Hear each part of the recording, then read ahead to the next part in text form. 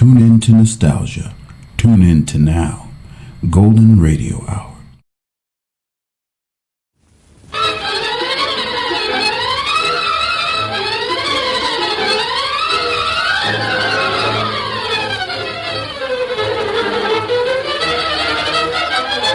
With his faithful valet Cato, Britt Reed, daring young publisher, matches wits with the underworld, risking his life that criminals and racketeers within the law may feel its weight by the sting of the Green Hornet. Ride with Britt Reed as he races toward another thrilling adventure. The Green Hornet strikes again. Hurry, Cato! Here's where we smash your political racket!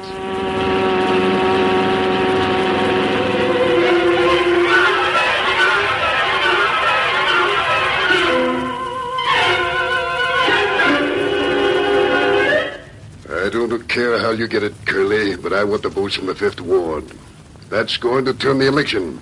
I want it turned my way. The 5th Ward's pretty independent, Harder. Not like some of the others. I'm not worried about the others. It figures out to be a close race, Curly. I have the South Side sewed in a knot. I want the 5th. Bradford is going to take the North Side. That's why I want the 5th. If you can't deliver it for me, I'll get someone else. It'll cost plenty. I've got plenty. What do you think I've been doing while I've been in office? Twiddling my thumbs? If it costs 20,000, 30, 50,000, I want the 5th Ward. Could you use some of that dough to get the Sentinel to lay off? You playing dumb, Curly? Why not? Curly, you could never understand anybody being honest, could you? Everybody's got his price. Yes, that's why I don't trust you any more than I have to. Okay. Same for you with me. So long as you pay the dough, I work for you. If I wasn't paying off in votes, you'd wash me off the books. And you think that's the way it is with the Sentinel? Everybody wants dough. Curly, we want money and power. I have both. But you'll never get power, no matter how much money you get, for one reason. Yeah? That's right. Because you can't understand that a man like Reed, the owner of the Sentinel, a man like him or someone like Bradford believes in the principles of democracy. That's more important than money to them. Principles of democracy. That's stuff to feed the suckers. So sure. I use it. It's good for votes. But Reed and Bradford believe in it. That's why they're going to be hard to deliver. That's why I want the 5th Ward votes. Okay, you'll get it. But what time is it? A couple of minutes past 8. Past 8? Where are you going? Reed's talking at the auditorium, sponsored by the Civic Club. It was scheduled for 8. Just a short speech. Hope we haven't missed too much of it. He's talking for Bradford. Why listen to that stuff? It's always a good idea to know what the enemy is doing, Curly. Quiet, I want to get this. And I want to say this to you people listening. The reason why the Daily Sentinel has backed Bradford for mayor is that he's a good housekeeper. And this city needs its house cleaned. Talks good, don't they? Shut up. Yes, this city needs a house cleaning as never before. It needs to be cleaned of political grafters and chiselers. Cleaned of racketeering and politics. Cleaned of rats who regard the public money as their money. Cleaned of machine politicians like Harder. That's what the Sentinel is fighting for. That's what every honest, sincere voter is fighting for. And that's why all of us here are going to put Bradford in office, Mr. Bradford. Thanks, Reed. I'm not accustomed to making speeches, Bradford. It's your job now. Pardon me. Excuse me, please. Gosh, Mr. Reed, that was swell. Thanks, Miss Case. Let's get out of here, shall we? If we can get to that door. Bradford's going to give them a fighting talk. I could notice the sign. You did all right yourself. Nonsense. All I did was put one of Gunnigan's editorials into words. And here we are. Was a job. Anything new from the Sentinel? I called Gunnigan just before your speech. He said everything's quiet. How does the vote look? Well, from all reports, whoever takes the 5th Ward hits the jackpot. Well, there's still some time before election. Bradford will have to do plenty of campaigning in that ward. He's making a speech there tomorrow night, isn't he? That's right, a street corner speech. Hey, boss, they told me you'd be in here. What is it, Laurie? Boss, I've been snooping around the 5th Ward. Harder's up to his old tricks. What do you mean? Hobos, boss. They're drifting in there by the dozens.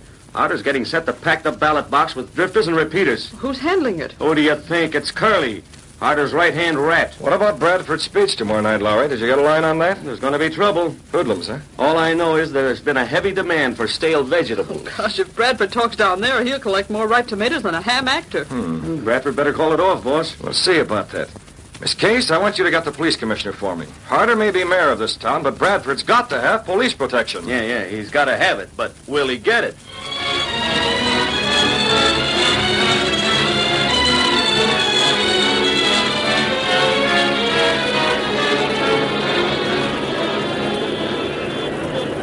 Casey, if Bradford talks in front of this mob, he's nuts. Where are the police? All I know is they aren't here.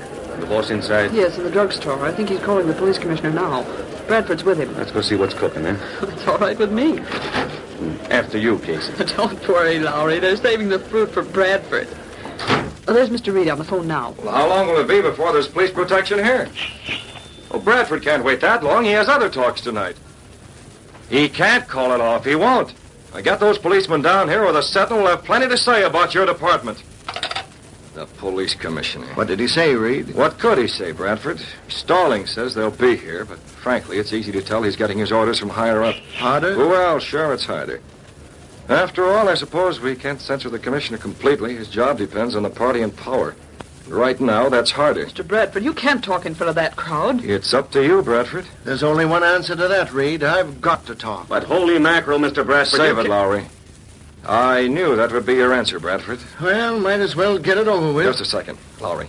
Yeah, boss? Take a look out the front and see if you can spot any of the men from the Sentinel. Huh? When the police weren't here, I phoned Gunnigan. He got in touch with the delivery crews. You mean the boys are coming over here? Might as well have some supporters around. Take a look, Lowry. A pleasure, boss. Miss Case. Yes? My car's out and back. I've got 10 cameras in it. Lowry will bring up any man who can take pictures, and you'll hand them the cameras. But the regular cameramen... We need more than a regular cameraman. You might as well make sure, and I'll want one myself. And one for little Casey? Hello, Miss Case. You're staying out of this. Well out of Oh, it. but Mr. That's Reed... settled, understand? Gosh, I suppose so. The boys are here, boss. Good. Miss Case got the cameras. I'll be out there. Lowry, give the boys the high sign. They're to take cameras and get as many pictures as they can. If any rough stuff starts, they know what to do. Better tell this druggist to stay open, boss. There may be some black eyes that need attention. All right, Bradford? Yes, Reed. You're walking into it, you know. Somebody's got to. Okay, let's go.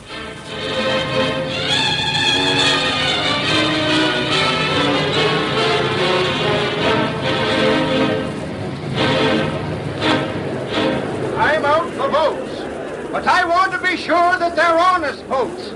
I don't want the kind of votes my opponent gets. I want to tell you Careful, people... Bradford. Throw the ball now. Let him have it. Give it to him. Here's a bouquet for you, Bradford. I want to see... Look out. They're throwing stuff. Miss Case, get down out of here. How'd you get in here in the Well, I first just place? walked in. Should I go on, Reed? No, it's no use, Bradford. Come on, you guys, break it up. Smack them cameras. You're going to take pictures. This way, Bradford. Get off this platform. Oh, it's turning into a riot. I never saw so many vegetables in my mouth. Looks like we're overwhelmed, No Reed. use battling this mob. Come on, let's get out of here. Back where you came from. Let him out. Boss, here come the cops. Yes, after the damage is done. What about those pictures, Lowry? I know, boss. We got some. The boys are in there shooting. Let's hope they get them back to the Sentinel. Yes, before those cameras are Never smashed. mind that. We're getting out of here.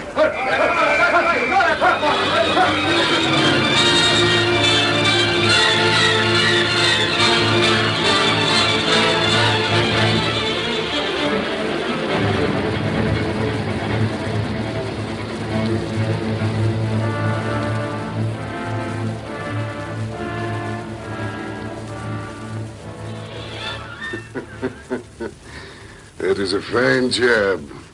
A fine job. That'll teach Bradford a lesson. Trying to invade the Fifth Ward, huh? Hello? Yes, Commissioner. Take it easy. I don't care whether you like what happened last night or not. I'm still running this town, and that means the police department as well as the rest. So what? No one was hurt. You got there a little late, that's all. What's that?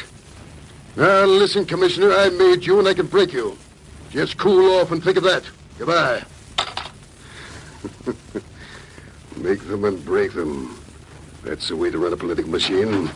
Well, what do you... it's you, Curly. Yeah, Harder. How'd I do last night? Not bad, Curly. You handled it very nicely. The Sentinel almost pulled a fast one, boss. They had a bunch of their truck drivers down there. Some of those babies are pretty handy. What's that under your arm, the paper? I had a Sentinel. Haven't had time to look it over yet. Let's see it. They had a bunch of photographers there. They did, huh? Yeah, but we took care of that. Plenty of broken cameras around there for the White Wings to sweep up. Well, if they get a picture or two, it doesn't matter. You used drifters, didn't you? Yeah, some of the hobos were bringing in. Give them coffee money. Quite a headline the Sentinels got. All about... Yeah? Curly, What's the matter? Something wrong? there's something wrong. Take a look at this. What? This picture. Here, you luckhead. So what? They can't identify anyone. A good look. You dummy, this is a picture of you. What? You fool. Look at that. A picture of you throwing tomatoes. The whole city knows you're one of my men. Why, Take it easy, Harder. Take it easy. Did you have to go there? Well, no, I didn't. Just wanted to see the fun, huh? Have a good laugh, huh? How was I to know they'd spot me? Get out. We're through. Finished. Now, wait a minute. I said get out. And I said wait. Cool off, Harder. Or maybe you don't want the Fifth Ward votes. Curly, if you think you could... What did you say? Get smart, Harder. All right, I pulled a boner. But you need me. I'm the only guy who can handle those votes for you and you know it. Well, guess I did fly off the handle. I made a mistake. But I can still deliver those votes. The only thing is I'll have to stay in the background more, that's all. And what? Simple, Harder. I got maybe a dozen boys. They can act as go-betweens. I'll give them the dough, they'll buy the votes. I won't even appear, much less you. Uh-huh. All I do is supply the cash, huh? That's right. Now we can talk about it later.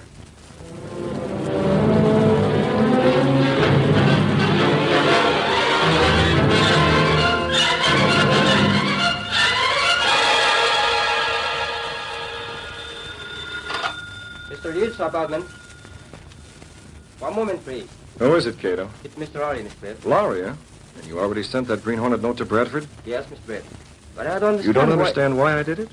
Well, if the public believes the Green Hornet is allied with Harder, they're more apt to vote for Bradford. Oh, excuse me. I see, Mr. Brett. Hello? Boss, I'm calling from Bradford's home at the Story. What happened, Lowry? What is it? Bradford just got a threat from the Green Hornet. No. Yeah, I called it into Gunnigan. He's giving it page 1. Well, it looks as if Harder has the wrong kind of friends, doesn't it? Yeah, but I never guessed they were this wrong. Got any orders, boss? Orders?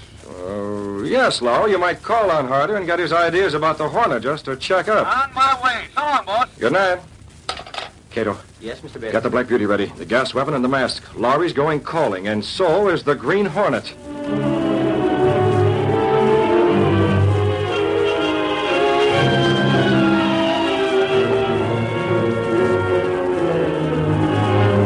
That's just the kind of a story the Sentinel would print. I have nothing to do with the Hornet. It's absurd. Well, I'm just asking, Harder. That's my job. Well, you've got your answer. Here's the door. You can... Hey, that car out in front. Step on it. Holy mackerel, that's the Hornet car. I guess he didn't know you had company. Now try and say you're not pals with the Green Hornet. You'll read about it in the Sentinel.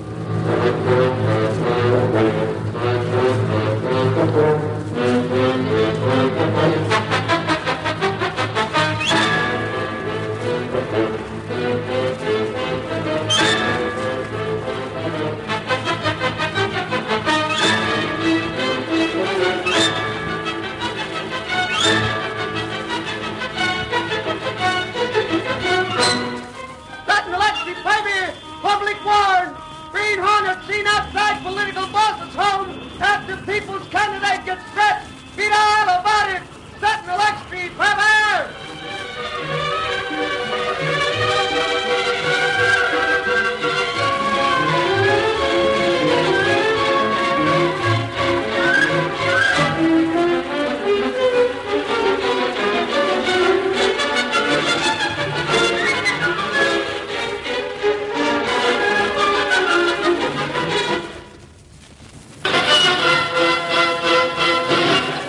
Great work, Lowry. That story sold plenty of papers, and it's going to influence plenty of votes. Ah, that was just blind luck, boss. I stepped into it. False modesty? No, on the level. I don't mind grabbing all the credit I can.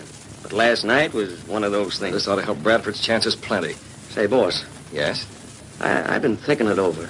Why should the Hornet pull a stunt like that? Threatening Bradford? A politician like Harder should know that would throw public sentiment toward Bradford. Yes, he should. There's no use figuring the Green Hornet. He's got angles no one else ever gets. Possibly, Lowry. He's a smart apple. Well, even now the police are no closer to him than they ever were. Well, there's no use going over that. We're talking votes. Any news of how it looks? Gunnigan's getting some more dope, boss. Mr. Reed. Oh, yes, Miss Case. You spoke to Gunnigan? Well, he's been getting some of the news from the City Press Association. Anything on the Hornet? Nope. What's the trend on the election? Is it still the same, or does it look as if Bradford were favored? Well, Gunnigan says it looks as if the Fifth Ward still holds the deciding votes. Well, that doesn't seem possible. Harder must have lost some support after the Hornet threatened Bradford. Maybe you haven't seen the Clarion. Carter claims that the Hornet threat was a stunt cooked up to discredit him. He says it's political mudslinging. Yeah, and the Clarion prints it. Holy mackerel, Casey, that yellow newspaper. Hey, boss. Yes? You're leaving, Mr. Reed? Well, yes, Miss Case. I have some private matters to attend to. But, Mr. If Reed... you want me, I'll be at my apartment.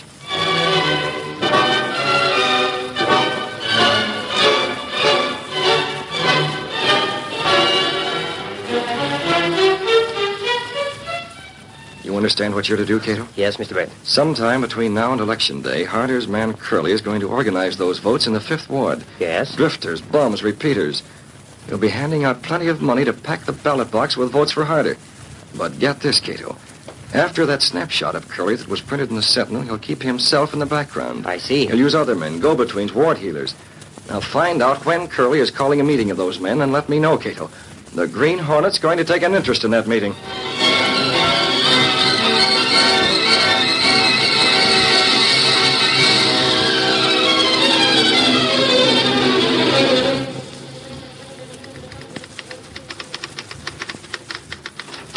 Hey, Casey, is the boss in? If you're looking for Mr. Reed, the answer is no, Lowry. He's not in. Huh? With elections tomorrow?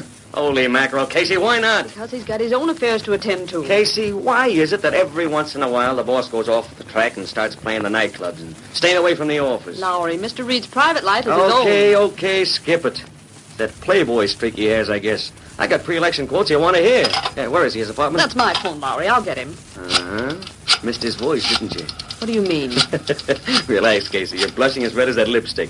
Nothing against a girl feeling soft about her boss, is there? You're not a reporter. You're a keyhole keeper. Yeah, I wouldn't be bad. Hi, Lowry. Hello?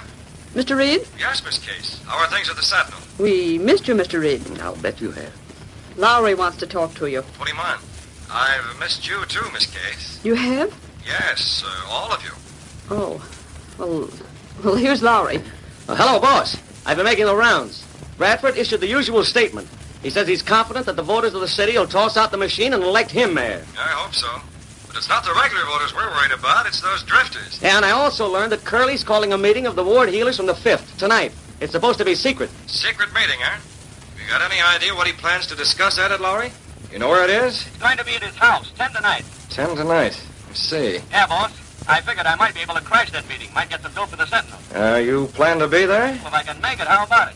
Why, yes, do that, Lowry. If Curley doesn't organize those repeat votes tonight, they can't do any voting tomorrow. Sure, they're going to arrange for the payoff. All right, Lowry, if you can do it, okay.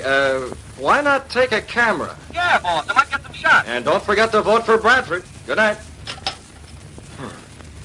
So Lowry plans to be there if he can make it.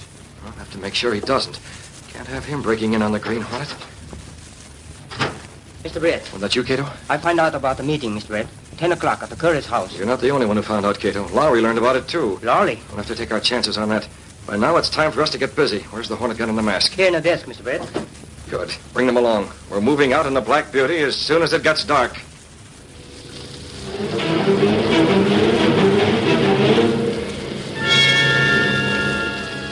A few hours later, as darkness mantled the city, Britt Reed and his valet Cato stepped through a secret panel in the rear of the apartment, then walked along a narrow passage built within the wall of the apartment house, which led directly to an adjoining building. Supposedly abandoned, this building served as the hiding place for the sleek, superpowered Black Beauty, high-speed car of the Green Hornet. I drive, Mr. Brett? Yes, Cato, take the wheel. You're going to have a ticklish job taking care of Lowry. I want to be sure he doesn't arrive too soon. I understand, Mr. Brett. You've got the extra Green Hornet mask? Yes, sir. Good. Step on it, Cato. Let's go.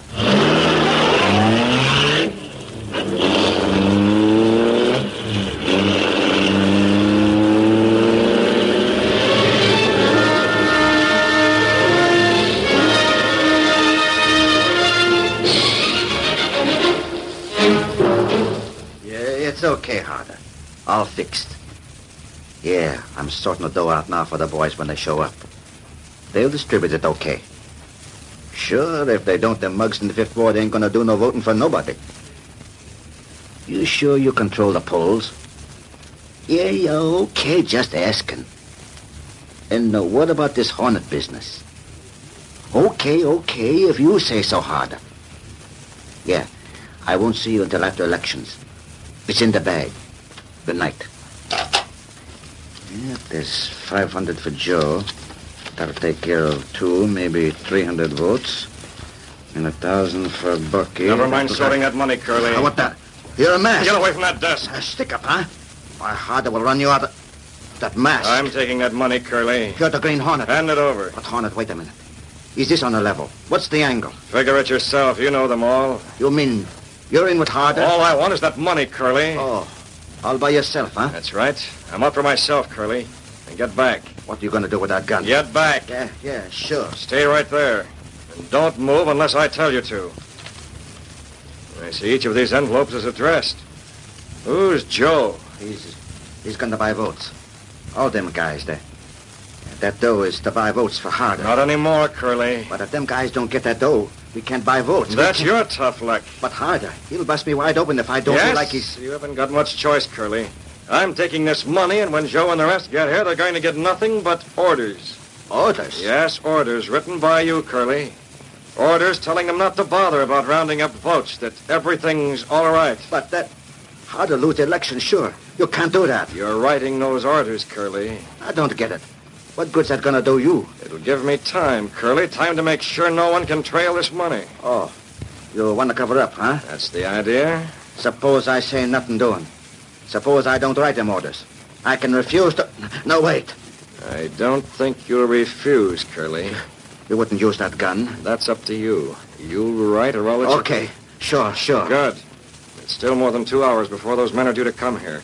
You can send the orders by messenger. Messenger? And you needn't try anything, Curly. When that messenger shows up, I'll be hidden behind the door with this gun pointing at your ribs. Now sit down and get started.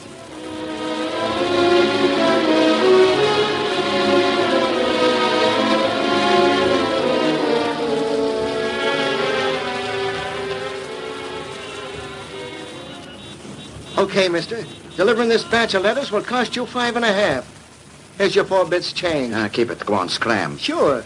Okay. Close the door, Curly. Listen, Hornet. That busts me wide open. You know that, don't you? Does it? Harder's gonna get licked in the election, and that means I'm washed up. I ought to get a chance to explain to Harder. You think I'm crossing him up, keeping the dough. You'll get that chance, Curly. Let me call him up. Let me... Huh? He's already been called. What do you mean? You didn't call him. You was with me. And I didn't call. You? You might ruin things. No, Curly, I have a helper. He called. Harder will be here in... Well, any second now. Huh? The time for his arrival was set very definitely. Here, put this on. What's that? Put it on. Hey, this thing is a mask. A mask like the one you're wearing. Put it on. You're going to wear that mask when you open the door for Harder.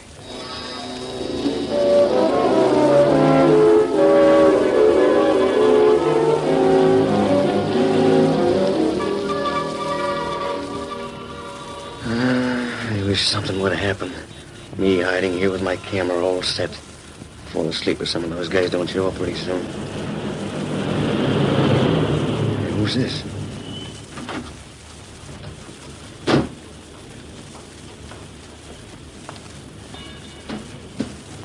Holy mackerel, it's Harder. Come on, Curly, answer that door. Baby, is this going to be a camera shot for page 1? Come on, the door, let's hear... I get the phone call. The Green Hornet. Holy mackerel, it's the Hornet. Harder and the Hornet. Hold it! Thanks for the picture, you'll see it now. What the gosh? Who are... What's going on here? That man took a picture, and then this man shot him with a gun that made no sound. If you were the Hornet, let's have the answer. Harder, I ain't the Hornet. I ain't... Curly, you... That's right, Harder. What the... Now don't move. Curly is wearing that Hornet mask because I made him do it. You made him do Boss, it. you can't blame me for this. And who's this? That's my helper, Harder. Keep that gun trained on him. I will. Boss, I couldn't help it. The Hornet grabbed the dough. I had to tell them guys not to buy any votes. He made me. What's that? Why are you... I'll lose the election, sure. What's your ankle, Hornet? My angle? I got it. You're betting on Bradford. That's it, isn't it? You're betting on Bradford winning the election, and you're making sure he does. I don't bet. Don't hand me that. Look, I've got plenty of money. I'll pay you whatever you say. Crooked money, Harder. That reporter out there, he's got a picture in that camera. We'll have to get rid of that. You didn't hear me, Harder. I've got all of your money I want. You mean you won't play ball? You're licked, Harder. Finished. So that's the way it is. And there's only one thing for me to do. That's to... Where's him, Curly? Grab that gun. Behind you, Hunter. Take him. This is for you. Boss, the little guy. Now, get your Hornet. You're You're not... asking for it, Rat? No, don't shoot, don't I? Just can't breathe. Good work, Cato. You got Curly just in time. Very strong. Not cold. Cato, I want to make sure they stay that way until tomorrow evening when the election booths close. Can you fix it? It can be done, Mr. Brett. Good. Curly lives alone. Nobody will come in here. We can leave the two of them, lock the door, and they won't be disturbed. I'll take the Black Beauty, and you can drive Harder's cab back in front of the house. Yes, sir. Be sure you leave no fingerprints. What about the police, Mr. Brett? Police, Cato? Well, when Lowry recovers from that gas and the Sentinel prints a picture of Harder with a Green Hornet, the police will think Harder has a good reason for staying out of sight, election day or no election day. The police and everyone else. The money, Mr. Brett. It's graft money, Cato, but we'll see that it gets to some charity that won't know it's tainted. It'll do more good that way. Now, let's get busy. We have a lot to do. I've got to be at the Sentinel all day tomorrow waiting for the election returns.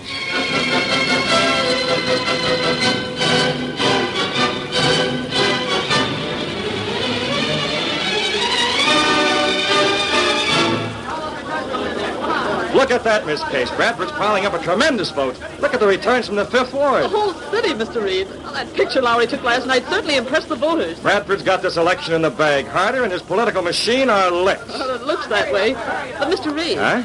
isn't it odd that no one can find Harder? Would you show your face after being taken in a picture with a Green Hornet? This election is so important. Forget it. Harder's voting machine is so disorganized it doesn't make any difference anyhow. Daily Sentinel, good evening. Yes, just a moment. It's Bradford, Mr. Reed.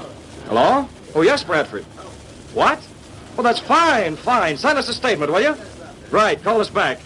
This case, Bradford is in. He's won. He has? Yes, still a few more votes to count, but Bradford has more than a majority already. Hey, boss, have you heard the news? Oh, yes, Lowry. You mean about Bradford winning? Yeah, I checked that on the way through the office, but it's something else. Harder and Curly finally got the headquarters. They did.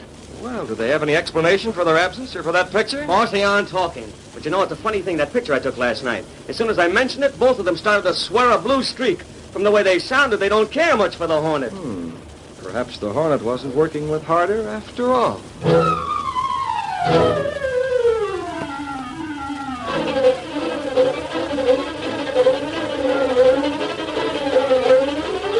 Sentinel XP, baby! Bradford wins election!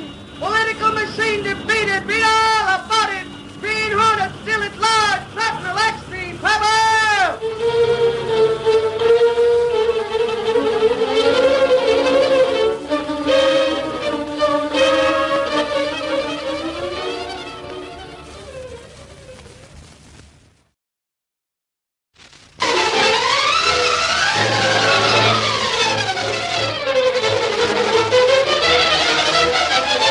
With his faithful valet Cato, Britt Reed, daring young publisher, matches wits with the underworld, risking his life that criminals and racketeers within the law may feel its weight by the sting of the Green Hornet.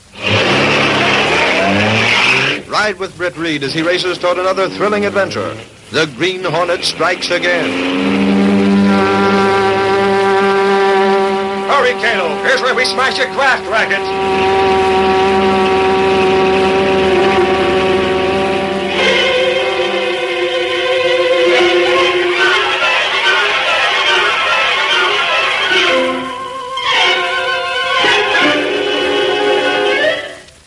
News desk has got...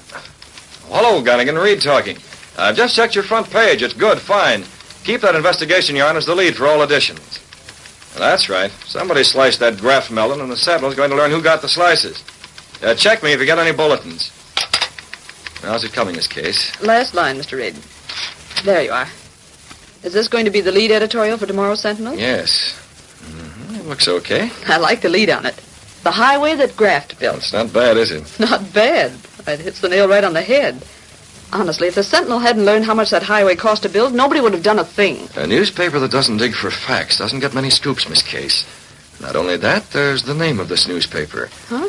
I can remember when my father founded the paper. He called it the Sentinel. The meaning of that word is to watch and to guard. As long as I run this paper, we're not losing sight of that meaning. We're guarding the public interests with every issue. Well, I may be prejudiced, but I'd say we're doing a pretty good job of it. Well, this investigation would never have started if Lowry hadn't discovered that somebody knew things ahead of time. And this city needed a superhighway, Miss Case, but the price we paid for it... Who bought that land ahead of time and boosted the price? This city real estate company... The city real estate company is just a dummy up front. It's nothing but empty offices now. What about Carson? He was listed as the president. So what? Unless he admits that some political grafter gave him inside information on the route of the highway, he can keep on saying it was a lucky guess forever. And no one can say otherwise. Proof, huh? Yes, a little word, but it covers plenty of territory. How's the investigation going? You know as well as I do. Nothing so far. Well, they've certainly got plenty of political big shots on the committee, hadn't they? 5, Miss Case. Bennett, Harper, Calloway, Monroe, Evan. Too many. Why? Well, the more men, the more chance that strings are being pulled. With just one man, you know who gets the credit or the blame. He's standing in the spotlight, is that it? Exactly. Dead center. There's nothing like publicity to keep a man honest in this case. Reed, the investigation started at last. You been over at the meeting, Axford? I couldn't get in. You know they're holding it in secret. But I got some friends, Reed. Sergeant Moran, eh? Golly, Casey, who told you? Well, let's have it, Axford. The committee's calling up a witness. Reed, Moran says the committee's going to subpoena Carson today. Carson, huh? Miss Case, get Carson on the phone. Right. Well, Reed, Carson won't give you no statement, not over the phone. Perhaps not, Axford, but he can't refuse a request for an interview. You're going to see him tonight.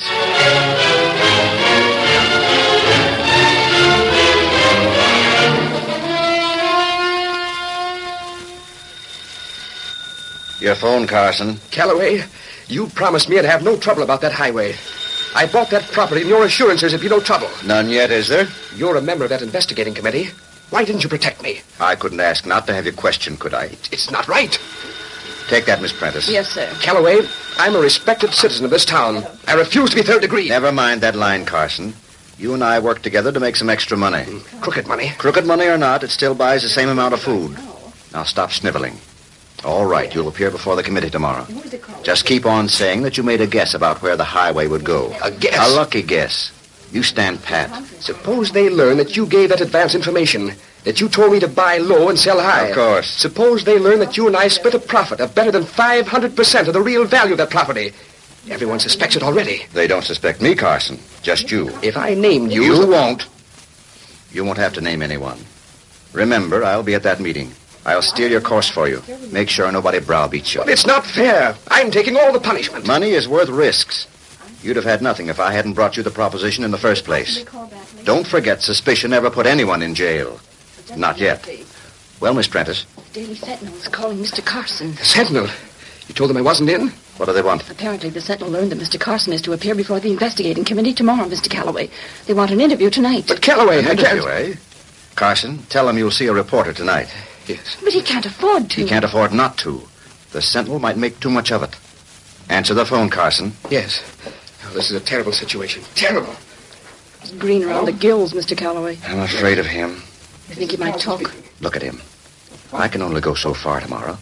After all, if I protect him too openly, I point the finger at my part in this. You're right. He won't stand up, not under questions.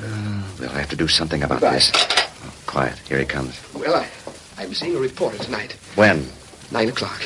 Calloway, All right. Stop airing your troubles. It's time for me to go. You'll protect me tomorrow? Yes. We'll go out the back way, Miss Prentice, the way we came in. Carson, watch your tongue tonight. Be pleasant, but vague. Understand? Yes, I'll try. Goodbye. Goodbye. Miss Prentice. Yes, Mr. Calloway. I don't like it. Not at all. If Carson cracks, it means my political future is ruined. Completely ruined. I want you to phone Trigger and have him at my office this afternoon. Trigger? But he's a gunman, a hired killer. Exactly. At my office this afternoon.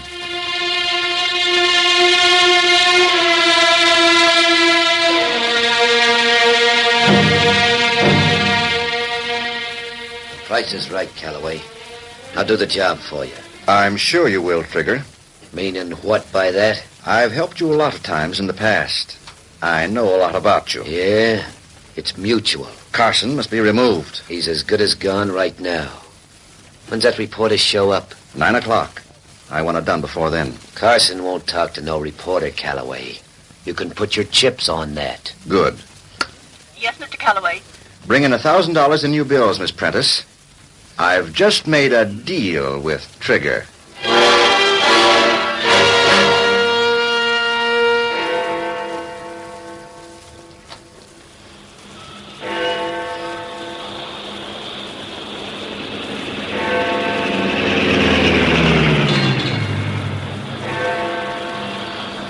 Just surprised, Mr. Red. We'll leave the Black Beauty here in the alley, Cato. This is Carson's house. I wait for you? Wait right here. We're going to throw a scare into Carson. I want to make sure he talks. Yes, sir. 8 o'clock. I won't be long.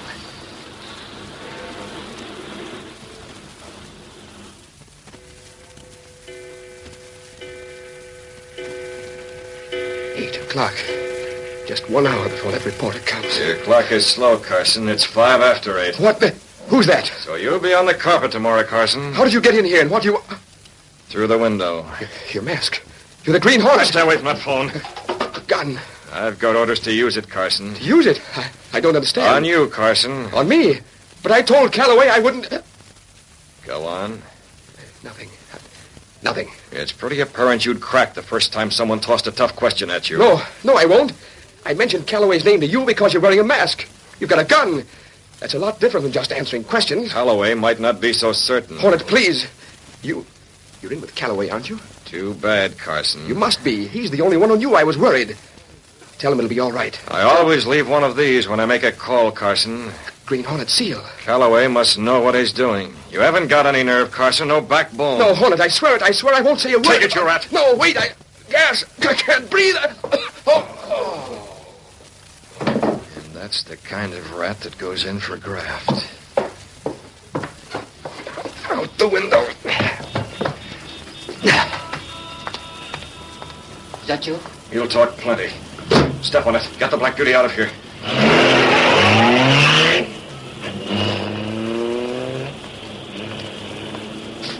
Well, what do you know? The Green Hornet. I ducked back out of sight just in time. Maybe I ought to phone Calloway. This might change things, kinda.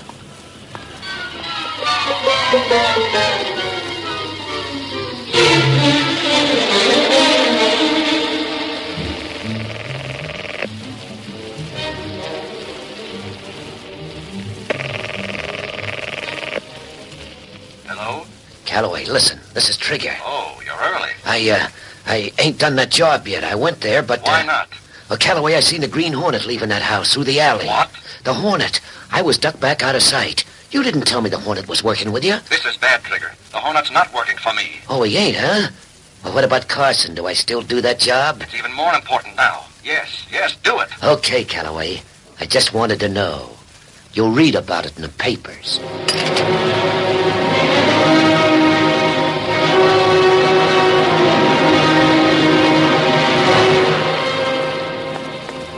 Casey, I ain't going to talk to Carson, not you.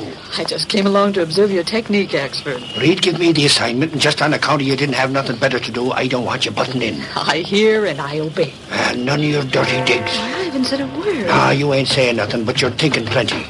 You can listen, but you ain't interrupting. Absolutely. But if you should forget to ask the kind of questions that Mr. I won't forget nothing. And don't you forget. Shut up. He doesn't answer. Yeah. It's supposed to be 9 o'clock, wasn't it? It was. And that's what it is, just 9. Honey, it's dark in there. There's no lights from the inside at all. Axford! Holy crow, them were shots. Get back, Casey. Axford, don't get fooled. Let go, Casey. Something for the police. Now we'll see what goes on. Come out of there, you idiot. Get the cops, Casey. There ain't time for... It come this way. It was here. Hey, you in that window. No, you don't. Let go. No. Where are you? Where did that go? Axford, what is it? Are you all right? Casey, get out of here. He clipped me with brass knuckles or something. He was here. He's gone. Who was it, Axford? Golly, I don't know, Casey. It was dark. Switch on some lights, will you? There ought to be some near the door. I'll get them. Here's the door. There. Yeah, he ducked out through the window. Must have had a car packed out in the alley. If I could get me hands on him, I'd... Axford, do you think it was Carson? Hmm? Oh, no, it couldn't be. He wouldn't leave his own house. Besides, there were those shots, and... There were those shots. Casey. Hey, what are you staring at? Axford, behind the chair. Isn't that someone's hand? Golly, you're right. Holy crow, it's Carson. He's holding something in his hand. Yeah, a piece of paper. We'd better get him to the hospital. He's badly hurt. Yeah, them shots. Casey. Huh? Casey, that guy. Look at this paper. It was the Green Hornet.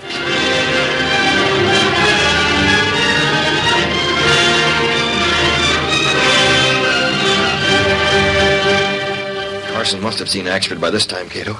I can just see that headline rolling off the presses. You sure he talk? Well, that's why I went out as the Hornet to scare him into talking. Steady, someone at the door. Put the Hornet mask and the gun away. Yes, Mr. Britt. Oh, Reed, I figured you might be asleep.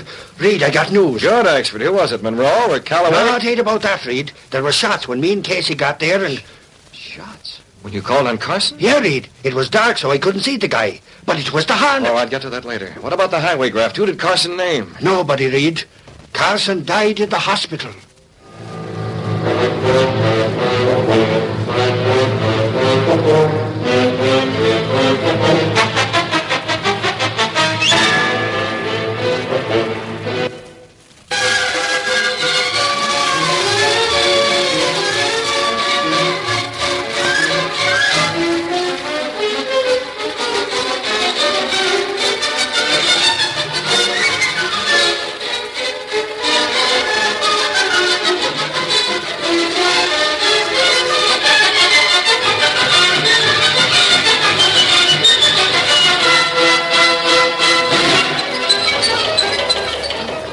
Don't you want me to keep after the Hornet yarn? That's the affair of the police, Axford. I want every man in this newsroom to bear that in mind. Sure, I know it's more exciting, more dramatic to go after the Hornet, big-time crook, man of mystery. But we're still trying to dig up the scandal in the purchase of highway land. Hunting a criminal may be good for headlines, but this political racket took more hard-earned money out of the voters' pockets than a criminal ever did. Mr. Reed, the Hornet must have killed Carson. That's beside the point, Hawks. Reed, the Hornet must be right in the middle of this mess. Suffering snakes, what about the Hornet seal I found on Carson? All right, if we get this story, if we found out what political grafter was working with Carson, and... well, if the Hornet gets trapped while it's being done, all well and good. Just remember, it's the racket we're after. Mr. Reed. Mr. Reed. Yes, Miss Case, what is it? There's someone waiting in your office. It's Calloway. Oh, yes, huh? He mustn't keep an important politician waiting. Let's go. You wait, Reed. Just wait till I nab the Hornet. As long as you keep after the story, it's okay. And that goes for all the men gunning it, all of them. What's Calloway want, Miss Case? He didn't say, Mr. Reed. He seemed rather nervous. Nervous? Perhaps he's mixed up in this, Miss Case. Calloway? Why not? That's impossible. He's a big man, Mr. Reed. Besides, this is murder. Yes. It must be nice being able to read character the way you do. Even big men get mixed up in murder sometimes, Miss Case. Well, Calloway, what can the Sentinel do for you? Oh, Reed. Too bad about poor Carson getting killed. Murdered. On a newspaper, we like to be accurate, Calloway. Yes. Too bad for the investigation, too. With Carson gone, no one will ever know if there was political connivance on that highway matter. Why do you come to the Sentinel, Calloway? We've never given you our support. Oh, with that, forget it. After all, the Sentinel's a public-spirited publication.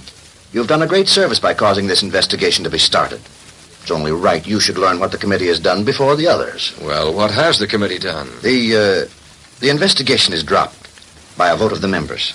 Did you hear that, Miss Case? I hear it, but I don't like it. It would only waste the taxpayers' money. There's no one to question. When you have a murder, Calloway, there's always a murderer. Oh, yes. This Green Hornet. Tell me, Reed, your reporter was Johnny on the spot, wasn't he? A minute sooner, and he'd have been crowding the spot Carson was on. Why? Well, I was wondering, didn't your reporter have any idea of the man's appearance? Well, that's just it, Calloway. I'm sorry. That's a secret we're keeping in the Sentinel. Oh, yes, I see, of course. Well, glad to have seen you again, Reed. Goodbye. As sure as we're standing here, that reporter knows more than the newspaper story admitted. I'm certain he caught a glimpse of Trigger, enough to make him dangerous. You spoke to Mr. Reed, Mr. Calloway? Naturally, Reed didn't come right out and say the reporter had seen Trigger. As a matter of fact, he tried to cover it up. But not before I got the drift of things. I checked on that reporter's name, Mr. Calloway. The byline over the story says by Michael Axford. Axford? He's a big man, isn't he? A bullet doesn't make any exceptions, Miss Prentice. Trigger will have to do another job, but this time he won't be paid. He'll be saving his own neck. What was that? What is it? I didn't hear anything. Sounded like a door closing. There's no one out here. I guess I was mistaken. Call Trigger, Miss Prentice. The sooner he gets this over with, the better.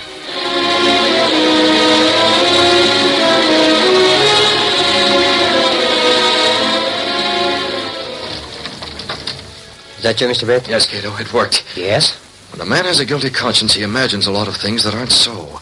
In the office this afternoon, I deliberately covered up when he asked me if Axford had seen the murderer. I see. Miss Case didn't notice a thing.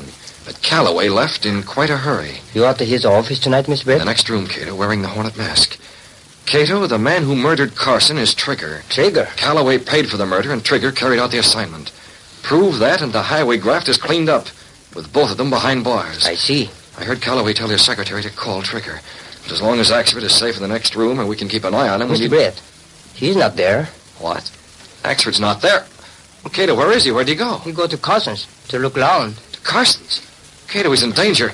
I plan to stay with him every minute. Come on, we're going out in the Black Beauty. If anything happens to Axford, it's my fault. Mine.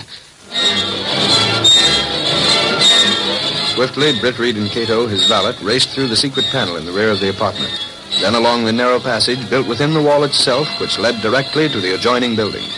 Supposedly abandoned, this building served as the secret hiding place for the sleek, superpowered Black Beauty high-speed car of the Green Hornet. Cato, keep the Hornet mask and a gas weapon handy. Yes, sir. We're trailing after Axford, and we're going as the Green Hornet.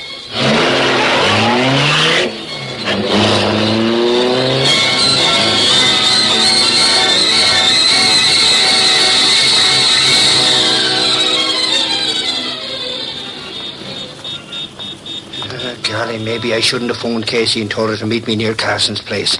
I got a kind of funny feeling like there's somebody following me.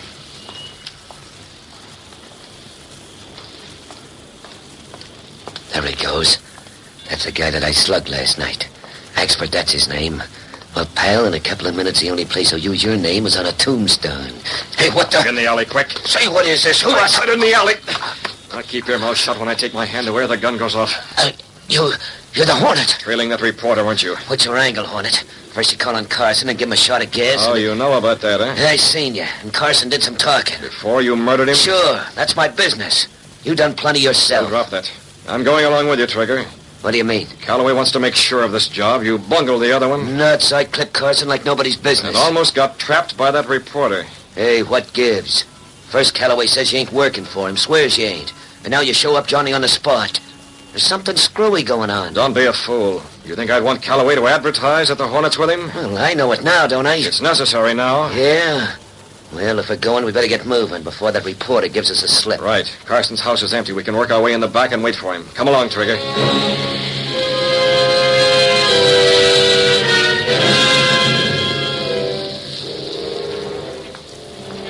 You been waiting long, Casey? No, I just got here, Axford.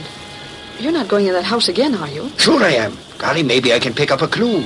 Didn't I used to be on the force? The police have gone over the whole house. They didn't find a thing. Ah, Moran at them guys. They couldn't find a 10-pin in a bowling alley. Casey, I'm going to get a scoop and crack this racket murder wide open. Pipe dreams. Besides, the police locked this house up. Aha, I told you I used to work in the force. Do you see this? Where did you get that? This morning, over to headquarters. It's the key to the front door. I sort of borrowed it, Casey. Don't go in there, Axford, please. Ah, lightning don't strike twice, Casey. Now, you stay out here on the sidewalk. Just keep watching for cops or anybody. Be careful, you big ape. Sure, Casey. I be seeing you.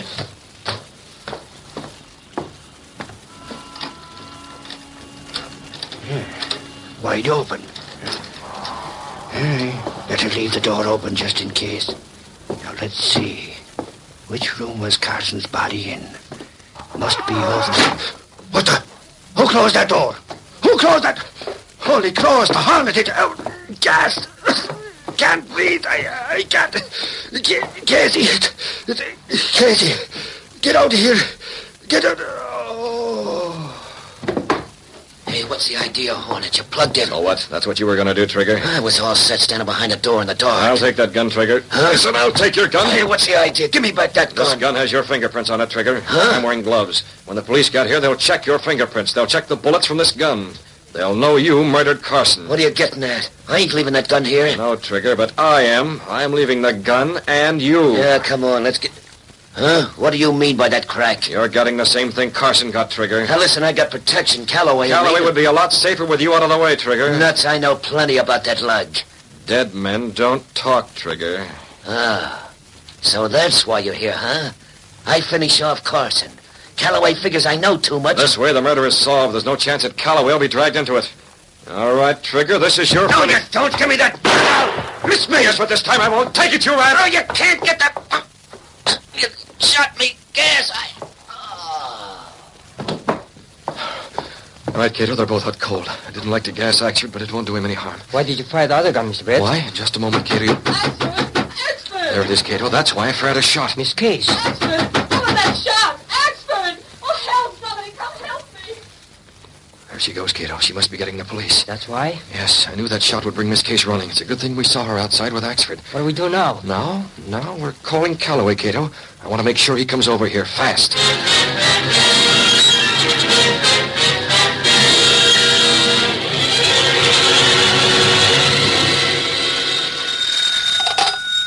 Yes? Let me talk to Calloway. This is the Green Hornet.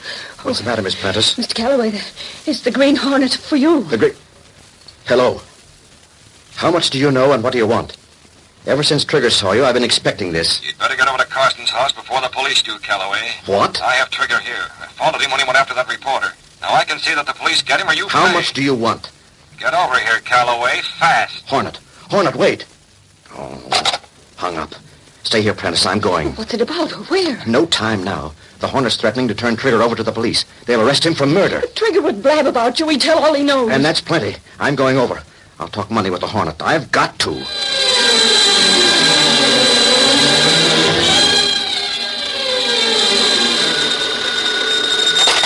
Police headquarters, Sergeant Moran talking. Huh? Who is this? This Case. Huh? What's that about Axford? Yeah? He went into the Carson house looking for a story, and there was a shot, and then... Wait! Holy mackerel, don't go near that house, Miss Case. Stay away. I'll be right over.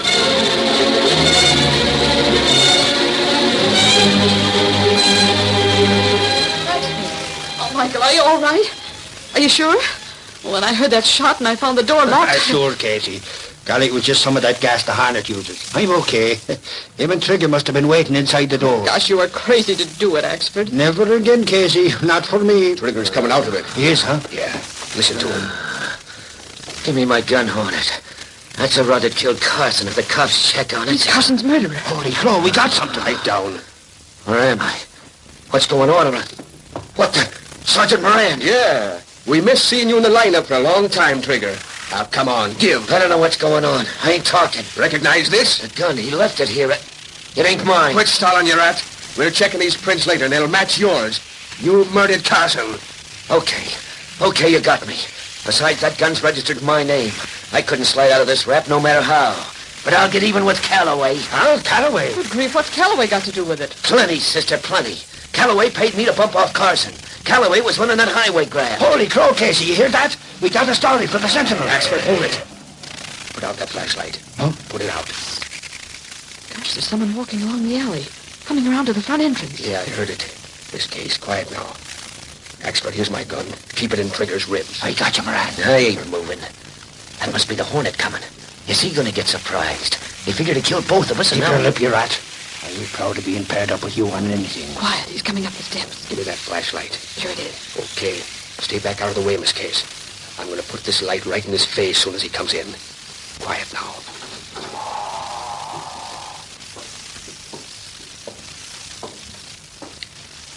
Who's that? That light in my face I can't see. Is that you, Hornet? I came over, as you can see. I'll pay anything. Anything. Just don't let Trigger talk to the police. Hornet. You're under arrest, Mr. Calloway. Police! No, you don't. Don't move. You see, the cops already got Trigger. Yeah, we got him and he's talking. Ain't you, Trigger? I'm talking plenty. You're under arrest, both of you, for murder.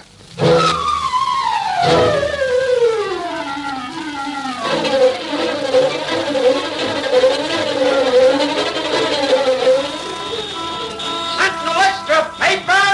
Politician jailed for racket murder! Hired killer talks! Read all about it!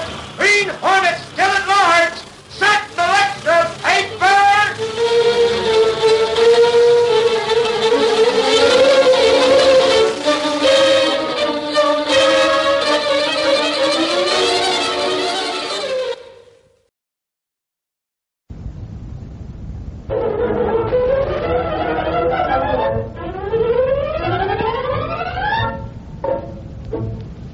With his faithful valet Cato, Britt Reed, daring young publisher, matches wits with the underworld, risking his life that criminals and racketeers within the law may feel its weight by the sting of the Green Hornet.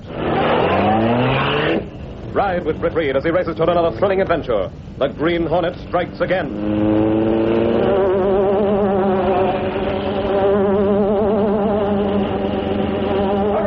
Here's where we smash a counterfeiting racket.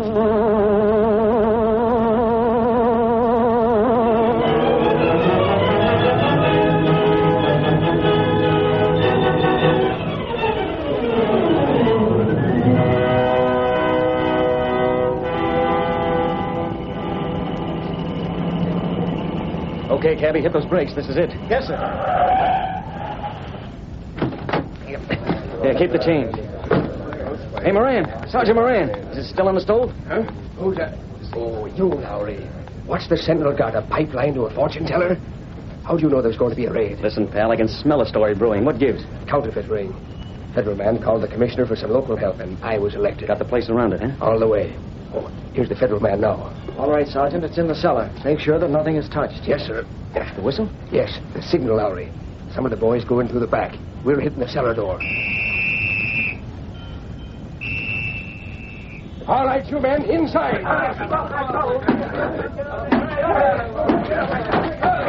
Valerie, Colton, guard the door. The rest of you this way. Hey, Moran, look at the layout. Here, Lowry, that was a straight tip. Printing presses, paper, ink, the whole works. And look at those bills. Wonder how good they are as counterfeit. Hands off. Don't touch that stuff.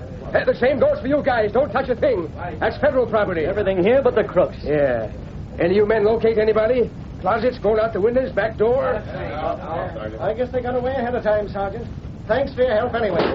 What the? Come back here, you... I got him, Moran. Careful, Lowry. He may be tough. Let go of me. Let go of me. I ain't done nothing. Wait a minute. What kind of a raid is this? He's only a kid.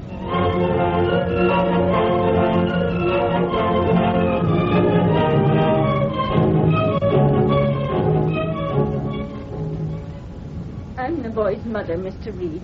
Mr. Lowry, your reporter, was at the police station. I come over here with him. That's right, boss. I couldn't get the kid over for an interview with pictures, so the next best thing was Mr. Sutton. Rain up, Lowry. The Sentinel doesn't force interviews. But, boss, it's a natural for sob stuff. Let me handle this, Lowry. Mrs. Sutton, your boy is still at the police station? Yes, they're asking Tommy questions about that counterfeiting ring? I hope he tells them what he knows. Tommy's really a good boy, Mr. Reed, a good boy. Of course, he's a little bit wild. Gets that from his father, I suppose, but he never meant to get in with thieves and crooks. How old is Tommy, Mrs. Sutton? He was 16 just 2 weeks ago. Seems to me he's old enough to know what's going on. But he didn't, honestly. That's what the police thought, too, but Tommy didn't mean to get mixed up in it. I told the police the whole thing, all about Snell and the other... Hey, hold on. Did you say Snell? Yes. Boss, did you hear that? Snell's a big shot in the underworld. You mean he's heading this counterfeit racket? That's what Tommy told me, and I told the police. Just a moment, Mrs. Sutton. If you told the police, why are they still holding Tommy? Tommy won't talk, Mr. Reed. Well, why not? He'd merely repeat what you said. Well, they said something about it wouldn't be legal. I couldn't be sure. Oh, yes, that's right. Just repeating what someone else told you, that wouldn't hold up in court. Huh? Well, that's hearsay evidence, Lowry. Unless Tommy tells his own story in his own words, it doesn't count. That's it, yes. But Tommy didn't mean to get into it. I know he didn't. He was frightened, that's all. Mrs. Sutton. Yes? Suppose you tell me what happened to Tommy. Tell it to me just as he told it to you. From the beginning? All the way. Well, Tommy told me it started about 2 months ago. I'd sent him down the street for a loaf of bread. It was about 5 in the afternoon. And there was a man standing on the street corner. And when Tommy come up to where he was...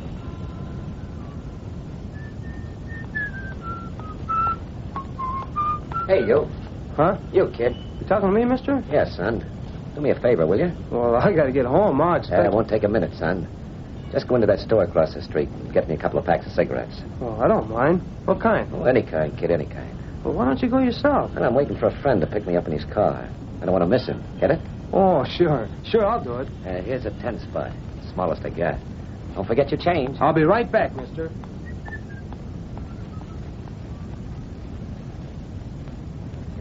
Already, Mrs. Sutton. That $10 bill was a counterfeit. Yes, Mr. Reed, but Tommy didn't know that. Not until he got back from the store with the cigarettes and the change.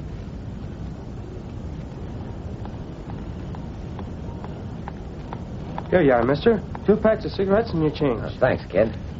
Have any trouble? Trouble? What kind of trouble? A $10 bill. Sometimes they squawk about changing it. Oh, no, he had change. Okay.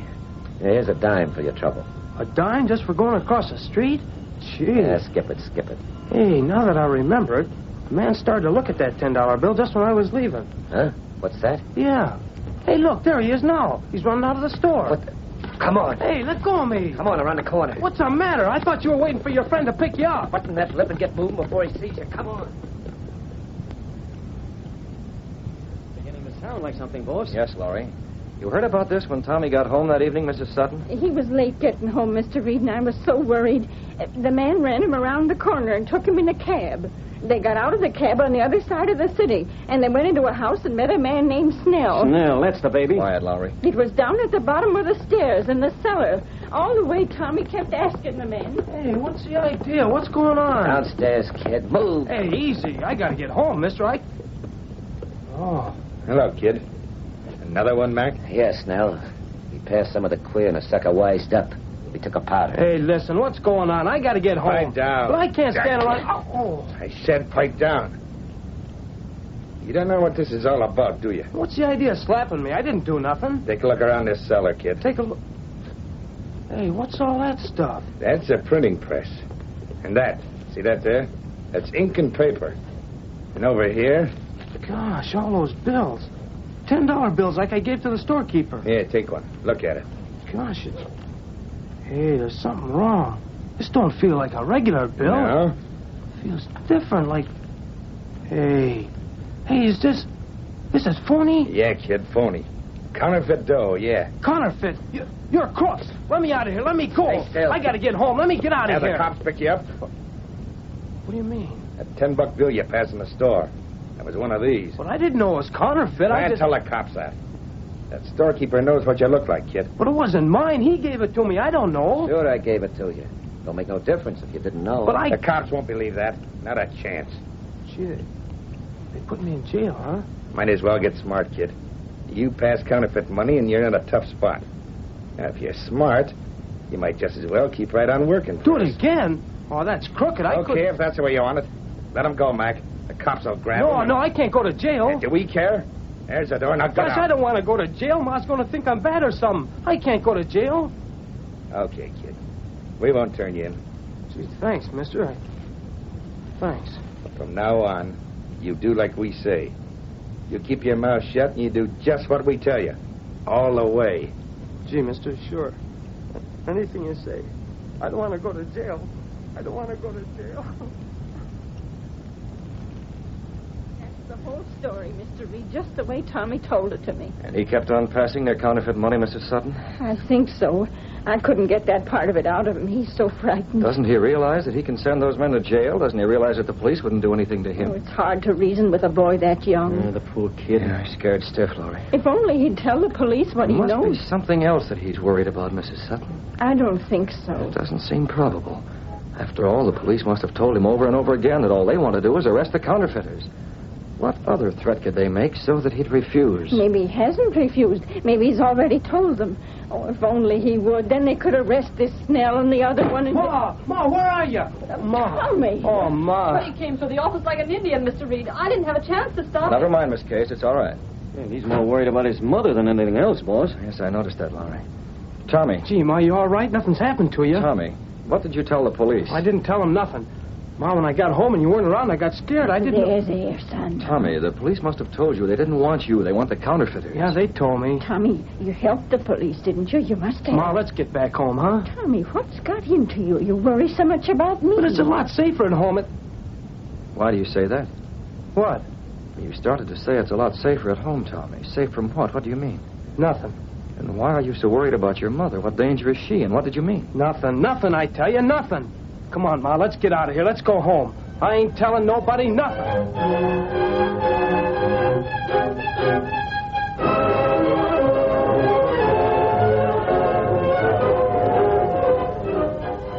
That poor kid. Gosh, Mr. Reed, he's all mixed up, isn't he? Yeah, that's obvious, Miss Case. The way he was crying when he went out with his mother. And what you got from her, the whole story, it just doesn't quite make sense, does it? There's something missing. Some definite reason why he won't tell what he knows. He knows a lot. I'm convinced of that, but... Hey, boss, I got it. Don't you ever arrive any place in low gear, Lowry? For what, Casey? Speed counts. Save that for the lobster shift, you two. You saw the police commissioner, Lowry? Right, I talked to the federal man, too. This thing's a regular racket. Counterfeiting? That's not a racket. That's an out-and-out crime. I don't think Lowry's talking about the counterfeiting angle itself, Miss Case. I'm not, but how'd you know? It concerns the way counterfeiters use boys like Tommy, doesn't it? Yeah, that's the racket, boss. Put me in on this, Lowry. Racket? Yeah, Casey, this business of getting young kids to pass fake money and then get them involved so they keep on working for the combination. That's the racket. Good grief, you mean... Yes, Miss Case. Dozens of boys just like Tommy. They help out a stranger and they're in. And they're too scared to get out. But that's not the headline, boss. Get this. Do you know where the federal men got their tip to raid that counterfeiting plant? From the kid? No. Let's have it, Lowry. Yeah, boss, right between the eyes. They got a note, and it came from the Green Hornet.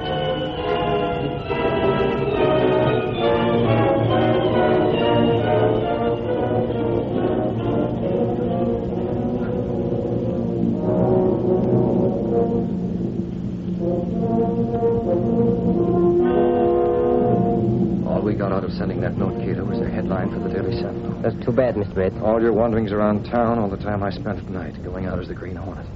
Uncovering these crooks who make a racket of using innocent youngsters. Still, they haven't been caught. But the police know who they are. Sure, the police know. They know it's Snell and Mac. Thought they'd find them on the spot when they crashed that cellar, but they weren't there. I see. The result is that nothing can be proved. Snell is probably laughing at the police and the federal men right now. We do something, Mr. Red? We're going out as the Green Hornet, Cato. The Hornet started this, and it looks as if we'll have to finish it. Yes? Get that sliding panel open. We're going out in the Black Beauty.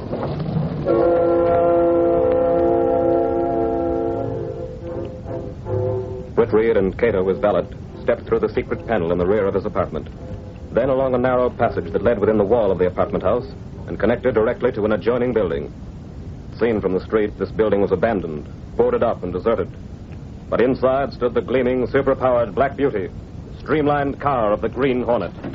The car's ready, Mr. Red. Cato, you'll take the wheel. I'll check over the gas weapon. Very well. You sure it's fully loaded with gas? Yes, sir. Now, here's the main point, Cato. For some reason, that boy Tommy's afraid to talk. It's more than fear for himself. He's been threatened. If no one else can find out what that threat was, then it's up to the Green Hornet to find out. Starting right now.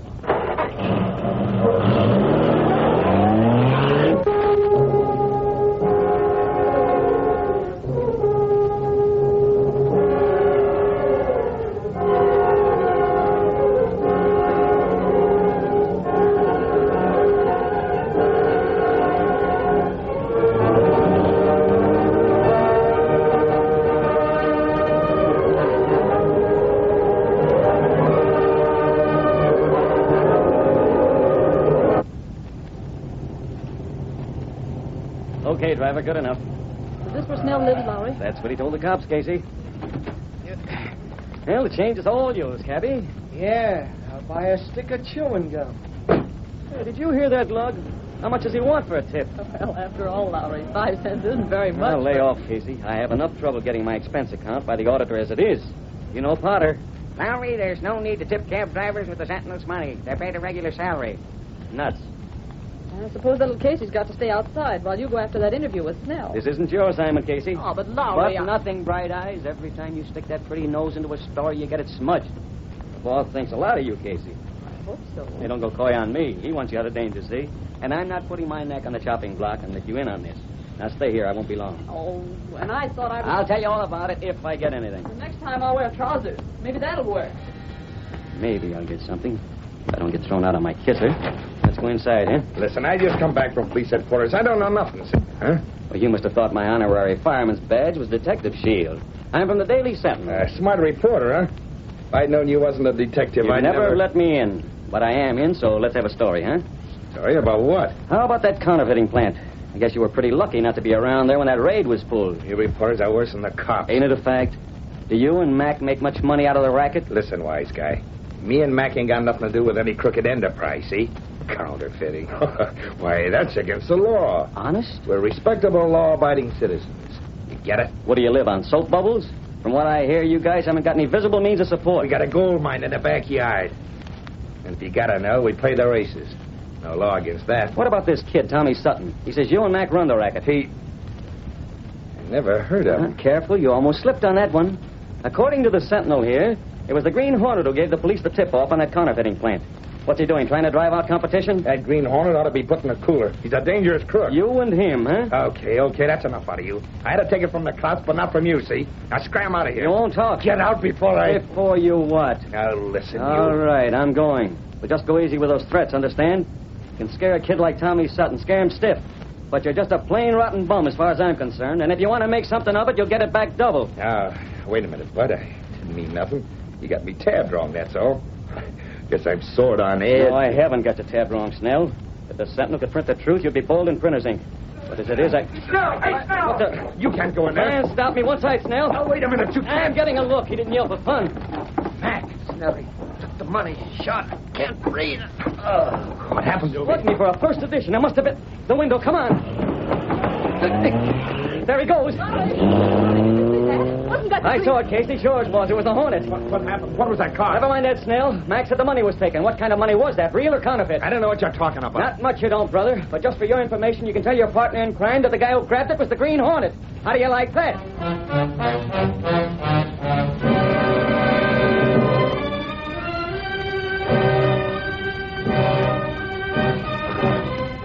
Come on, Max. Snap out of it.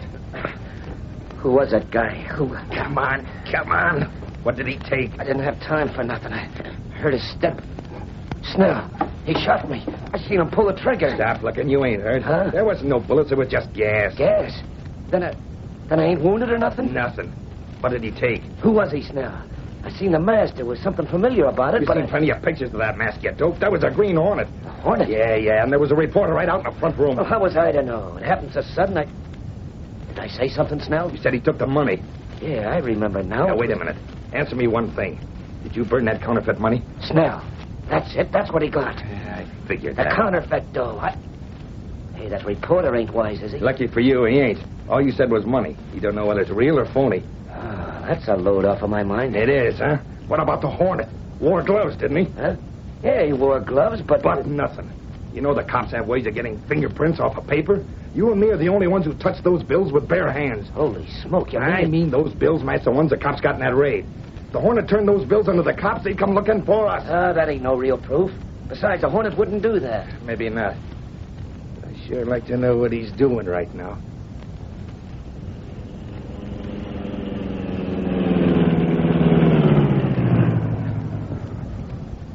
This alley's deserted enough, Cato. Take a look at these bills. You got them from Mac? You were just about to burn them, Cato. They're counterfeits, just the same as those the police and the federal men got in the raid. I see. There might be fingerprints on them that'll check back to Snell and Mac. You send them to the police? No, Cato, that's not sure enough. I want those two rats pinned so tight they can't wriggle out of this cram no matter how much they try. Is that a possibility, Mr. Barrett? It might be. Where are you going? Here, take my Hornet mask and wait here. I'm going to put in a phone call to Snell and Mac.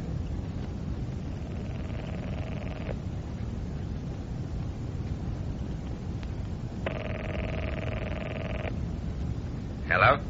Who is this, Snell? Talking. What do you want? I have some money that belongs to you. Yeah? Well, if this is a reporter, you're wasting your time. Not a reporter. You needn't mention any names. You know who's talking before I'm through. I'm listening. I've decided not to turn this money over to the police. You mean... Not yet, at any rate. Perhaps you can make it worth my while to return it to you. Yeah. We'd like to have it back, Hornet. No names. There ain't no one listening, Hornet. When can we get that dough back? I'll call you later about that. Right now, I have to see someone. You gotta see someone, huh? Say, listen, Hornet, not that it makes any difference, but where'd you get your dope? How'd you know about me and Mac? You shouldn't let kids know so much, Snell. Never mind the kids. Where'd you get your information? Figure that out for yourself. Goodbye. Hornet, hey, just a... Well? He didn't say. Hung up on me. You don't have to look at me. I never told the Hornet nothing. Never. Yeah, I was thinking of you, Mac. But from something the Hornet let slip, I got a better idea. Yeah? Yeah. He said something about letting kids know too much. You got it, Mac? Kids know too much. That Sutton kid, for instance. Maybe that's it. You're nuts, Snell. That kid wouldn't talk. No? We got him scared stiff. You remember? We told him if he blabbed, something would happen to his old lady. So what? Well, that's why he didn't crack to the police. Yeah, Mac. But the Hornet's different from the police. Suppose the Hornet put the B on the kid. Suppose he showed up in his mask and gun. Oh, supposing don't count. It does when it adds up, Mac. Grab your gun. We're giving that kid a lesson. We're going over there? Yeah. Why not?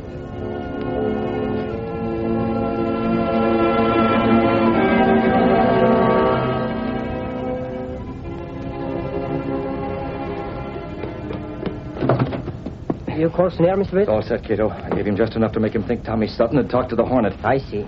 He'll be heading for there right now. Think we can get there ahead of him? Yes, sir. Very easy. Well, when all the speed we can get out of the Black Beauty. Now step on it, Cato.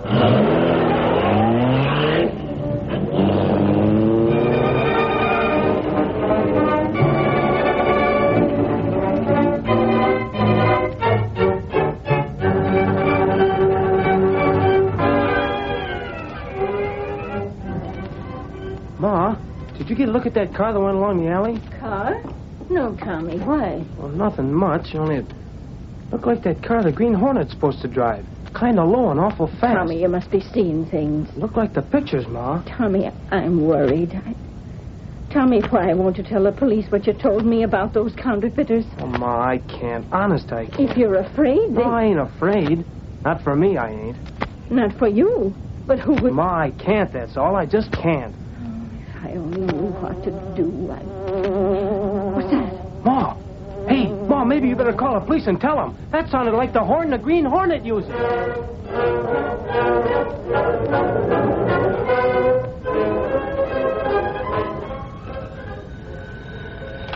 Police headquarters. Sergeant Moran talking. Police, my son thinks he heard the Green Hornet car. Oh, Green Hornet car, huh? Yeah, your son and everybody else. We get more false alarms than the fire department. But he saw it, too. Yes, ma'am. Might as well give me your name and address. This is Mrs. Sutton at 2104 West 87th Street. 2104 West. Hey, wait a minute. Your son, is he that Tommy Sutton kid? Yes, he is. Counterfeiting ring. Okay, stay right where you are. Hey, roll out the squad car. Step on it. I'll give the sentinel a flash on this one.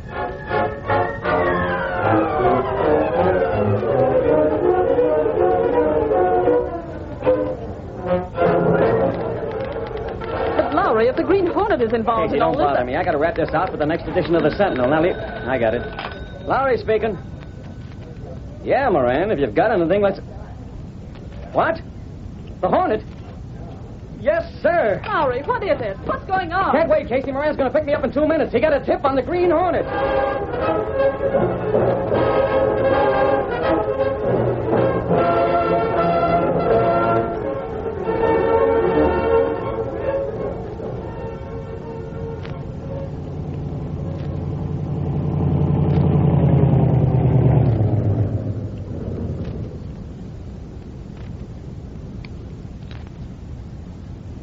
How's it look, Mac?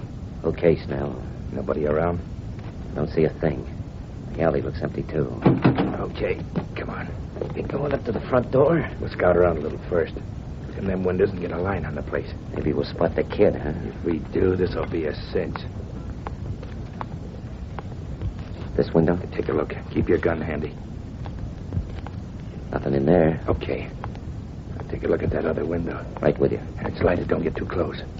I can look in at the corner. Well, what do you see? The kid. He's all alone. Ain't that too bad? Give me your gun, Mac. Don't shoot through the glass. The bullet won't go straight. Yeah. I'll get rid of the glass first. Now stand back.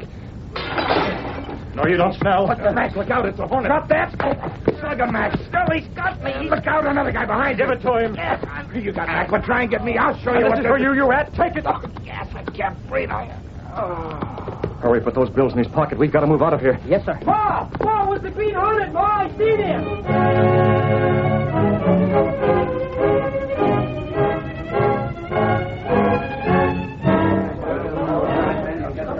I seen him, I tell you. It was the Green Hornet. They were fighting right outside this window. Did he shoot him? How are they, Moran? Out cold, Lowry.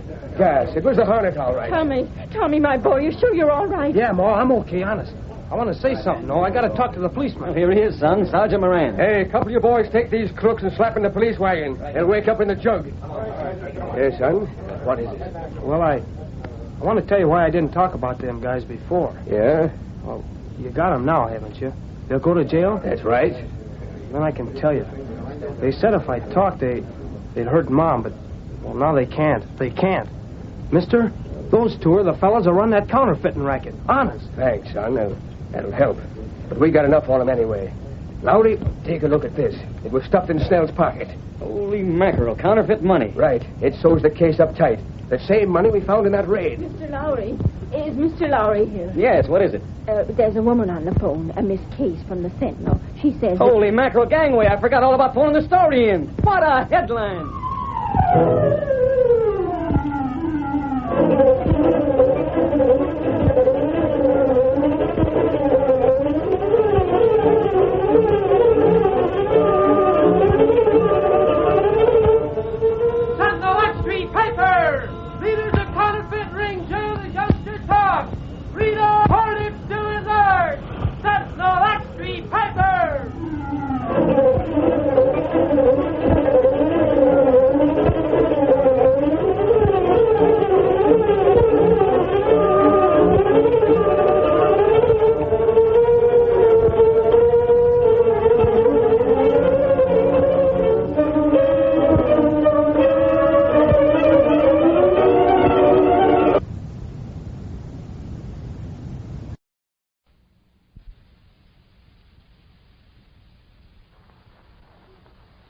The Green Hornet.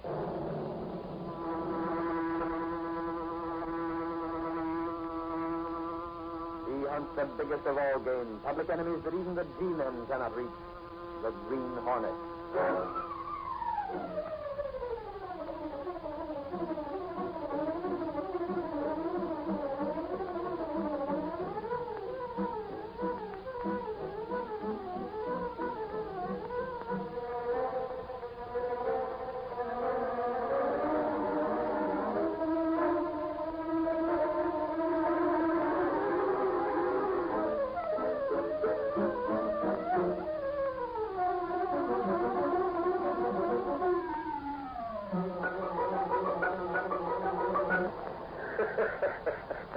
So the Fletcher gang was smashed.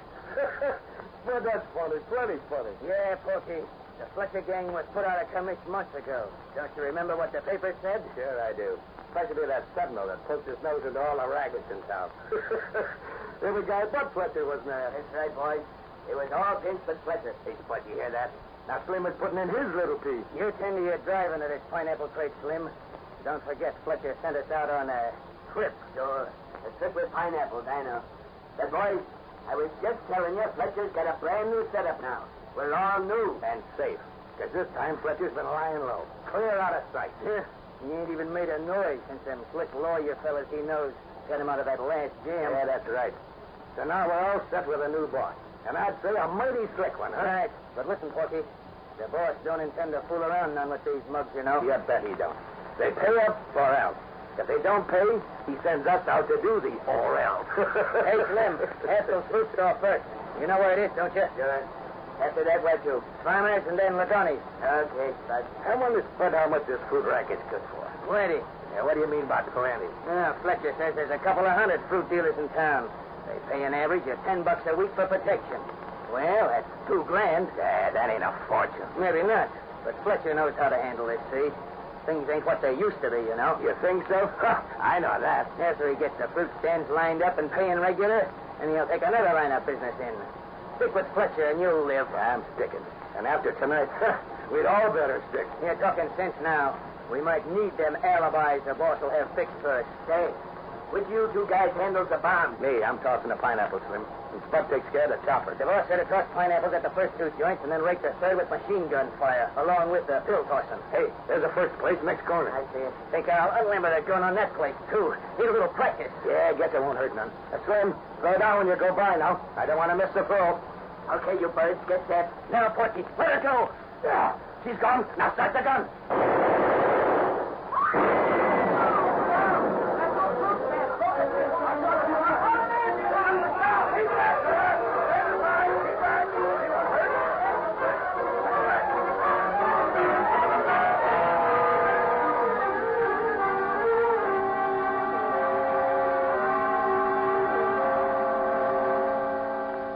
While high explosives rocked certain parts of the city, Michael Axford talked at police headquarters with his friend Moran.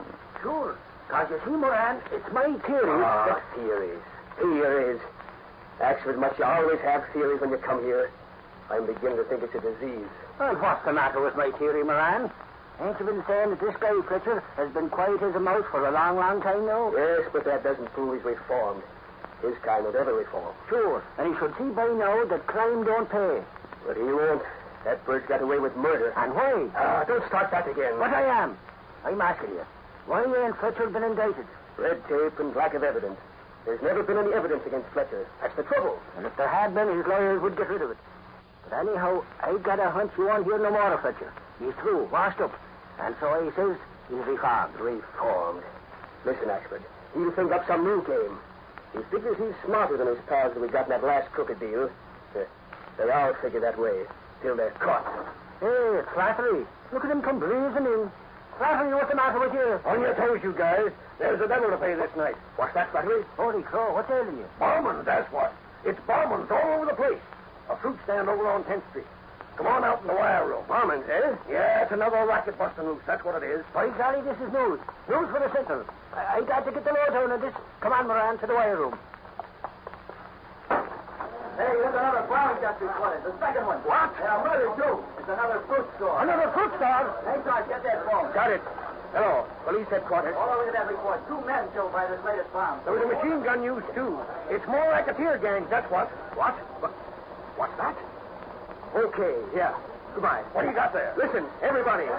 That was reporting a third bombing. Huh? Then come on, we move. I've got all I got. There's someone behind this whole thing. Someone's there. And if he is, I bet you can't prove it.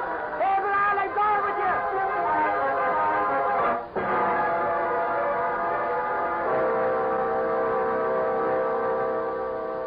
The next day, while the newspapers carried stories of the triple bombing of the night before, Britt Reed, publisher of the Sentinel, dined in the exclusive Civic Club with a young friend of his. Ralph Forrester looking for work. As a newspaper man, Ralph, I'd say that is news. Well, Britt, it's your fault. My fault? Dad said that if you could settle down and run the Sentinel, it was high time I did some settling, too. Oh, did he? And I've had the idea that I might learn the newspaper game, too. That's why I called on you last week. Oh, not the idea, Ralph. The delusion. What do you mean? Well, the news game is not learned. It's a knack that a man is born with, like red hair and freckles. That's encouraging.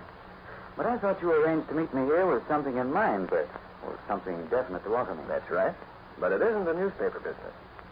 Ralph, I have called Mr. Nelson, the big insurance man in town. Now, hold on before you say no. Nelson's expecting to see you this afternoon. Ralph, there were 3 fruit stands bombed last evening. I read about that. But what's the connection, Britt? Well, it's occurred to me that fruit dealers should make admirable prospects for insurance. Insurance against fire, theft, and bombing.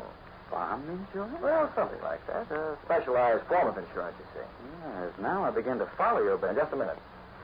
Michael Axford is certain that there's an organized racket, that more places will be bombed. And you want me to call on all the fruit and vegetable dealers and peddle insurance? Bomb insurance? Yes, you're especially fitted for that. Oh. Well, you majored in Greek and Italian at college. You can talk to those people in their own language. Yes, that's true. And, Ralph, Mr. Nelson's already been approached on the subject. By you. Yes, and he's enthused, too. But what does he think about selling protection to people who are likely to be bombed, and therefore be in a position to collect on said insurance? Well, he isn't sure there is a racket, Ralph. As a matter of fact, none of us are. It's just one of Axford's pet theories. I'm not especially enthused myself. I know I can't be choosy.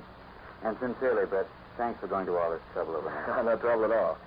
And, Ralph, I'll have my secretary list all the fruit dealers in the city for you. That'll save you some time. Okay. You see Nelson, get the necessary credentials and instructions, and then drop over to my office this afternoon. I'll do that, Brett. And thanks a lot.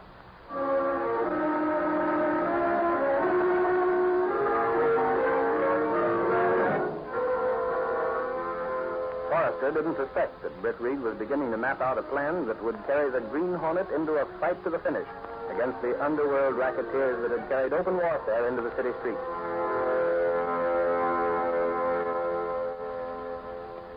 That evening, in Britt Reed's apartment, Axford asked Britt Reed about his friend Ralph Forrester. His father and mine were good friends, Axford, and that's why I want to help him if I can. By golly, Reed, that's nice of you. That it is. In this case, prepared a list of city fruit dealers for him. Oh, so that was what that list was. You know, Reed, I wondered why she was doing it, and I asked her. Yeah? What do you think she told me? No idea. She said that she was getting the list ready so she could decide what guy was next to get bummed. Oh, of course you believe that. I know she was fooling. But say, Reed, you know what I think? What, Axford? Well, there's a guy in town named Fletcher. Yeah? He's known to have been in rackets before. And I'm betting 10 to 1 he's the mug behind these bummins. Why, Axford, I heard that you thought Fletcher down straight. Huh? Who said that? Who told you that? A friend of yours from police headquarters? Oh, but that was last evening. Since then, I changed my mind. Now, I got a new theory. One, that Fletcher is the guy who's behind this bumming racket. I wish you could prove that. I'd be given a week's pay if I could, by golly. I'll have to remember that. Huh? And one more thing, Axford. When Forrester comes in tomorrow, don't try to put him out of my office again. But I thought today that he didn't want to be disturbed. That was why I sent him out. Well, he's going to report to me on the success of his work. Oh, he is? What you going to do? Go into the insurance business yourself? No. I'm really interested in seeing him succeed. I want to work with him in that until he'll report to me before he goes to his own office. Okay. I think it's swell to help him like that. But look, Reed, if you don't mind, I'll go over to the cops' headquarters again this evening and see if there's anything new on the bumming of the fruit stand. Very well. You don't mind? Well, of course not. You get another story like the one of last night, Axford, and you will be doing something. By golly, Reed, if there's a story, I'll get it. I wonder what Axford would think if he knew the real reason for my getting Ralph this work. It's Brett. He just stayed. Oh, Cato. Now, I have hopes that a little idea will give us information which we can use. Yes? In going over a list of Ralph's prospects, there'll be some who'll be interested in the insurance. Yes, it's Brett. Now, these will be dealers who've not yet been contacted by the racketeers, or those who have plans to defy them. And Miss Brett, you have a plan for Green Hornet? Well, not as yet, but later perhaps when I see the list of dealers. You see, Cato, I feel that the dealers who have absolutely no interest in insurance will be the ones who have agreed to pay protection to the racketeers. Yes, sir. And these, Cato, will be the dealers I want to call on. With the Brett Beauty? Yes. So check the car, go over that motor again, and make sure the Black Beauty will not fail us when it's time to go into action.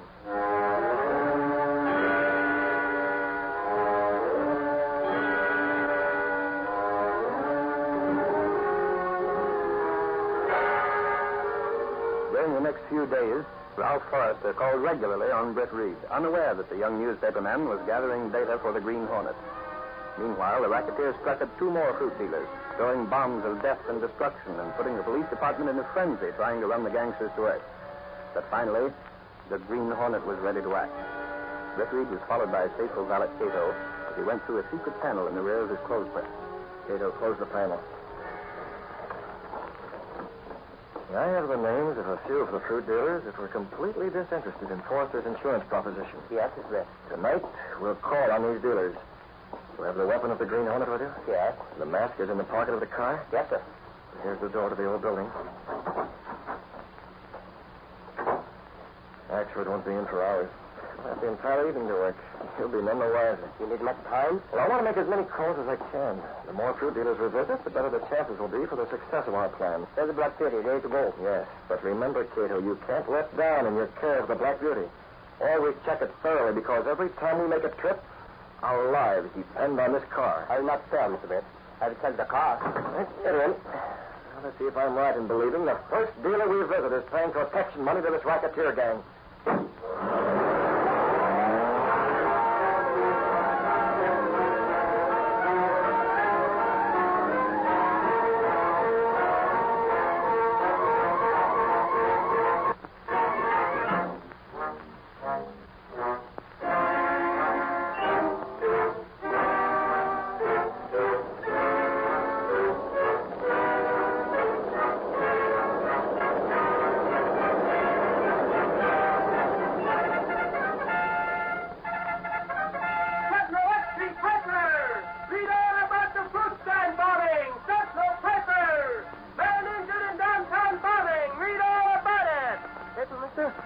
Give me one, please. Here you are. Thanks. It's Tom Keithhouse. They ruined his stand. Tommy's in the hospital. I've got to go home and tell Laura. I may be next.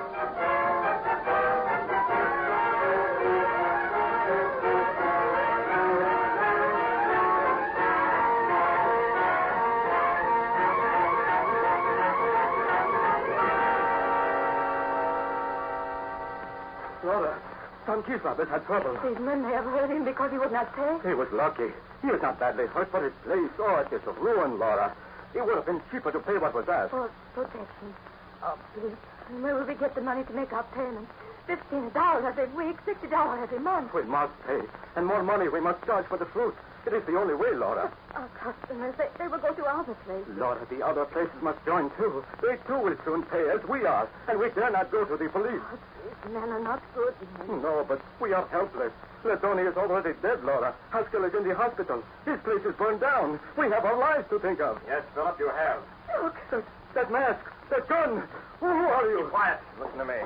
That man, he's the one they call the Green Hornet. Don't harm us, whoever you are. We have done nothing. Philip, I'm here to collect. Collect? Right. You've been promised protection for your store, haven't you? Yes, but you're not the man who told me about this. You are not. I'm the man who's here for the money. But the $15, it was not to be paid. Quiet, you. I'll take it now. But the man told me he'd say in 5 more days. I said I'd take it now. Plans are changed. But if you don't want to pay, I can report you as the next man due for a little trouble. No, not pay him. In the name of heaven, pay him. Wait, I will get the money. I will get it. That's better. And hurry. You will not report us. Not if you pay. Here it is. $10, $15. But now I will be poor man. That's too bad. I got what I tell you, Philip, and remember it. Here's an address on this card. Keep this address. Why do you leave us this? Every day, you send $15 in an envelope to this address. You understand? Yes, but you will not come here again? No, you'll send the cash. But if you make it necessary for me to come again, Philip, I'll come in the same way that I went to the shops of Haskell and Latoni. No, do not do that. We'll pay. I will send me money. I swear I will. See that you do. And one thing more. Don't tell anyone where it's to be sent. If you reveal that address, that'll be reason enough for me to call back. Remember that. Yes, I will remember. But do not harm us. Very well. We'll have no trouble unless you make it.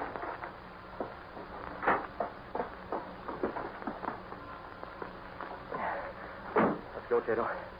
It hurts to see those poor people scared to death like that, but the only way. Yes, Mr. Smith. And now... I will call on the next man on our list. 4 times that night, the Green Hornet called on certain fruit dealers and left address cards. Sure, his threats of secrecy would cause these intimidated men to give that address to the real racketeer.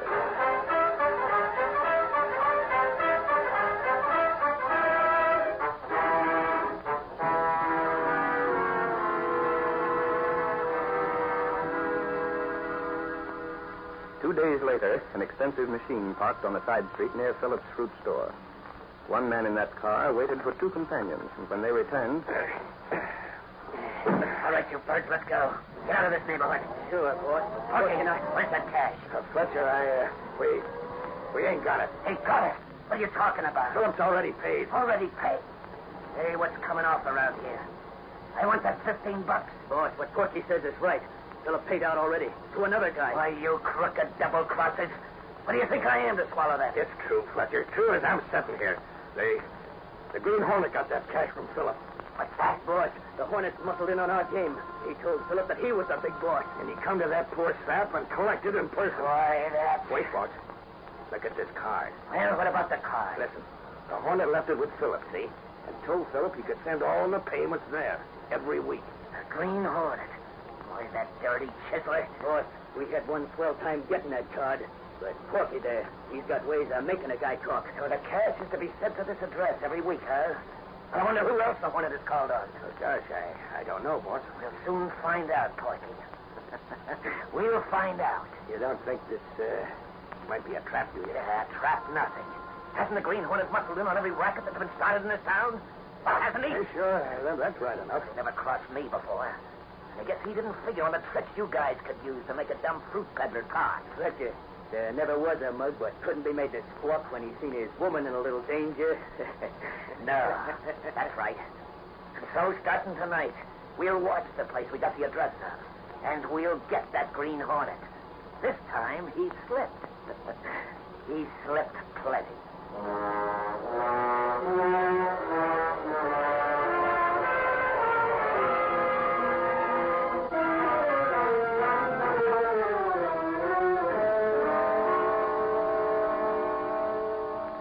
Not long before dinner that evening, Axford ran excitedly into the office of his friend Sergeant Moran at headquarters. He talked wildly, a letter waved from one hand. Moran! Holy cow, man! Get a load of this. It's the best tip you ever got. Well, Axford, you crazy banshee, take it easy. Tell me what it's all about. The Green Hornet, that's what. What? The Green Hornet? That's it. This here tells where that the guy can be found. It tells, too, that he's the guy who's heading this fruit racket. Is this straight, Axford? Here, let me see that. You bet it's straight. And didn't I tell you all along that Fletcher wasn't the guy? But maybe Fletcher is the guy. Maybe he's the Green Hornet. It could be. But listen, this come into the office without no name sign. And Britt Reed, he gave it to me. It sounded like the bird who wrote it knew what he was talking about, all right. Sure. That's just what I told Britt Reed. You mean that's what he told you? But forget that. We're going there, so that address is given. That's what I was going to suggest, Moran. We'll take along Slattery and a couple of the others. No, one moment, Moran. You're making a mistake to take along so many that they give it away. But if we was to go, just a couple of us, and lay in wait, that Hornet might come in. All right, Axford, we'll do that.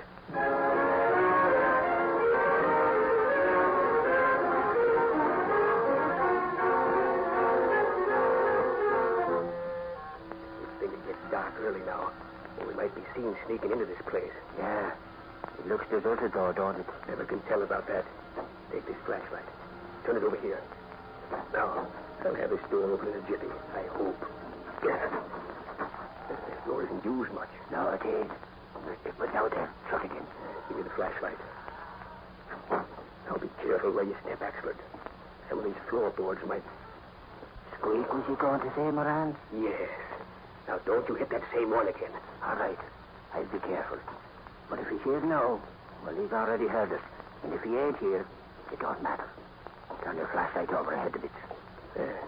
Don't see much yet. How about looking to see if the front door has been used recent? Good idea. Hey, look. There's some envelope shoved under the door. By golly, it's beginning to look like maybe there was something to this tip after all. I hope you're right about that. But look here. Oh, John Sloan. John Sloan. Say, all of them letters has got the same man's name on them. Yes, I wonder. Well, don't stand there. Open them up. Just what I'm doing. Just exactly what I'm doing. Oh. Now, what's in the first one, huh? Dough. Look here. $15. Holy crow. Now, what do you suppose? Hey, Moran, what's that note would it say? Philip, per the week of the 12th. Philip. Here, Axford, take this one and open it. Right. Well, listen, I just remembered. Philip is a fruit dealer. Cause Reed mentioned that he was one guy that couldn't be sold in tunes. It's plain as day, Axford. How's that? The Green Hornet told these guys to send the dough here. He's cutting himself in on the racket. Sure, that's it. And he told all them fruit dealers to send it in to John Sloan. Yeah. Moran, there's more dough in this one. Now we got proof. So all we got to do is wait till he comes and then grab the Green Hornet. Am I glad I brought him in those sandwiches? We may be having the wrong way. There's another thing, Axford. What's that? We can get the names off these notes here and have some mighty good witnesses. By golly, that's right, ain't it? Quiet. There's a car. Stopping outside. Hear it? Yeah. Oh, golly. It's him. All right. Get back where it's dark and wait. I'll give the word when everything is set to nab the Green Hornet.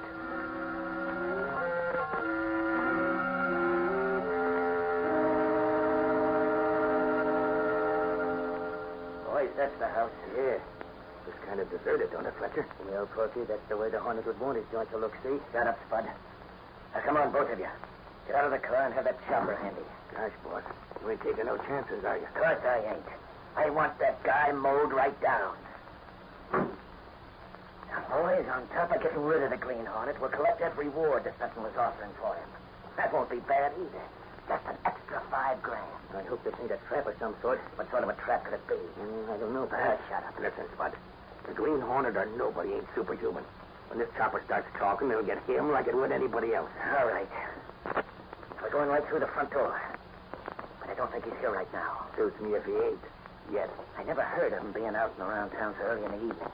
So we'll just wait inside. Then, when he comes... He gets the works. Bud, try that door. Sure, boss. It's unlocked. Get ready with a chopper, Porky, just in case there's anybody here. Leave that to me, Fletcher. I'll find a light so we can have a look around there. No light, just zap. Just zap. He's outside waiting. You want him to see us? Now we got your gun. See, there's somebody. We got you covered. Push the chopper. All right, you stomping. Take that. Oh, what a hell. Grab that gun. Send it on them guys. Let go, Abe. Let go. I got this one. Stand back there and drop your gun. What do you say for mistake? This guy's me eye. These guys are cops. Cops is right. And you fellas come here for your mate. Oh, now listen, boys. I've got it all wrong. Get the flashlight on him again. This one is Fletcher. Fletcher, is it?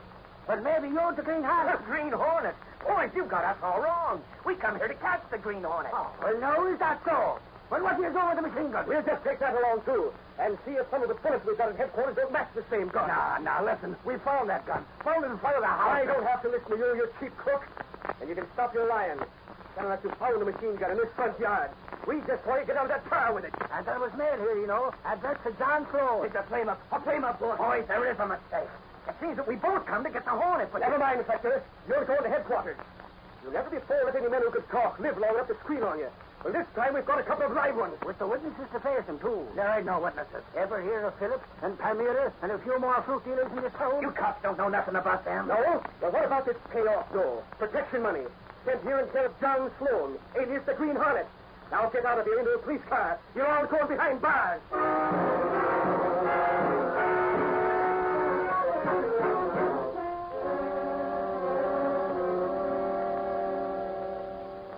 Very jolly, Reed. You know, I was right both ways. How do you mean, actually? Well, Fletcher was involved in that fruit racket, and so was the Green Hornet. Oh? Porky and Spud, Fletcher's two sidekicks, they talked plenty about it.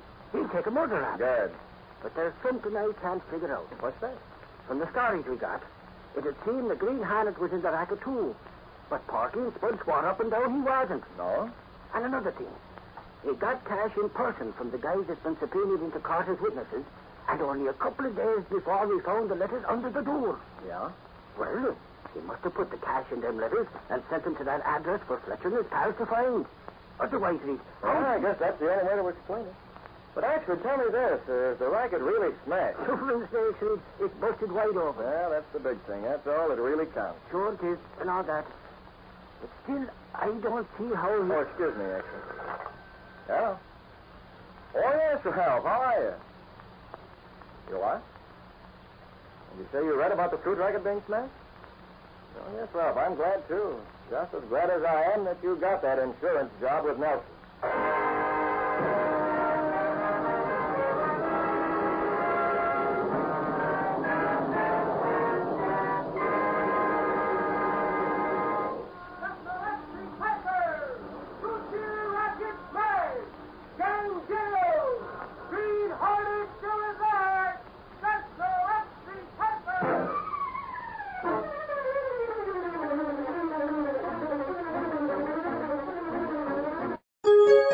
VintageRadioshows.com.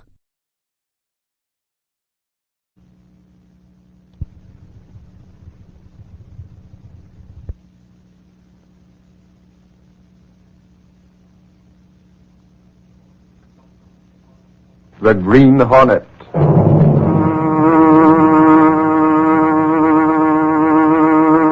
He hunts the biggest of all game, public enemies that even the G-men cannot reach. The Green Hornet.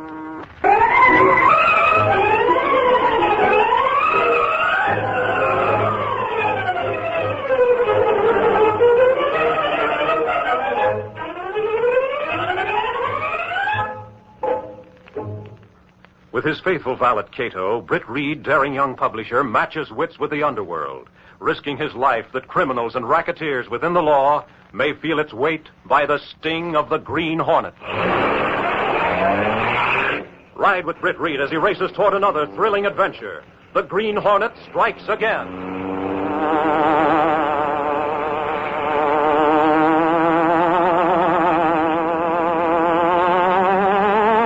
Hurry, Cato. Here's where we help jail a gangster.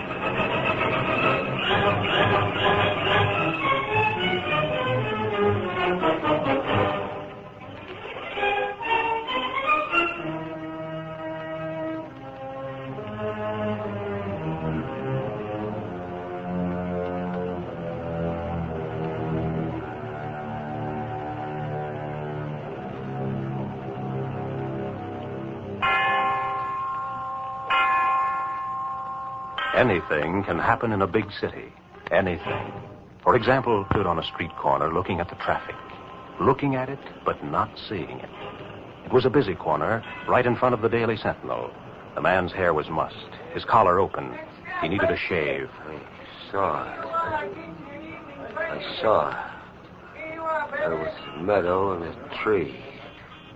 The moon's out. The moon. Yes, Mr. Reed. I just had lunch. I didn't see you. It wasn't your fault, Miss Case. He bumped into you.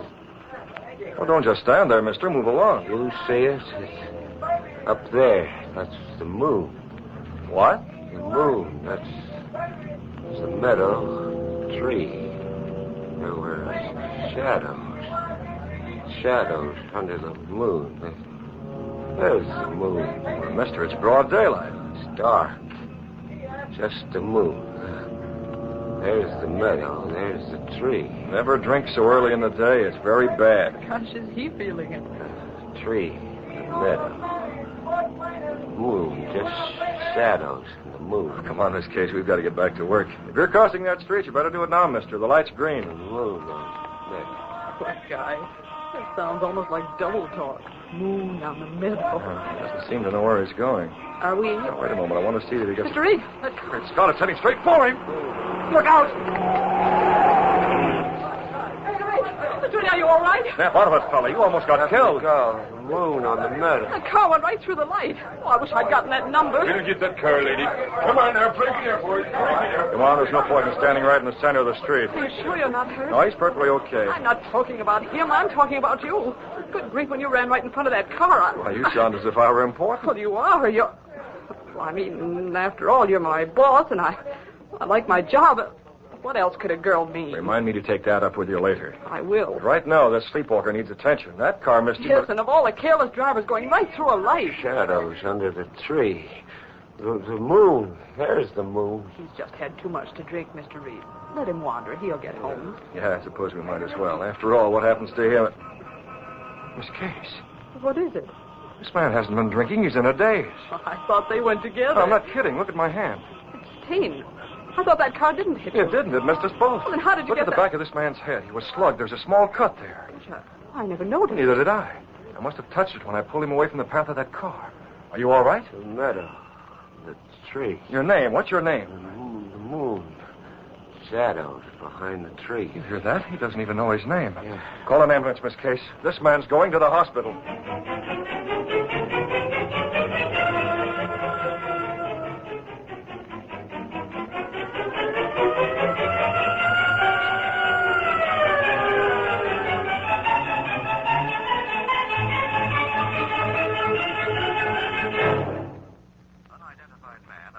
Suffering from traumatic amnesia was brought in this afternoon. In cooperation with the hospital authorities, we broadcast a description of this man.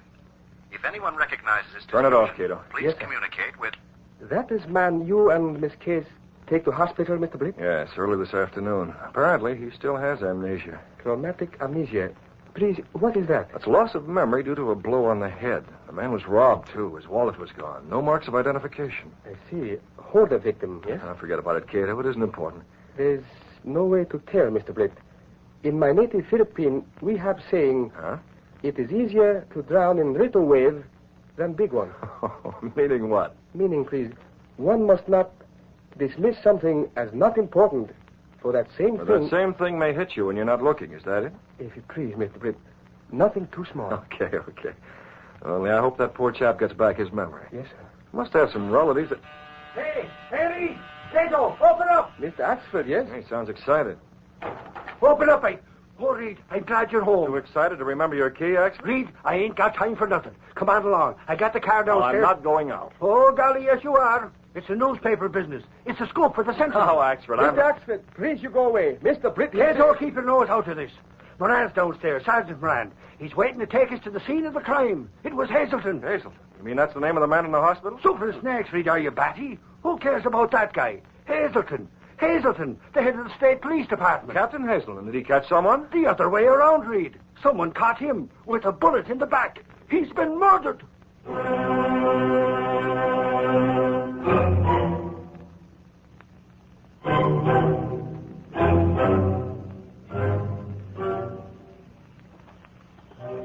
There ain't a thing been touched, Mr. Reed. It's just the way it was when we found it, including the body. Poor Hazelton. Most likely he never knew who shot him. There's a moon, but he got it from the back. What about these footprints, Sergeant? We made plaster casts of them, Mr. Reed. A lot of good that's going to do. How do you know it is the same fellow who done the murder? Who else could it be? It ain't Hazelton. That's the wagon, Moran? Yeah, from the morgue, Mr. Reed. I told you the Sentinel would get the story exclusive. Suffering snakes, there ain't no reporters but us. Was Captain Hazelton working on any special case that you know of, Sergeant? Well, we talked to the state police. They said they didn't know nothing, but they check his private belongings to make sure. Well, no sense in standing here. Come on, Axford. We've got a story to turn in. Yeah, Reed. Yeah, I'll come along with you. I don't like staying out here. Oh, fine calf you are. Well, I can't do nothing from now, can I? Save it.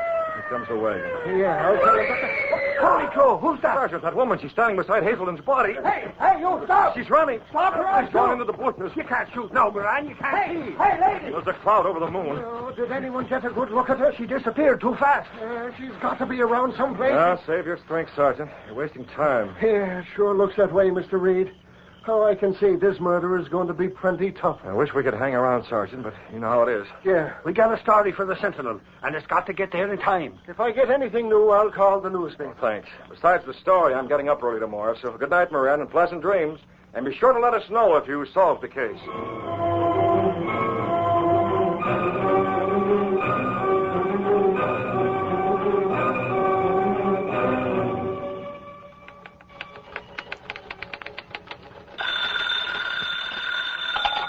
Publisher's office? No, Mr. Reed isn't in yet, but it shouldn't be long. Yes, call back, please. Hello, Casey. Is Reed in yet this morning? Not yet, Axford. Oh. You haven't got anything new, have you? You mean about Captain Hazelton's murder, Casey? Well, no. I was thinking of that poor fellow in the hospital. Oh, him. Golly, I can't be bothered with small stuff like that, Casey. I'm handling a murder assignment. Okay, big shot. So you turned in a scoop. Holy crow, I sure did. There wasn't another paper carried the murder yarn in the first edition like the Sentinel. Naturally, I ain't interested in some amnesia. Amnesia. Yeah, in some amnesia victim. All right, I'll ask you. Is there anything new on the Hazelton murder? Yep, there sure is. Moran phoned and gave it to me for the afternoon edition. I was just telling Dunnigan about it. Well, you make it sound important. It is. That woman who screamed wasn't located? No, but it's better than that. Casey, the police got a letter. No. I got one myself this morning. It was a note from the Green Hornet. I'm not interested in notes about... Who? Who did you say? Suffering snakes, do I got to repeat myself? The Green Hornet? The Green Hornet. What's he got to do with that murder? Casey, that's what the police are asking themselves right this minute. The note told the cops they'd never learn who done it. But why should the Hornet send a note unless he done it himself? If you ask me, he's trying to lull their suspicions. Are you crazy? By sending a letter? Sure, by claiming they'd never learn. To a smart fella like me, all that means is that the Hornet is getting worried they'll find him. Why, a child wouldn't be that dumb. Oh, is that so? It'd make the police try all the harder to find the murderer. You mean the Hornet wants him to? Why, of course. Otherwise, he'd keep his mouth shut instead. Oh, I give up. You're just plain dumb. No, listen, you typewriter Tootsie, I ain't going to... Hello, Axford. Morning, Mr. Reed. Oh, Reed, did you hear about the Green Hornet note? Oh, yes, Axford. I just spoke to Gunnigan. That's all the news, isn't it? Golly, ain't it enough? I hope the police get busy. Apparently, the Hornet wants them to. You mean because he sent that note? Of course. Oh, yeah. That's just what I was telling Casey here. That's my theory, too. Uh-huh. Have you been to the hospital, Mr. Reed? No, I haven't. Well, I just wondered. That poor fellow, he might... Publisher's office. Casey! Hey, Casey! Is the boss there? Hold it. Mr. Reed, it's Lowry, and he sounds like a page one yarn. What? Hello, Lowry. Where are you? Boss, grab your hat and come running. I'm at the hospital. The hospital? Anything wrong? That's what I want to know. Either this guy with amnesia was leading a double life or somebody's pulling a fast one. Well, I don't get it, Lowry. What do you mean by a double life? The guy's gone, boss. His wife called for him. His wife called for him? Well, that's fine. Sure, only there's another dame here, and she claims she's his wife. How do you like that? Well, you stay there, Lowry. I'm coming right over.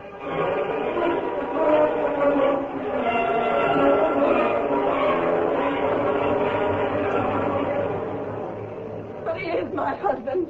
I knew him from the description over the radio. He's been missing since the night before last. Whoa, take it easy, Mrs. Braley, if you are Mrs. Braley. If my husband had been in his right mind, he'd have known soon enough I'm Mrs. Braley. Who was that other woman? Oh, it's crazy. The whole thing's nuts. Why did they let her take him away? Well, she knew who he was. She had positive proof. What does it mean? Lady, I'm in the dark, too. My boss is coming over, and Sergeant Moran of the police force is in that room now, checking up. Just relax. Something may have happened to him. I'm so frightened. Sister, I want to talk to you. Are these your husband's shoes? Well, yes. Shoes. For Pete's sake, Moran, what's that got to do with it? When he left, he wore slippers. Guess he's still hazy, huh? Well, what about it? But that ain't the point. I recognize these shoes, see? These are the shoes that made the prints in that meadow where Hazelton was murdered. Oh, no. Yes. Moran, holy mackerel, you mean Braley... This guy with amnesia, he committed that murder? Yeah, and that ain't all. Lady, did you leave these cigarettes beside the hospital bed? Cigarette? Why, no. Perhaps that other woman did. Oh, is that so? Smell these cigarettes, Lowry. They smell funny, Moran. They got a bitter almond smell. Yeah, bitter almonds. Cyanide, that's what it is, poison. These cigarettes are poison. Now, who's trying to poison that guy? Poison? Oh, no. No, I can't. Lady, stop that. You're hysterical. Moran, who is this woman? Oh, hello, Mr. Reed. Don't ask me nothing. My head's going around in circles already. Don't you recollect that scream? This woman could be the one who... You mean Mrs. Braley? Braley, huh? Well, all right, Mrs. Braley, out with it. You're the woman who stood over Hazelton's body last night, aren't you? My husband said he was going for a walk. I went through the park to look for him. I was walking along and I saw... Please, where is my husband? What's happened to him? Oh, can we print this? What a mystery. Did Braley murder Hazelton and why? Who tried to poison Braley? Who's the other woman who spirited Braley away from here? What are you having to print it, Lowry? Get a phone, put it on page 1. And Moran, your police department better find Braley before it's too late, before... Oh. Lowry, get some water. She's fainted.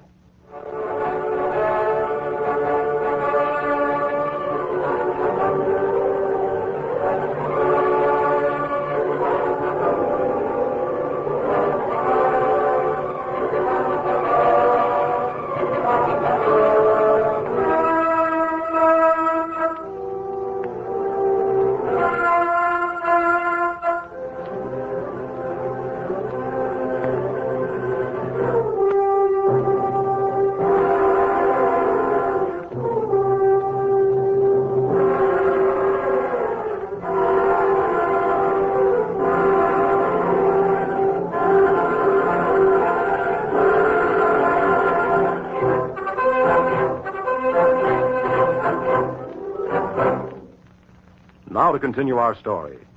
The threads of murder and mystery became hopelessly tangled when Braley's wife went to the hospital and found her husband gone. Even while the Daily was rolling off the presses and selling in the streets, Britt Reed's office at the Daily Sentinel was a beehive of speculation and activity. Miss Case, get that one. I'll take this. Yes, sir. Hello? Hello? No, Gunnigan. Play it up the same way. Okay. It's the police department, Mr. Reed. Yes, slap that mystery angle big on page 1. Use a streamer headline. You got anything from Axford? Okay. Axford's working on the Green Hornet angle, Miss Case. He hasn't got a thing. That was the police... Trace of Braley yet. Oh, he's the key to the whole setup. They gotta find him. Boss, hey, boss. Oh, what is it, Lowry? Give. I just left Mrs. Braley at the hospital. She the real Mrs. Braley? Yeah, authentic, Casey. She even had the marriage license, which makes the other woman a phony. We guessed that before this. That isn't hot news. Boss, I was talking to one of the nurses. This Braley guy did some talking while he was being cared for. Yeah, Miss Case and I heard him. He kept saying moon on the meadows, shadows under the tree. We know now that he must have been talking about Hazelton's murder. Sure, but he said more than that at the hospital. He mentioned names. Names? What names? Hold on, here they are. Creevy, Saplin, Dykert, Podolsky, and Sharkson. How do you like them apples, boss? Gangsters. Every one. The nurse said he kept repeating those names over and over. I told the police. They're checking on those crooks? Yeah, busy right now. Do you think Braley might have been taken out of the hospital by one of them? It's beginning to look that way, Miss Case. That woman who posed as his wife must have been a stooge. Well, it's a novel way to get a murderer out of a hospital. You got to admit that. We don't know he did the murder. Oh, Casey, what else is there? Hey, wait a minute. Hold on. Huh? Remember those poisoned cigarettes? Perhaps Braley didn't commit that murder. Perhaps he'd been a witness to the murder. That would explain why they'd want him out of that hospital. Good grief. You mean they're trying to kill him? Yeah, why not? If he's a witness to a murder, why not? I guess we'll never know till we find him, huh? Killer or with the switch? Get the police. Give them that angle. They're checking now. Hello, get the police Well, department. talk to them. We need action, and I'm going to get it.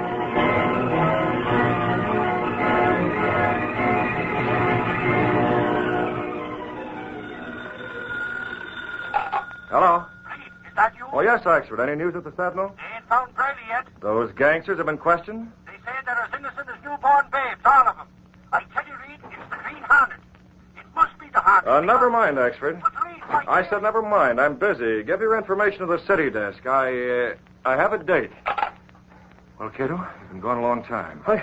I heard it fast, Mr. Blake. Did Mr. Axford... No, nothing. The police are up a tree. Oh. So it's up to the Green Hornet to solve this mystery. You checked up on Sharkson, Dykers, Podolsky, and the others? Oh, yes, Mr. Blake. Cato, one of those 5 is involved in some way. One of those 5 spirited Braley out of that hospital. Yes, sir. But perhaps one of 5 have already killed Mr. Brady. Oh, no, you forget that after I got those names from Lowry, I sent them Green Hornet notes saying they'd be wiser to keep him alive. I suggested to each that I had a scheme to use him to advantage. Yes, sir, that's true. You think that one who is involved will wait until you contact him? I'm gambling on those rats being greedy. If I've gambled right, Braley is still alive. If I've been wrong, well, let's not think of that. I understand. But which one of the 5? That's the problem. Mr. Britt, I think it... Prodowski. What? Yes, sir. If you please. You mentioned one time car that almost ran over this Braley. Well, we couldn't locate it, kid. We couldn't catch the license number. Car similar to one you described is owned by Prodowski. Cato? Yes, sir. It's dark green with light green upper part. I think... Save it. That's plenty, Cato. Got the Green Hornet mask and the gas weapon. They are in the car. Okay, open the sliding panel. We're going out in the Black Beauty.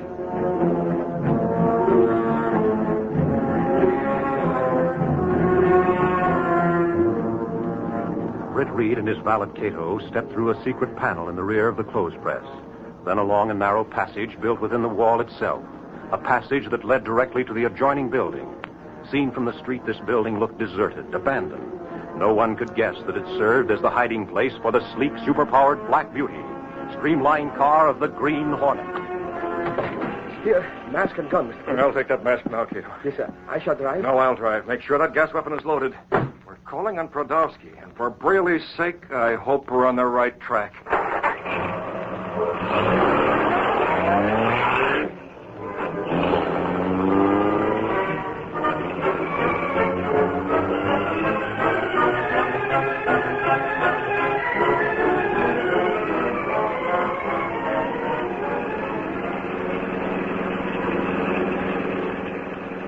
We're very close now, Mr. Britt. Prodowski?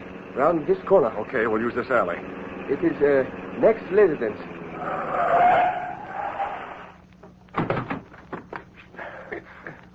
Oh, there's a light in that room. Yes, sir. Who's that?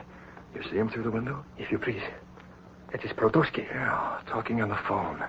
You stay here, Cato. I'm going in.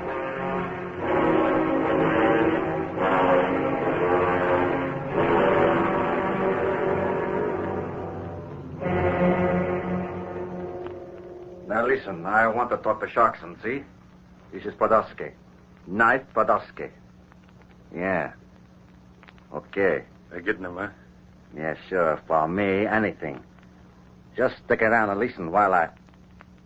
Hello, Sharkson. This is Knife. Wanted to ask you something, pal. Yeah, the cops was here, too. Didn't learn nothing. Not a thing. Have I got Braley? He wants to know have I got Braley. Yeah? Hello, Sharkson. About this have I got Braley question. I ain't saying. You know me, pal, dumb like a fox. But listen, who's this Green Hornet? I want to know. I got a note from the lug, and he said... What? What's that? Trouble, boss? Shut up. Yeah. Yeah, Sharkson. Okay, thanks. Well, so that's it. The Hornet sent the same kind of note to Sharkson. Huh? The same note. Just that, don't you get it? It's a fast one. The Hornet's pulling the fast one. He didn't know I'm the guy that's got Braley. He didn't know that... I know it now, Prodowski. The Green Hornet. You fell for it. Braley's alive. Where is he? Dutch, get this guy. Don't move. Now, come on, Prodowski, spill it. You had one of your gun moles put on an axe so you could get Braley out. Where is he? Who are you? What's under that mask you're wearing? I have a gun, Prodowski. I might use it the way you used a gun on Hazelton. Hazelton? Shut up, Dutch. We don't know what you're talking about, pal. It was Braley put the finger on Hazelton. Yes? Sure. That's why we bumped him off. Braley is dead? You got it. That's right. Braley's a nut, see? He's crazy. He shoots Hazelton. So, just to make sure we don't get mixed up in it, we give Braley the business. You're a smooth talker, Prodowski. You know me. I can't afford to have the cops nosing too close to my business, so... So you shut Braley's mouth. Right. I don't believe it. No, pal, I ain't lying. One look at about Dutch's this. face tells me it's a lie. You killed Hazelton, not Braley. And now you've got Braley someplace, and I want to know where. Hornet, you're jumping at the wrong conclusion. You're... Get him, Tom. Drop that gun! Miss me. Now, you, Prodowski, get away from that desk. Yeah? Well, first time... Take it! Shot you. You shot me. Well, to you no good, Hornet. I pressed the button first. See, I pressed the button first.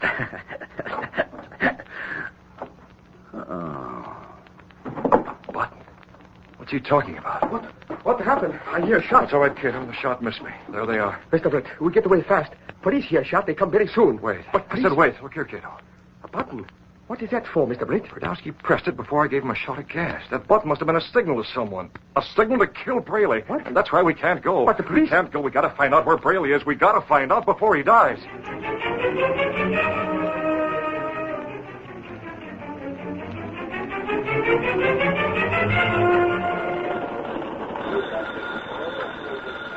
That's for you, Moran. Oh, don't go telling me my business, Axel. Hello? Police headquarters. Who heard a gunshot? Okay, have the cop on the beat check up. Can't be bothered with some dummy shooting off a pop gun, can I, Oxford? Sure not, Moran. Suffering snakes. The story the Sentinel wants is about Braley. Now, it looks to me like... David. Sergeant Moran, what's going on this time? Uh-huh.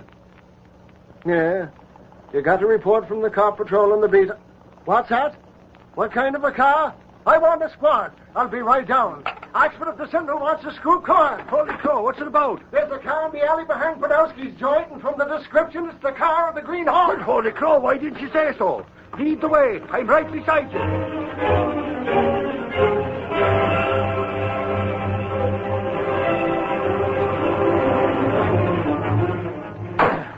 Again, Cato, hit it. Empty. Perhaps Braley not here, Captain House, Mr. Britt. We've got to keep looking. We'll try the basement. It's very dangerous. Come on, we'll keep looking.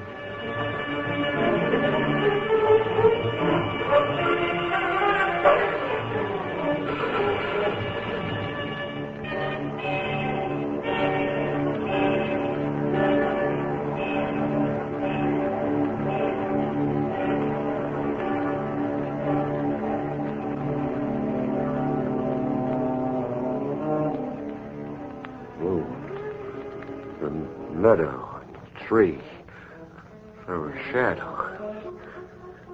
Shadow. Hey, you and your crazy talk. Yeah. As soon as I get the gun loaded, I'm going to shoot you, Brady. Shoot you.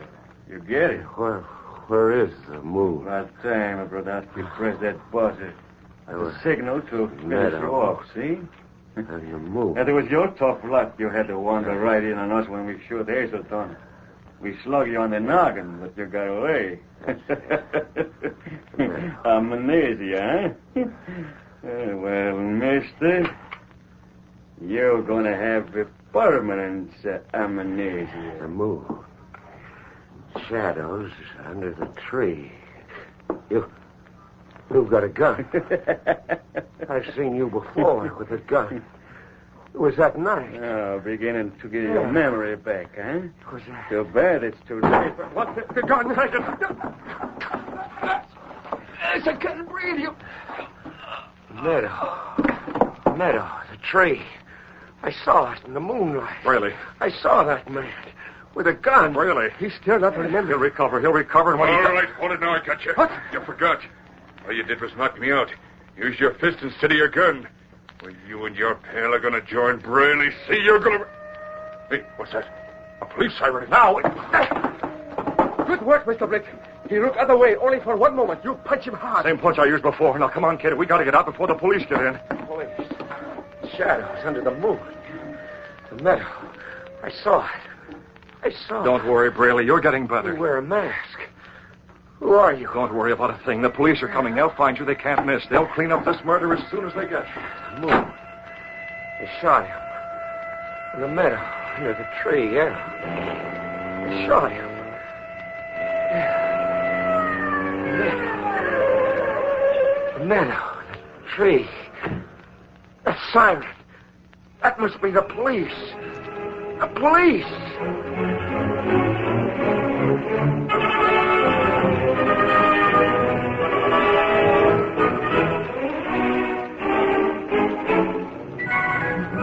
And golly, Reed, sure as Casey sitting at that typewriter was Brady.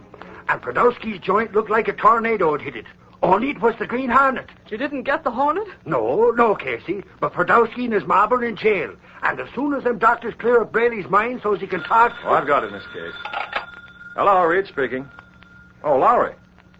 He dead? Just a minute. Miss Case, call the switchboard and have a rewrite man hook in on this call. Lowry's at the hospital? Braley's recovered his battery. Named Krodowski is Hazelton's murderer. Get that to rewrite. Yes, sir. Start telling your story, Lowry. We'll give it a headline that'll sell more papers than all the rest combined. We want pictures, personal interviews, the works.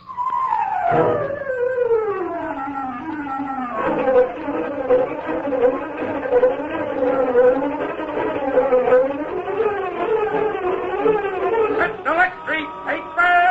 Missing man found. Braley named Crook is murderer. Police jail gangster. Read all about it. Green Hornet still at large. Sentinel Street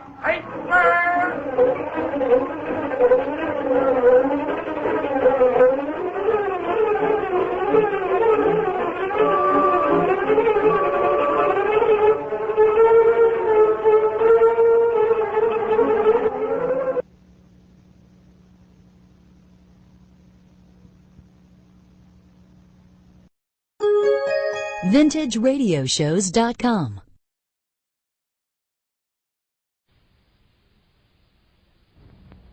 The Green Hornet.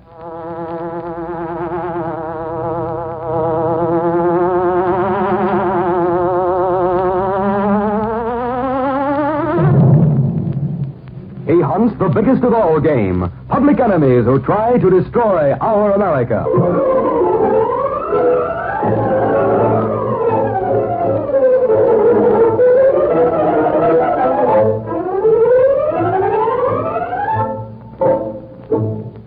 With his faithful valet, Cato, Britt Reed, daring young publisher, matches wits with the underworld, risking his life that criminals and racketeers within the law may feel its weight by the sting of the Green Hornet. Ride with Britt Reed as he races toward another thrilling adventure. The Green Hornet strikes again.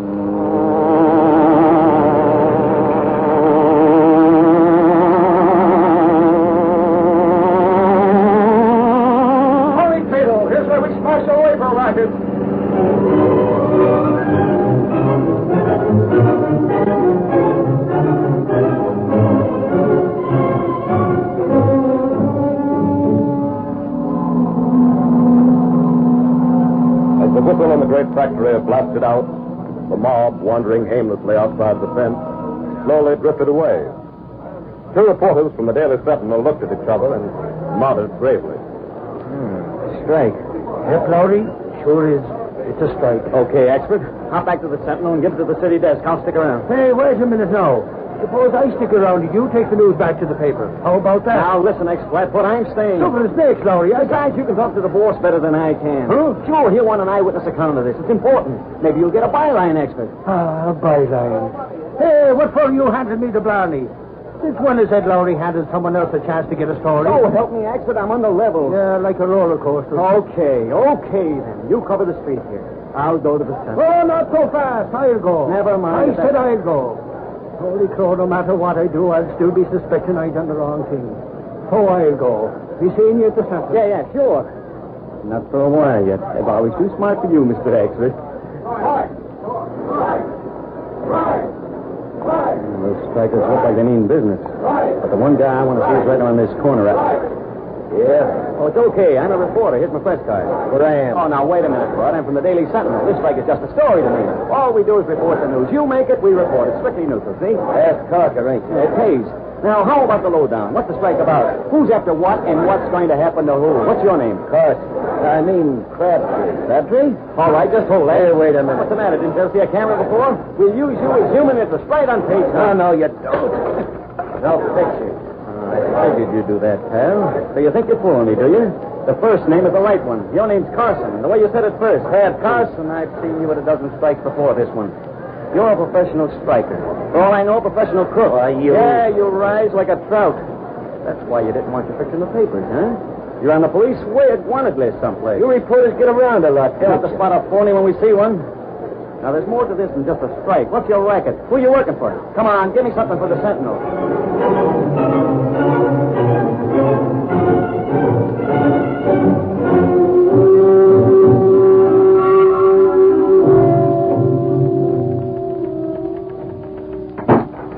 Without looking up, I can tell that's expert.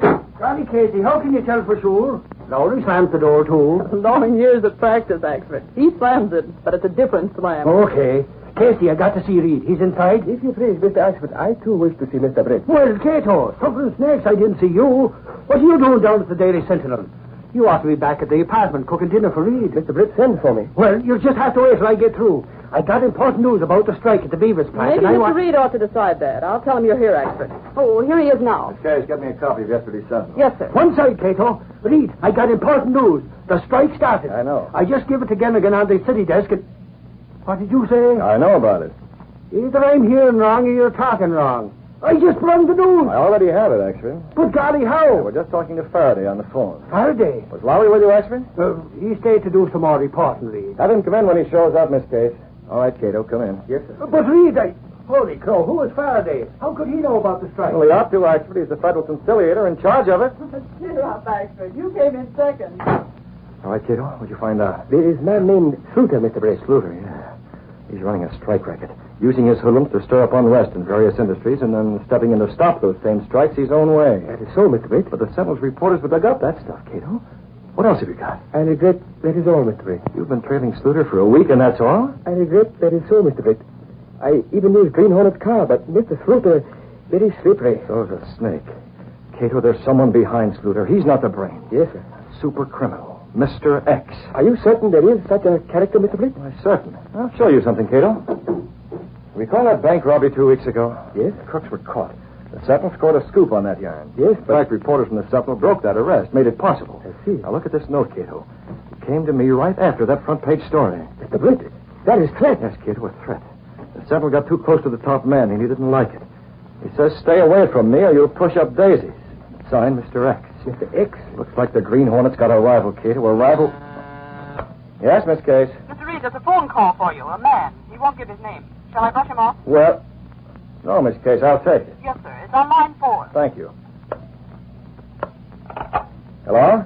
Just a big shot. This is Britt Reed talking. Whom did you want? Sentinel's got a reporter named Lowry. Well, yes, we have. Well, you won't have long. We're going to take care of you. What? Who is this? You've seen your reporter for the last time, Mr. Reed. This is Mr. X. Goodbye. Hello? Cato, he hang up, Mr. Brett? Yes. It was Mr. X, and he says I won't say Lowry again. Cato, I mentioned that the Green Hornet had a rival. Well, the Hornet's going after that rival, starting right now.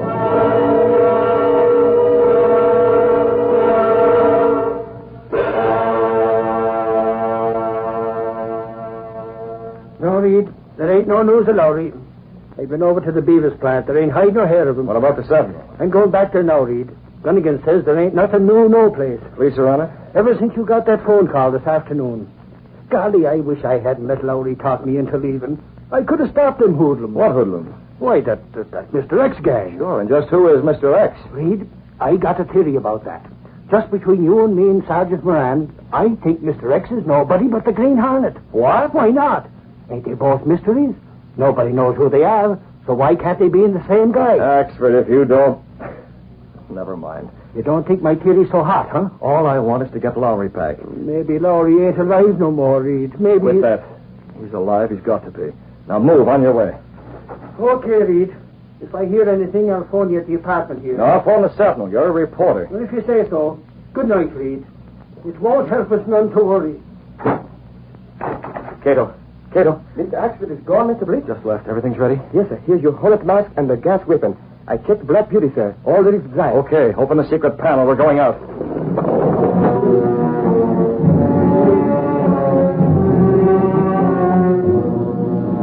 Britt Reed and Cato stepped through the secret panel, then along a narrow passage built within the wall of the apartment house itself, a passage that led directly to the adjoining building. Seen from the street, this building was deserted-looking, abandoned. No one would have guessed that it concealed the sleek, super-powered Black Beauty, high-powered car of the Green Hornet. Take the wheel. Yes. Where should I drive to? We haven't a single thing to go on, Cato. All we know is the voice that spoke to me on the telephone. That was Mr. X. We said it was Mr. X, but we won't know till we locate him. How can we locate him, sir? Cato. You think of something? Let's strike.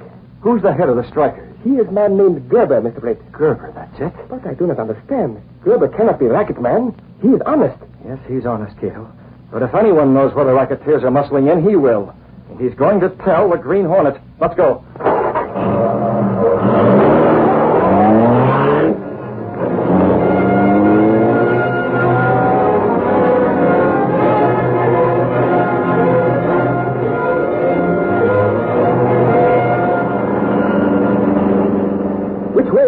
Street, left at the next corner, Cato. The lights turn red. You can make it before that. Cut past that trolley car. We're moving so fast that police will not have a chance to know this is the Black Beauty.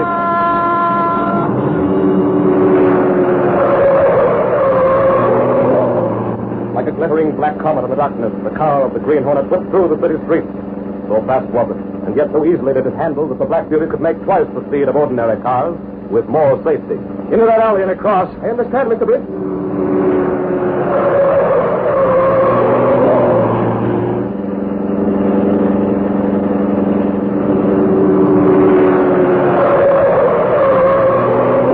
Now, 3 blocks straight ahead. That's Gerber's house. We'll pull up behind it.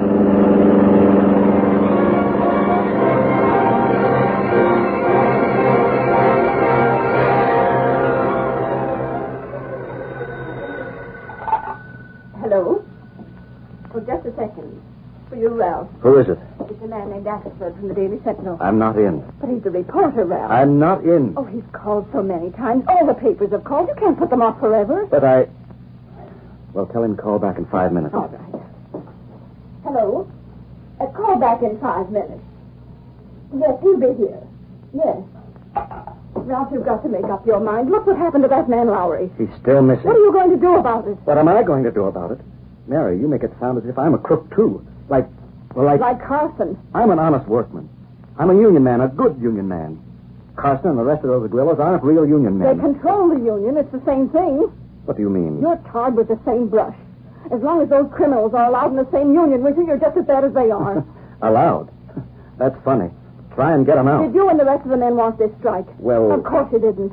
It's Carson and the rest. They kidnapped this reporter, and the one who's behind it all is Mr. X. Mary, not out loud. Mr. X, he... Who is Mr. X? I don't know. Nobody knows. He's just the power behind these hoodlums. A super criminal with his finger in every racket there is. We won't talk about him. You're afraid, Ralph. Yes. Maybe I am. You're all afraid. The whole union. Okay, so what? What about it? You used to lead those men. Why don't you call them together? Tell them to stop this strike. There's a meeting tomorrow night. Oh, a meeting. A lot of good that'll do. You'll all sit mum while Carson and the rest run things their way. You'll never... Leave me be, Mary. Answer the door, will you? I'm sorry, Ralph. It's just... I want to be proud of my husband. Proud of her husband. I want to protect her. That's why I'm acting like a coward. You know a lot more than you say you do, Gerber. What? Mask. A green mask. You shouldn't tell all you know. You shouldn't tell anything of what you know. You're the Green Hornet. Filling your lip about Carson, huh? So you tell your wife Carson took that reporter when Never mind. You mentioned Mr. X. I didn't mean to, honest. Skip it. Gerber, you're going to go. No, that gun, put it down. Get back or I'll pull the trigger. Listen, you. I may be afraid of Carson and Mr. X, but not you, Hornet. So I'm going to come after you. You fool. Give me that gun. Hey, what's that? Hold it, go. It's the Hammond. Hold him. I'm coming. Take it, Gerber. No, I can't. Get him. Ralph, you're all right. No, what a wallop. I'll be seeing stars for a month. Help me. He shot my husband. Never mind your husband, lady. The Hornet just uses gas. But get on that phone and call the Sentinel. Tell him I'm going after the Green Hornet to get Lowry back. I'm going after him if I have to fly.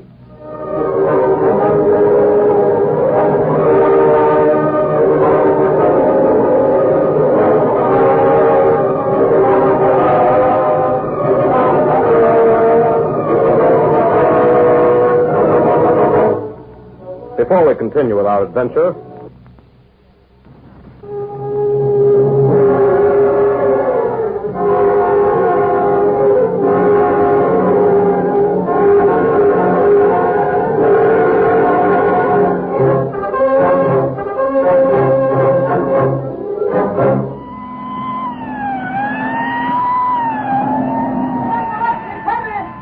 the whole city was aroused.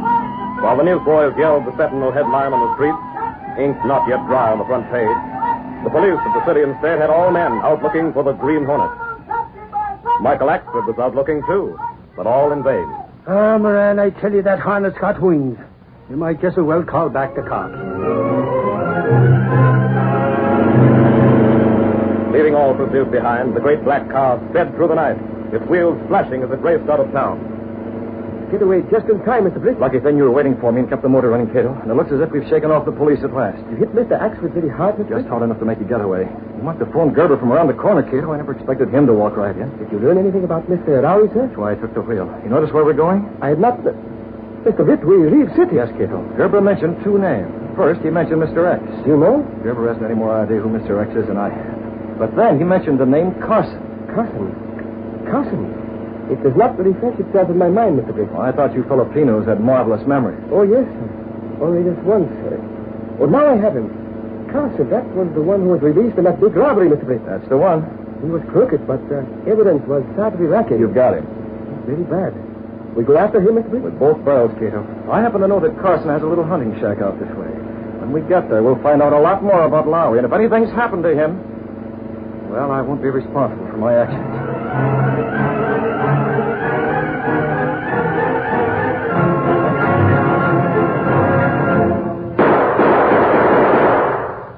Now, that's all. I want to show you that target, Mr. Lowry. If you get any screwy ideas, don't.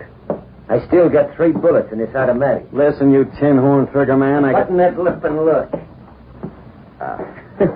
I can make a better score with my typewriter. Bullseyes, every one. Yeah, but can you spell cat? C8. There, you wise guy. Shut up. I'll twist this collar 3 times around your neck. Hey! I thought you were supposed to be getting my goat. I don't know why I don't shoot you. Because you got orders. Yeah. And you better spill, Bright Eyes. How much does that guy Reed know about that fake strike? Mr. Reed, do you? And what color are your eyes? Now, look. Mr. Rex gave me the office to make you talk, see?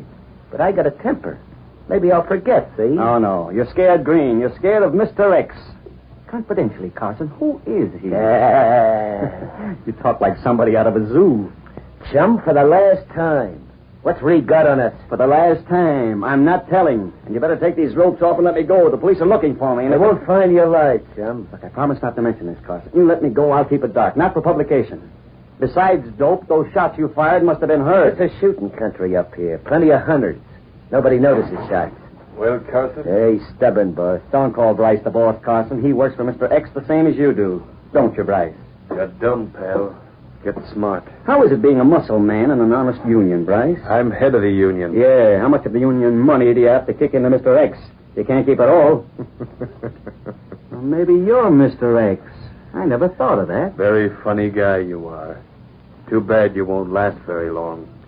And there ain't no Mr. X. Come out here, Carson. Okay, boy. How about it, Bryce?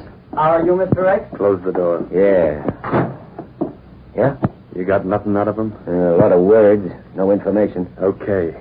We got to go to that union meeting tomorrow night. That means we got to get back to town. Yeah. Bump Lowry off. Huh? Give him the business. Get rid of him. But Mr. X said... I was just talking to Mr. X, Carson. He gave the orders. Yeah. Well, I ain't never seen this, Mr. Neither have X. I. But he stood right in that window and told me. His face was in the shadow. Oh. So I take your word, huh? Well, he ain't there now, and maybe I'd bet... What the... That came right through the window. An arrow tipped with a suction cup. Come through the window. Pull it loose. Yeah, there's a message attached to it. Well, I'll be. Look, Bryce. And get this, Carson. It's to you, and it says to do a job on the reporter. Yeah. Signed with an X.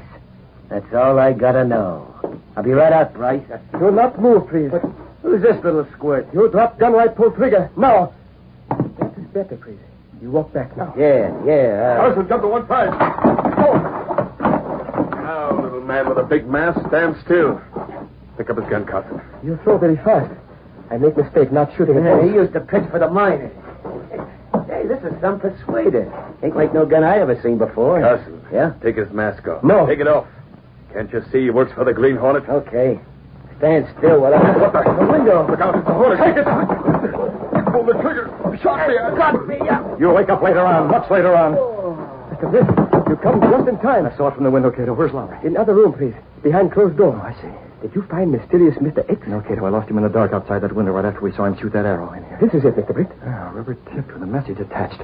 We'll keep this, Cato. We'll need it later on. The next time we see Mr. X. What do we do with these men, Mr. Britt? I've got it all planned. What time is it now? It's 4 o'clock in the morning. Can you keep these men unconscious until, say, 8 o'clock tonight? Very simple, if you please. Good. Can you do the same thing to Ed Lowry? Huh? I want Lowry to be unconscious as well as these two men. Oh, I see.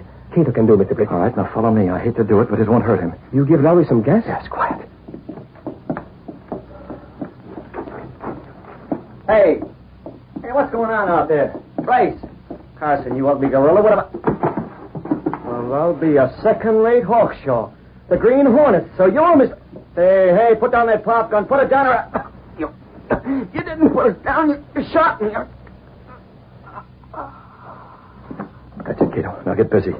I'm going into town for today, but tonight the Green Hornet's taking these three to that union meeting, and it's going to be a complete surprise to everyone.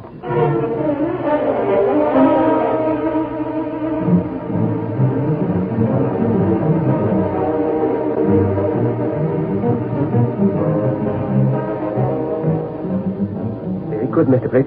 They all three in Bryce's car. Okay, you know where we'll meet? I understand. There's a dark alley 1 block away from the union meeting place. Yes, sir. I'll be there ahead of you because I'll drive the Black Beauty. Now go ahead. Yes, Mr. Britt.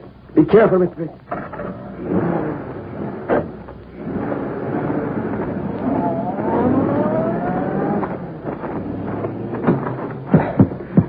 The meeting should be starting any minute.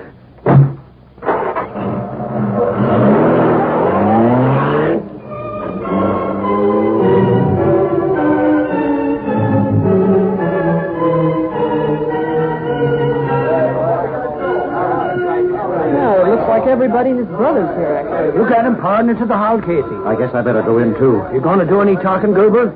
Or ain't you made up your mind yet about this wildcat strike? That's my business. Yeah. Stuffing the snakes. Are you guys going to keep right on being yellow just because some... But Casey, he's the... Gerber makes up his own mind. It's his own decision. Ralph, you better go in now if you want to get a seat near the speaker's platform. Yes, Mary. We'll see you later. Is Reed going to be here tonight, Casey? I don't know. I hadn't seen him. Maybe you shouldn't be here either. Oh, it's an open meeting. There are lots of interested spectators. Why not me? Are the police all around? Casey, they got the whole building surrounded. I got a theory that if the Green Hornet figures he's going to show up here and surprise everybody, he's going to be surprised himself. The Hornet ain't getting away tonight. We'll get him sure. Oh, come on. Let's get inside and watch the fun.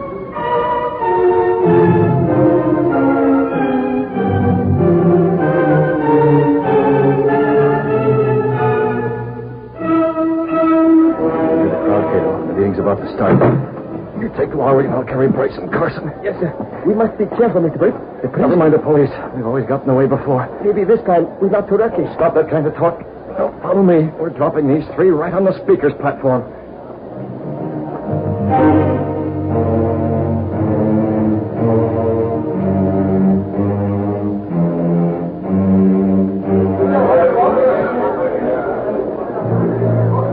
All right. I asked for the floor and I got it. As soon as I get on that platform, I'll talk plenty. Gerber's made up his mind one way or the other. He's going to speak. I ain't interested. I'm watching for the Hornet. You think he's in already? Annie, why not? He might be. Maybe he ain't wearing his mask. But the police They let him get in, Casey. Then they nab him. Everybody's to talk. I'm not a smart guy. It takes me a long time to make up my mind. But now I made it up, and I'm going to do my talking to all of you. I see the big shot. Mr. Bryce ain't here yet, but I can't wait. I say call off this strike. It's wildcat. Call it off. Gosh, but no, they're all scared. Well, they want to, but they're afraid. He's wasting his time. Aren't you listening? Haven't you guys got any nerve? If we all stick together, we can win. I tell you, Bryce is a racketeer. He's exploiting the union. You all know it now. Holy crow, Casey. Look over Gerber's head. There's a trapdoor to the roof. It's the Green Hornet. He dropped a ladder. He's carrying two bodies. Hey, Gerber, it's the Hornet. Grab him. Get the cops, Casey. We're going after him. Look out. He's using smoke. No! Gerber, where's the Hornet? What? Oh, no, I got you. Don't be accurate. I'm not the Hornet. I'm Gerber. Holy crow, the smoke is getting thicker and thicker. Where's the Hornet? Say, did you hear that? Sounded like a trapdoor. The Hornet must have got away. Yeah, the smoke is clearing off. We're stuffing the snakes. Look who's lying on the floor. It's Bryce and that hoodlum of his. Holy crow, this one's Lowry. Lowry. It's Axford talking. Lowry, can you hear me? Hello, Axford. Shut up, you guys. Shut up, everybody. I got to hear what Lowry's saying. Axford, the Hornet told the police. He came over the roof from the next building and he got away. Gosh, it's... Lowry, it's you. Hello, Casey. Call those cops in and have Bryce and this mug arrested. They kidnapped you. They kidnapped you, but they don't... Just not so loud. You want the Sentinel to lose the scoop? Keep your voice down. I don't want those other newspaper men to hear this. And you can tell Gerber to talk to the union men. I've been talking already, mister. Oh, hello, Gerber. Listen, start talking again. Bryce and the rest are heading for jail. You can take that union back to work again. Okay, Mr. Lowry. But listen, don't start talking until we phone the story into the Sentinel. You get it? All right. Come on, Axford. We get a phone and it... Holy mackerel. Are you crying? Sure I am, you little pest. You had us worried. I hate to admit it, but for once I'm grateful to the Green Hornet. He brought you back.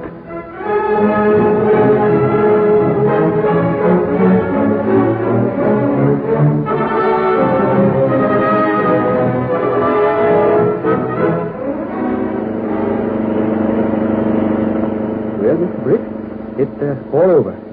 Crooks go to jail, and Union will be good Union once more. We take Graft Beauty back to hiding place? Yes, Cato, but it isn't over yet. Remember, we still have to get Mr. X.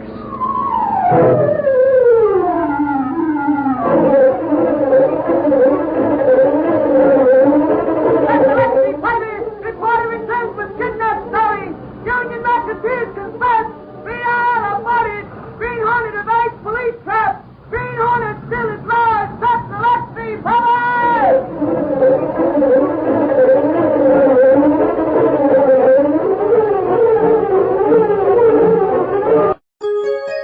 VintageRadioshows.com.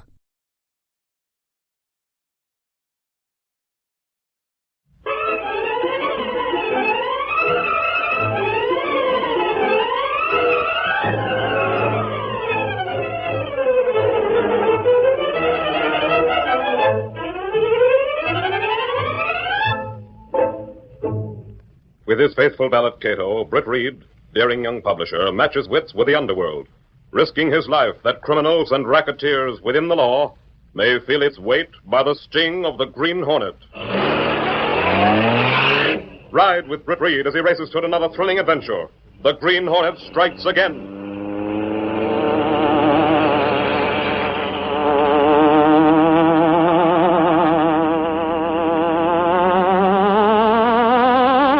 Hurry, Cato. We're out to smash a numbers racket.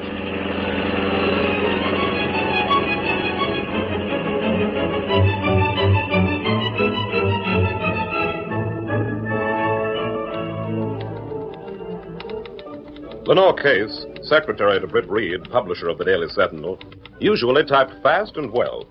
But on this particular afternoon, she made a lot of errors. Oh, darn. She kept glancing up at the door, waiting for it to open. Miss Case had something on her mind. Hello, Casey. Oh, it's you. Huh? Now, ain't that a fine way to say hello? The way your face fell when you seen me wasn't flattering. Who was expecting? Mr. Reed. Suffering snakes, Casey. You're so loony about Reed you can't even keep it a secret. Wasn't that, you lug? Sure it was.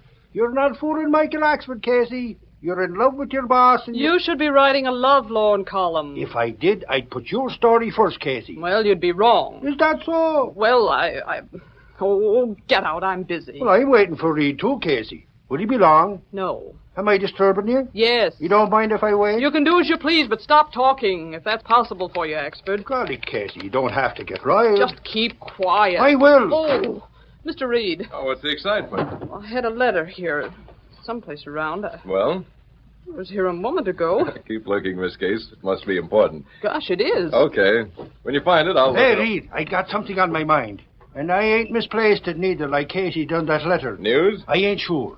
But you recall that crook Kane? Kane? Yeah, he was in the state pen. Now he's out. Well, what about him? Nothing much, Reed. Only he's sporting a role that would choke a horse, and nobody knows where it come from. Kane has a lot of money, huh? Mm-mm. Yeah, Reed, it's awful suspicious. Kane was jailed for racketeering, wasn't he? Uh-huh. I wanted to ask you, Reed. Seeing as I used to be on the police force, maybe I ought to give the Sentinel the benefit of my valuable experience. Meaning what? Meaning I ought to sleuth after Kane for the newspaper. All right, Axford. You've got an assignment. Good gravy! Did you hear that, Casey? Don't bother me. I'm a reporter. Reed just give me an assignment. Look, I'm searching for a letter and... Why, you... Oh! Hey, break it up. What's the feud? Yes, you shouldn't get so mad. That letter... Huh? That letter I've been looking high and low for. What have you got in your hand? In my... Oh, I must have picked it up off the desk without thinking. Do you ever? I'll take it, Axford. Yeah. Is this the letter you were disturbed about in this case? Just read it. That's what I... Well... I told you. Suffering snakes, Reed. What is it? It's a warning note to the Sentinel from Mr. X.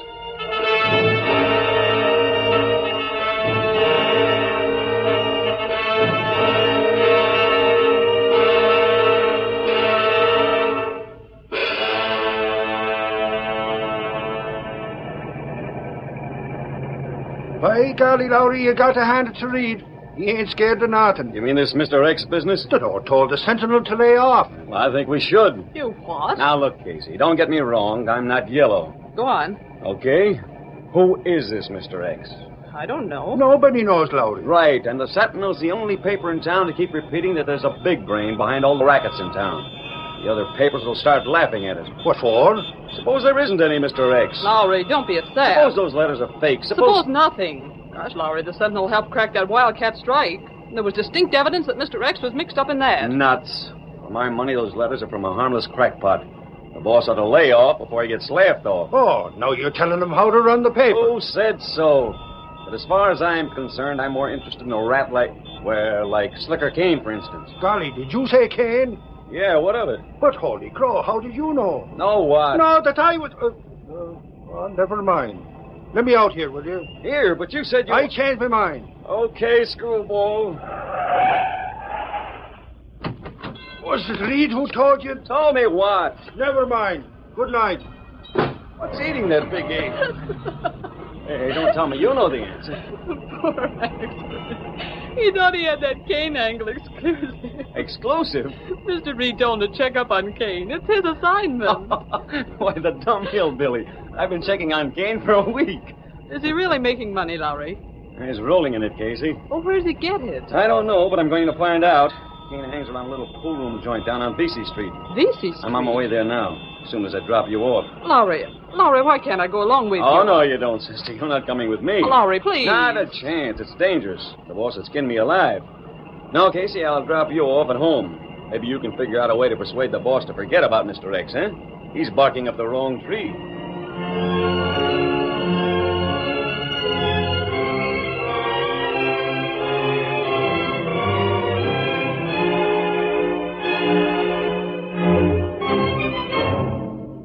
I'm watching very sharply, Mr. Britt. I regret to inform Mr. X still remain mystery. I see. Perhaps there is no Mr. X. Nonsense. He's been sending warning letters to the Sentinel. You know that. Perhaps it is fake? Keto, relax. You're starting to believe all that talk along Newspaper Row. You and I know there is a Mr. X. Remember, we almost had him once. Oh, you mean... When I went out as the Green Hornet on that labor racket. That is true, Mr. Britt. Almost I forget. You got nothing new, huh? No, please. So sorry. Yeah, we'll get him later then. What about this crook, Slicker Kane? Oh, yes, sir. Him I watch all day. Since you called me from Sentinel and tell me so. Axford said he had money. He has plenty money, Mr. Britt. Tonight he will maybe, be playing pool, yes? Pool room, huh? On Vesey Street, please. Cato, get the Hornet mask and the gas weapon. Slicker Kane's going to have company.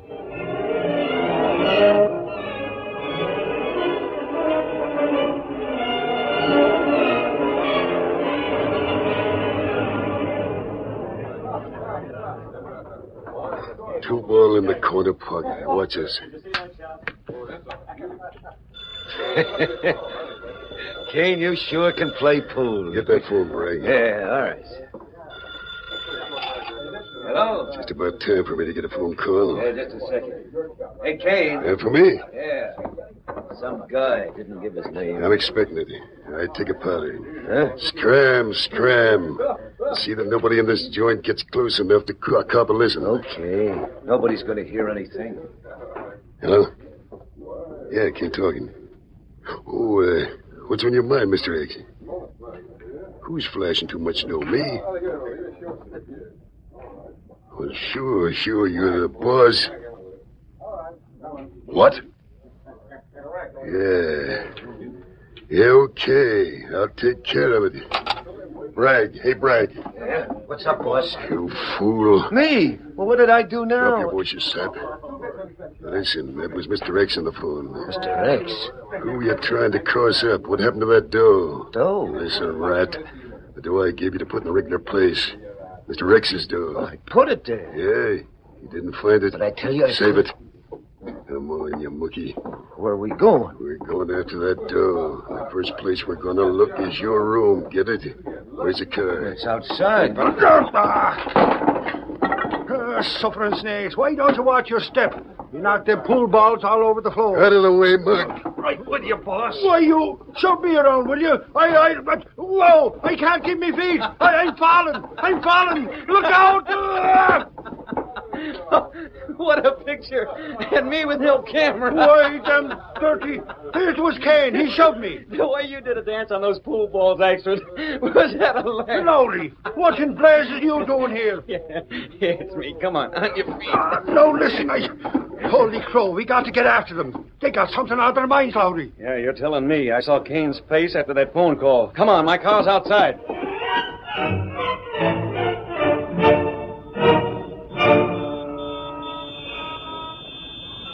That is the place, Mr. Blake. We go in now? No, Cato, we'll... Look. That is him, that Kane.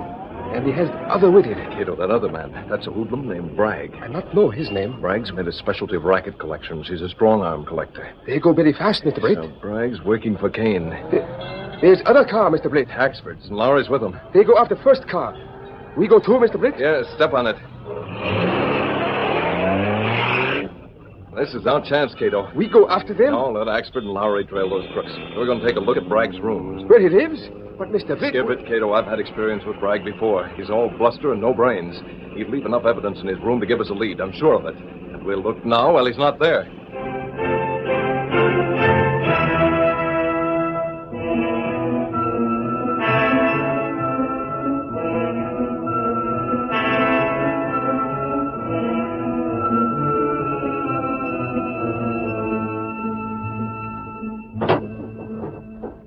Nothing here, Cato.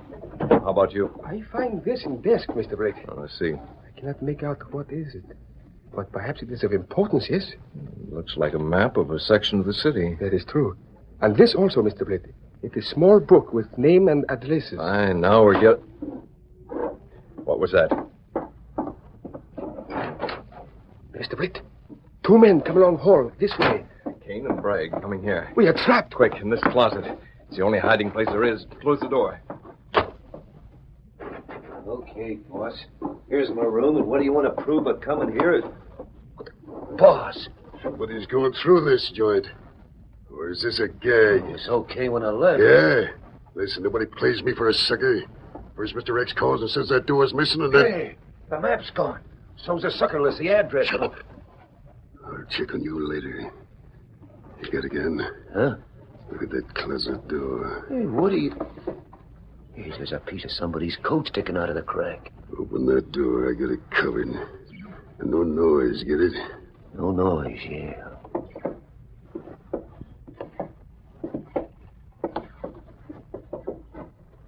Now, let her... Get them. Slam the door in my face. It's for you. His master. Take it. Shot. Follow me. This way. Kane, I can't breathe. Shot it. Beat me to it. Didn't have time to pull the trigger. Kane, boss. Hey, what's all the rumpus about? What's going on here? Shot it. Or a mask.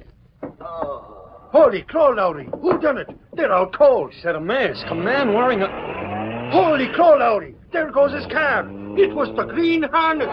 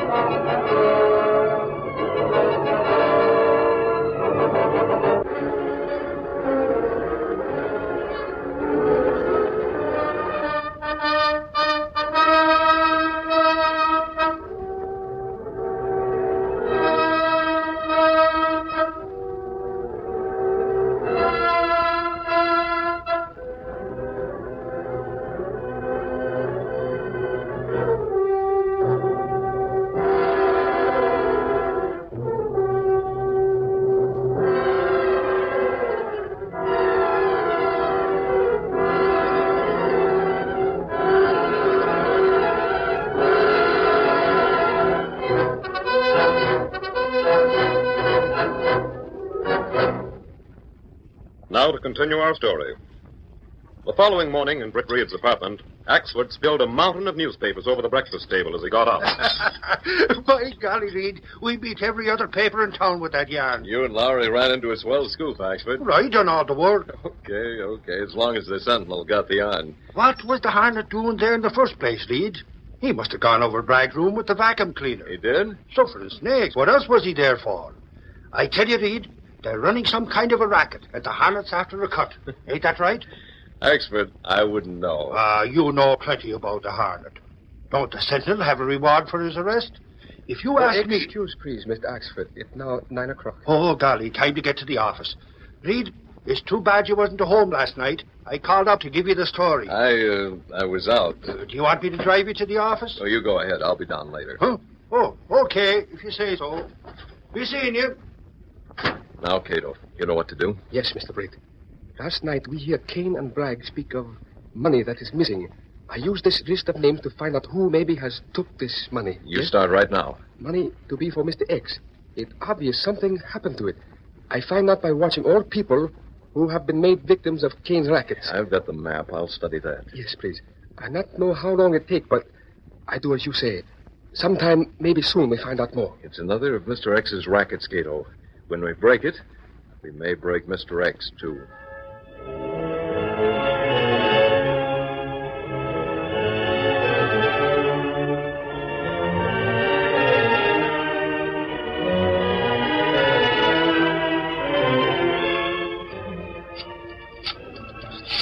Hurry, please.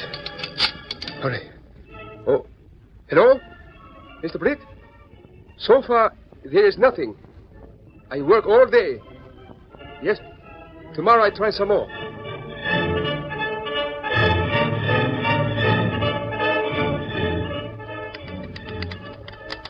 Hi, Casey. Boss in? In and out, Lowry.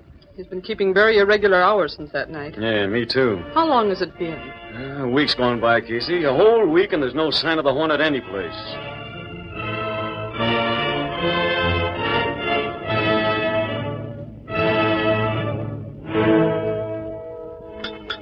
There must be something important about this map. Tried heat on it. Now perhaps this chemical will bring out some concealed writing. Wish Cato would find out what happened to that money.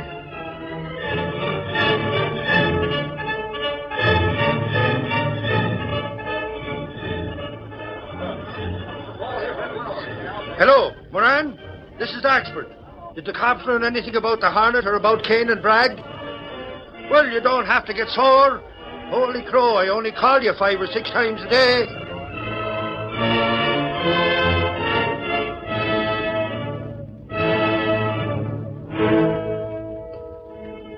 Mr. X is getting anxious, Bragg. He ain't gonna wait much longer. Well, I tell you, I don't know what happened to the dough. I put it in that hollow tree like you told me. He wants his cut. He thinks maybe I crossed him up. Now, I think maybe you crossed me. Lay off that talk, will you, Kane? Listen, has Mr. X been watching me? You? Okay. But I tell you, somebody's been trailing me. All the time, driving me goofy. I'm on the level, honest. Tell him to lay off. He ain't watching you. You don't have to. Yeah. But whoever it is, I wish they'd stop. I can't sleep.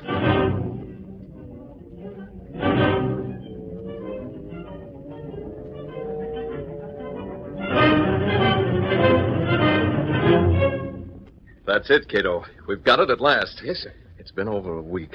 I've even taken to trailing that hoodlum at night. I was getting worried. I thought we'd never crack this. I find out, Mr. Britt. Kane and Bragg, they learn number racket. They cheat everybody who buy a number. They not pay off.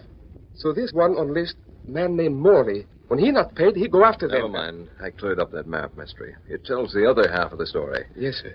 What do we do about it? Black Beauty's ready to travel? Car all ready, Mr. Britt. Good. Open the sliding panel. We're settling those crooks tonight.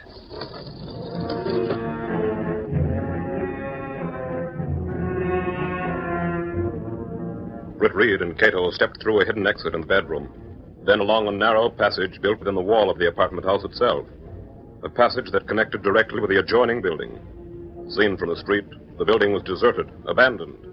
No one could guess that it served as the hiding place for the sleek, superpowered Black Beauty, car of the Green Hornet.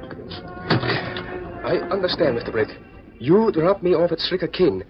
I observed them closely while you proceed to home of Morley. That is correct, yes? I'll be back to pick you up. Slide this note under Kane's door. It's all prepared. I understand. All right. Let's go.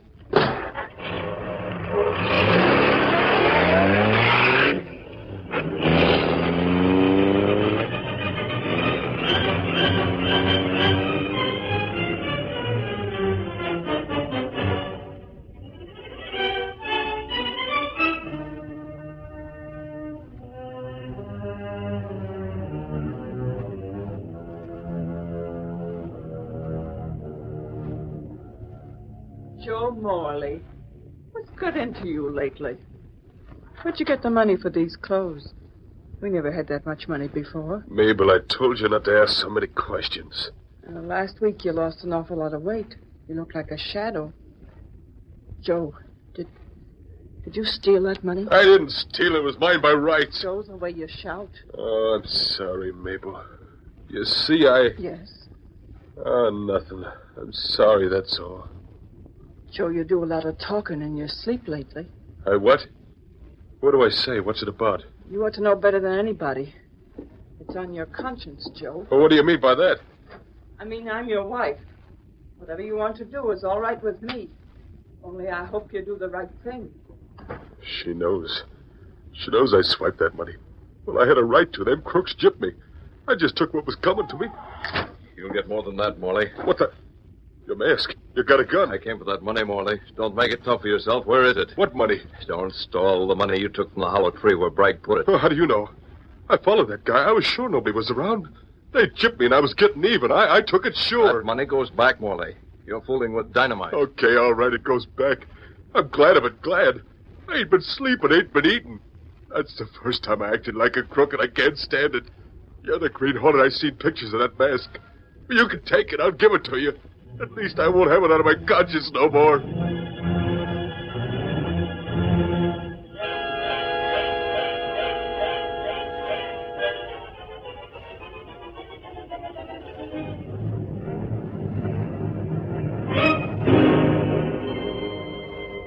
Unless I have that money tonight, you're finished.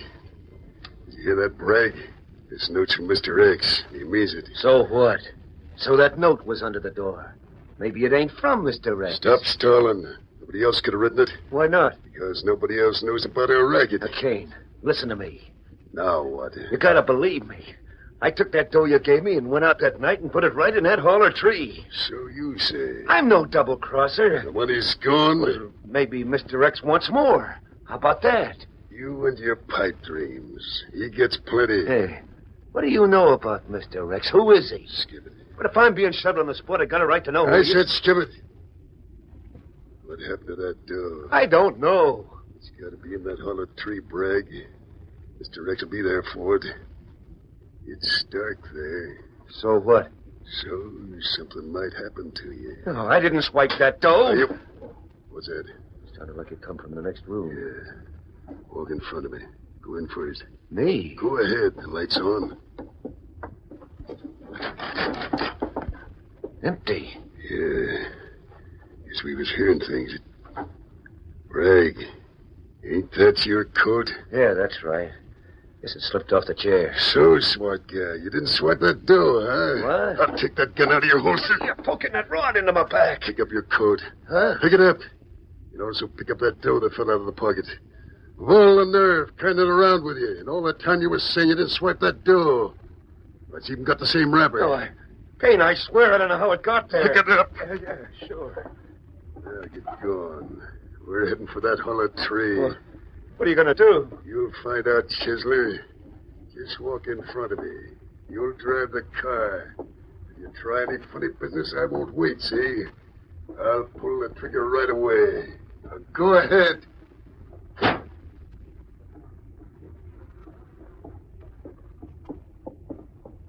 All right, Cato, it worked. They're gone. And we're going after him. It was a cinch to slip that money into Bragg's coat pocket. Yes, sir. Mr. X didn't call up once while you were watching them? No, sir. It's too bad, but it... Hello? Yeah. Right now. Anything you say, Mr. X. Mr. X. Break for us, Cato. He'll be out there himself. We're playing in luck. He'll be out there, and so will we. Unless I'm mistaken, so will the police.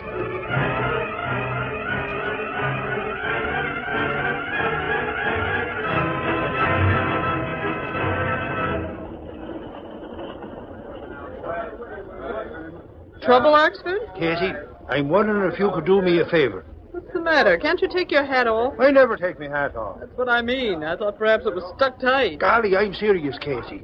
Will you call up Sergeant Moran over at the police headquarters? Phone's right beside you. But I've been calling him so many times he hangs up on me, Casey. Maybe he's got news on the Hornet or them crooks. Okay, Oxford. Oh, why I should do your dirty work, I don't know. What's expert? Oh, if it ain't the demon reporter. Get your pants off that seat. Grab your hat. We've got work to do. He's got his hat. I was just talking to Moran. They're going out on a tip. Moran? A dame named Morley phoned the police. Her husband was gassed by the Green Hornet. Good grief. Kane and Bragg run a numbers racket. This guy Morley wasn't paid off, and so... Oh, I can't give it all to you now. There's something about putting the money in a hollow tree. For Pete's sake, expert, step on it. Holy crow, I sure will. Casey, tell Gunnigan me and Lowry are getting a story for the Daily Sentinel. And maybe we're getting the Green Hornet, too.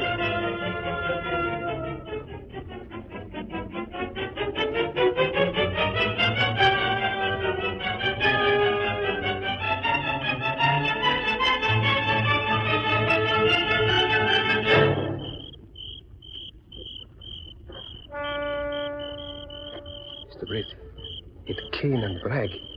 They come this way. Yes, we beat them here. It's dark. They not see us. Never mind. We'll be back out of sight. We'll watch for Mr. X to join the party. And you gotta believe me. I don't know nothing about this, no. I don't know a thing about it. Tell it to Mr. X. No. Oh, that guy gives me the creeps just hearing about it. I won't be able to talk if I see him. You won't see him. It's dark. Okay, here's a tray. Put that cash in the hollow. Yeah. You won't shoot me, will you? In the hollow, Chisley. Yeah, okay. When Mr. X hears how you crossed him up and took this dough, your life won't be worth a plug nickel. I've already heard Kane. Mr. X! You have a gun, Kane. Use it now without waiting for police. Police! Help! Give me that rod! Let go, you rat! Mr. X! Mr. X! We'll help you, Bragg. You ain't Mr. X. Where is... Take it, Kane! Yes. Can't breathe up. Whoever you are, thanks. Thanks. That takes care of you, Bragg. Yes, I am here, sir. You took care of him? I gassed Kane and punched Bragg. He'll come too just as the police get here. But, Cato, what about Mr. X? Oh, so sorry, Mr. Blake. Mr. X, not find him. It's too dark. He get away fast. He got away. Cato, we... Never mind, Cato. Mr. X's turn will come. Now we'd better do likewise. Get away fast before the police come. Follow me.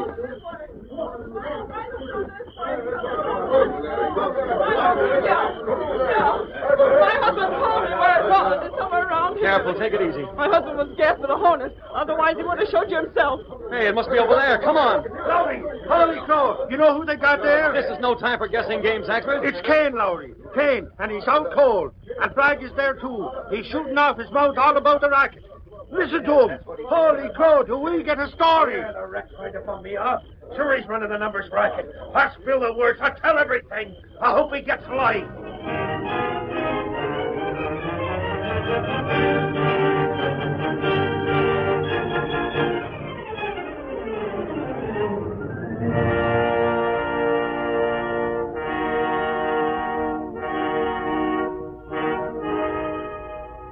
And that's the whole story, Mr. Reed. The police found the money in the hollow tree, and Kane and Bragg are in jail for running a numbers racket on Bragg's testimony. But the Green Hornet got away. And there's one other funny thing. What's that, Miss Case? They keep talking about this Mr. X. They don't know who he is, but they keep talking about him. Have you any idea who he is? No. No, Miss Case. At least, not yet.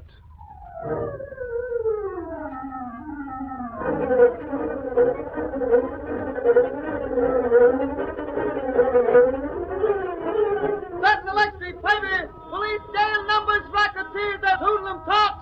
Mysterious Mr. X involved! Read all about it! Green Hornet stealing blood! Certain electric, baby!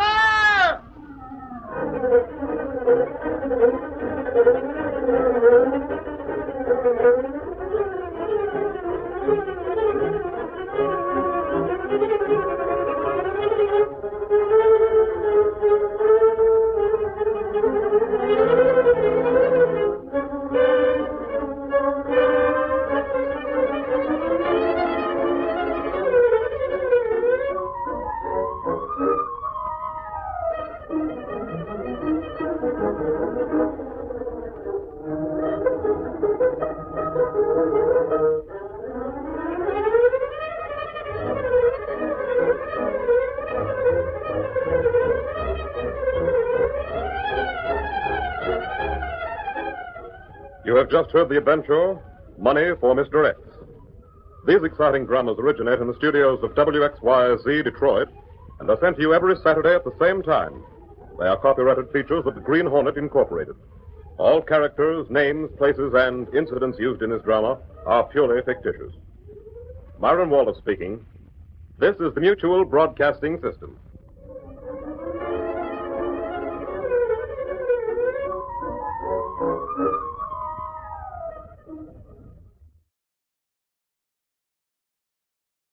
The Green Hornet.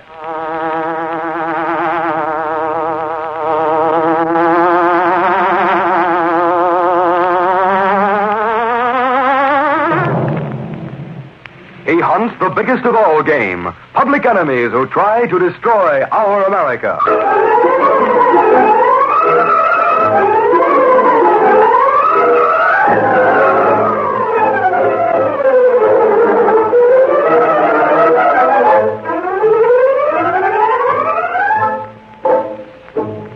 With his faithful valet, Cato, Britt Reed, daring young publisher, matches wits with the underworld, risking his life that criminals and racketeers within the law may feel its weight by the sting of the Green Hornet. Ride with Britt Reed as he races toward another thrilling adventure. The Green Hornet strikes again.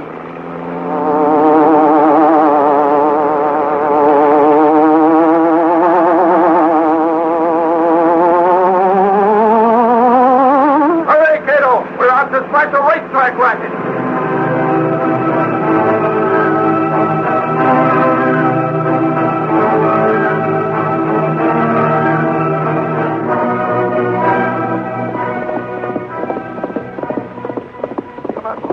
Come on, Firefly. Hug the rail, that's the baby. We're out in front, we'll lean the back. Hold it, boy. Right it close. Let it out now. You got the whole back stretched to ramble it. Pick him up and lay him down. Come on, Firefly. Come on,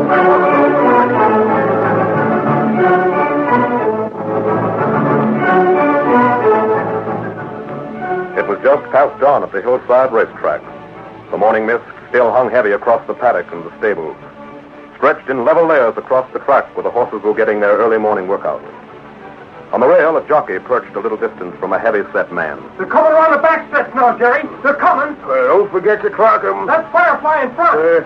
Can't see in this mist. I know how he sounds when he runs. That's Firefly. Come on, Firefly. Come on, boy. Pick him up, baby. Come on. mister. Come on, Firefly. Talking to me? Your name Jerry? It might be. It's okay. I'm from the newspaper. Oh, okay. Where can we talk? Well, what's the matter with right here? The kid. We don't want any leaks. Want to keep this story exclusive, get it? Okay. We can go over toward the stable. Right with you. Plenty froggy, ain't it? Here they come. Here they come. I got the clock on Firefly. Got it. Jerry, I got the time. Firefly did a mile in one... Jerry. Gosh, he ain't here.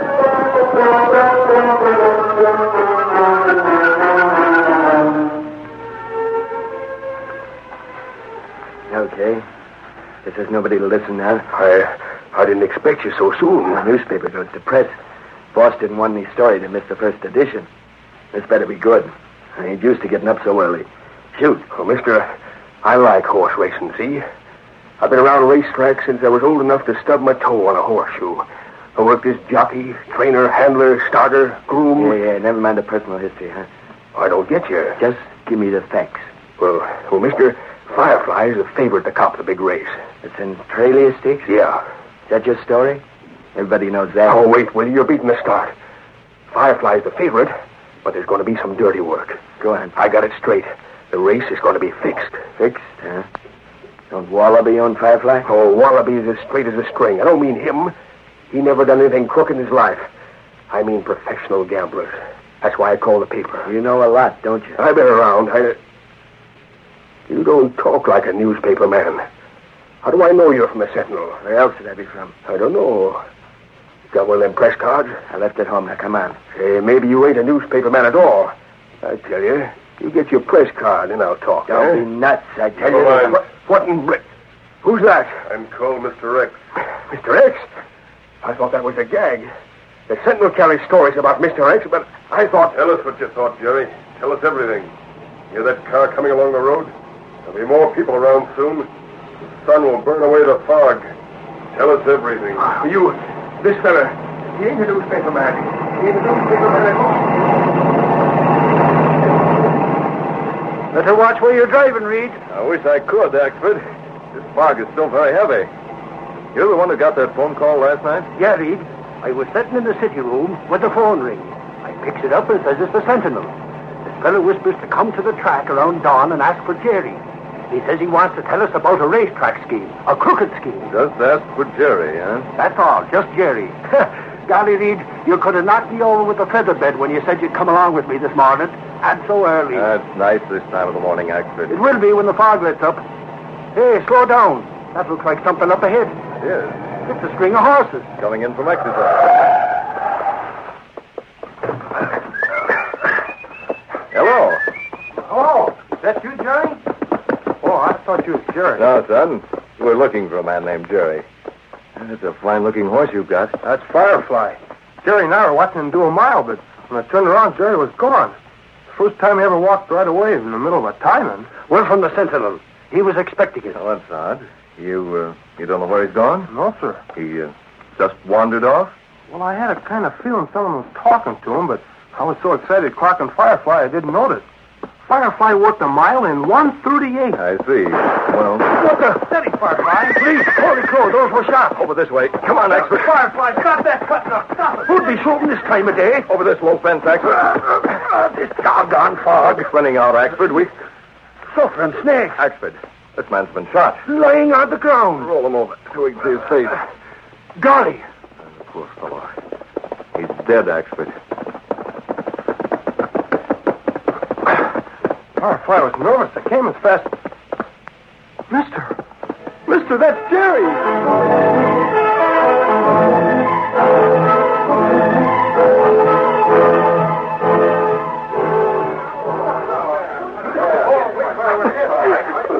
You mustn't cry, son. Jerry's dead. Please, everybody stay out. Go on about your business. Stay out. I came as soon as I heard the terrible news. You must be Mr. Reed. You're Wallaby? Yes, sir. Bobby, I reckon you best get down to the tap room, eh? I can't do anything now. Of course you can. You took Firefly back to his stall, didn't you? Brushed him down and fixed him up fine. I want somebody to check over his saddle and stuff. Jerry's dead.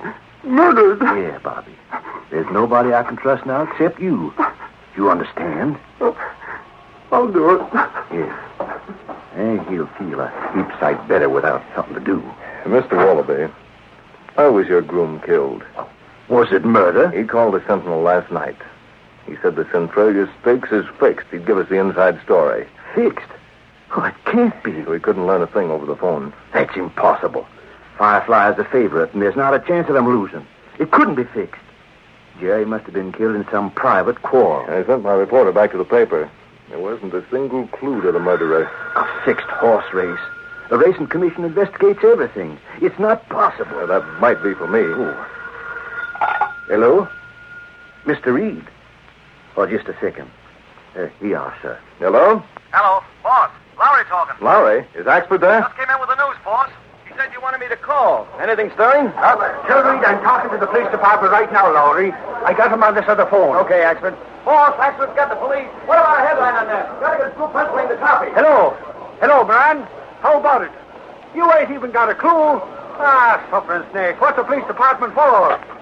Can you beat that, Casey? The cops don't know nothing. Do you? Huh? All that murder happened almost under your nose. Charlie, we couldn't see nothing. There was a fog, Casey. Sure, and you have a fog in your mind, too. How do you expect the police to dig up news when you couldn't? Yeah, I see what you mean. The boss wants a human interest down on Jerry. Get off my desk, Axford. To start spilling, Axford, while I set up page one. All right, what's lit a fire under you? What did Mr. Reed say? Did you ever hear of Mr. X? This murder? The boss said it's not for publication because it can't be proved yet, but he told me the Rossiter gang's behind that killing. The racetrack gamblers? Yeah, it's as good a guess as any. But you said Mr. X was Why behind not? The boss figures the Rossiter mob, and he figures Mr. X is behind the Rossiter mob. And, sister, my money says he's right. Come on, Axford, stop mumbling, give.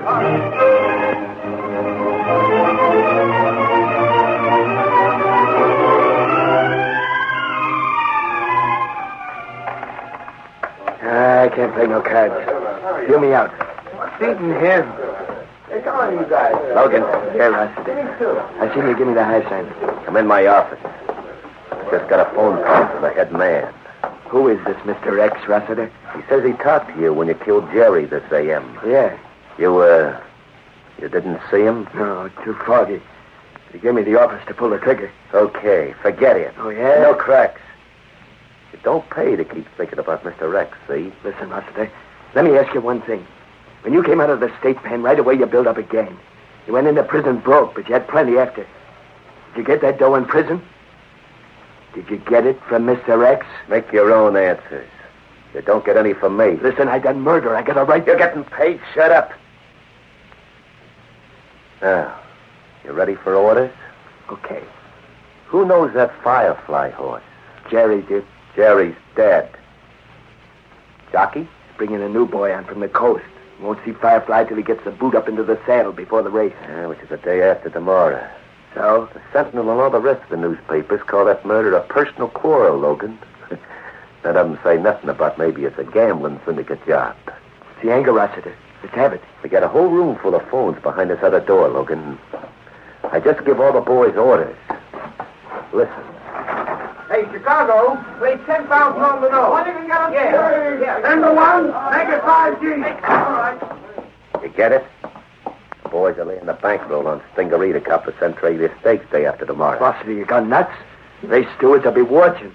Stingaree can't come close to Firefly. We ain't using dope. You better not. They'll spot it fast. Firefly won't be in that race. Huh?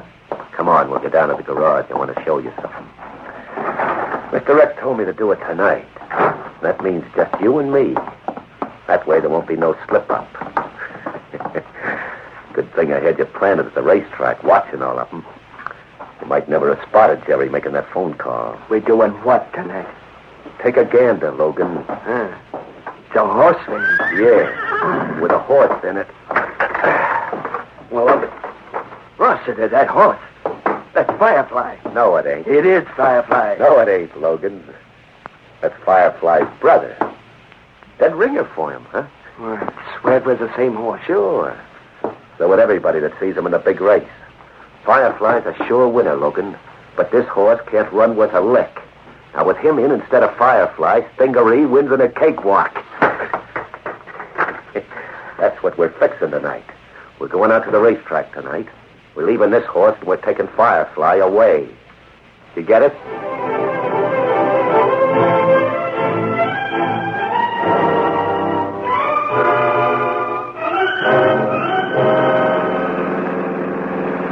Mr. Britt, you sure we do wise thing? It's very dangerous coming here to racetrack. It's dark. We can stay out the back. Stable's dark. We leave the car here. Take a look. Cato. Mr. Britt, what is horse walking for this time night? Look, over there. They've taken in the truck. Mr. Britt, something very strange. We must go after him. No, Cato. But Mr. Britt, This way. This way go to stable, Mr. Britt. What about truck? What about horse? I want to see Firefly stall. I not understand. Oh, it's all right, sir. There's Firefly. He's not been taken away. I'm so much relieved. Wait a minute, Cato. There's something else. Sir, I told you somebody was at Firefly stall. I see him. He's wearing a mask. Cato, quick, back to the Black Beauty. Hurry, go get him. Firefly. Firefly, you all right, boy? Did they do anything to you? Stop that car. Stop it. It's the Green Hornet. It's the Green Hornet.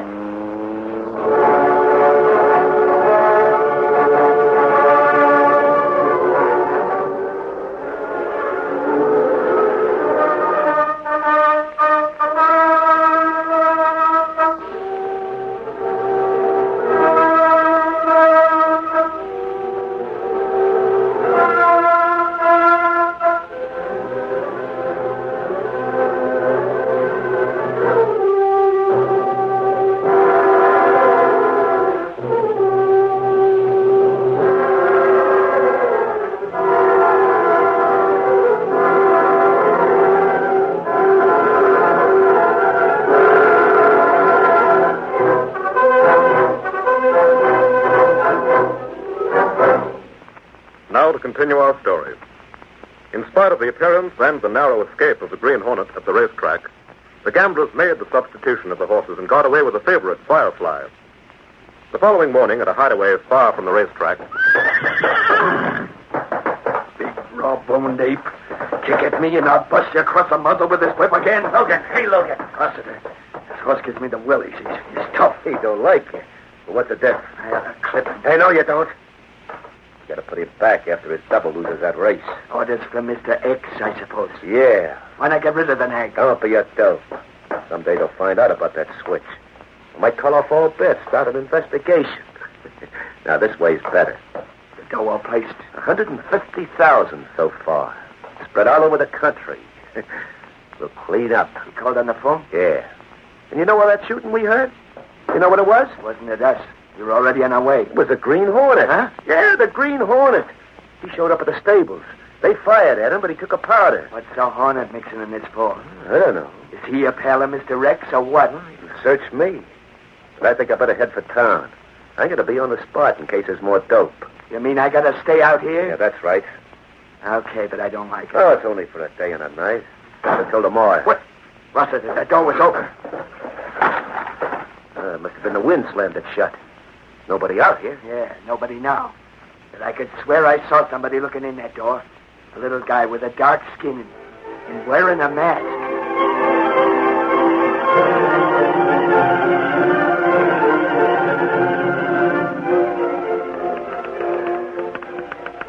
I tell you, Casey, my theory is that the Green Hornet done that racetrack murder. Prove it, expert. Holy crow, I'm going to. Just because the police can't get the answer, that don't mean Michael Ashwood. Excuse me, Mr. Flint. Hello, what are you doing here? He is in? Well, yes, but he's Thank you, please. Hey, wait, you can't go into Reed's office. He's talking on the telephone. No, Commissioner, the Daily Sentinel will give you all the help you need. Mr. Flint, if you please. I'll call you back, Commissioner. Cato, you trailed the van? That is true, yes. Like you say, I trailed Van and Black Beauty. Then I come back this morning early and put car in hiding place. Mr. Britt, you correct her. Gamblers, they steal horse named Firefly. Tonight we get busy, yes?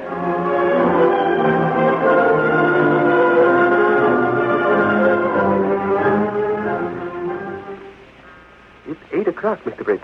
Now it's time for us to go, yes? There's been a lot of money bet on the second choice horse in tomorrow's race, Cato. Undercover money. Horse named Stingery? Yes. If Firefly doesn't run in that race, Cato... Yes, Mr. Britt. It make much money for crooked gambler. Is it not so? We've got to put Firefly back in that race. I understand, Mr. Britt. And we must do it without gambler know about it, yes? If not so, then they withdraw all their money. The car's below. Black Beauty, let it travel. Should I open sliding panel to go hiding place of car?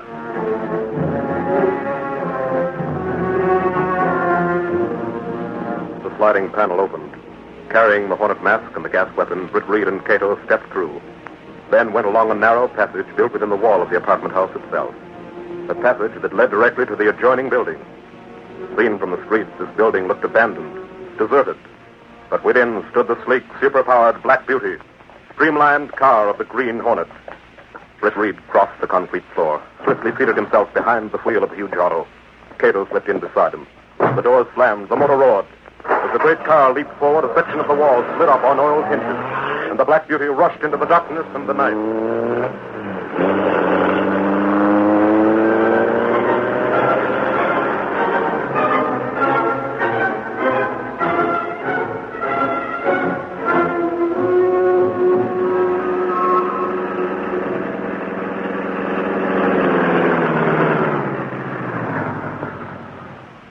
There is place, Mr. Britt. No lights.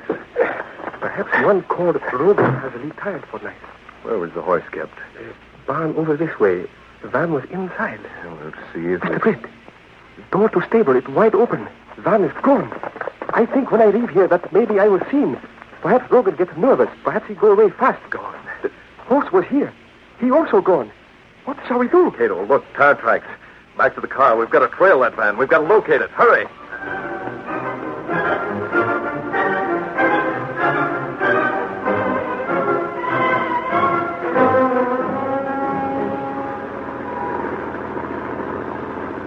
Heading west, Logan. Look, Mr. X. Rossiter told me to stay there, but I know I've seen someone looking in this morning. If you hadn't dropped around, I might have taken a powder anyway. 5 miles further, there's an abandoned farm. Use that. What about Rossiter? I'll let Rossiter know. Careful, you fool.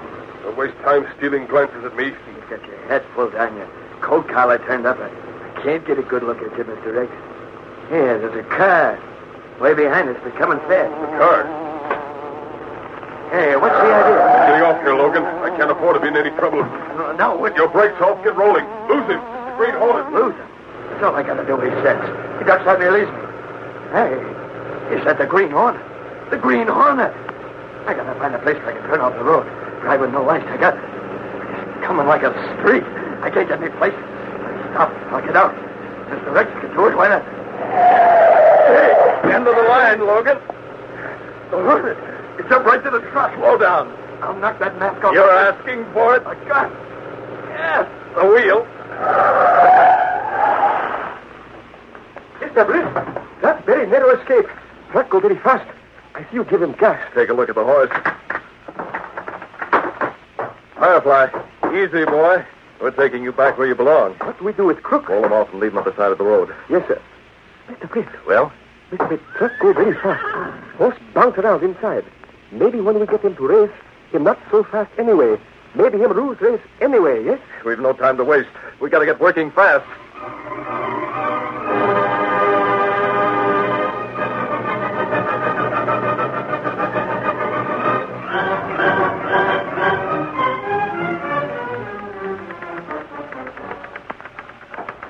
Hiya, Casey. What gives? Just work, Lowry. Just plain old-fashioned work. I don't suppose the boss is in. This early in the morning? Don't be silly. Oh, it's too bad you're a slave to that typewriter, Casey. Sun is shining, the little breezes are breezing, and your pal Lowry is off to the races. How come? You're supposed to be a reporter. The best. I thought a reporter worked. Since when do you play the horses instead of the news? For once they go together. Here, my ducats. Free passes. And that's my assignment. Gunnigan gave it to me just now. I'm covering the Centralia Stakes for the Daily Sentinel. I'll bet Axford is burning. He will be when he finds out. You know his job? He's supposed to be watching Rossiter. He covers the crime angle, and I cover the race. I'll tell you all about it, Casey, when I get back. You won't have to, Lowry. Oh, boss. Mr. Reed, good grief, what are you doing in so early? Or didn't you sleep? Yeah, you do look sort of washed out, boss. You've been out all night. Lowry, you have 2 tickets. Who goes with you?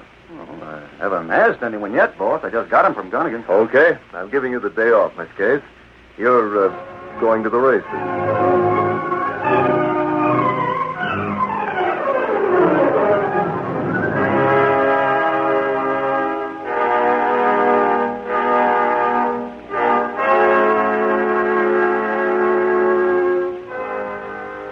Yes, Cato. Keep talking. I'm alone.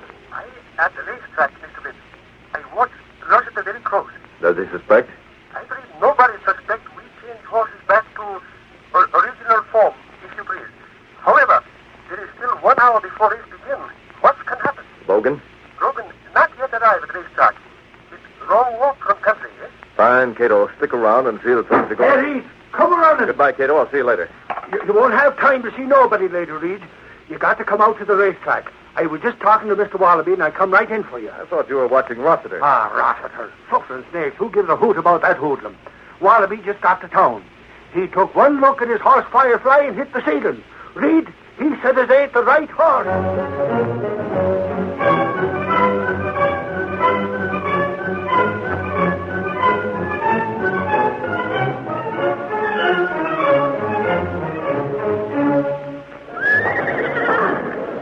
Mr. Reed, I could swear this horse in Firefly's stall is not Firefly. Look, he's got a bruise across his muzzle, a mark from the butt of a whip. I'm positive no one hit Firefly. That's right. He didn't have it yesterday. What's the matter, Wallaby? You backing out? You scared your horse won't make a good showing? Anybody can see that's Firefly. Rossiter, I've heard rumors that you plunged heavily on this race. Sure. I bet on Stingaree. I think he's going to take it. This horse couldn't be Firefly. Looks the same. Yes, but Firefly had a brother, the same sire and the same dam. Gosh, maybe this is that other horse. They look just as much alike as 2 peas. Fixing your alibis ahead of time, huh, Wallaby? Come on, Wallaby, scratch your horse. Either way, I win. If this horse isn't Firefly, it doesn't stand a chance. Why should I put my jockey up on a horse that can't run for...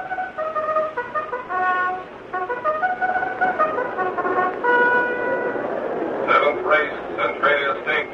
We have 10 more minutes before the mutuals close. Mr. Wallaby, what are you going to do? We're going to race him, Bobby. It's too late to do anything else.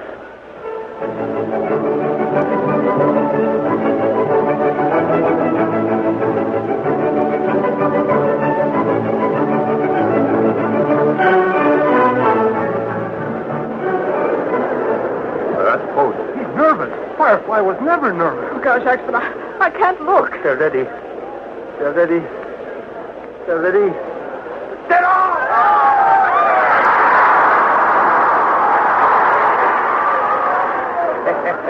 Keep your eyes on Stingaree, Wallaby. Unag hasn't got a chance. Get out of here. Sure. See you at the finish line. What's the first? Too late. Hello, Logan. We come down. Hey, what are you doing here? That's Firefly out there. What? Are you batty? Firefly's up safe. Oh, no, he isn't. No one. They got him. He gassed me. I was on my way to town. You got to call up those bats. Call them off, will you, dummy? They're at the half already. At the half is War Cry by a head. Chickle in second place, right ahead of Stingaree. Then Black Abbott fourth, and Firefly in fifth place. Well, it wasn't Firefly, I tell you. That horse out there is Firefly. Get out of my hair, Logan. Stretch him out. When this race is over, we'll go out behind the stable. I want to talk to you. Yeah, I want to talk to you. Win, lose, or draw. At the three-quarter post, War Cry still in front. Stingaree moving up fast to the inside. Stingaree takes the lead. Stingaree, War Cry, Black Abbott, Firefly, bunch to the turn. Expert, yeah, Reed. Remember, you're watching Rossiter. Okay, I'll keep one eye on him and one on the race. Come on, Firefly! Stingaree has the rail. War Cry is... Here comes Firefly. He's coming up on the inside. He's coming fast on the inside. Stingaree's on his whip. He's driving, but Firefly is closing in. Stingaree's done. He's pinning. He's done. It's Firefly. Firefly opening a gap. 2 lengths, 3 lengths. It's across the baseline.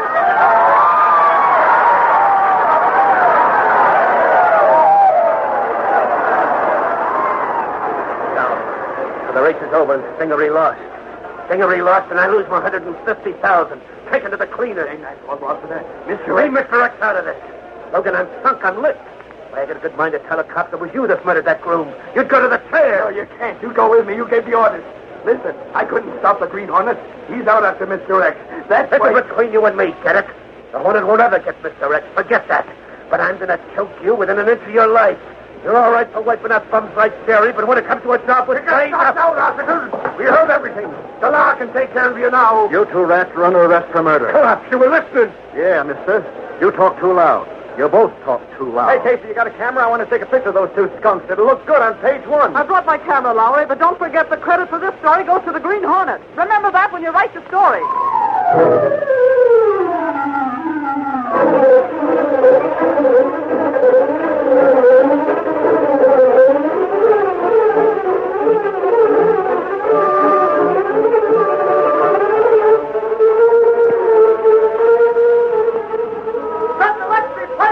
Racetrack mob loses money as Fiverr wins.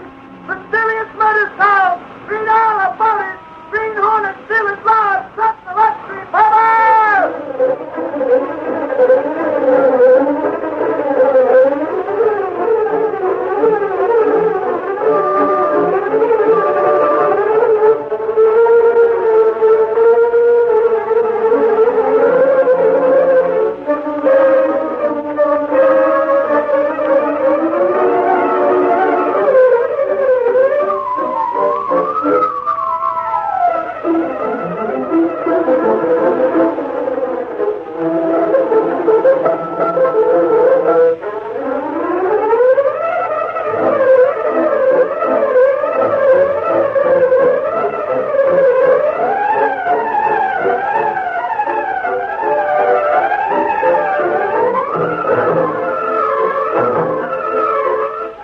Just heard the adventure, Murder, Across the Board.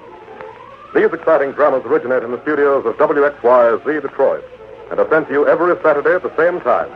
They are copyrighted features of the Green Hornet Incorporated. All characters, names, places, and incidents used in this drama are purely fictitious.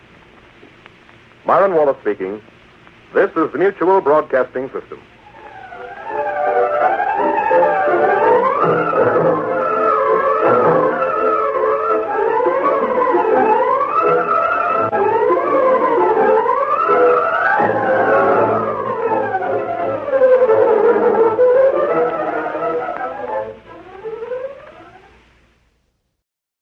Case, I want you to get...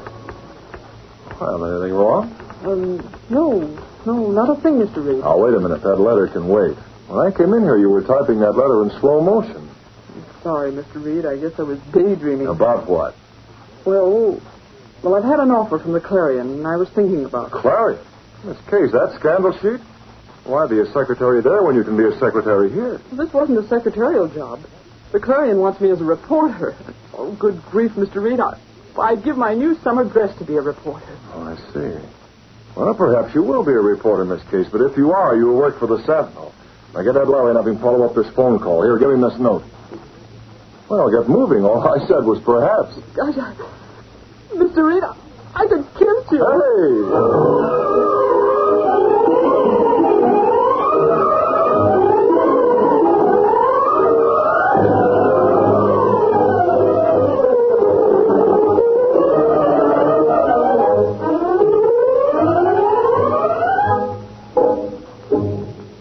With his faithful valet Cato, Britt Reed, daring young publisher, matches wits with the underworld, risking his life that criminals and racketeers within the law may feel its weight by the sting of the Green Hornet. Ride with Britt Reed as he races toward another thrilling adventure. The Green Hornet strikes again.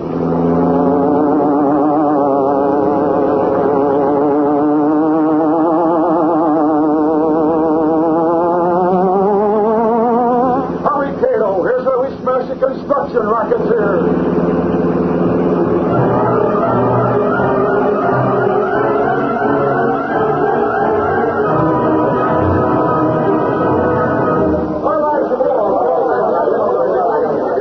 The city room of the Daily Sentinel buzzed with activity.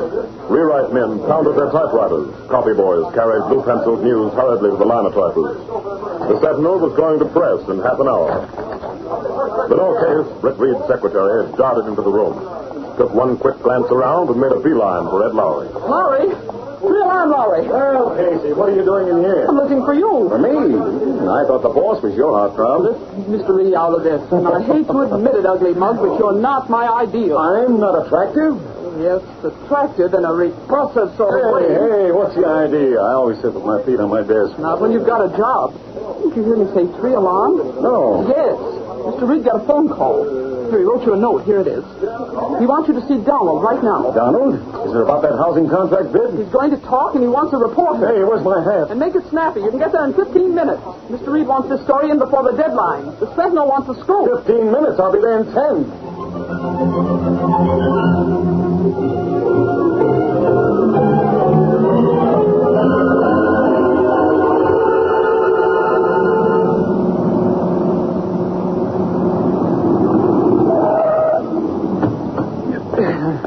I made it in 9 minutes. Man, I ought to be driving a racing car. What's that house number? 917. This is it. So Donald's ready to talk to the Sentinel. When I think of the stuff he could tell her, come on, get this door open. If I don't see him, the deadline's gone. Well, it's about time. Oh, pardon me. You're Mrs. Donald? I thought you were my husband. I'm Ed Lowry, reporter for the Daily Sentinel. Your husband called it. Slack, you thought I was your husband, but he's expecting me. He isn't home. Huh? And he's late. He's usually so punctual. Now, wait a minute. Let's clear this up. He hasn't been home? No. But he called the Sentinel. Well, maybe he called from his office. I just called his office. He's not there. Uh-oh. Something cooking. What's that? Oh, nothing. You said something. You're a reporter. Do you think anything can have happened to my husband? Oh, now, Mrs. Donald, I'm serious. If he called your newspaper and said he'd be here... Yes, he did. Then he should be here. And if he's not... Oh, holy mackerel, stop imagining things. Just because a guy wants to tell a newspaper reporter something doesn't mean that... What's that? It's a car.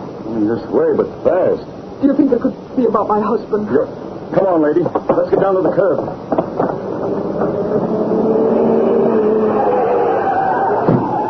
They're throwing someone out. Holy mackerel, hey! Hey, are you all right? Oh.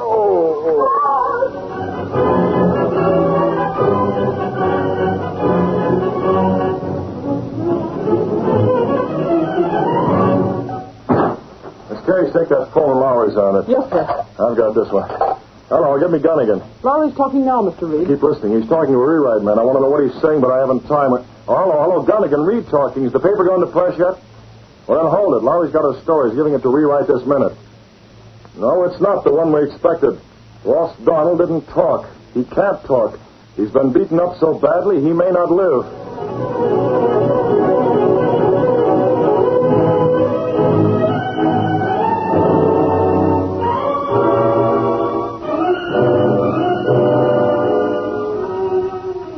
That's fine, Bender. You did a very fine job on Donald. Very fine and very artistic. I used brass knuckles. Yes. I saw the pictures in the Morning Sentinel. The story says Donald is at General Hospital. He'll live, but I don't think he'll talk. Hey, Bender? Sure he won't. He won't put in any bids on them city buildings either, Mr. Randall. You guessed it, Bender. He won't. And the other building contractors are also, shall we say, persuaded. Persuaded. I like that word. Persuaded. Sounds good. You're a good persuader. Yes, they're persuaded either to refrain from bidding or to take my orders about how high they shall bid. Higher than you, huh, Mr. Randall? Naturally higher than I bid, Bender. Naturally. That's how I get the business. You'd better see who that is. Okay. Hey, Mr. Randall, it's a dame. Yes, and I want to talk to you. Well, Mrs. Donald, how are you? I've been reading about that terrible accident to your husband last night. Terrible thing. Would you call a beating an accident? No, of course not. How is he? He's in the hospital. Yes, yes, I know. The Sentinel story said something about Donald promising to talk about a bid. Now, why should he want to talk about something as silly as that? You can stop lying. I know why my husband's in the hospital. You put him there. I put him... Bender. Yeah, Mr. Randall? Mrs. Donald and I would like a drink. No, thank you. Well, I want one. Go ahead, Bender. Okay. Now, just what did you mean by that? It's necessary to pretend. You must be overwrought. Overwrought? Why shouldn't I be? I saw my husband hurled from a speeding automobile. He's in the hospital now, beaten and battered and almost dead. Excuse me, he's delirious. He hasn't accused you. Oh, of course he hasn't. It's ridiculous. It's not ridiculous. You have your own methods of getting business, Randall, and none of them are clean. You had my husband beaten up to make him keep his mouth shut, to make him stay out of the bidding. Laugh all you want to, it's still true. But you can't beat me. I'm putting in a bid on that city building job. You're what? I'm bidding. You mean for your husband?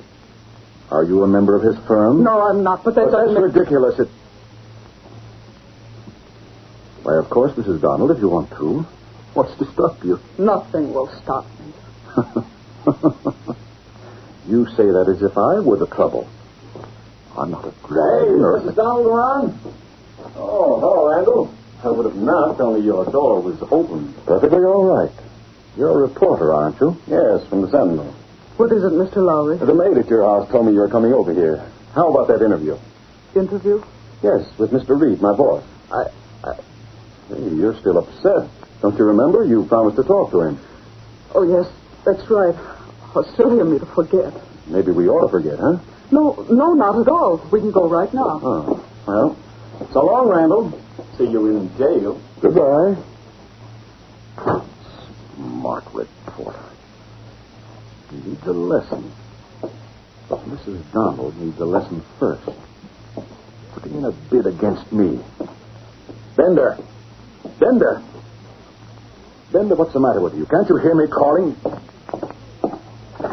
Bender, why don't you... Bender. Mr. Randall, I've been shot at. That seal. The Green Hornet.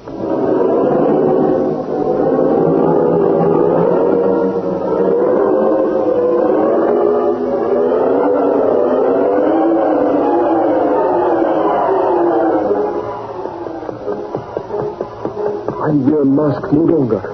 Now I run. Find telephone, call Mr. Britt. I call Mr. Britt. Tell him what paper find out.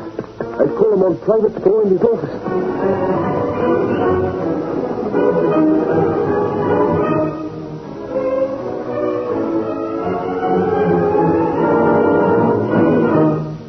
Yes, kid, you can keep talking. It's all right. I'm alone in my office. That's what Mrs. Donald said to Randall, right? Yes, sir. I go far, huh? Like you say. She's going to bid against Randall. I wonder how. What you say? say, Mr. Britt? Skip it. I was just thinking out loud. You use gas on Randall's servant? That is correct. I got him under the Green Hornet seal. All right, Cato. Hold it, Cato, just a minute. Yes? Mrs. Donald is here, Mr. Reed. Show her in just a moment, Miss Cage. Yes, sir. Cato, Yes, Mr. Britt? hang up and get back to the apartment. I understand. I'll see you tonight. And I have a hunch the Green Hornet is going to get busy.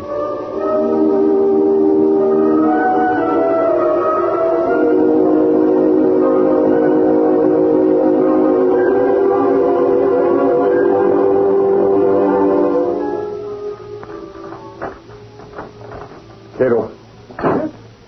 You are too late. I keep your dinner warm. We're alone? Yes, sir. Mr. Axford, he's out. We haven't any time to lose. Those sealed bids for the city job are being delivered tomorrow morning. Yes? Randall will put his bid in, and Mrs. Donald may put in a bid. Oh, that's very dangerous. I wasn't able to persuade her not to, Cato. She's positive it was Randall who had her husband beaten up. I see. What do you think? I agree, Mr. Britt. I'm not right, Mr. Randall. Randall's a slick operator who's gotten away with plenty. Up to now. Up to now? Up to now. But this time it's going to end. Got the Hornet mask and the gas weapon. The Green Hornet's taking a hand in this.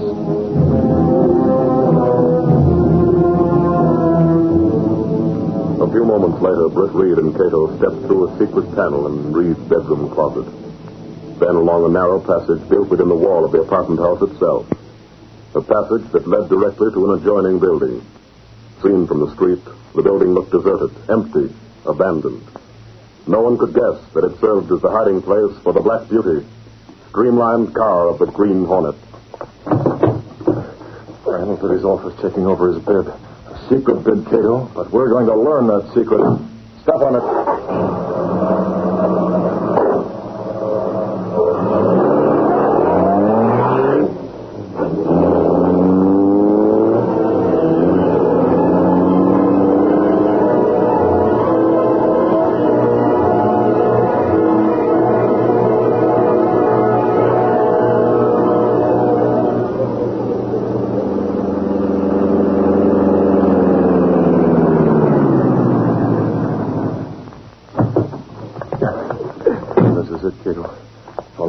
Mr. Randall's office at the top of the building. It's very hard to get there. Fire escape. Quick, up on my shoulders and grab the ladder. I have it, Mr. Britt. Okay, yank it down. I cannot, Mr. Britt. It's stuck. Climb up. What about you? Up you go. Up. Now, what do you do now? I'm jumping for it. Stand back.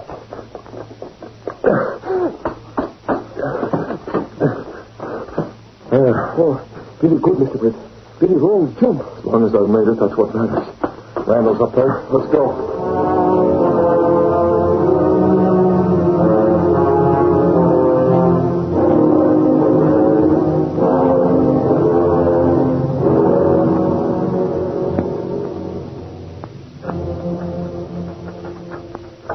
Oh, this lock is open.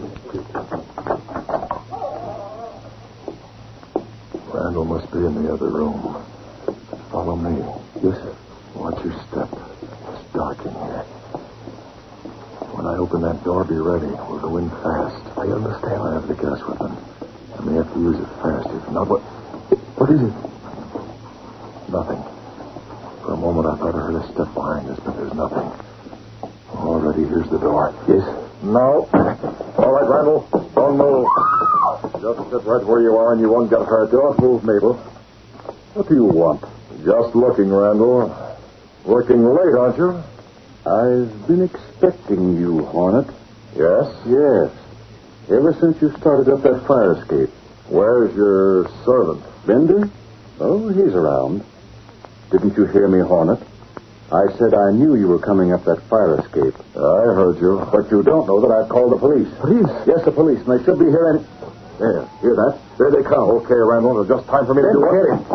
Look out, what's that? Don't move, Hornet. Stand still or I'll get you before the police do. If you keep trying to struggle, you'll get... You won't get us, not without a fight. Take it. Yeah!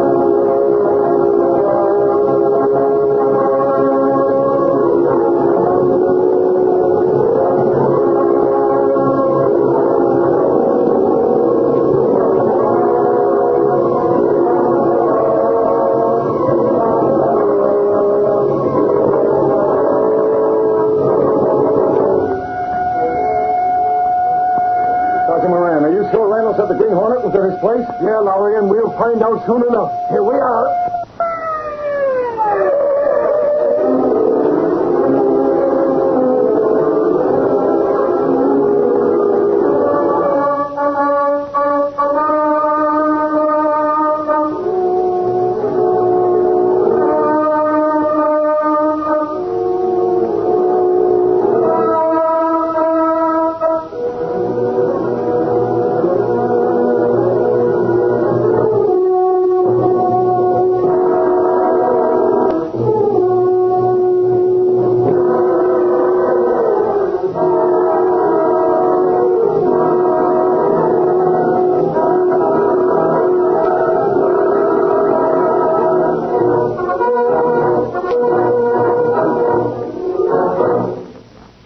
Now to continue our story. Trying to learn what Randall's bid on the city job will be, the Green Hornet and Cato climbed the fire escape to Randall's top floor office, only to run into trouble. They had been seen, and Randall had phoned the police. Quiet down, you guys. We're almost at the top floor. Now keep your guns ready and follow me. Okay. You have the building surrounded? Yes, Lowry.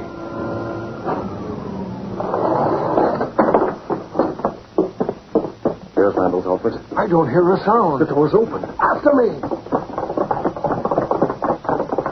Well, I'll be... Holy mackerel, what hit this joint? Oh. Hey, here's a woman, Sergeant. She's been gassed. Randall's lying across his desk. Out cold. Hey, here's someone... Wait, Spender, what happened? Where's the Hornet? He shot me. Randall shot him in the mist. The Hornet got away. There's no way out. He couldn't. We came in through the hall. This Holy mackerel, Moran, the elevator. Well, I'll be...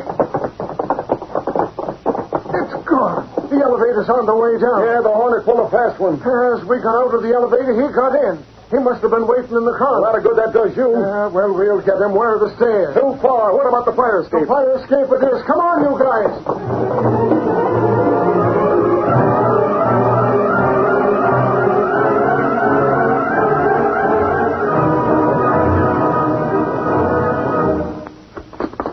Faster. Watch your step. Moran, if you've got a whistle, blow it. You say this building is surrounded. Let the other cops know something's going wrong. Blow a whistle, Lowry. For Pete's sake, I'm having all I can do to hang on to this dizzy fire escape. I ain't no steeplejack. Hey, Moran, look down. Look down, no, sir, not me. Down, right below us. It's the Hornet car. The Hornet? Golly, so it is. Let him have it, boys. You can hold your fire, Moran. No use wasting cartridges. There goes the Hornet.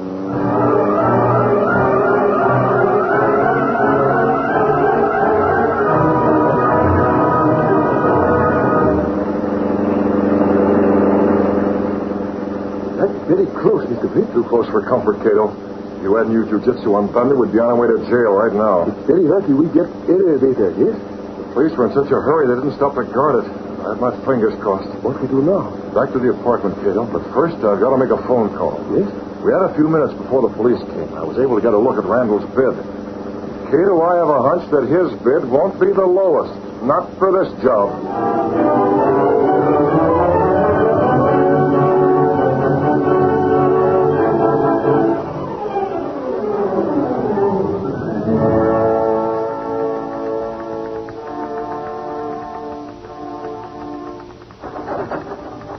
Miss Case. Yes, Mr. Reed? Any more news? About the Green Hornet showing up at Randall's place last night? Well, yes. That and the bidding for the city job. Nothing new on the Hornet. He made a clean getaway. He always does, doesn't he? Pretty close last night, though. Yes, I'll bet Sergeant Moran's still beefing about it. But at least the Sentinel had a scoop on the story. What about the bidding? I don't know why they'd bother to go through with that farce, Mr. Reed. Randall's sure to win the job. There's no one else putting in a bid. That isn't public yet, is it? No, but there never is. He's so unscrupulous and vicious. Look what he did to poor Mr. Donald. Careful, Miss Case. Don't say what can't be proved. Doesn't have to be proved. I can just feel he's crooked. You sound like a sob sister. Huh? There's an idea. You said you'd like to be a reporter, Miss Case. A reporter? Me? Or would you rather be a secretary? You mean a sob sister? Like the woman's angle on stories? Oh, good grief, Mr. Reed. Oh, I'd love it. When can I start? Oh, slow up. It's just a thought. Oh, it's a swell thought. Honestly, I could do a grand job. Well, remind me in about a month. Oh. Well, that's not so long. Okay, I can wait. After all, I've been waiting for years. Boss, he's gone haywire. Oh, Randall, he's burning up. I just came from the city hall. Randall didn't win that city job. He didn't? No. Sounds impossible, doesn't it? Lowry, are you sure? I didn't think anyone was betting against it. And that's what he thought. But there was another bid. And get this, boss, it was just a couple of bucks under Randall's bid. Who was it? What gets me, boss, it's a new outfit, the Bolton Building Company. I never heard of it. And neither has anyone else. But the bid was there. What puzzles me is the price. Right. Yeah, just a couple of bucks difference between the bids. It almost looks as if the Bolton outfit knew what Randall was going to bid beforehand. But it isn't possible. Yes. Who could have known? Who could have known about what, Mr. Randall? The amount I was going to bid for that city job. How much difference was it? I told you $20. $20. That's splitting it awful close, ain't it? I tell you, whoever put that bid in knew what my bid was. Knew it ahead of time. Don't look at me, boss. No. No, you're loyal. Sure. Besides, you haven't enough brains. Never mind that. Try to figure out who it was. Well, couldn't be Ostrander. Ostrander didn't bid. Yeah, that's right. We gave him strict orders to lay off. Say, maybe it was... Bender. Huh? Bender, I'm a fool. You, Mr. Randall? Yes, I. That Green Hornet trouble last night drove it completely out of my mind. The Bolton Building Company. Bolton. I don't get it. She was here that morning. She threatened to bid against me. Bolton? I don't know no Bolton's name. Mrs. Donald, you dummy. Donald? Yes. Her maiden name was Bolton. Her father was Silas Bolton, the builder. So she meant what she said. Good. And now she's formed a new company just for the purpose of bidding against me. What a way to act. Dames are unscrupulous, boss. After me giving the brass knuckles to her husband. What business has she got butting me? Quiet. Yeah. We'll have to persuade her to withdraw that bid, Bender. Persuade her to withdraw? She already got it. Yes, but she can still withdraw. She can say her company isn't equipped to handle so big a job. Give me that phone. The phone? Who you calling, Mr. Randall? I'm calling Mrs. Donald. Her? Yes. To persuade her to drop out before we make her drop out. And I think I know how she managed to underbid me. She's in league with the Green Hornet.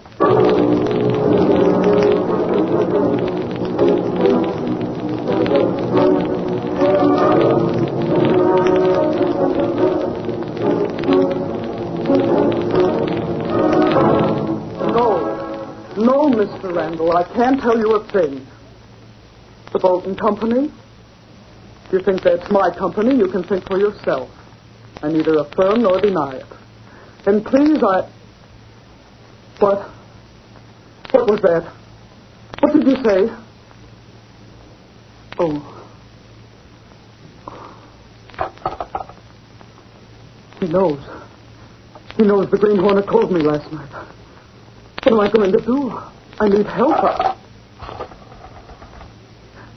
Operator, I don't know the number, but please, I want to call the Daily Sentinel. It's very important.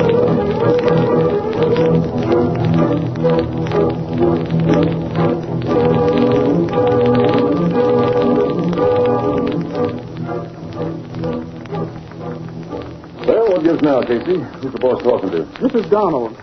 She sounded plenty worried. What for? Her husband's doing okay.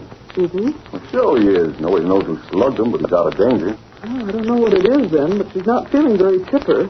I can tell you... Hey, what a way to treat a typewriter, Casey. You slammed 10 keys at once. Lowry, I've got it. That letter's wrong. You better start again. Oh, that Dickens with a letter. I know what she's worried about. You ought to know, too. You told me so yourself. Are you crazy? Oh, wake up. Didn't you barge in on her the other day just when she was talking to Randall? Yeah, at his place. He said she was going... Paints the picture. We checked the file. Well, Casey, that dame's got nerve. I never thought she'd do it. This case is Lowry calling me, boss? Oh, Lowry, I just spoke to Mrs. Donald. She's the Bolton Building Company. Just figured that out, Mr. Reed. Oh. Okay, get over to her place tonight, Lowry. Huh? She had a phone call from Randall. He did a little figuring on his own hook, and you know Randall. He's going to make her back down? Get over there tonight. Mr. Reed, what about me? You, Miss Case? Well, you said I could become a reporter sometime. Well, Mrs. Donald is a woman. How about right now? Well? Oh, please. Don't worry, boss. If Randall tries any rough stuff, I'll look after Casey. Okay, you can tag along with Lowry. Lowry and Sergeant Moran, Miss Kate. Moran? Well, how come, boss? How do you suppose Mrs. Donald was able to underbid Randall by such a narrow margin? Hey, you mean she had inside information? She just told me she got a phone call last night telling her exactly what Randall was going to bid. A phone call from the Green Hornet. The Green Hornet? Good grief. Yes, Miss Case. So just to be on the safe side, the police will be there, too. You never know when the Hornet's going to show up.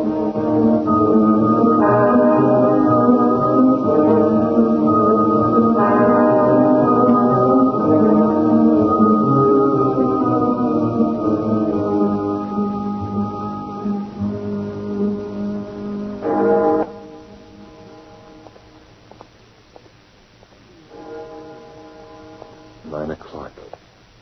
Cato ought to be along soon. He's got to be. Lowry in this case with Mrs. Donald and Moran with... There he is. Okay. Step on it, Cato. You get inside the car, Mr. Please step on it. I can make it while you travel. Okay. The mask and the Hornet weapon? It's in drug compartment. Good. Head straight for the Donald place. Yes, sir. As you order, I keep watch on Mr. Lambert. He just left to call Mrs. Donald himself. Alone? He has with him that bender. Good. Both of them. We got to Mrs. Donald at least 10 minutes ahead of them. But I'm worried. Suppose something go wrong. We've got to see that it doesn't. There are many police there. Never mind the police. You drive right past them, drop me off, and keep going. Then policemen follow me? They'll follow the Black Beauty, or I miss my guess. After they got close last night, what they want's the Hornet. That leaves me alone there waiting for Randall and Bender. You understand? I understand. Now I go fast.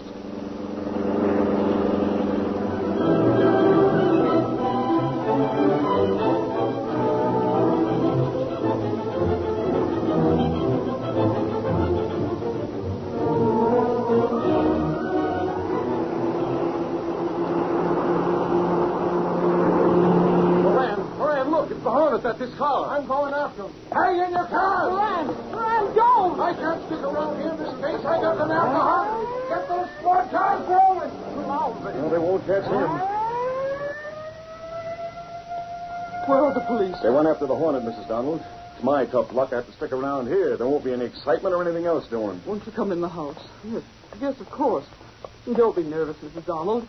Well, as long as the Hornet isn't here, you're safe. Sure. Here, I'll open the door for you.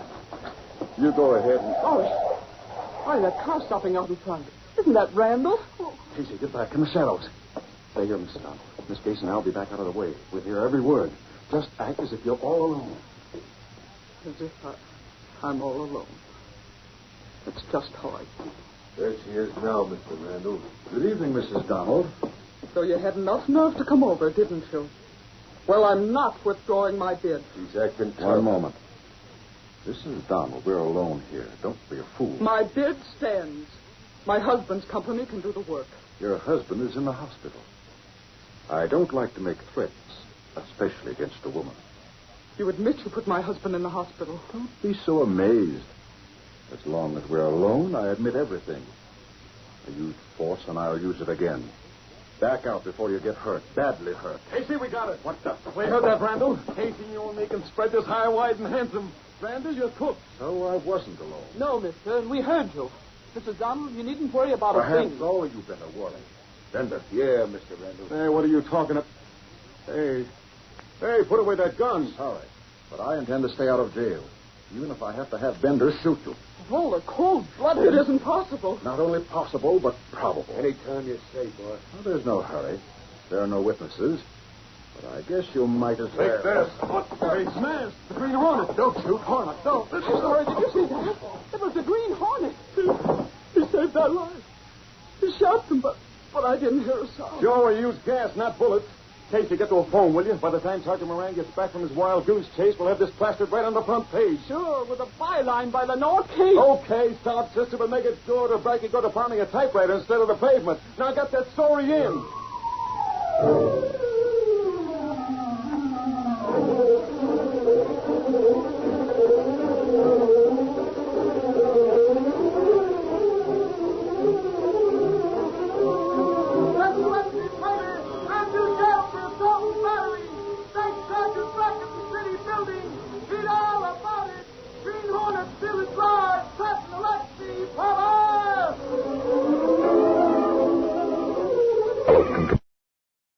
Green Hornet.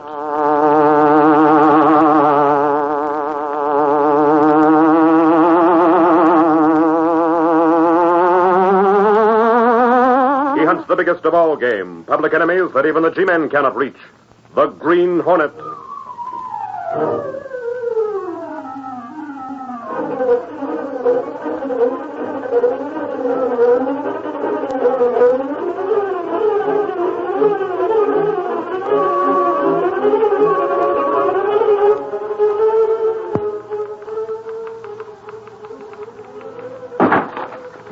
What in the world? Oh, golly, Casey, I got news for Reed. Hey, you have to be announced. Save your breath. I'll do my own announcing. Reed! Hey, Reed, I got it. Well, you're panning. It must have you. What's it about, Axford? The parole racket. What? Yeah, Reed. I've been snooping around, and I finally snooped the scoop. You snoop? Well, put it in plain language, Axford. Is it something the Sentinel can use? Reed, you know Boss Kendall, don't you? He heads the parole board. Yeah, Casey. Reed, I got the absolute goods that Kendall's chauffeur is selling paroles to prisoners for cash. Axford, you have got something. Miss Case, order my car on. Axford and I are going to the state capitol. We'll toss this in Kendall's lap, and I hope it's a bombshell.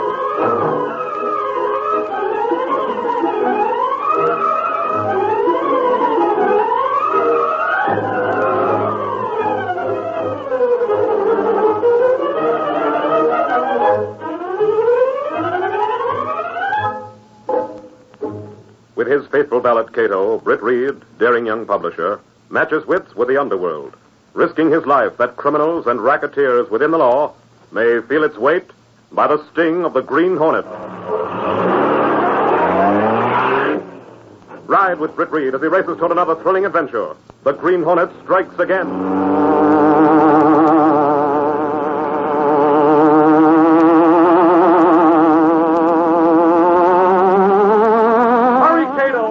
Smash your parole racket.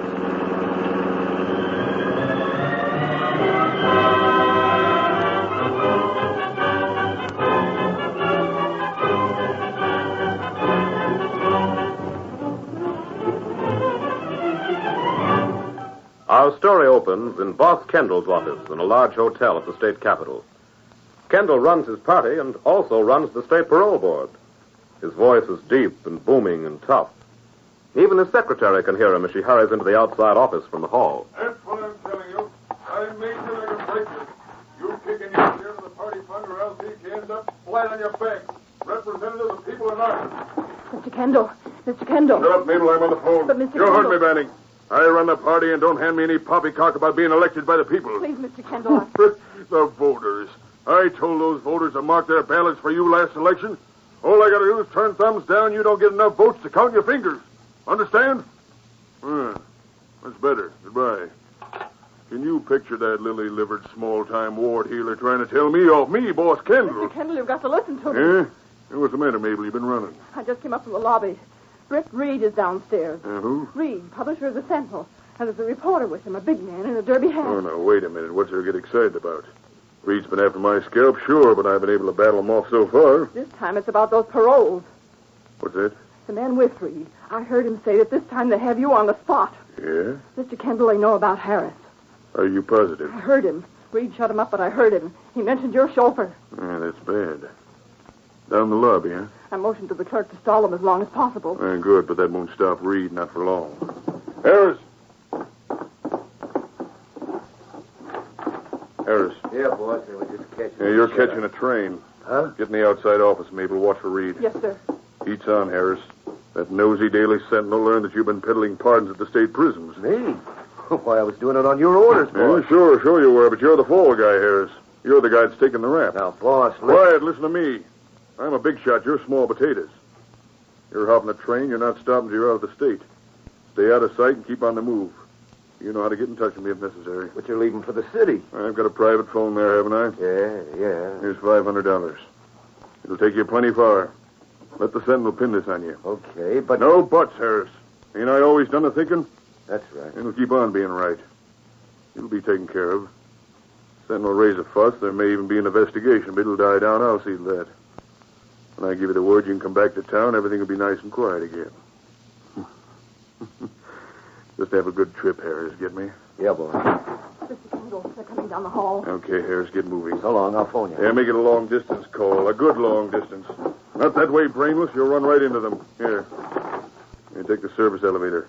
Remember, not one word about me, no matter what happens. Mr. Kendall. Yeah, I know. Don't look so apprehensive, Mabel. Nothing to get excited about. I've been worse spots before. Now get out there and relax. When Reed walks in, steady. Who did you wish to see, please? We're looking for Mr. Kendall. Why, if it isn't Reed, how are you? How's the newspaper business? Be a lot better if we can get the story we're after. Oh, anything I can do. Always glad to help the press. Holy crow, Reed, is he kidding? This is Axford, Kendall, one of my reporters. He dug up a little dirt. Oh, very interesting. Dirt about who? You. Me? Now, Reed, I've never done anything. You're head of the parole board, aren't you? Well, I certainly am. Anybody you want released from prison? The Sentinel has positive proof of a racket and parole. They've been sold for cash on the line. Ridiculous. We want to give you a chance to make a statement, Kendall. Or aren't you responsible for your chauffeur's actions? Harris? What's he done? Suffering Snakes, he's the one that's been doing the selling. And he works for you. Harris? No, I don't believe it. Mabel, get Harris at once. Bring him in here immediately. Yes, sir. Reed, if this is on the level, it's terrible. Harris, my own employee, well, it's incredible.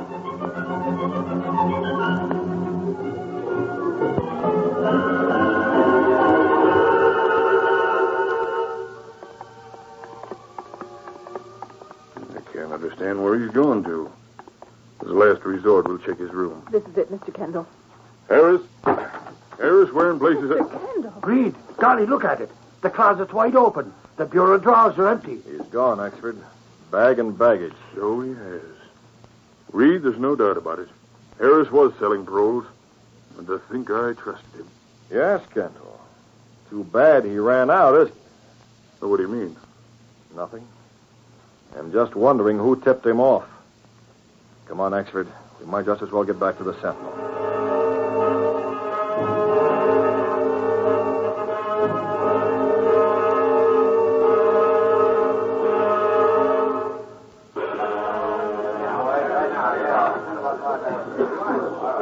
Here you are, Axford. Here's the proof sheet on that parole story. Thanks. I've been waiting for that. I got to take it to Mr. Reed. Golly, after all the shouting, this here story is pretty small potatoes. Hey, Cassie, you got that proof? Later, sweetheart. Daily Sentinel, publisher's office. Yes, we called the police department. Has Harris been located yet? There's a warrant out for him, isn't there? Listening. Hello, Axford. You got that story? Here's the proof, Reed. Not much, is it? Well, at least the Sentinel got a scoop. With a small fry like Harris. Well, I thought we'd pin it on Boss Kendall. Well, maybe I shouldn't have said nothing in the hotel lobby, huh, Reed? That's too late for that now. Who's on the phone? Casey's talking to the police department. Okay. Thanks for nothing. No luck, Miss Case? No, not a sign of Harris anywhere. Well, we can still hope. Is there any possibility of pinning this on Kendall, Mr. Reed? Without Harris? Well, I thought Not a chance, Miss Case. There's no doubt Harris is nothing but Kendall's stooge. Golly, Reed, you use your head, Axford. Boss Kendall didn't get his name for nothing. When it comes to graft, he's the #1 ace. That rat was born with a crooked spoon in his mouth. Now, if any crooked money poured in on Parole, you can bet your typewriter ribbon Kendall got it. What evidence there is points to Harris. Well, that's the way Kendall works, Miss Case. Now, Harris has disappeared, and Kendall's in the clear with lily white hands. How a man like that ever gets a position of trust is something I can't. Daily Sentinel, publisher's office. Police department? But I just finished talking to you. What? Where? Thank you. Mr. Reed, it's Harris. Golly, Casey, have they got him? No, but he was seen. Where? Just across the state line, Parkersville. Golly, a fugitive from justice, Reed. That's what Save it, Axford. Gunnigan can write the headlines. You get the story. Hop a train. Get to Parkersville at once. Find Harris's trail and stick to it. If we get Harris, we get Kendall, and we want Kendall.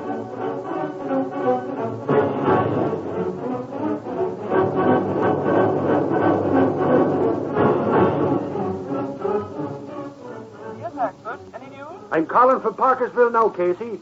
But there isn't any sign of Harris. He headed north. Well, Mr. Reed said you should go north, too. But where? How do I know? After Harris, Axford. But, Casey, After Harris, she says. What am I, a bloodhound?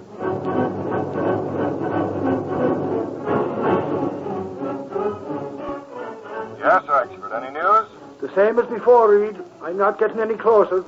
They think they seen Harris here, but he's gone. They seen him in the first place. Do I keep trying?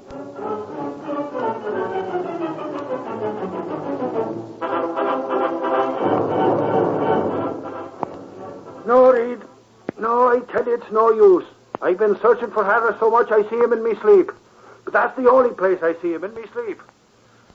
Golly, Reed, I might just as well give up and come home. Okay, Axford, if that's the way it is. That's the way it is, Reed. Very well. Thanks for trying. Good night. Good night, Reed. Well, Cato, you heard? Very bad, Mr. Breen. No sign of Harris. You can't keep the public interested forever in a man who can't be found. No, sir. We've checked on this map every move Axford has made trying to locate Harris. We have another map like this at the Sentinel. It not help much, Mr. Britt. Missing man may be any place, yes? That's right. And the only one who might know where we... You have idea, Mr. Britt? Who is that one? Kendall, boss. Kendall. Why didn't I think of that before? Of course, Kendall's a smart operator. He'd make sure Harris checks with him. Perhaps so, but how you find out? I think I know, Cato. Oh, secret drawer. Police don't bother Kendall, neither do reporters. But perhaps if he got a note from the Green Hornet...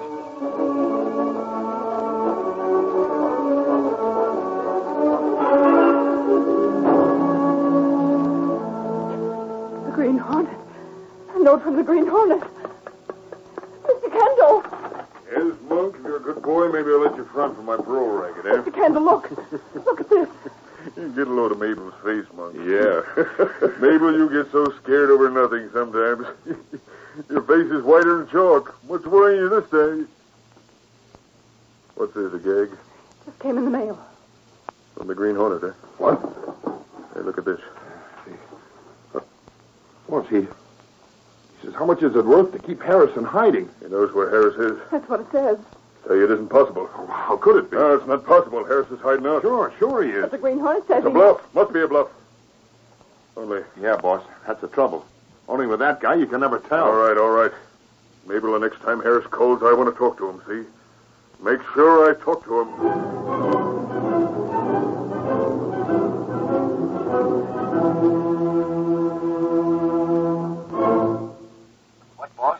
What's that you're saying? Green Hornet, Harris. Have you seen anything of the Green Hornet? I don't get it, boss. You sound kind of funny, like you're scared. Yeah, don't be a fool.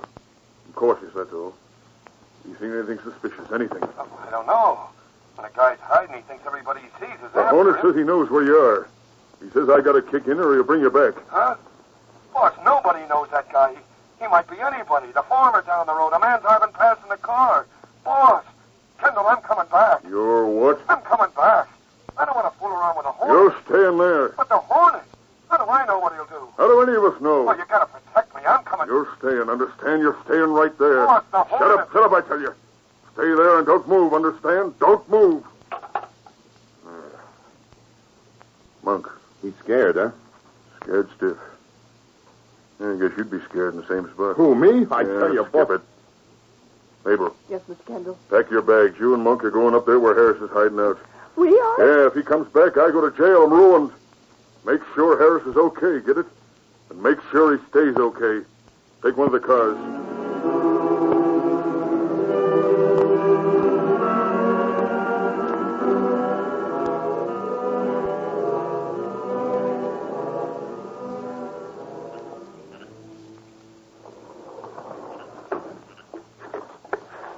Come on, Mabel. Step on it. It's 1 o'clock. You gotta drive a long way before morning. Do you think Harris saw him? I don't think nothing. Have you ever seen a Green Hornet? For Pete's sake, will you lay off? I've got a gun. If Harris gets too scared to stay put, I'll let him have it. If the Hornet's around, I'll use it on him. Now, shut up.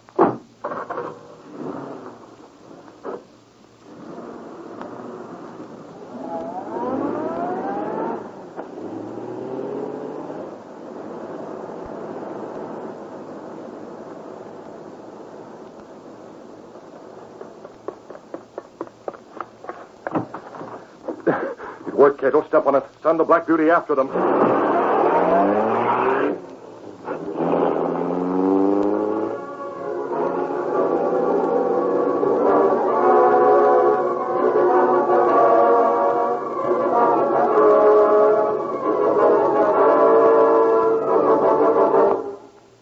Before we continue with our adventure, Please permit us to pause for a meeting of the Law and Order Round Table, conducted by the Green Hornet. Good evening, friends. Tonight, as the gavel sounds on our Law and Order Round Table, I like to think that it's saying, wake up, America. Wake up now. In these troubled times when more than half the world's at war, we're prone to think of home defense in terms of guns, tanks, ammunition, and airplanes. But, ladies and gentlemen, in time of war as in time of peace, our best individual defense is our ballot. Here in America, ballots are bullets. Our ballots, yes, yours and mine, determine our national policy, mold our state and city governments, and shape our destiny. That's why, more than ever before in the history of our nation, it's up to every American citizen to vote and to vote intelligently.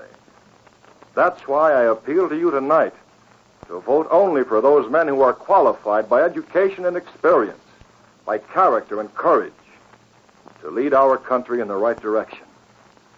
This, my friends, is your individual contribution to American defense.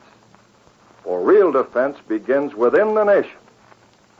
And if we make sure that our local, state, and national governments are honest, fearless, and unselfish, we will be building the best defense any nation ever had. This is no time to quibble over petty political affiliation. No time for daydreaming or wishful hoping. Believe me, friends, it's time for doing. Let's face the facts and meet the foe, remembering that here in America, thank God, ballots are bullets. And now let's get on with our story.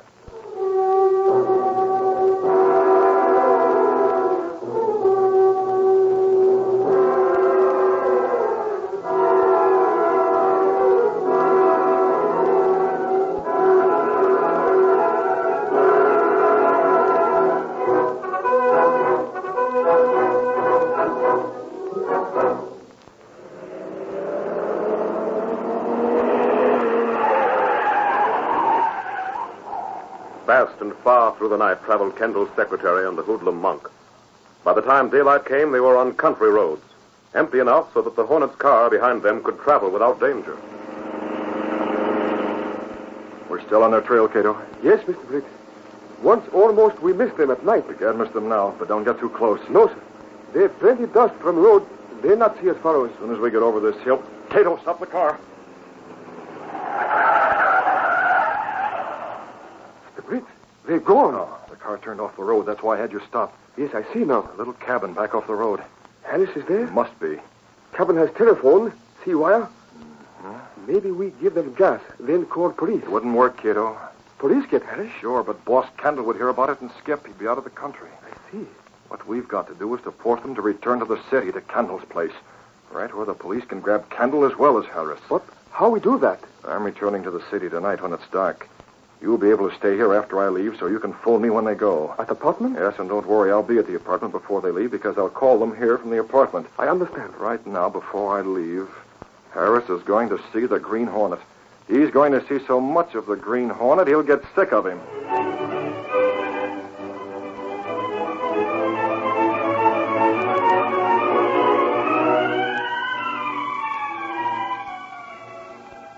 The cabin was in the woods, surrounded by heavy trees.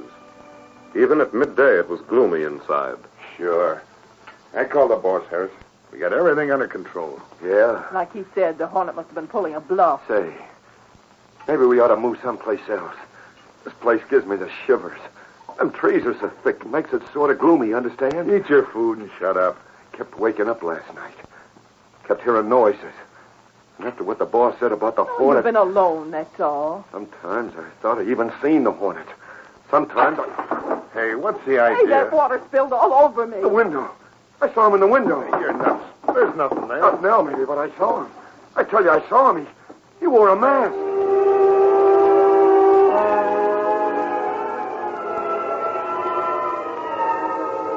All afternoon, Britt Reed and Cato worked on Harris's nerves, and always when he was alone. Once, when he was filling a pail of water at the rear of the house. Now, Cato, step out of the bushes. Call his name and get back in. Yes, Mr. Britt. Harris, what's that? That man. The Green Hornet! Look, Mabel! The Green Hornet! The Green Hornet!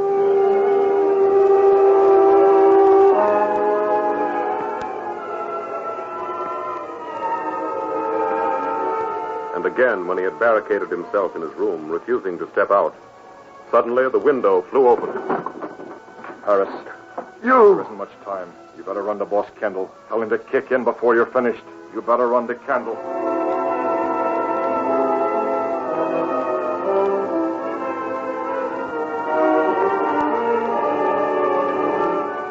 Until late that night, Harris was begging Monk and Mabel to take him back to the city. Listen, Monk, Mabel, you gotta believe me. I tell you, I've seen him. Lots of times. I heard his car. I don't know what his car sounds like. Well, it wasn't like no car I've ever heard. Monk, I tell you that... Stewie, we didn't see him. No. What's this Green Hornet look like? How big is he? Well, I don't know. You saw him, you said? Yeah, but sometimes he looked tall and then he was little. You're right, Monk. He's crazy. No, I tell you, Yeah, it must be the boss. Answer it. Hello? Yeah, it's long distance, Monk. Hello? Hello, boss. Listen, Mr. Kendall, What? Who is this? Yeah, sure. Yeah, right away. Anything you say. Monk, that was a Green Hornet. Huh? He said to get in the car and start going. He said to get back to Kendall right now. Harris! Wait a minute, you. Let's go. I ain't staying here. No, I tell you. I said to keep you here, and you're staying. Monk, he's crazy with fear. Stop it. Use your gun. Yeah. Now, Harris. You wouldn't. Look, you can't shoot me. You stay, get it? Oh, please, Monk. I tell you, the Hornet... You stay. Standing up or flat on your face with a 45 slug in you. Now, make up your mind and... Hey. The lights. Who turned them out? This is for you. What is... No. Yes, I can't breathe. Mabel, I've been shot. Mabel, Monk. The lights. Put on the lights. They're on. Harris, is Monk... He looks like he's dead. Mabel, look at this. This piece of paper beside him. It was a Green Hornet. Green Hornet. You're right. But you just said he was on the phone. How could he be in the city and here at the same time? I don't know. Maybe he's got somebody working for him. But now, you see, we got to get out of here. Yeah, you're right. Do like the Hornet said. Get back to Kendall. Come on, the car's outside. Hurry.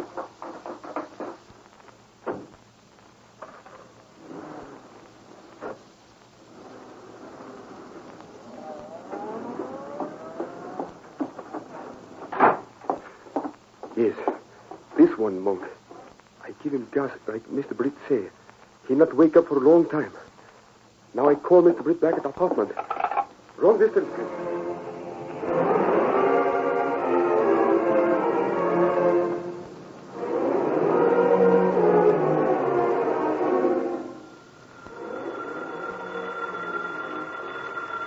Good. That must be Cato. Hello. Long distance. 1 moment, please. Yes? Go ahead. Hello? Hello, is that you, Mr. Britt? Cato, is everything on schedule? Yes, sir. The man and woman are in car now on the way back. Did Monk try to stop them? Oh, I take care of that, please. Good. That is all, yes? Yes, I'll handle the rest, and I'll see that the newspaper's right on the spot when it happens. You come back to town by train. Yes, sir. You be careful, yes? Don't worry. Goodbye. Yes, sir. Good luck. Oh, Harris is on his way back, as I figured. He'll be driving fast, probably get to Kendall's before dawn. That's time enough for me to get there. Hornet mask, a gun, I'm all set. Now I'll tip off the police and then down to the Black Beauty.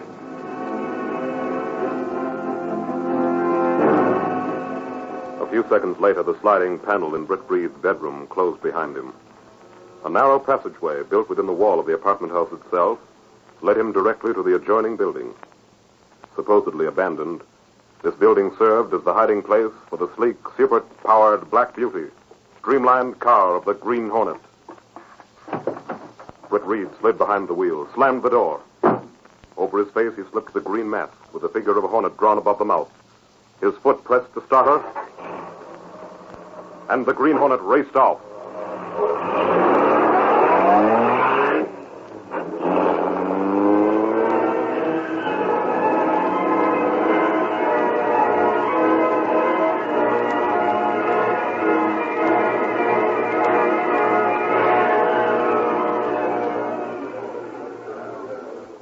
Casey, what happened to Reed all yesterday? He wasn't in, was he? No, he took the day off. He went up to his country place. He's back in town now, though, isn't he? Yeah, he showed up at the apartment a couple of hours ago. Golly, it's funny. What? Well, suffering snakes, there I was, sound asleep, and I wake up and there he is standing in front of me. Well?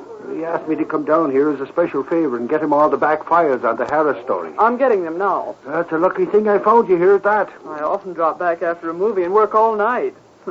There's something about a newspaper office that gets in your blood. Yeah, especially if it's the Sentinel. Are you still on that Harris story? There isn't any story. Gunnigan says you can't print stale news. And Boss Kendall is still riding high. Casey, I tell you that crook ought to be in jail. He's a graft and racketeer. Oh, David, Kendall's been getting away with graft so long it's practically permanent. I'm glad I found you here. Well, if it isn't Sergeant Moran. Are you still interested in that Harris lug? Huh? You got something? A couple of phone calls. From whom? The guy who called said that Harris is returning tonight. Holy crow, back to Kendall's? Where else? In town or at the Capitol? In town. If you'd like to come along. What for? It's a wild goose chase. Sergeant, you haven't answered me. Who called? Well, Miss Case, he said he was the Green Hornet. The Hornet! Suffering snakes, Moran. Why didn't you say so? I got me hat on already. The car's downstairs. Moran, expert, take me along. Oh, now, Miss Case, please, we can't... I couldn't sleep a wink. Take me along. I'll be good. Okay, but for Pete's sake, there may be trouble, so stay back where you won't get hurt.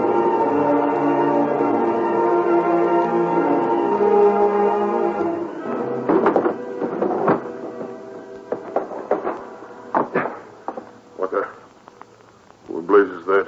Who came in that window? Eddie Kendall. Don't move. And no lights. Who do you think you... Mask. I've been outside that window for quite a while. The Green Hornet hired... You'll do nothing unless you want a taste of this. Oh, again, huh? Okay, what's your angle? Come on. Harris is coming back here. What? He ought to be here any minute. I don't know what you're talking about. Don't you? You thought that note I sent was a bluff. Well, you'll see soon enough. Your secretary and Harris left his hideout in a car. Why, that yellow rat, I gave him orders. He took my orders, not yours. He couldn't leave. I told Monk to keep near him. He had to use a gun. Monk tried to, Kendall, but my man got him first. Oh, I see. Yes, you're beginning to believe me, aren't you? You're a clever operator, aren't you? I do, all right. We can discuss money and... maybe, Hornet. How do I know this still isn't a bluff? We'll discuss it when Harris returns, when and if. Sounds like your answer right now, Kendall. Come on, get to the door. Hornet, if this isn't Harris... You'll find out. Now, open up. Remember, I'm right behind you with a gun. Mr. Kendall, we had to Harris. come back. Boss, I had to come back.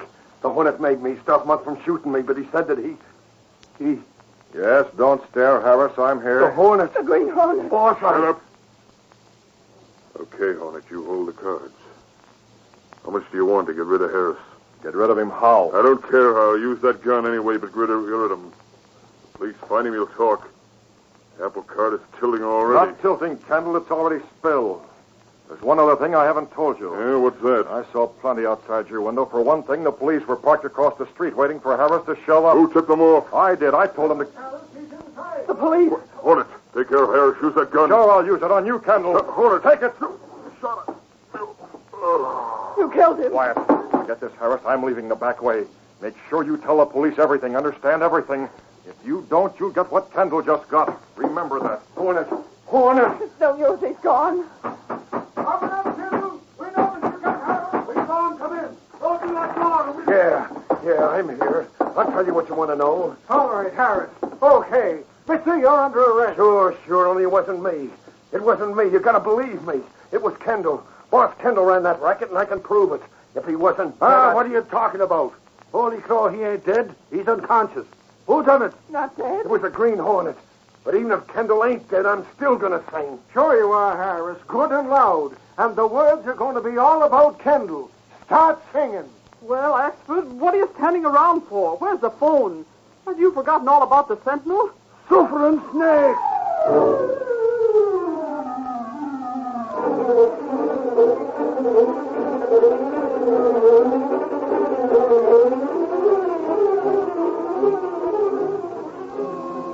Let's select three paper. Parole racket pinned on Kendall. Ex-chauffeur turned witness. Read all about it. Green Hornet, still at large. Let's select three paper.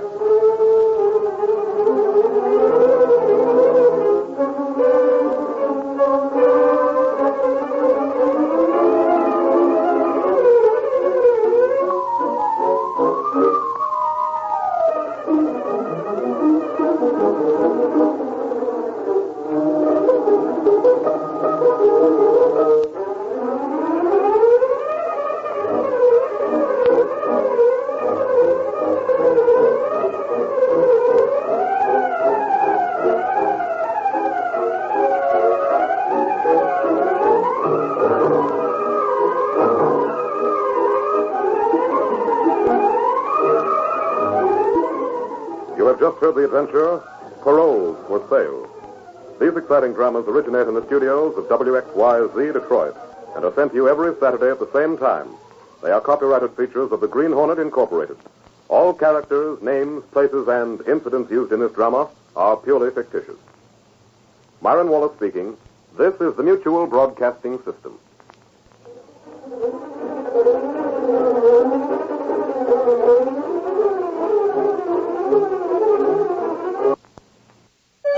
VintageRadioshows.com. VintageRadioshows.com. The Green Hornet.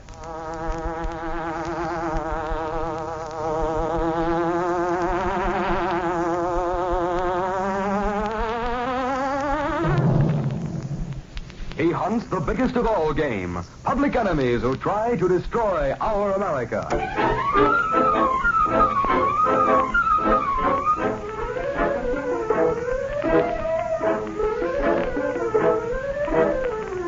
With his faithful valet Cato, Britt Reed, daring young publisher, matches wits with the underworld, risking his life that criminals and racketeers within the law may feel its weight by the sting of the Green Hornet.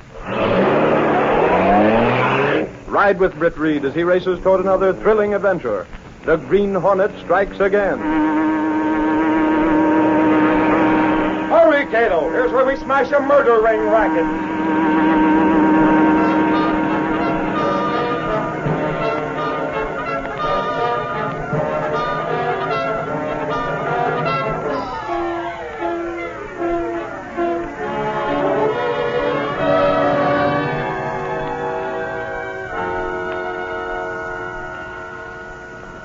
Just a minute, lady.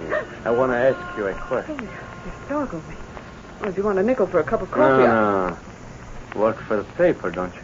Please, I'm in a hurry. Don't worry about nothing and stop looking around like a scared pigeon.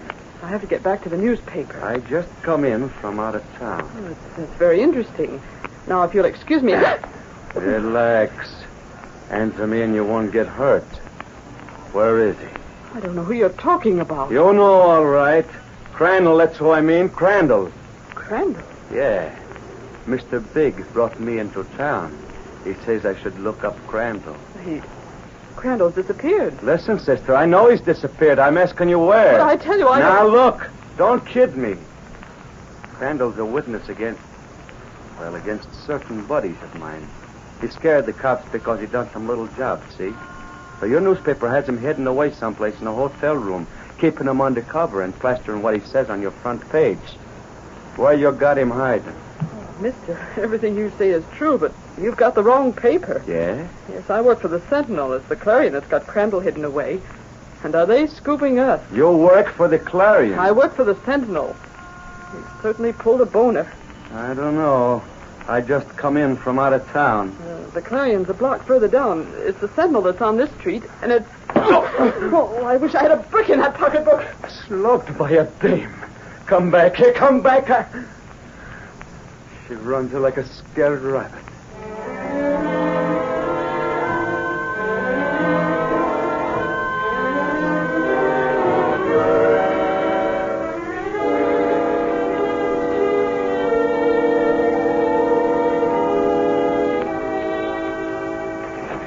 Here's that picture you wanted to read. Dug it out of the file. Oh, let's see it, Gunnigan. He's the baby the police have been told to watch for. He's a tough-looking gorilla, isn't he? According to police, he's been imported into the city to do a job on some of those witnesses the police are trying to get against the racket. The police know he's here? Yeah, I got a teletype from the city he came from.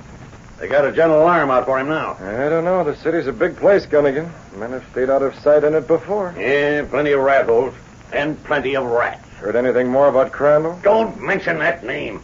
Every time I hear it, I see red. When I think that the Clarion has got that guy hidden away, scooping us on his story, I can't understand why Crandall didn't give himself up to the police, Gunnigan. Oh, he's one of those small-time crooks. Their minds work in circles. And besides, one of those smart apples of the Clarion must have worked on him. I wonder how much the Clarion is paying him for that exclusive. His story's been in the Clarion 2 days running. Yeah. How long do you think they can get away with it? Well, they're open to a contempt charge. That wouldn't stop those babies. All they care about is sensational stories. They haven't put out anything sensational yet. Yeah, give them time, Reed. They're going to stretch it out as long as they can. Feed Crandall's story in little pieces. And the Clarion ought to think more of the public and less of yellow journalists. What they're doing is against the public interest. Yeah, tell them that. Suppose this out-of-town trigger man should locate Crandall. How can the Clarion hope to protect him? Search me. But that the Clarion should beat us on a yarn, that hurts, Reed. Mr. Reed. Mr. Reed. Good gravy. Casey. Case, what's the matter? I ran all the way. He stopped me in the alley. Oh, now take it easy. Just sit down.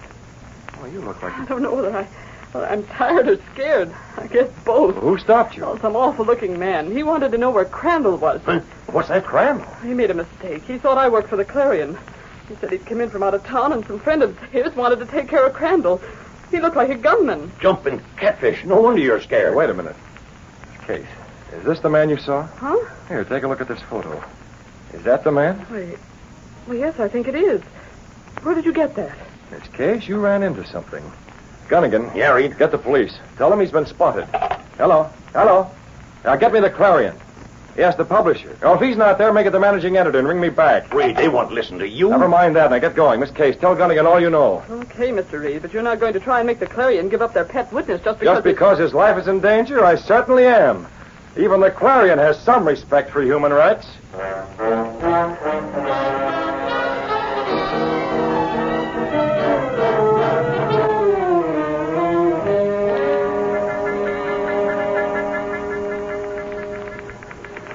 Hey, Casey, the boss in? Oh, wait a second. You can't go in there, Lowry. Listen, sweetheart, this is important. He's busy on the phone. Yeah? Who's he talking to? The Clarion. Huh? That's right. He's trying to get them to give Crandall to the police. Crandall, huh? Then I gotta see him, Casey. Lowry, you don't know... That's it. The news I got is about Crandall. Huh? Now, tend to your knitting, Casey. I'm going in.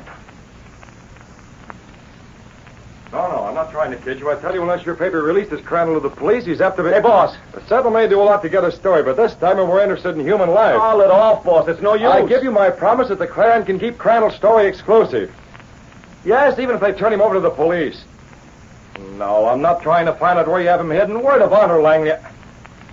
Now, wait. Listen. Boss, it's no use. I tell you, it's too late. I want... What's that, Larry? Hang up, Mr. Reed. You're wasting words. Never mind, Langley. If you won't, I can't make you. All right, Larry. Let's have it. I ran into a Clarion reporter. He'd been beaten up by a gunman. A gunman, huh? And? This reporter's on his way to tell Langley now. Oh, the Clarion secret is out, huh? Yeah, boss, all the way. I learned where they were keeping Crandall. The Clarion leg man told me. After all, he'd already spilled to the gunman. He had to. And you went there? Yeah, a hotel. But Crandall wasn't there, boss. He disappeared. You know what that means? I'm afraid I do, Lowry. That gunman got to him first.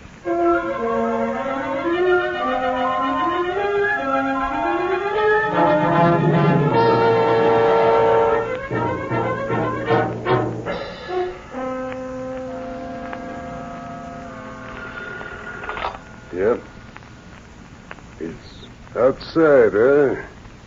Sure, send him in. Send him right in.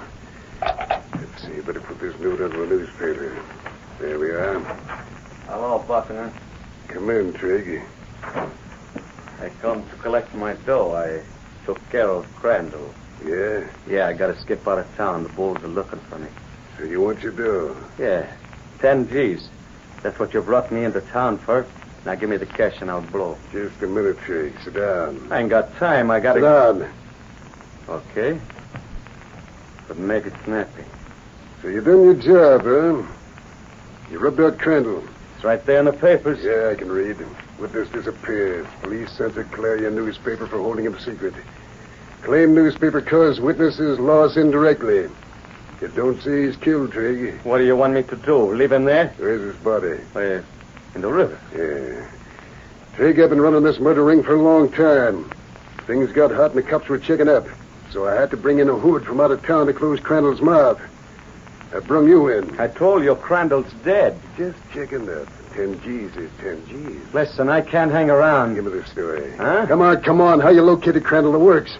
Oh, well, you know this newspaper, the Clarion, they had Crandall hid away in a hotel under phony names. Go ahead.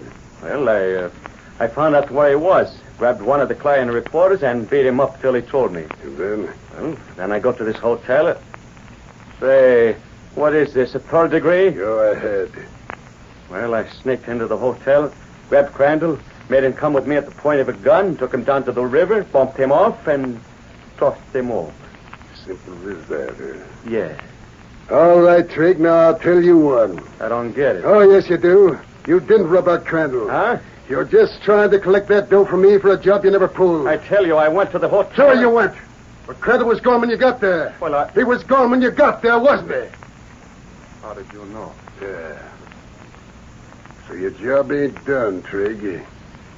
If you want that dough, you gotta close Crandall's mouth. I'm giving you another chance, and you better find him. How did you know I wasn't there? How did you know I was giving you a phony setup? It wasn't in the papers? Because I got a note, Trig. What? Just came in. It says Crandall left the hotel before you got there. Does it say where he went? No, just that he left. This guy's got him? I don't know. Maybe I'll hear from him later, but... Hey, wait a minute. Maybe it's a bum stairs. I doubt it. You mean you believe some guy who sent you a note and not me? Not some guy, Trig. Not just any guy. This note is from the Green Hornet.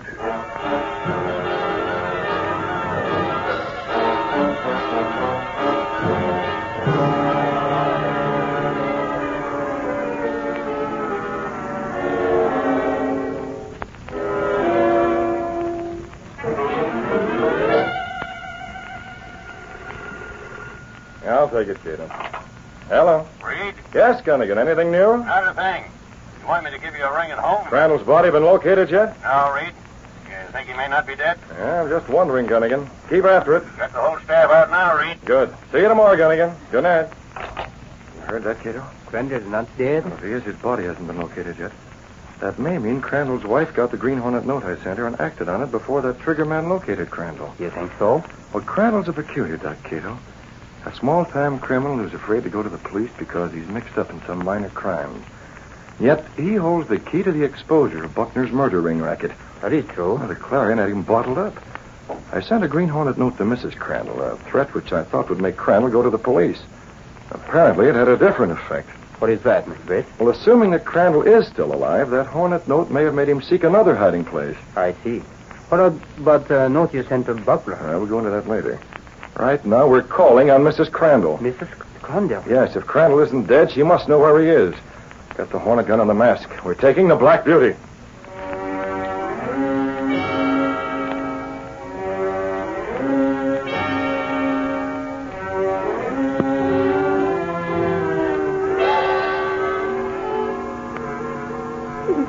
No, I can't do it. Well, now listen, Mrs. Crandall. I'm from the police, see? We happen to know your husband ain't been killed.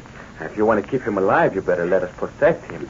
Where is he? Oh, but he don't I know. He don't like the cops. He's nuts, I tell you.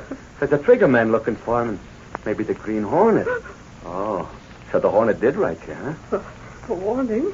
Well, that's why he... Sure. That's why your husband left the hotel where the Clarion had him, huh? Now, look, the police thought maybe your husband was dead, see? That's why there ain't nobody been around up to now. Then we got other dope. Now, where is he? Your police? Sure, plain clothesman. That's why no uniform, but you've seen my badge.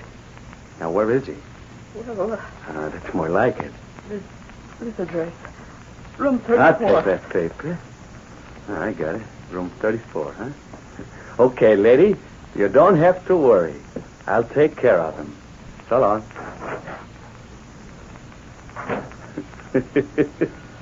What a sucker.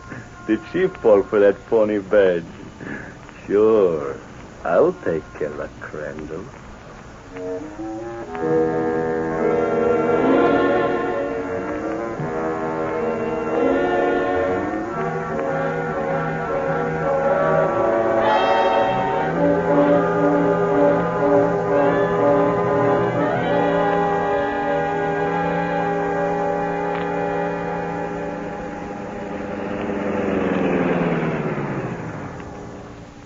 Miss Bates? Yes, Cato. I'll get out. What is it? Something's wrong, Cato. Look, you can see the front of the house. See across the street? Yes, Mr. Bates. Now, that looks like... Yeah, it is. It's Sergeant Moran. The police? Yeah. Hey, wait a minute. That car that passed us a moment ago, the gray sedan, it came from here. That's right. The man driving it. I didn't realize it till just now, but that man looked a lot like the picture I saw at the Sentinel. Yes? The picture of that imported gunman. Cater, we're not stopping here. Keep your eyes peeled. We've got to locate that gray sedan. I've got a hunch he's after Crandall. If we don't locate him, Crandall's finished.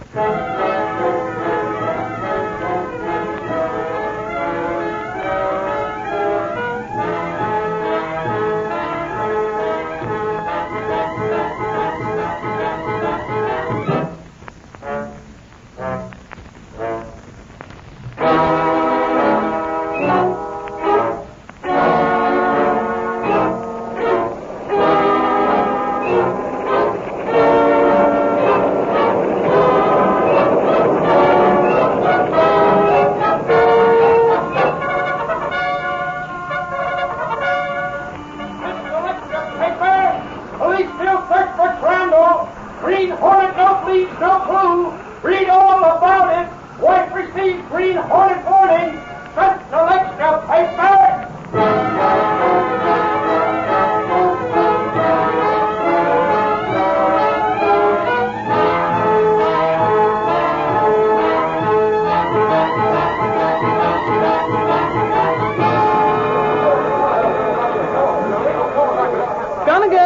Gunnigan! What's frightening you, Casey? Have you seen Mr. Reed around, Gunnigan? Sergeant Moran's on the phone, says it's very important. Reed? Spoke to him at his apartment early in the evening. He's not there. I tried. I thought he might be here. Hey, he's not here in the newsroom. What does Moran want? He's got something about Crandall. Crandall? Why didn't you say so?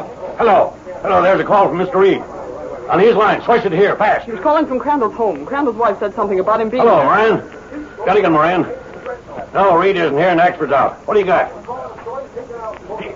She what? You mean she thought he was a detective? Sure, we want to be honest. Where? Yeah, okay. Right, yeah. I got it. Yeah. Room 34. Right, Moran, thanks for the tip. So, Casey, I'm going out. Hey, hold up, Gunnigan. Crandall's been located? Haven't got time, Casey. Moran has out a radio warning. This trigger man made Mrs. Crandall believe he was a cop. She spilled. What makes women so dumb? You can't go. There's no one else around. Laurie's out. What about me? You, a dame? This may be dangerous, sister. I'm covering this myself. Okay, Gunnigan, but I'm going with you. You? But Casey... Save your breath. You may need it to climb stairs.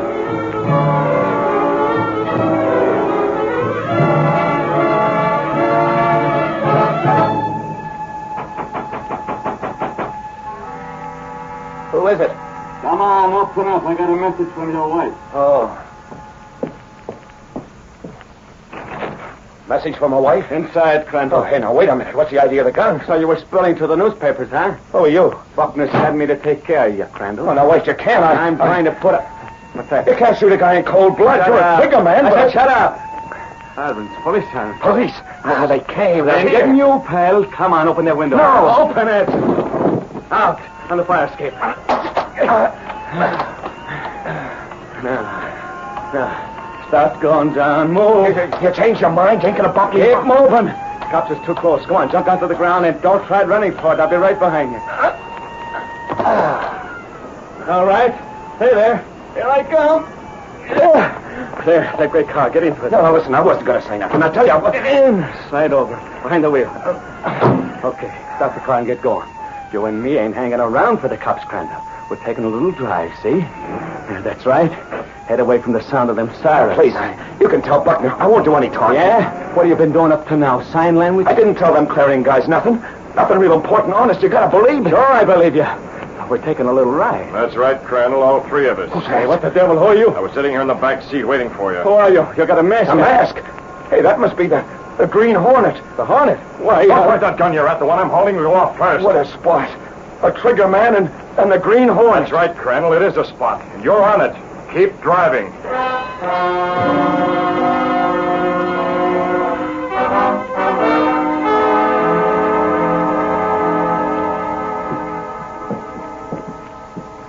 This is the address. Here's the room. Yeah, room 34. I don't see a guy named Crandall around here. Have you looked under the bed, Gunnigan? A little mouth like Crandall. Oh, save the sarcasm, Casey.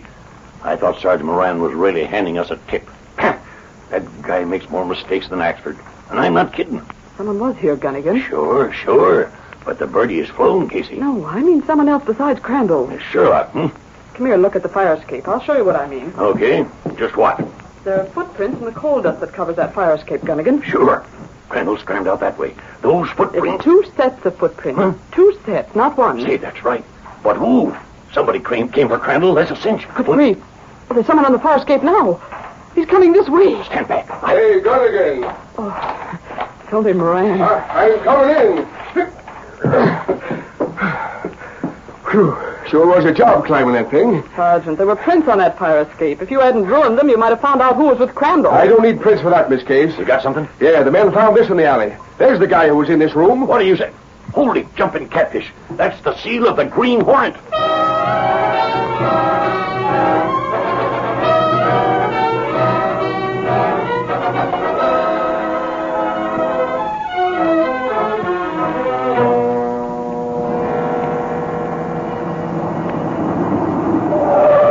Crandall, turn off your motor, give me the key. That's fine. Now get out, both of you. Keep your hands high. Hey, what's that car going behind us, Hornet? That's my car, Trig. I'm leaving you two here in your car. Oh, Hornet, you can't. This guy, he come to rub me out. And what do you think the Hornet's here for? The same thing, Sam. That's enough, Trig. Now get started up the gravel path. You two punks are staying here. Wait a minute. I know this place. What about you, Trig? I'm from out of town. I ain't seen it. It's Buckner's place, his country home. That's right, Crandall. You know a lot of things, don't you? Is Buckner inside there? Not yet. I'm going to call him and tell him to come up here. Well, why don't you get it over with? Go on, I know you're going to shoot me. Stop playing cat and mouse. The one for you is rat, Crandall. You know a lot and you talk a lot. I let them Clarion guys talk me into something. I should have gone to the police. I should have told them instead. Them Clarion guys said they'd protect me. A little late for the police, Crandall. This is for you. No, don't shoot. Take it. Hornet, listen. Shot a Capri. Hey, that's quite a gun you got, Hornet, ain't it? It don't make no sound. Now it's your turn, Trig. I guess you work for Bruckner, too, huh? Just like me. Hey, what do you mean? This is what I mean, you rat. Oh, no, you ain't bumping me. Get back. I'll get that rod from you, and then I'll... All right, the same thing Crandall got. Hornet, Come here. I was watching from Bertie. Two of them, kid. What cold? The potential killer and the potential squealer. Have you got the rope? Yes, Mr. Bates. Okay, we're taking them inside and tying them up. We'll put Crandall close to the phone. I don't understand. You might want to make a phone call later on. You never can tell. And don't forget to remind me. I have a phone call to make myself soon. Bring a Trig. Can you carry Crandall? I think so. Good enough. In the house with him.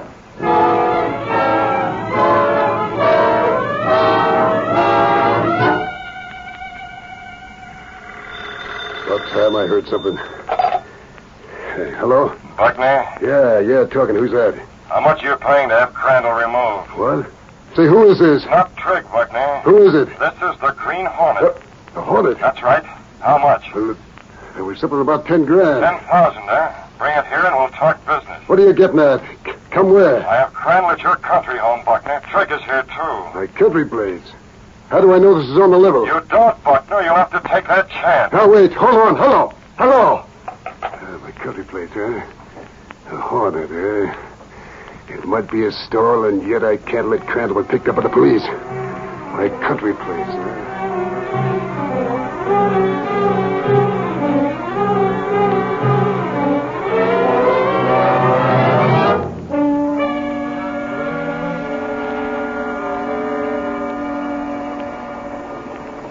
So this is the police station where you hang your hat, Sergeant Moran. It's cozy, isn't it? I don't mind it, Miss Case. And this is where you figure out how to catch the Hornet, huh? That guy.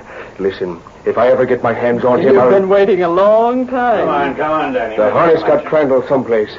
If Crandall ain't dead already. Yeah. How long is Gunnigan going to be on that phone? He's keeping in touch with the sentinel. And I suppose if he had a couple of more hands and another voice, he'd be using more than one. He often has. Aren't you going to answer that one? Yeah. If I can hear with Gunnigan alongside me. Okay, Danny, that lead sounds all right. Run it as is.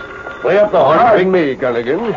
Headquarters, Sergeant Moran talking. Hello, police. This is Crandall. By the way, Danny, I'm busy here. Please. Shut up, will you, Gunnigan? I can't hear. Yeah, police headquarters. Hello, this is Crandall. What's that? Danny, Crandall. I'll call you back. Is this Crandall? Come on, answer me. I'm tied up at Buckner's country place, the Green Hornet. The Hornet? Yeah. Moran, is that Crandall? Did you say Hornet? Shut up, both of you. Shut up. Hello. You gotta come on here. You gotta save me.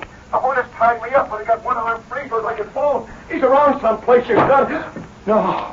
Crandall. Get down that phone. Crandall, what's the matter? Who? Buckner. Who are you talking to? No, nobody. What's this about? You tied up, Trig tied up? Is he dead or what? I don't know. The Hornet shot me. I must have been... Was it you called me, you little muzzler? Did you call me and say you was the Hornet? No. I just come true. I guess I... I phoned you, Buckner. Hornet. Stand right there. We can discuss things this way. You don't need a gun. Did you bring the 10,000? Well, I would have told you. Did you bring it? Yeah, I got it. Hand it over. Crandall, he's still alive. Hand it over. We'll discuss terms later. It's Trigg. He's coming through. Don't let him. Quiet. Oh, don't I guess I passed out. Don't struggle, Trigg. You're tied up. Oh, you're still around, huh? I demand to know what this is all about. All right, Buckner.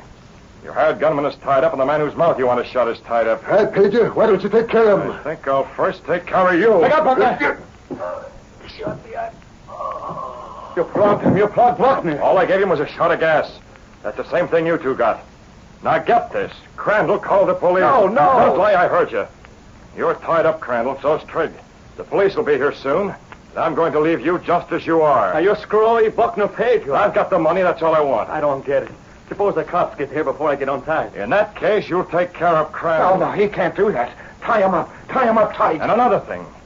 Crandall, if Buckner recovers from that gas before the police come, he'll be finished off that way. Oh, you can't leave. I am leaving you, all three.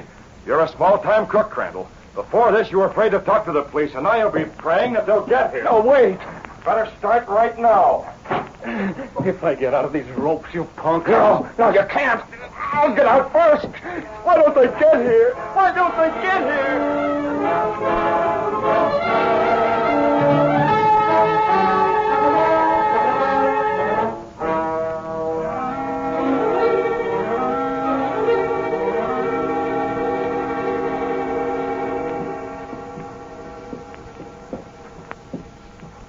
Hear something, Gunnigan?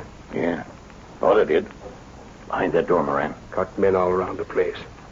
Keep behind me. Here goes the door. Who's that? Well, I'll be... Oh, the police. You got here. Crandall. Yeah, tied up like a photo finish.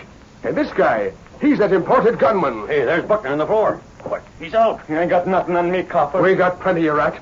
You're wanted for homicide back where you come from. And if this guy don't talk, Yes, we'll... all right, officer. I'll talk. I'll tell you everything I know about Buckner and his racket. He tried to kill me. This guy was hired. Hold it. We'll get it later. Hello. Yeah, Sergeant Moran talking. Huh? Oh, is that so? Hold the phone. Gunnigan. Yeah, Moran. It's the city editor at the Clarion. He says they heard a rumor about some yarn out here at Buckner's summer place. Wants to get the story. Maybe you'd like to talk to him. Would I? Give me that. So, you'd like the story, eh? After the way your newspaper tried to cross up the law by holding Crandall so you'd get an exclusive, eh? Well, you don't get it. You get nothing. Now get off the line. I want to phone this in myself. Who is this? Why, you sap, this is Gunnigan. Gunnigan of the Sentinel. Now, what do you say?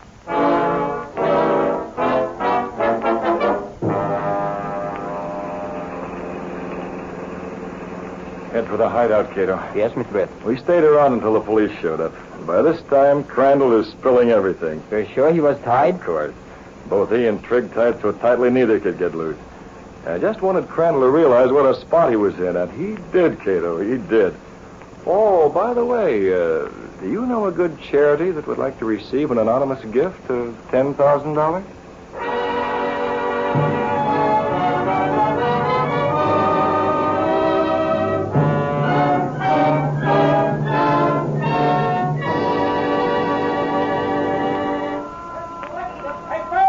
Murdering racket exposed, missing witness found, racketeering figureman jailed. Read all about it. Green Hornet still at large. Central extra paper.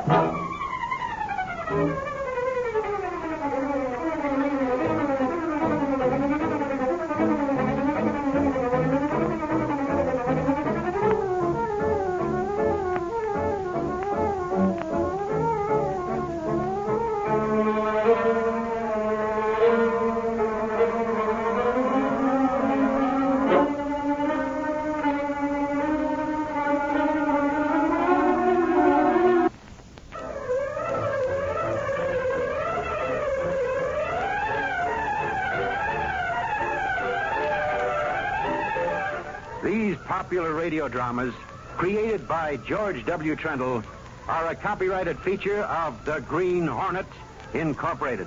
All characters, names, places, and incidents used are fictitious.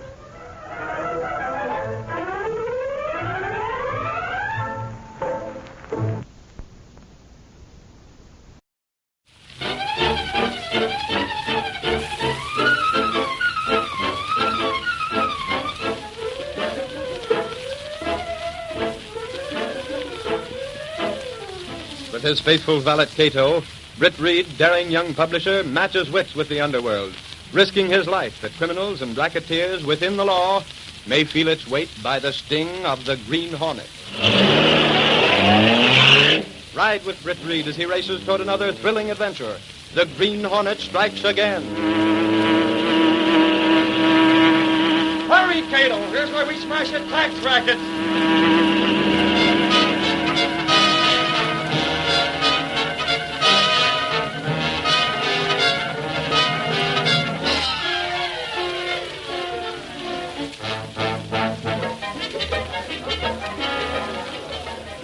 Get a remake on page 1 for the next edition. Reed says we got to go soft on Fraser. For what? Lawyers, expert, lawyers. They say we're getting a little too definite. Well, if the guy's a crook, why not call him a crook? Search me. But Reed hires our lawyers to keep us out of hot water, so we're turning down the fire. Okay, you're the boss. Oh, Mr. Gunnigan, have you a moment to spare? Me with a late edition to get out and a remake on page 1, and you ask me if I have time to spare. The answer is no, but what is it? Well, you see, these figures... More of them, eh? Don't you financial editors ever get tired of figures? Well, I think perhaps it's a scandal. Well, there are some figures that are pretty nice, Potter. Pretty nice. Now, you take those dresses the gals will wear. Please, Mr. Gunnigan. I have been checking over some of the sales tax figures, and I think there's something wrong. The Sentinel doesn't pay a sales tax, Potter. Will you look at these? Okay, but I'm no accountant. What's this figure in red? That's the amount the state sales tax department announced they collected for the last fiscal year. And this one here? Well, that's what they should have collected. You see, I took the yearly retail sales made in the state as given by the Chamber of Commerce and other bodies. Wait a minute. You mean the sales tax is $200 shy of what it should be? $240,862.76. Of course, that's only approximate. 240, and you call that only approximate? Well, that is... Skip it, come on, we're going places. Oh, Mr. Gunnigan, my arm. Hey, Axford. Yeah, Gunnigan? Hold that remake. I think Potter's got something. You don't want the front page changed? Well, what about Fraser? Hey, where are you going? Oh, come along, my little pigeon. We're going in to see the big boss Reed. Gangway there, gangway.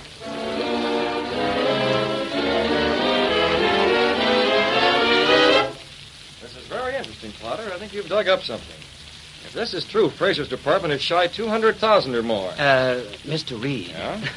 You persist in being indefinite. It's 240,860. Never mind the details, Potter. Any way you look at it, it's big. Think we can use it, Reed? Don't you? Well, the lawyers... Forget the lawyers, Gunnigan. Surely they can't object if the Sentinel publishes the figures, can they? Well... You sure these are correct, Potter? I can't vouch for the sources, Mr. Reed, but as far as they You've go... made no errors in calculation? Mr. Reed. Oh, yes, forgive me. You have an adding machine for a brain. Get busy on this right away, Gunnigan. Right. Yes, Mr. Reed. In this case, I want circulation to send up 2 men. Or make it 1. 1 man from circulation. The biggest and toughest they have, that's all. What's that for, Mr. Reed? For you, Potter. For me? Gunnigan is putting your figures in the paper, and the Sentinel will ask if it calls for an investigation. And, boy, there's no one I'd rather see investigated than Fraser. Fraser's got some tough connections. When that news hits the street, you live at the next edition, Gunnigan? Yeah, Reed, we can make the deadline. Well, there you are, Potter. I want to make sure you're well guarded. 1 man from circulation and Axford will make sure nothing happens to you. You mean... I mean, I don't want the source of information to get beaten up by any gorillas Fraser might put on your tail. Beaten up? We'll give it a full 8-column spread, Reed. Splash it big... What in the world? Potter! Miss Case, get some water. Potter's fainted.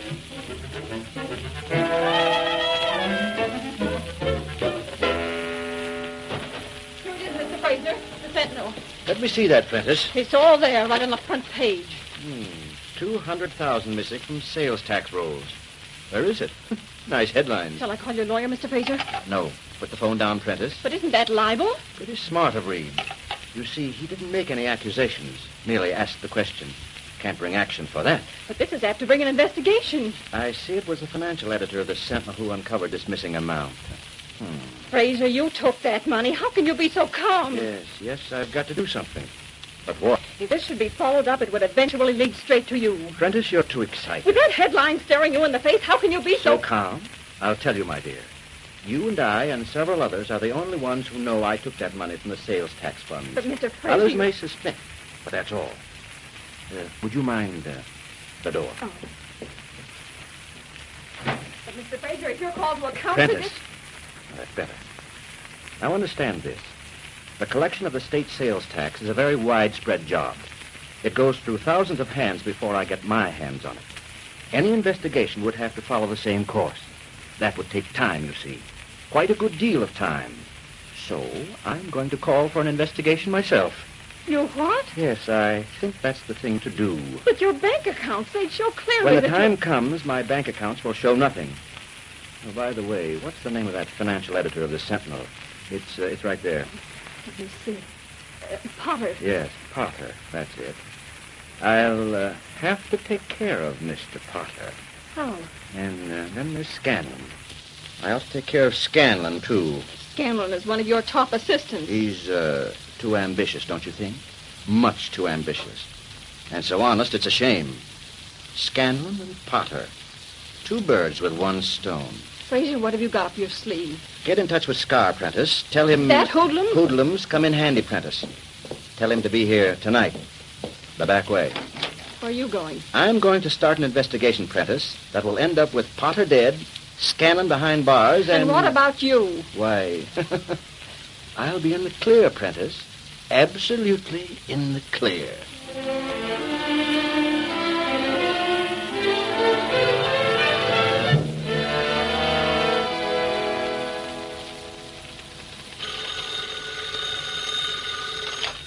Publisher's office, Miss Case. Oh, yes, Sally. Mr. Reed's here. Who wants to see him? Well, good grief, just a second. What's trouble, Casey? Who is it, Miss Case? Mr. Reed, it's Fraser out in the reception room. Fraser? Holy cats, Reed.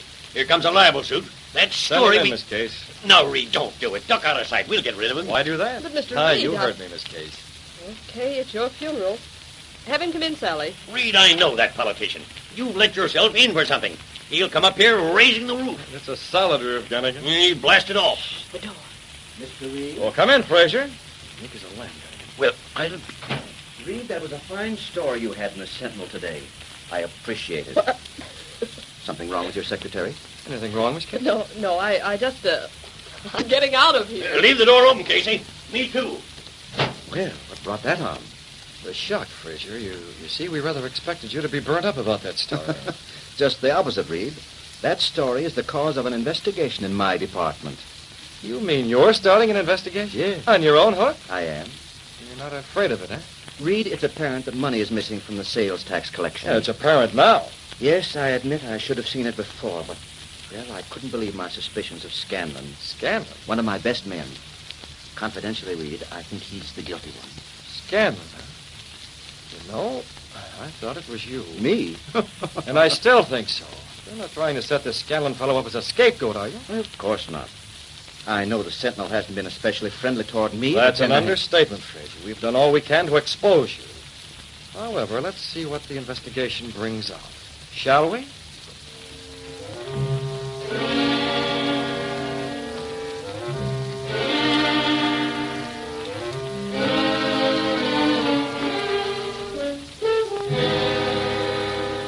I don't like it at all. What makes Fraser so confident? You worried me, Dick? I thought that story would knock the props out from under Fraser. But he welcomed that investigation, took the lead in starting it. Did not guilty? Cato, if Fraser didn't take that money, I'll eat a complete edition of the Sentinel with printer's ink as a sauce. I'm positive. Dark outside, Mr. Pitt. Yes, it is, Cato. Very dark. Dark enough for us to go out as the Green Hornet. Yet, what are we looking for? Why did Fraser mention Miss Scanlon? What's he got up his sleeve?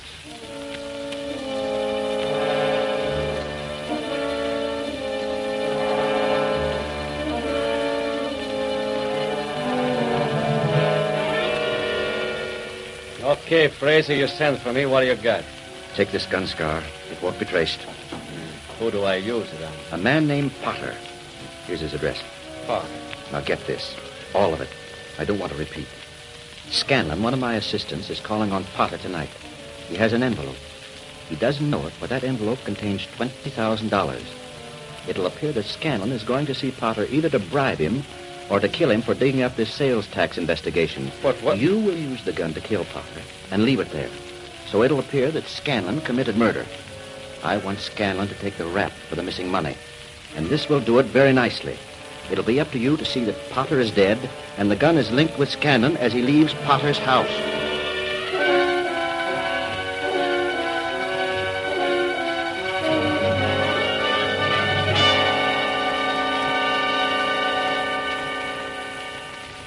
You don't have to worry none, Potter. Garner's watching the back of your house, and I'm here with you to take care of the front. Well, you needn't keep repeating it, Axford. If Fraser tried to get even with you, we're going to see that he don't. Oh, why should he? He's starting the investigation, isn't he? Oh, you never can tell about that crook. Reed figures he's planning something phony. And I got a theory. I'm not interested. You don't want to hear it? No. Oh, you look awful pale, Potter. You ain't going to pull another faint like you did in Reed's office? Oh, that was nothing. I'm subject to fainting spells. I wasn't afraid at all. The way Gunnigan was rubbing his hands. I bet he almost wishes something did happen to you. Please. Then he could put it in the Sentinel. Oh, why, that's ridiculous. Yeah, it's your doorbell. I can see it from here. There's a guy out there. Come on, I'm going. No, you stay here. No, Potter, Reed said I was... I'm not afraid at all. Now you stay here. I insist. Okay, if you're going to be stubborn. I'll be watching. I'll see who it is.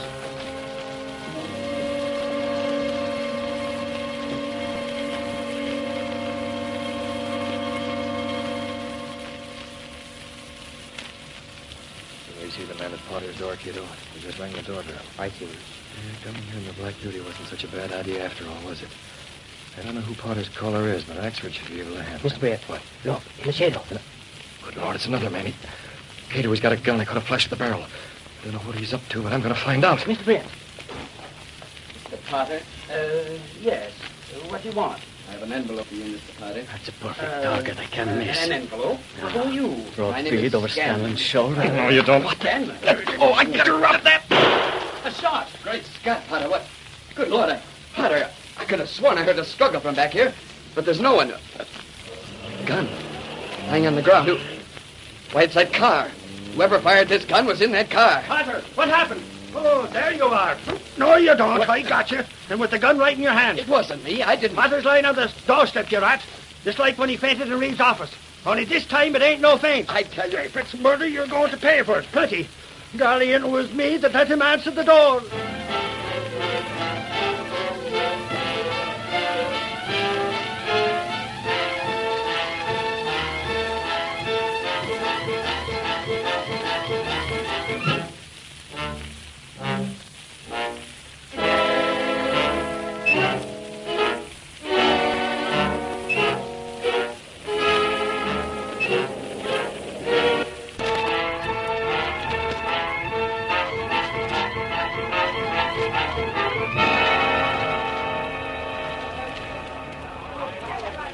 Expert, you ought to have your head examined. You were told to guard Potter. Oh, go easy on him, Gunnigan. He feels badly enough about it now. Why, that bullet only missed by a whisker, Casey. You don't have to tell me, Gunnigan.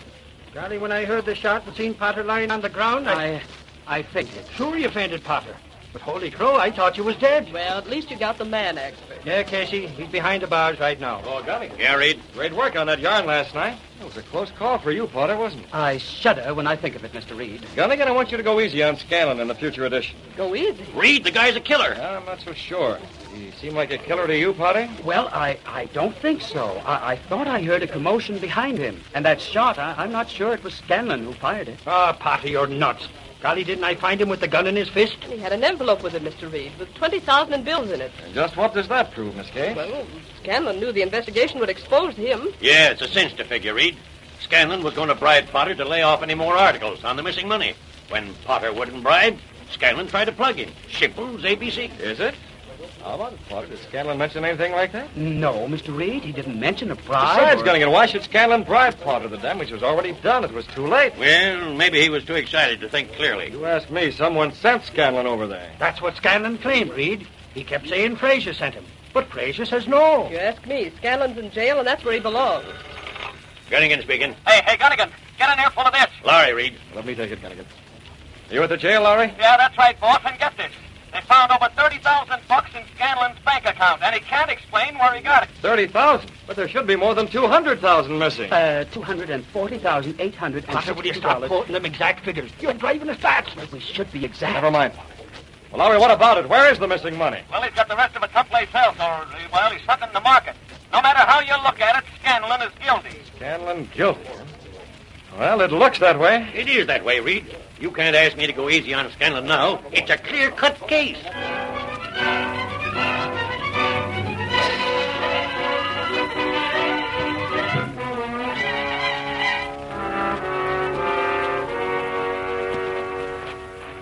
There it is, Cato. All down in black and white on the front page of the Sentinel. Scanlon's been framed, and you and I are the only outsiders to know it. Yes, Mr. Brett. If we hadn't gone to Potter's home, Potter would be dead now. And Scanlon would be even worse off. If it was, I barely had time enough to deflect Scar's aim as he fired. The newspaper says Scanlon had the money, Mr. Brett. Well, what of it? Fraser could easily put that $30,000 in Scanlon's bank account, just as easily as he planned the rest. That is so. Where is Scar now, Cato? The old factory near Liver, Mr. Brett. Sure he's still tied? Oh, yes. Fine. You check the Black Beauty, get the gas weapon and the Hornet mask. It's time for us to move out.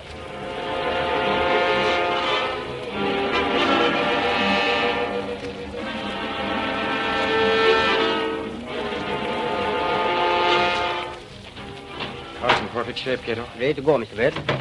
You take the wheel, Cato. Let's see how soon you can get us to the old factory. I want to have a talk with Scar about his boss.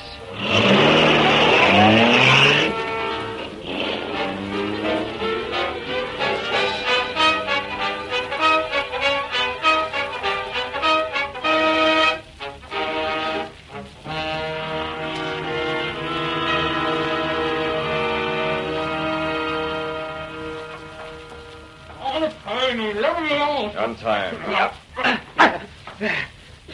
Yeah, my mouth feels like a rock pile.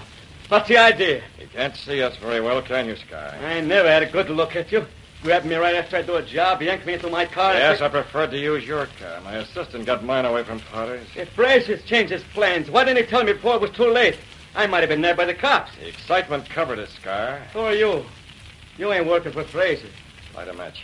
He wants to know who we are. Tied up and gagged. When Frazier learns about this... You're wearing a mask, ain't you? I always do, Scar.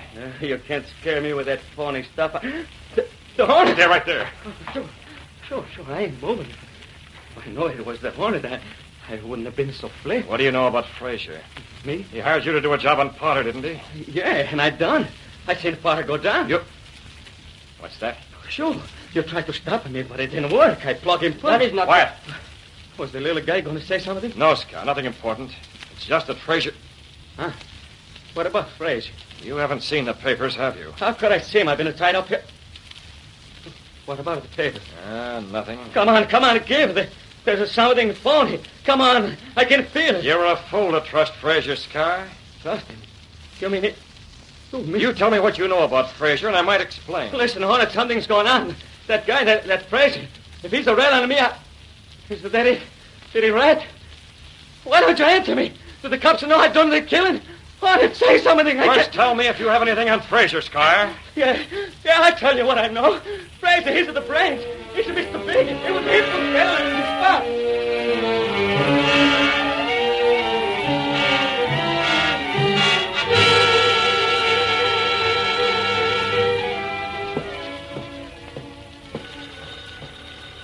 Shall I take that, Fraser? Yes, Prentice. Hello? Yes, we're looking for Scar. Have you seen anything? Nothing, huh? Well, keep trying. Dutcher? Yes, he's been all over town. No trace of Scar. Nobody's seen him since last night. The fool shot and missed, and then he ran. I don't like it, Mr. Fraser. Can't say that I do either. Why should Scar stay away? Perhaps he got scared. After all, I sent him to bump off Potter, and he didn't do it. He had some money coming, didn't he? For missing his target? I don't pay for mistakes, Prentice. Scars knows that. Maybe that's it. He failed, and But he's the afraid... fool must have seen the papers. By now, he must know that even with Potter alive, Scanlon's in jail for a murder attempt. That the entire press is calling Scanlon guilty of stealing the tax money, not me. Even a lame brain like Scar can read that. Is it as simple as that? Why, they're even calling off the investigation and concentrating on Scanlon. Doesn't that prove it, Prentice? Well... And I have the money, the rest of it. 10 bank books, all under different names. So far, the police have $50,000. Well, I had to give that up to make it look as if Scanlon was the one. And it was worth it. But Scar... Yes, I know. Everything appears to be smooth as silk. But I'd feel a lot better if I knew where Scar was right now.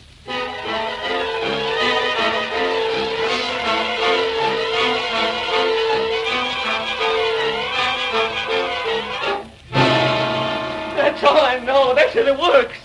Oh, now, come on, Hornet. Tell me before I go nuts. What's the Fraser been doing? You know quite a lot about him, don't you, Sky? Will you quit baiting me? What's the Fraser All been... right, Sky. Eh? Suppose someone saw you last night. Someone? Huh? When you fired at Potter. But Potter's dead. But what about Scanlon? But it was a dark... Scanlon? You see me? What would Fraser do if Scanlon claimed that you fired that shot? You mean that the cops, they look for me now? You mean if Fraser didn't come for me? There's quite a story in the papers. Well, I dropped the gun. Scanlon must have picked it up. If he had time to pick it up, Sky. You mean there are no fingerprints? Scanlon, he didn't grab the gun? I left it this way. There was a man inside the house. He came out when he heard the shot. I got it. I don't need no diagram. There's a guy inside to come out too fast. It's in the gun. Scanlon never had a chance to touch it. But I don't leave no fingerprints. I wore gloves. They didn't need fingerprints. Yeah, that's all right. The Scanlon seen me. So Fraser figures I'm in the soup, huh? So he's cutting me loose, huh? You think it's funny, huh? Yeah, sure it's funny, Hornet.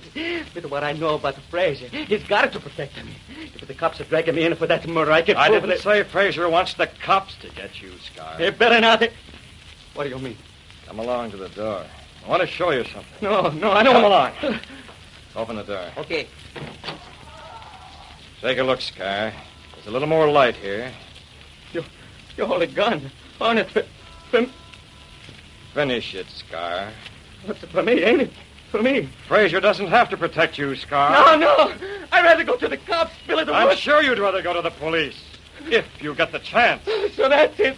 Fraser hired you to rub me out. I spill all I know to you, and you've been sent to rub me out. Take a deep breath, Scar. Enjoy the fresh air while you can, and take a good look outside. It's your last. That's your car parked right across the street. You won't drive it anymore, Scar. You won't have a chance. Let me go. I'm for you. Nobody's getting me. Look at him run, Cato, like a scared rabbit. Red, his car. No, Cato, let him go. But Don't you get it, Cato? I want him to get away because I know just what he's going to do.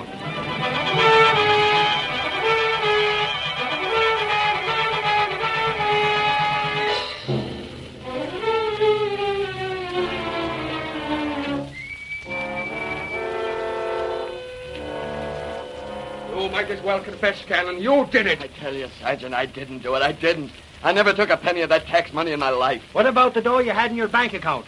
What about taking a shot at Potter? I was there. I seen you. I didn't do any of those things. None of them.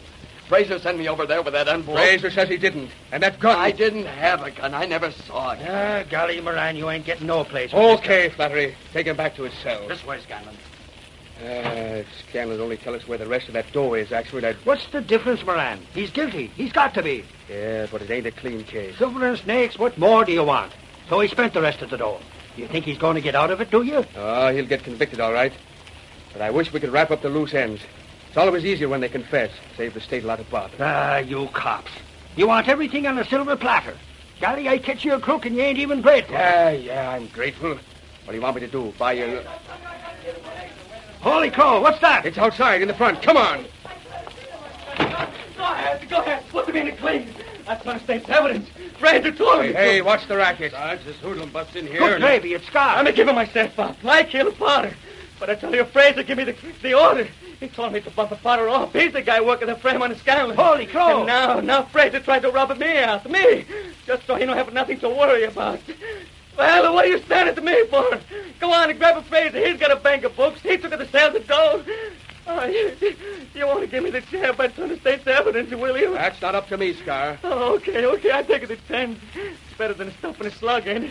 Get the Fraser. He's the guy. We'll get him all right, Scar. We'll have him here in 15 minutes. Flattery, pick up Fraser. I don't care how you do it, but get him. Okay, Sarge.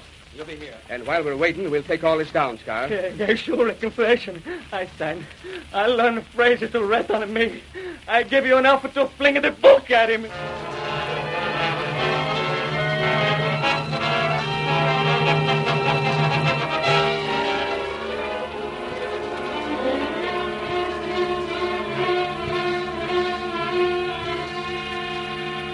Fraser, got anything to say? Scar, you fool, you crazy fool. Yeah?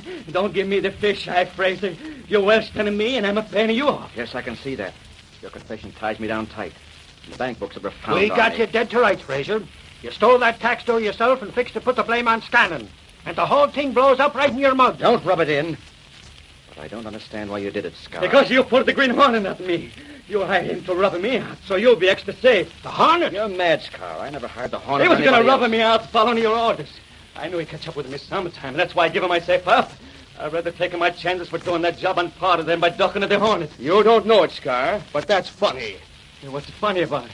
You killed Potter. That's what you think? Huh? What are you staring at me for, crazy? Hey, Reed, you brung him, huh? Yes, Exford. I happened to stop at his house when the police phoned, so I came along. I got your message, Sergeant. You wanted me? What Take a good look, Scar. But that's him, that's Potter, the guy I shot. Haven't you seen the newspapers? You missed him. No, I seen him fall. Well, I fainted. Fainted? Now you see what you've done, you idiot. Everything was fixed. Scandal was framed perfectly. And you let the Green Hornet fool you into spilling everything. Everything! Well, Fraser, whoever the Hornet is or whatever his reasons, this is one time he's done the state a favor. He's put you behind bars.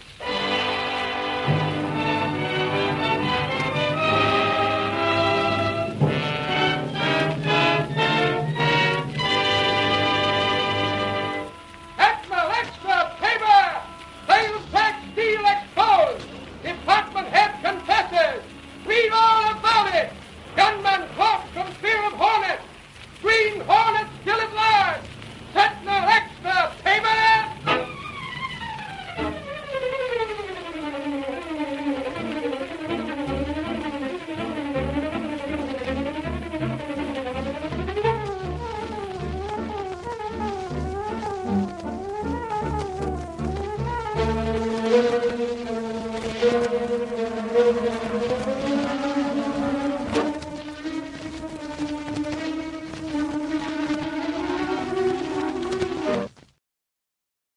Green Hornet.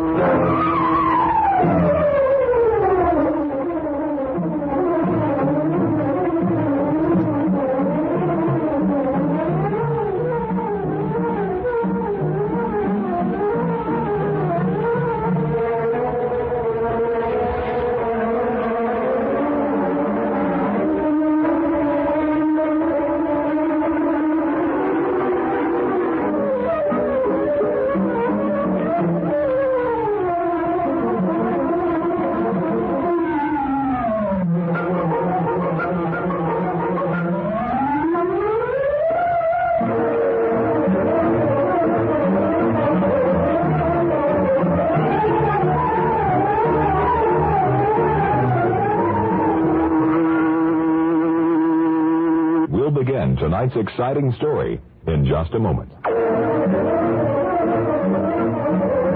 The adventurer, Disaster, rides the rails. The events and characters depicted in this drama are fictitious. Any similarity to actual persons, living or dead, is purely coincidental.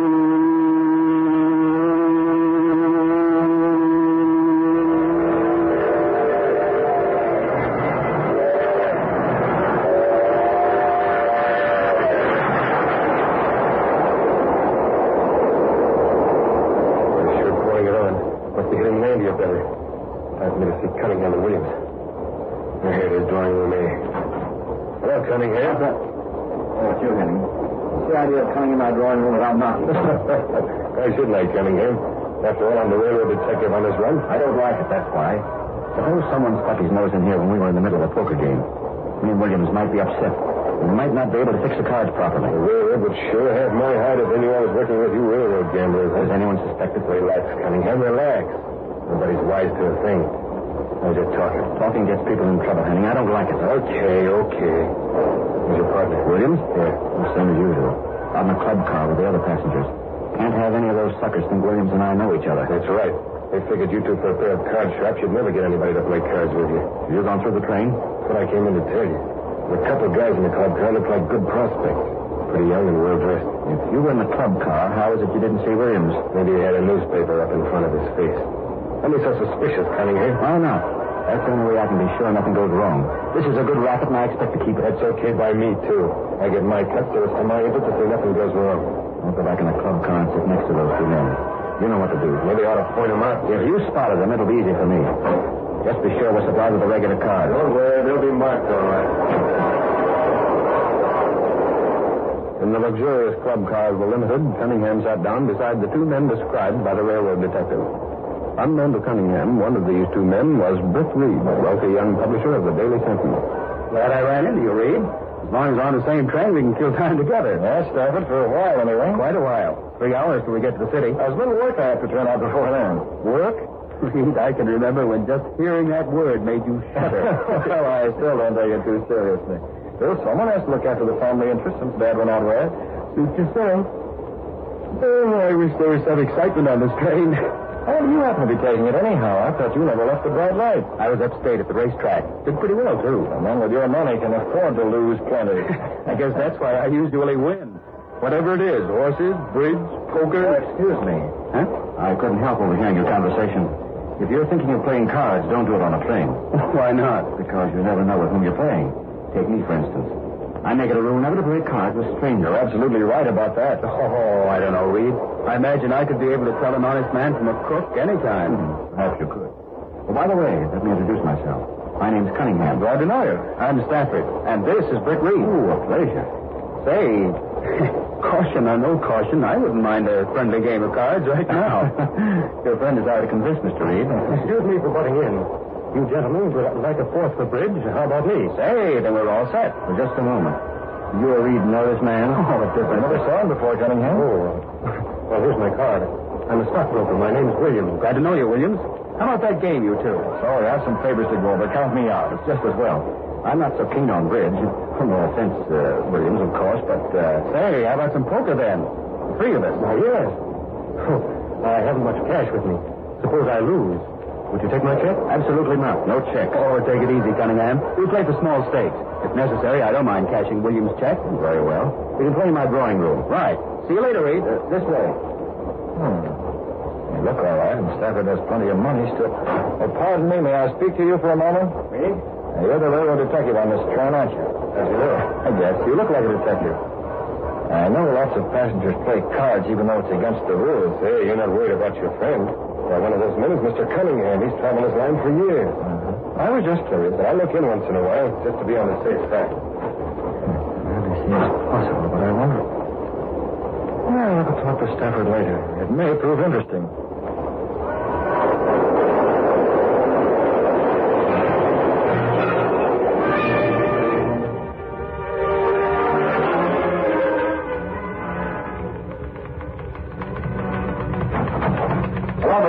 How things been going during my absence? I understand Lowry's looking for me. Yes, he's very mysterious about it. It's not like Lowry. When he has something, he wants to tell the world about it in newspaper headlines. With a byline, too. Have him come in. Anything else? That friend of yours, Mr. Stafford, is waiting. I told him to go into your private office. Stafford, huh? I missed him at the station. I wonder if my hunch was right. What hunch, Mr. Reed? Oh, never mind, Miss Kate. Send for Lowry. Ah, Britt. I've been waiting for you. Oh, you look a bit disturbed, Stafford. Don't tell me you lost money playing poker with strangers. I lost plenty, Britt. I should have taken your advice and stayed away from those men. I thought as much. I'd swear that game is fixed, but there's no way of proving it. If only you'd been there watching. It takes an expert to detect crooked card tricks, Stafford. But I sent the railroad detective back there. He should have been able to tell. Some fellow did come in. Sure, it's fixed there. That's the one. Did he watch the game? Yes, he seemed to know Cunningham quite well. His name was Henning. So he was a detective, eh? Yes. He didn't notice anything out of the ordinary? Not a thing. I guess if he couldn't find anything out of line, I was suspicious over nothing. Or else that detective is in with the crooked game. It's been known to happen. Hey, boss, am I glad you're back? I've got some inside dope that may build into a good yarn. Easy, Lowry. I have a visitor. Oh. But Casey said they'd come right in. Now, this is Mr. Stafford, a friend of mine, Lowry. Hello. Hiya. Well, don't hold it back, Lowry. What's this inside dope? Boss, I've picked up a lot of rumors around town about a big-time gambling ring operating on the railroads. On the railroads? Sure. Those trains are full of suckers waiting to be picked. Those sats with more money than trains. Oh, Lowry, hold on. What's so funny about that? Well, it so happens, Lowry, that I'm one of those poor suckers. Huh? That's right. Stafford got into a poker game on the train and lost plenty. Well, that's great. What? That is, I don't mean about you getting hooked, Mr. Stafford, but if you've got proof about train gambling... Well, that's just the trouble. We have no proof, only suspicion. Oh. It takes more than that to get jail terms or a newspaper story. There must be plenty like Stafford here who ran up against this racket. Some of them must have proof. I doubt it, Lowry. Besides, most of them are too ashamed to admit they've been victimized. That's true, Reed. Only reason I'm telling you is because you're my friend. I can't ever get around. I'd be laughed to death. Looks like a story that didn't turn out. Perhaps we can find a story yet. One of those two men Stafford played with handed me a card to introduce himself. Those crooks carry fake cards by the dozen. Well, we still don't know them for crooks definitely, so this name and address may be on the level. Check out anyway. Okay. If we find anything, we'll use it. And so will the police.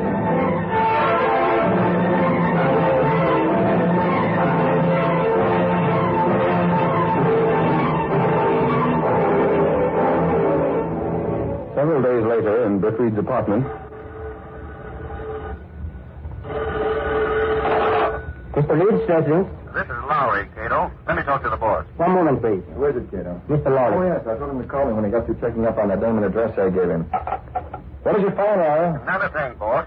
That's the guy's real name, and he has got a brokerage business. Did you talk to him? No, he's always out on slips, but it's on the level. Quite possible that this brokerage office is merely a front to cover his real activities. If it is, I'd like to know how we're going to find out. Miss Case told me you also phoned Henning, the railroad detective, but couldn't get anything from him. No, that's right. We drove blank every place. But I'll keep looking. Yeah, do that, Lowry. Did Mr. Lowry find anything, Mr. Britt? I didn't hear. Apparently everything is innocent on the surface, Cato. This man Williams does run a brokerage business. Lowry found that out. Then he's not a crook? Well, he could still run the business as a blind to cover his gambling. According to Lowry, Williams is away most of the time. If my idea is right, he may be spending that time on the trains looking for victims like Stafford. Yes, sir. And if this railroad detective Henning knows Cunningham, the other man in that poker game, as well as he says he does, he may be in on it, too. How'd you find out, Mr. Britt? I'm checking on that right now, Cato. Hello, Central Depot. I'd like to speak with one of your railroad detectives, a man named Henning. Oh, yes, sir. What train? Oh, no message, thank you. He's not there? Henning's out on an assignment. He's leaving on the limited age 15. Cato, if those two fellows are card sharps and Henning is in with them, they're bound to pull their dirty work on the same train. Yes, sir, that's true. I'm going aboard that train to find out what I can. As the Green Hornet, Mr. Britt? Not as the Green Hornet, Cato. That would be too risky. But I'll stay out of circulation as much as possible. Those two men, as well as Henning, have seen me before. Yes, sir. But I want the Green Hornet mask and gun handy in case they should be needed. Now, let me think. How can I do that without carrying them in my bag where someone might find them? Now, Cato, you have to take out the Black Beauty. The Hornet's car? Only fast enough to keep up with the limited. Be sure the mask and the gun are in the car. Now, while you're driving, watch the observation platform. If I give the signal, you know I'll meet you at the next stop. Be sure to watch.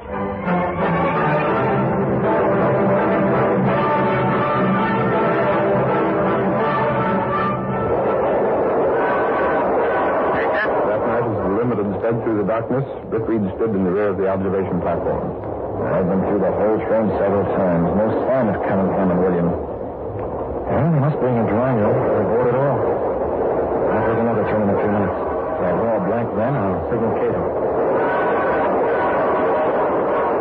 But before Britt Reed could carry on his search, drama occurred aboard the Limited. In the drawing room toward the front of the train, Cunningham and Williams called Henning. What's up, Cunningham? That's it. Who's this guy lying on the floor? That's allowed, Henning. Williams and I were playing poker with him. He saw Williams slip a card out of his sleeve. He started to squawk and I hit him. He looks as if he might be at the corner of the table. We must get him out of here, off this train. I've already emptied his pockets. Put the ticket for this drawing room in his coat. We can't open that window, Cunningham. And these air-conditioned cars, the windows are sealed. You can break glass. Lift him out. The train's going 80 miles an hour. He can't get in here. When he comes to, he talk. This racket's too good to spoil. One knows we took this drawing room, Henning. Only you. And you know better than to say anything. We'll sneak off the train to the next station. No one the wiser. Now, get his feet. Head up real fast and goes to the state highway. Lights up the side of the tracks like a Roman candle. There he goes. And no one the wiser. Now all we got to do is to... What's that? Brakes. Somebody pull the air brakes. How's the man we tossed out? Come on. Grab his bag. We're getting off this thing before anyone starts a real checkup. Car door's open. Beat it, Cunningham. Come on, William. Over the other side. Henning, what happened? Who pulled the emergency cord? Search me. Has there been an accident? You almost knocked me out of my berth. That engineer ought to be fired, stopping like that. I pulled that emergency cord. You? Don't you realize that's a criminal offense? I do, conductor, but it was necessary. I was standing on the emergency platform and I saw a body fall off the train. Huh? Why, man, you must be crazy. That young man telling the truth. I saw it, too. Oh, it was horrible. Calm yourself, lady. How can I calm myself after that? And that's not all I saw. Now, look, madam, what else did you see? I was looking out the window. We were passing right close to the state road. And just before that body fell, I saw a long black car beside the train. And the man driving his no mask. I could see him clearly. He was so close. A black car and a man in a mask. Why, that's That must be the Green Hornet. The Green Hornet? Are you sure you're not dreaming, madam? Of course I'm sure. The Green Hornet. You mean he might have had something to do with that body that fell from the train? Oh, why talk about that? Let's find the passenger who fell first. I'm sure he'll be dead when we find him. I'm sure of it. And the Green Hornet is the one who did it.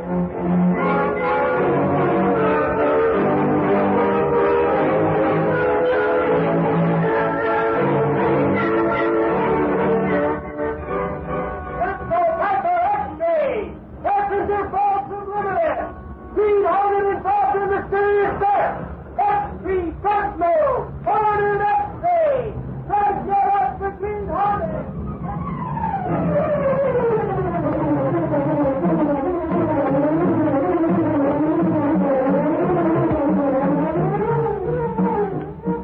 Falls on the first act of our Green Hornet adventure. Before the next exciting scenes, please permit us to pause for just a few moments.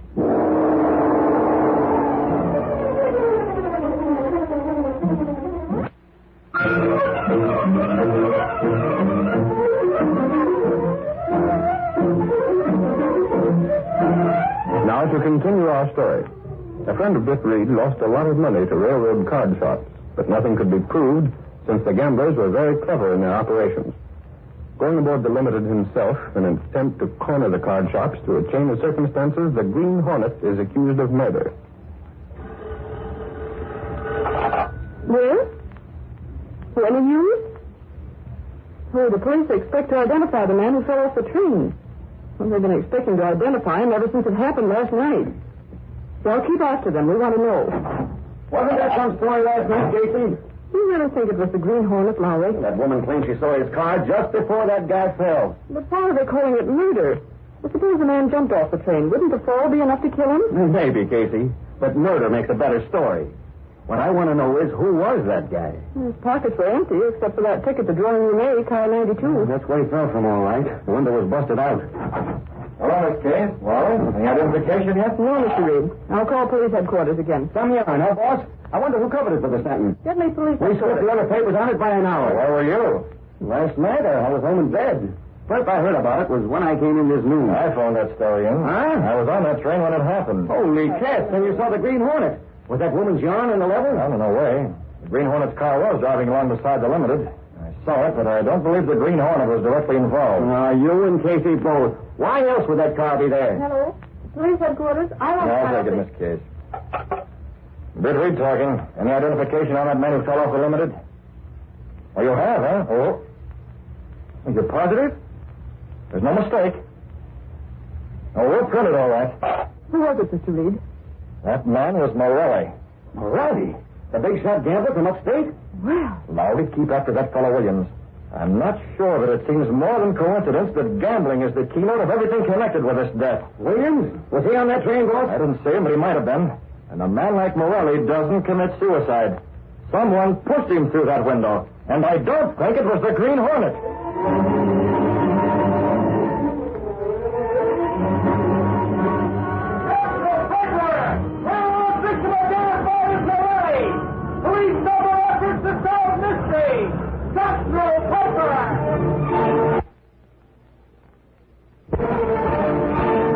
That evening, Britt Reed arrived at his apartment carrying a small parcel under his arm. There he spoke to Cato, his valet, and the only living man to know him as the Green Hornet. That man has been identified as Morelli, the gambler, Cato. Very bad last night, Mr. Bates. Well, it's a good thing that woman saw you driving the Black Beauty beside the railroad tracks. The men who threw Morelli off the Limited will be expecting a call from the Green Hornet. And they won't be disappointed. Open that parcel. Yes, sir. Luckily, I was able to flash you a danger signal from the train last night so that you turned the Black Beauty around and got away. Yes, sir. Very fortunate. Mr. Britt, you back, boy. Careful how you handle that, Cato. I don't want our fingerprints to get on it. I'd understand. I bought this little toy railroad car on the way home. Notice how well it's built. Glass windows, everything. Hand me that metal ashtray. Yeah, small one on the table. Yes. I had a special reason for getting this toy car, Cato. No one saw me get it. I sent a small boy into the toy shop while I stayed outside. What are you doing, Mr. Britt? Breaking one of the windows in this little toy? Are the mask and the gun still in the Black Beauty, Cato? Yes, Mr. Britt. The police are on the lookout for the Green Hornet, so we'll have to be especially careful tonight. Bring the toy railroad car along. No fingerprints. Picking up the toy, Cato followed Britt Reed through the secret panel behind the clothes press in the apartment. Then along a narrow passageway built within the walls of the building, down a flight of stairs that led directly to the supposedly abandoned warehouse that housed the car of the Green Hornet. I'll drive. Put the toy car where it'll be handy when I want it. Yes, Mr. Bates. Careful. Wipe it off with your handkerchief. Yes, sir. There are 3 men involved in Morelli's death. All 3 of them are going to meet the Green Hornet. The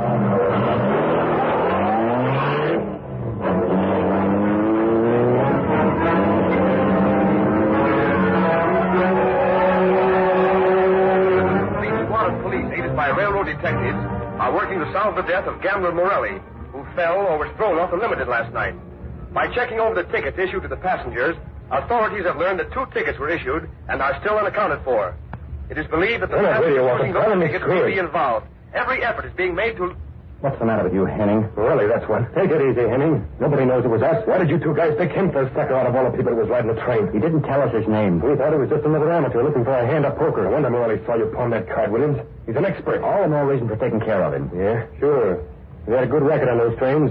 Morelli must have been trying to cut in on us. That don't mean you had to handle him that way. What'd you expect us to do? Use kid gloves? There wasn't time to figure things out. We worked fast because we had to. I'm supposed to be out right now looking for the guys who pulled this job. And all the time I'm wise to the whole setup. You're in as deep as we are. I didn't do no killing. You were there when we dumped Morelli overboard. What does that prove? That makes you an accomplice after the fact, Henning. As a detective, we don't have to explain that any further.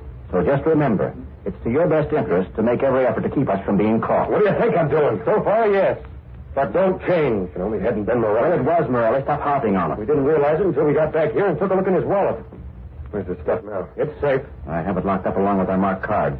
We'll get rid of them all at the same time. What's the idea of waiting? You should have ditched that stuff long ago. We had our hands full making sure nobody spotted us when we sneaked away from that train last night. We came straight here. If we tried to get rid of those things on the way, someone might have remembered us. All right, why don't you burn them? Because leather won't burn you, fool.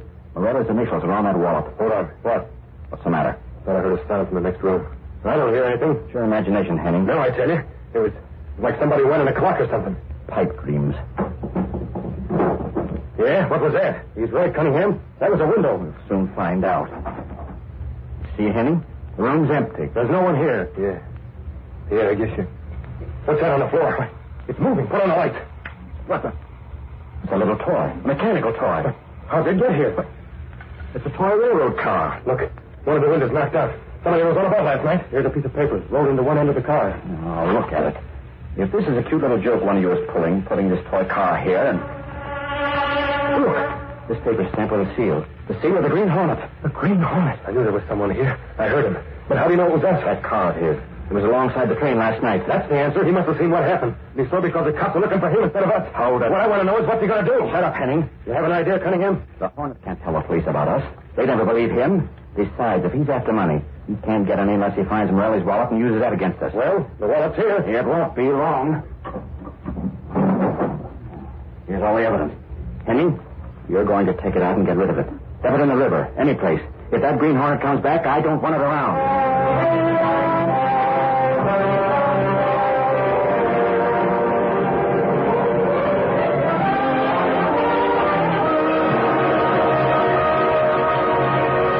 After leaving the toy car in Cunningham's apartment, Britt Reed left by the fire escape. He and Cato waited below. I overheard their conversation before I left, Cato. Morelli's wallet was still there, hidden away. Yes, sir. I won't dare keep it around after they got my warning.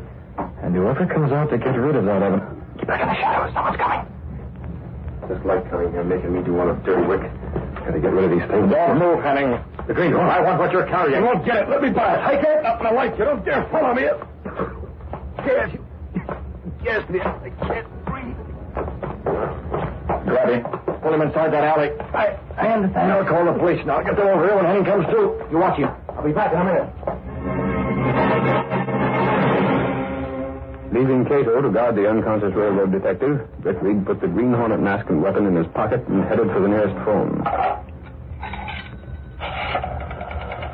He called police headquarters, and when they answered... I want to speak to the officer in charge of the Morelli investigation. He ain't here. He's out with a reporter named Lowry. They got a lead on some guy named Williams. Call him up. Tell him to forget about Williams' place. There's no one there. Who's this caller? Never mind. Take this tip and use it. Tell him to get over to 1724 East 51st. A man named Cunningham. Don't forget, if he wants to solve the Morelli job, 1724 East 51st.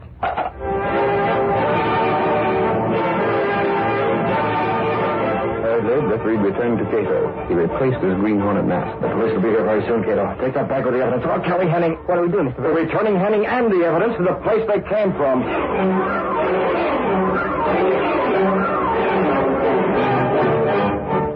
Cunningham, are you sure we can trust Henning? He knows better than to cross us. And why isn't he back here? He's had plenty of time to ditch that stuff. That must be Henning now. Henning! Oh, he's been gassed. Somebody propped him against the door. The Green Hornet. Whoever it was, there's no time for talk. Pull him inside. He's coming around. Close the door fast. Okay, Cunningham, the bag with all that stuff, that's here, too. What happened? Snap out of it, Henning. Come on. Don't let him get away. The Green Hornet, he gassed me, took the bag. Took it nothing. It was outside the door. He brought it back. Get it out of here, Williams. Hurry. And see if this Green Hornet doesn't get you the way he did Henning. Okay. It's him. He's back. The Hornet, huh? Don't move any of you. The police. I'll take this guy. Let me go. Resisting an order. You won't get me. What's Cunningham? Open the desk door. Put down that gun. I'll get you before I do. Drop it. Oh, my arm. Let go. Are you going to drop that gun? Oh. Nice work, Hardy. I'll get the gun now. You pay for this, police or no police. Sure, you can't come busting in on private citizens. Who are you? I know these two. They were described to me, but I never saw you before. Where's your search warrant? I recognize him, Lowry. He's Henning, a railroad cop. That's how he knows about warrants. Come on, talk. What do you know about Parole? Never heard of him. And I suppose Henning never heard of him either. Did you, Henning? Hey, what are you reaching after that bag for? No reason. Nothing at all. Give me that. I'll dump this stuff on the table. Playing cards and dice. So you guys are gamblers. Here's a wallet. Let me look at the name on it. Morelli's wallet. We don't know a thing about that stuff. It's not ours. We'll see about that when the fingerprints are checked. Looks like you two are going to get what's coming to you. I don't know a thing How about Henning? Where does he fit in? Me?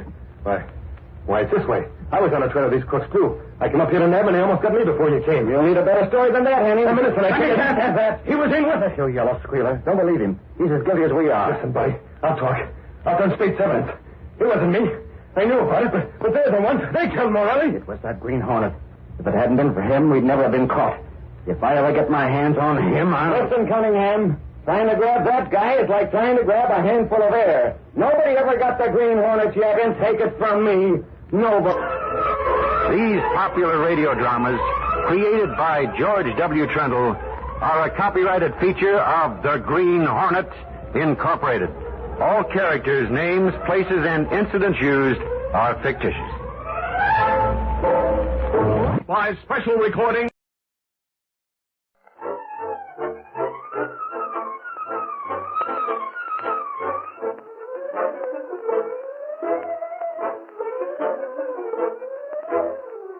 With his faithful valet Cato, Britt Reed, daring young publisher, matches wits with the underworld, risking his life that criminals and racketeers within the law may feel its weight by the sting of the Green Hornet. Ride with Britt Reed as he races toward another thrilling adventure. The Green Hornet strikes again. Hurry, Cato. Here's where we smash a graft racket.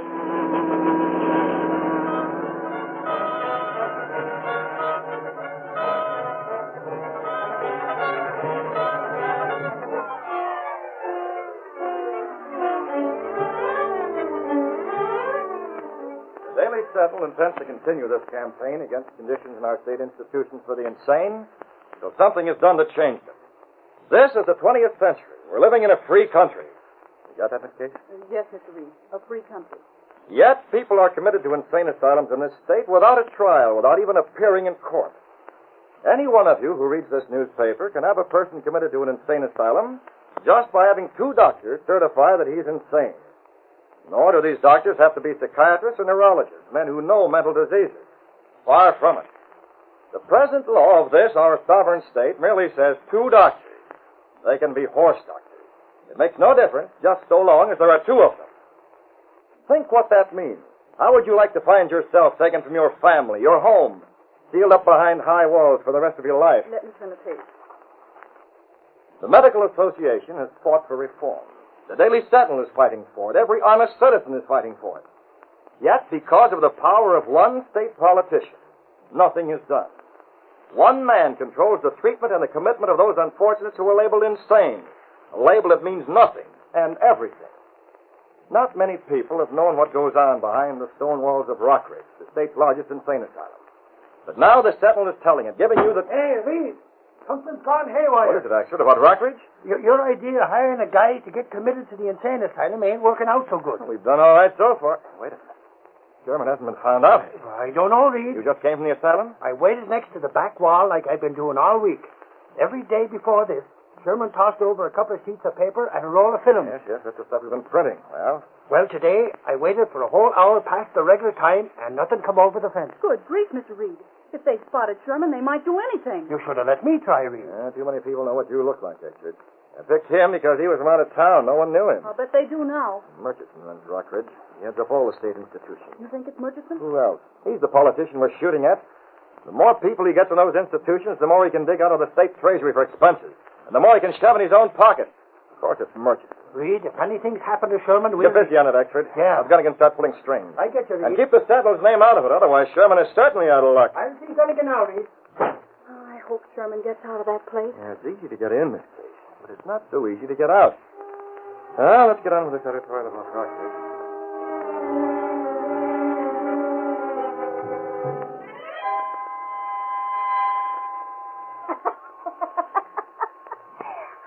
Over that wall someday. Who's that? I frightened you. Oh, it's you. You be a good girl. I have to put you behind those bars again. No. Well, don't creep around like that. If you want to have the run of the place, you act sensible. I frightened you. Oh, now go on. Get out of here.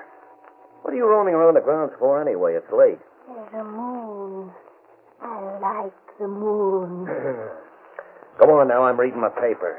Baker, are you the watchman or aren't you? Oh, Mr. Murchison. Who's this? Oh, she's harmless. We let her wander around. Get out, Sally.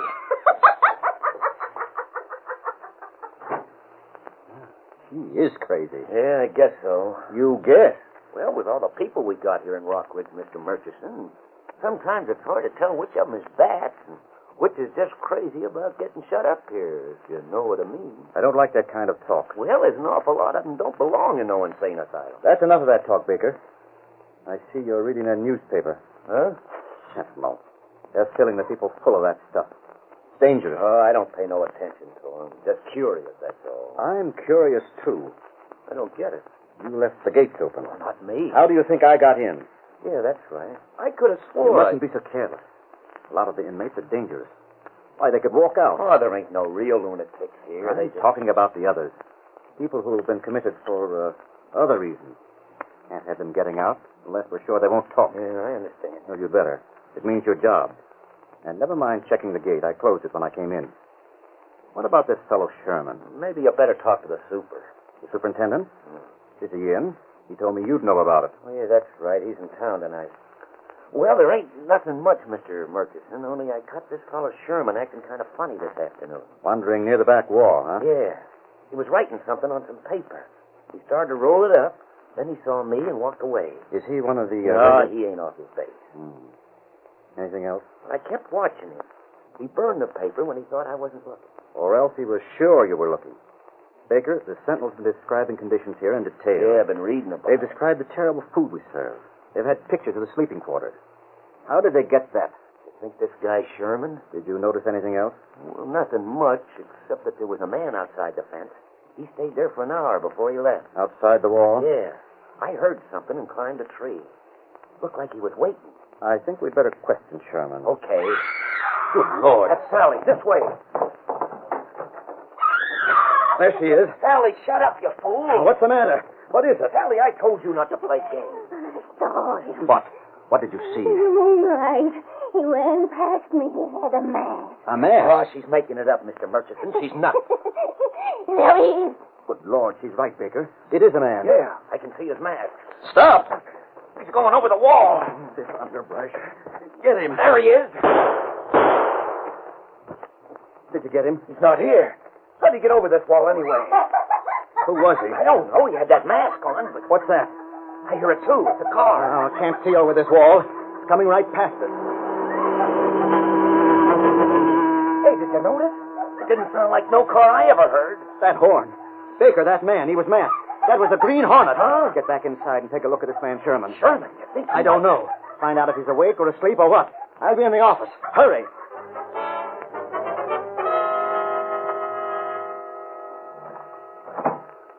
the case is off at the end.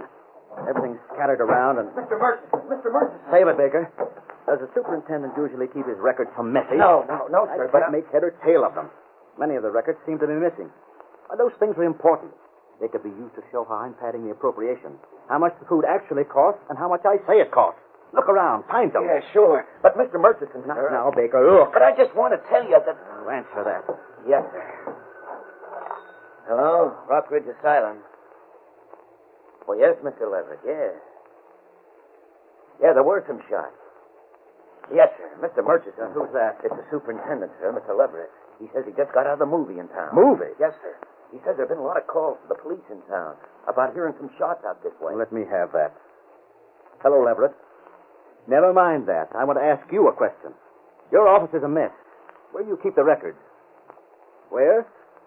You're sure? Just a second. Baker. Yes, sir. Look in that top file. I looked before, but I may have been hasty. You see any blue sheets there? Blue? Yes, blue. The records. I'll see, sir. Hurry. Hold it, Leverett. Don't see them, Mr. Murchison. Oh. Leverett, they're gone. Someone took them. I wanted to tell you. How do I know who... Oh, wait a minute. You wanted to tell me what, Baker? Well, sir, you asked me to look in Sherman's room. Yes? Sherman ain't there. What? You're sure? Yes, sir, he ain't there. And I found this under his bed. A camera? Yes, sir. Oh, that's it. I thought it might have been this Green Hornet, but I was wrong. It was Sherman. He must be a reporter for the Sentinel. A reporter? The camera, you fool. Those pictures in the Sentinel, those stories. Hey, then Sherman must have took them reports, Mr. Murchison. Good Lord, that's right. The reports. If the Sentinel gets those... Leverett, are you still on the phone? What are you going to do? Quiet. Listen, Leverett. Tell the police one of the inmates escaped from Rockridge. A man named Sherman. Tell him he's a dangerous maniac. Yes, I know he isn't, but tell him anyway. Stop asking so many questions, Leverett. The man's a reporter. He's got those records. Oh, I thought that would get you. Give the police his description. He's probably heading for the city. Tell the police he's a dangerous maniac. Tell him he's armed. Tell him to shoot on sight.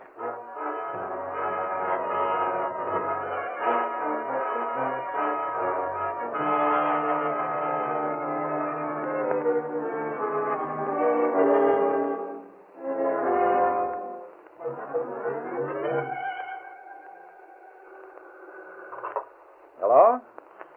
Yes, Senator Burke, this is Reed talking. That's right, I did want to get in touch with you. Well, about introducing a bill to change the method of committing people to the state asylums. You've read the Sentinel stories. Well, someone's got to do it, and you're the man. Well, why not drop around to the Sentinel? We can discuss it. Well, frankly, Senator, we have a man inside Rockridge. That's where we got our information. All right, that'll be fine. Yes, Mr. Reed? Miss Kay, Senator Burke will call in a day or two to arrange an appointment. Yes, sir. About the insane asylum setup. Make a note of it. Very well, Mr. Reed. Hey, just a minute. What is it? It's Axford. He's heading to your office. It's all right. Let him come in, Miss Kay. Try and stop him. Hey, Reed. Something thinks the cops are after Sherman. What? I just seen a police bulletin. You know, that story about the dangerous maniac escaping from Rockridge? No, I didn't know. It happened last night. The state cops are looking, and the city cops are starting out, too. Reed, the description fits Sherman. Wait, God, you mean he's being sought as a dangerous maniac? It must have been Murchison give out that kind of a lying story. Suppose Sherman gets shot. You get back in the newsroom. Have Gunnigan contact the state and local police. Okay. Tell them who Sherman is. Have the search called off. Phone call for you. Phone call? Yes, from Sherman. He's at a cigar store on the corner of Carville and Hopper. Carver? Get out there, Axford. Carver and Hopper. Tell the police. Holy crow, I gotta hurry. This phone here, Mr. Reed. Hello, Sherman. Yeah, Mr. Reed. I ducked out of Rockridge last night. I've got the records of the money news there right with me. It's a big story. Never mind that now, But Sherman. get this, it's important. I was locked in last night. I was worried because I thought they'd found me that afternoon trying to toss my stuff over the wall to Axford. Yes, they must have suspected Sherman. Well, some guy in a mask came along last night and let me out. I slipped away from him and grabbed the records. And you know who that guy was? It was a Green Hornet. All right, Sherman, we'll go into that later. But get this, there's an alarm out for you. Yeah, sure, I know. Murchison's notified the police that you're a dangerous lunatic. What? We know where you are. Hang on to those records and keep out of sight. Gunnigan's giving the police the straight story now. If we don't get to you before... Sherman, what is it? There's a guy trying to get in the phone booth, Mr. Reed. Get out of here. Get... Oh! Sherman! Hello? Miss Hayes, something's happened. Come on, we're going over there.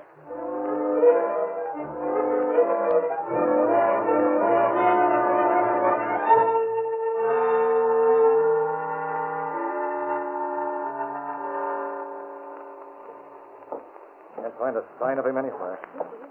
The owner of the cigar store says Sherman used this booth, King Saint. Thanks. Doesn't he know? He can't. He was up at the front of the store. The phone booth's back here, off concealed by this corner. And there's a side entrance. Whoever grabbed Sherman came in the side way without being spotted. Is it Sherman out of his booth? Mr. Reed. What? Look here. On the floor of the phone booth. This slip of paper. It's got the seal of the Green Hornet.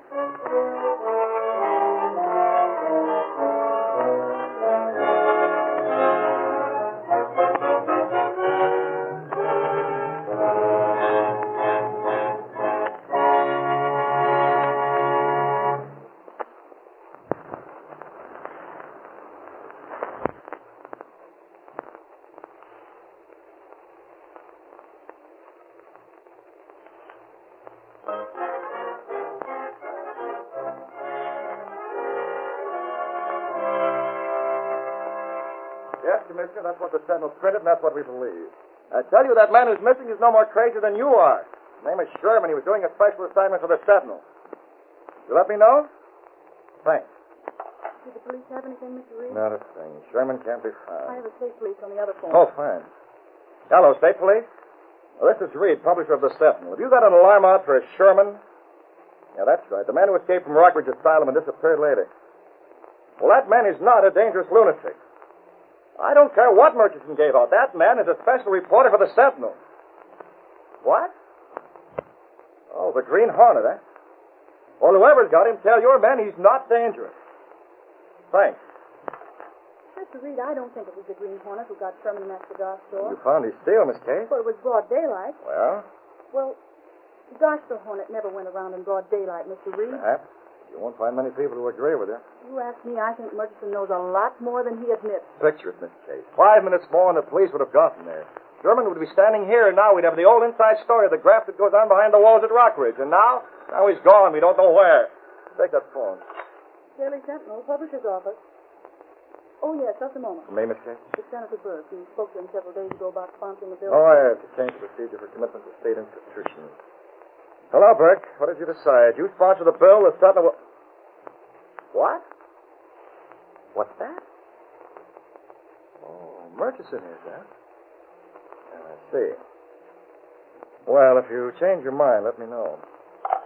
He's not sponsoring a bill, Miss Case. He's changed his mind? Now, Murchison changed it for him. But how? I didn't learn that part, Miss Case. He must have seen last night's Sentinel. Gosh, everyone knows by now that Sherman was working for the paper. Hey, Reed, I just come from headquarters. You know what that rat Murchison is saying? Well, I have an idea, actually. He's saying that's all a lot of malarkey about Sherman working for the Sentinel. What? Cross me heart, Casey. Murchison keeps insisting the guy who escaped was a dangerous maniac. But the story... Murchison says the story was fixed. He says the Sentinel is making it up out of whole cloth, that there ain't a word of truth in it. And they believe him? There's your answer, Miss Case. Apparently Senator Burke believed him. So what are we going to do, Reed? Murchison says the Sentinel is just slinging mud. And without Sherman around to say he's lying, he can keep on saying it. Well, Sherman isn't around, actually. What can we do?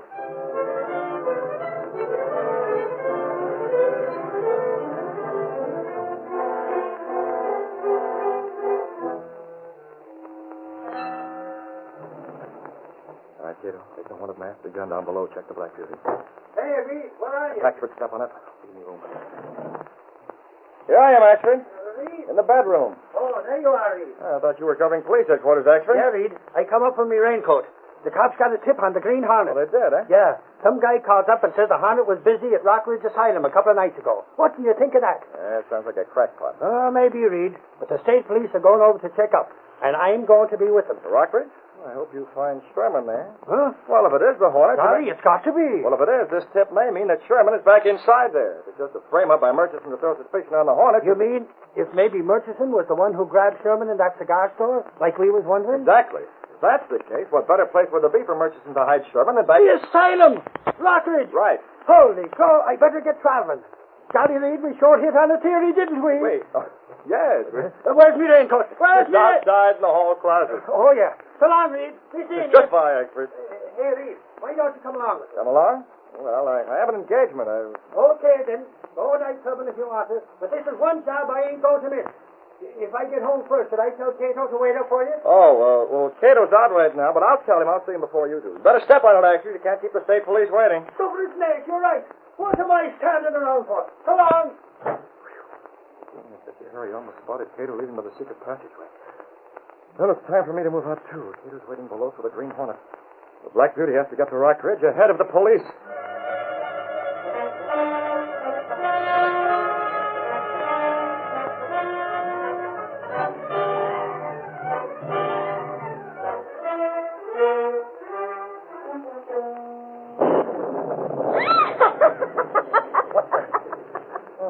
You again, Sally.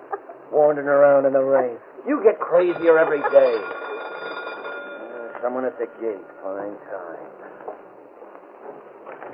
Baker, open the gate. Yeah, I'm coming. Now, Sally, get back to the main house where you belong. Hurry up. Okay, Mr. Murchison. I didn't expect you. Never mind the social layers. Open the gate. Yeah, just as soon as I find the key. Hey, it was open all the time. What? It was open. I could have swore a lot. There's something going on here. Come along, Baker. Yeah, just as soon as I close the gate. This time I'll make sure it stays closed. Hurry. Yes. Are you here for anything special? Baker, the state police learned the Green Hornet was here the other night. What? Yes. They asked me about it when they were checking. That's why I'm here. Did you tell them? Me? No, sir. You know a lot, Baker. Don't try to use what you know to boost yourself too high. No, not me, Mr. Murchison. Being a watchman is all I want. The police are coming here. Tonight? Of course, tonight. Did you think I'd come out in this weather for fun? Hey, if they find we got Sherman in the old They building... won't find him. Where's Leverett? The super? He's in the office. We've got to get those records out of the way. And Sherman, too. The police may have a search warrant so they can get in. Who's that? Oh, that's not Sally. She's crazy as a loon. Don't pay no attention. Oh, come on. Let's find Leverett. I wish this rain would let up.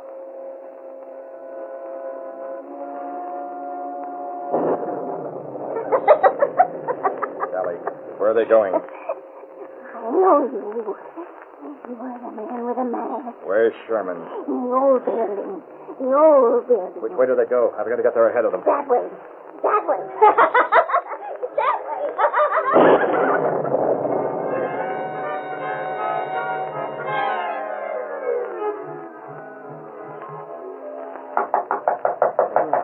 You ain't never locked the door before, Mr. Murchison. Leverett, are you there? Leverett. There's a light inside.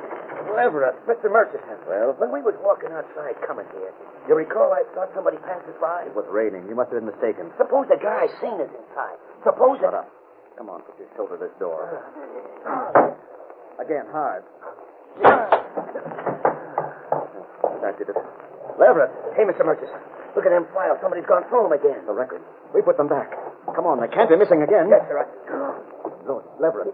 He's lying on the floor. What happened to him? How did he get this? I shot him, Murchison. Who's that? The Green Hornet. I was waiting behind the door. You're that guy we seen pass by in the rain. You shot him. What for? He tried to stop me when I came looking for these. The records. You were in the file. Right. I heard you coming, so I locked the door to make sure I got what I wanted. Give those to me. Perhaps later, Murchison, for a price. A price? These are valuable, aren't they? You might lose your job if these fell into the wrong hand. I don't like this, boss. This guy's dynamite. Look what he did to Leverett. So you want a bargain, eh, Hornet? Why not? And how will Leverett be explained? Simple enough. I left the Green Hornet seal on the desk. But if I were you, Murchison, I'd get Sherman out of here. Sherman? Don't act dumb. The man who disappeared yesterday. Well, I don't know anything about him. He's gone. The Green Hornet seal was left there, Murchison. I didn't put it there. That leaves you. Sherman. Quiet, Baker. All right, Murchison. I know Sherman's here. I even know where he is. In the old building. You know? Not a woman, that said. A woman who whispered. Sally. She told me. Is your car outside, Murchison? Yes, outside the gate. Good. We'll use it to get Sherman away. You know the police are coming here. Now move, or you want the same thing Leverett got. No, you're right. Yes, the police. You don't need that gun. We'll get Sherman now.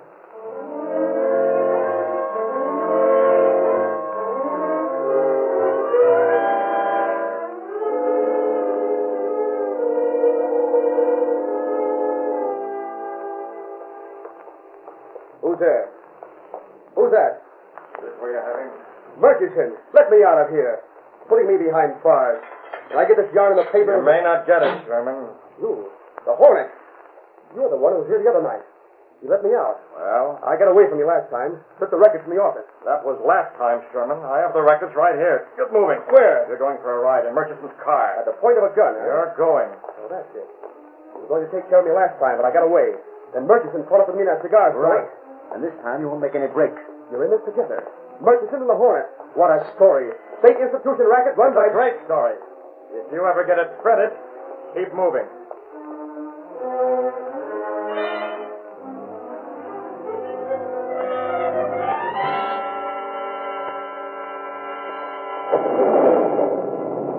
Here we are. Here's my car. Let's get Sherman away from here. Then we can talk terms on it. Yeah, you better hurry. The cops Wait. might... Huh? I think we better take care of Sherman right now. I don't care when or how, so long as he's taken care of. You can't shoot me. You had him, Sherman. This is for you. You shot me. I can't breathe. That gun, it didn't make no sound. Shut up, Baker. This is no time for nerves. Get him in the car. What's that? Huh? Don't you hear it? Hornet, do you hear it? What the? It's the police. Police sirens. Let's get Sherman out of here. Coming. Get him in the car. Yeah. Put him down. Huh? Hornet, what are you pointing that gun for? Well, they'll be here. So will you. Well, what do you mean? Police car is fast. They might catch your car. But they can't catch my car. It's too fast. And there's no room for you in it. You've got it. I'll discuss these records with you later, Murchison. And just to make sure you remember. Grab him, Baker. Don't shoot. Take it, you sizzling rat. I can't breathe. Only gas. You'll be all right. And tell the cops anything you like.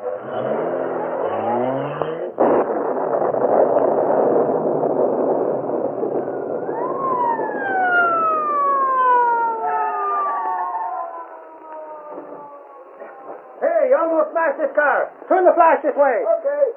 Holy cow, it's Murchison and that watchman. Sulphur and Snakes, this guy. I had me doubts about seeing him again. It's Sherman and he ain't dead. None of them's dead. Wait till I bring him into Britt Reed's office.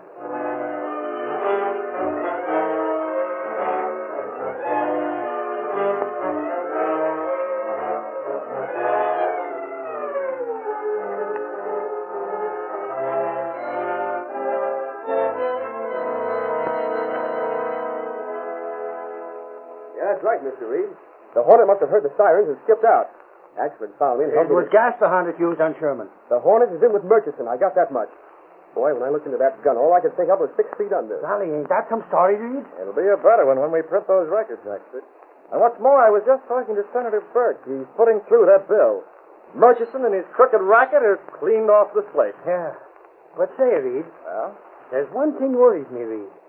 If the Hornet was trying to get a cutout of the racket, how come he left them records right where the cops could find them? Axford, you should know better than that.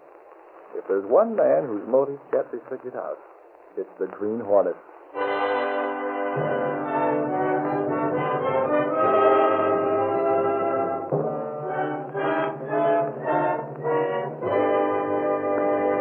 Extra, extra, paper! Safe Insane Asylum investigated!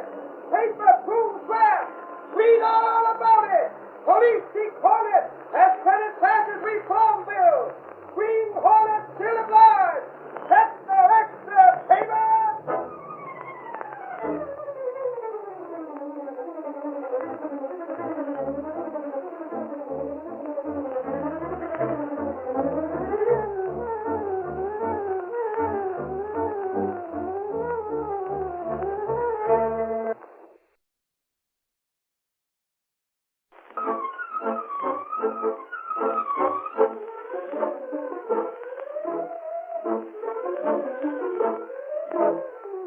With his faithful valet, Cato, Britt Reed, daring young publisher, matches wits with the underworld, risking his life that criminals and racketeers within the law may feel its weight by the sting of the Green Hornet.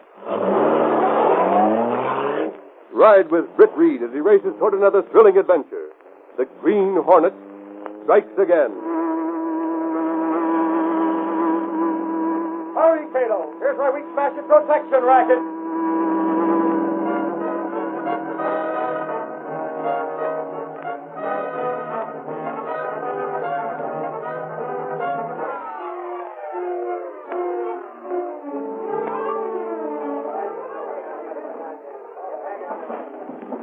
That's right, boys. Load the barge as high as you go. You think we'll need another barge, Chief? One will be enough, Sergeant. Yes, sir. Hey, don't tie everything at one end. She'll sink right here. Chief Ritter. Yes? I'm Lowers from the Sentinel, Chief. What's going on? That barge is loaded with gambling apparatus picked up in recent raids. All of it will be dumped into the bay. All of it? Every single gambling device. As new chief of police, I can safely say the city is completely free of organized gambling. Sounds like a speech coming on. Speech? No, nothing like that. Yes, spare it. Say, how about a picture of you, Chief? Picture? Yeah, stock shot, number 99. You know, chief of police smashes gambling machine. It's good every time the warehouse gets loaded with gambling devices and they have to be dumped in the bay. Very well, get the photographer. Way ahead of you, Chief. There he is. Oh, yeah. Hey, Moran. Yeah, Lowry? How about one of those slot machines and an axe? The chief is going to pose as a racket buster. Okay. You don't sound very eager, Lowry. No? Well, frankly, Ritter, you're not my first choice for chief of police. Is that your opinion or the opinion of the paper you work for? Both, Ritter, both. The Daily Sentinel doesn't... Haven't I cleaned up gambling in the city? Oh, sure, but for how long? Well, Ritter, I hear tell that Frenchie's going to open up a gambling joint in a couple of weeks. That's a lie. You don't say. Can I quote you on that? And the same goes for every other gambling joint. I closed them when I took office, and they'll stay closed. You don't mind if I keep my fingers crossed? Here's the slot machine. This'll do, Flannery, right here. Okay, I'll get back and keep loading that barge. And for Pete's sake, put some of the stuff on the far side. You're overloading one end. How about the axe, Moran? Right here. Okay, Chief, start swinging. Cock will fire when ready. You sure you get a good one? Here goes.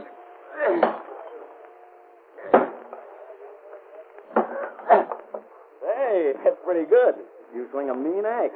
And you can quote me as saying that the gambling racket has been smashed as thoroughly... Early as the slot machine. Yeah, yep, we got it. We use the same quotation every time. Now you've got your picture. The police have work to do. Say, Ritter, where's Frenchie's stuff? Who? You know, Frenchie runs the biggest gambling joint in town. He used to run it. We raided him the day after I was appointed. Where's the equipment from that joint? It'll soon be at the bottom of the sea. Frenchie's stuff was bright red, wasn't it? Was it? Sure, you know. It was a pet superstition of his. Everything red. I don't see it on the bars. It's there, probably underneath. Why? Just asking. The rumor's going around that Frenchie's planning to open up again. And another one of Frenchie's superstitions is using the same equipment. Then the rumor is false. He won't open, and he won't get his old equipment. Okay, just asking. Oh, what's that? Hey, that barge is beginning to... Chief!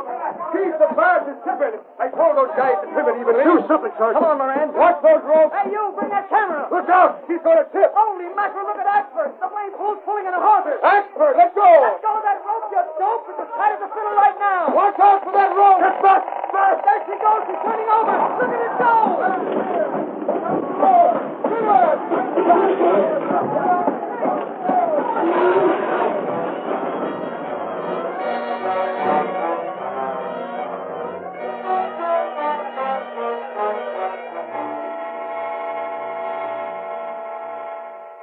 You should have seen it. The whole barge tipped over. Right on the riverfront, eh? Yeah, those gambling devices are sunk right beside the police boat. Won't interfere with docking, will it? I don't think so. It's plenty deep there. But what a yarn. We have the pictures, Mr. Reed.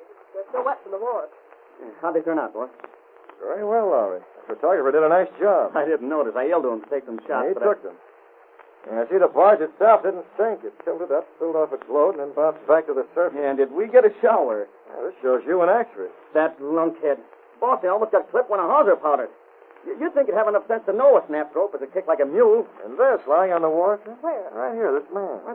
That's Ritter, boss. Ritter? Yeah, I didn't notice that. The flying rope end must have knocked Ritter cold, Lowry. Like a mackerel. Oh, gosh, why was I in such a hurry to get back to the Sentinel? I'd have given a week's pay to see that. I wish the Sentinel could get something on Ritter that would knock him as cold as this.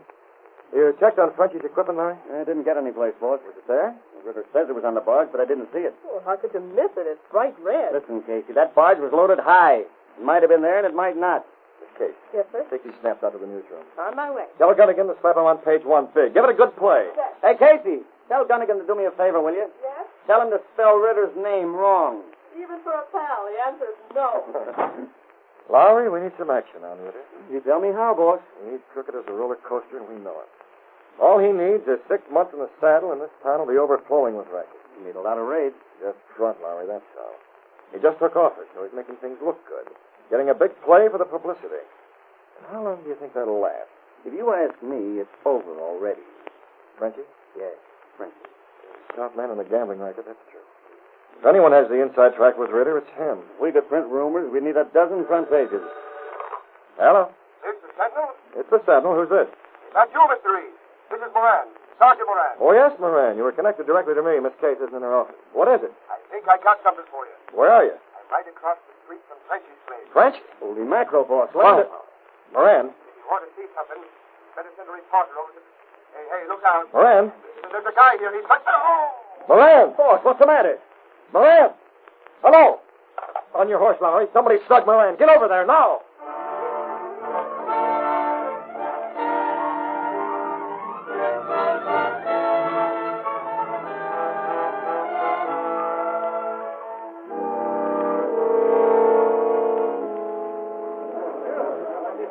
Who is it? Is he hurt? One side, let me through there. Gangway! Out of the way! Moran, are you okay? Get me out of here, Lowry. We heard it over the phone. Who slugged you? Give me a hand, will you? Are you You okay? Yeah, a little dizzy, that's all. I'll take you back to headquarters, Moran. No, back to the paper. To the Sentinel Lorry. I'd rather go there. Come on, it's all over. Get out of the way. Go on, watch the building excavation. One side. Taxi. Hey, taxi.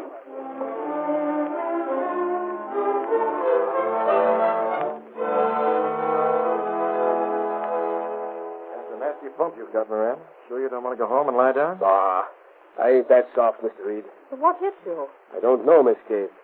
I was on the phone. No idea who it might have been? Yeah, I got an idea. I think it was one of Frenchie's boys, and it's a good idea. Moran, what was that phone call about? You learned something? How come you didn't call headquarters? After all, you're a cop. Mr. Reed, when I saw that rope smack Chief Ritter, I ducked away. Why? Well, I'd heard Lowry arguing with Ritter about them rumors, about Frenchie's gambling joint. So you took it on yourself to do a little independent sleuthing. Is that it, Moran? Why not, Mr. Reed? I don't give that for Ritter. You and everyone on the Sentinel, Moran. He'd love to get your stripes, Moran. The less honest cops Ritter has, the better. All right. Let's have it, Moran. You went to Frenchie's place. I didn't get inside, Mr. Reed. Nevertheless, you went. You found something too hot to tell over the phone. What? Mr. Reed, sure as I'm sitting here, Frenchie's joint is open, and I'm betting Ritter knows all about it. But it was closed down 2 months ago. You can open again, can't it, Miss Cave? Moran, will you keep on this? You couldn't stop me. If you get anything, let the Sentinel have it. We could use a scoop. Sure I will, Mr. Reed. The Sentinel's done me plenty of favors, and with Ritter heading up the department, I ain't going to report to him. Good. Now, where can we get a diving outfit? Well, we get a diving outfit. Yes, helmet, air pump, divers, the whole works. Holy mackerel, boy. That barge tipped over, Lowry. Ritter says Frenchie's equipment was on it. Well, we're going to find out. Look in the phone book, Miss Case. I want that equipment checked as soon as possible.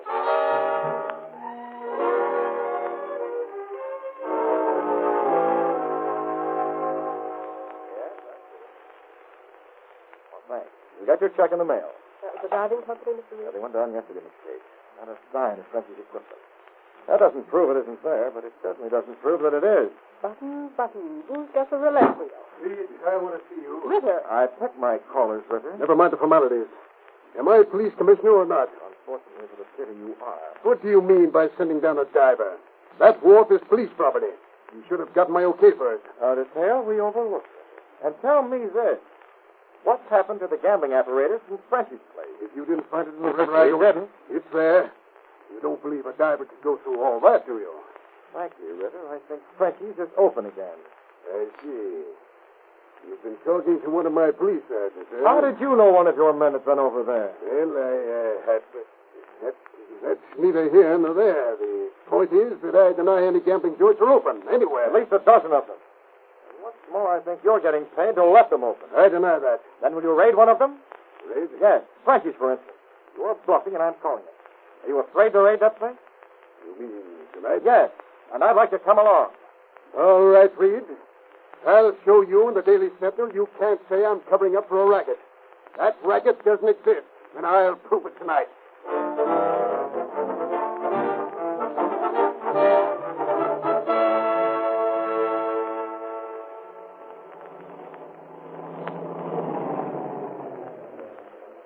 Okay, here's where we get up. Is that the place, Moran? That's it. Does it look like a gambling joint? That's Moran, Ritter. Yes, Mr. Reed. That's it. You haven't much faith in your chief of police, Reed. I haven't. The reason is right behind that front door. All right, you men. You know your jobs. When the whistle blows, get in.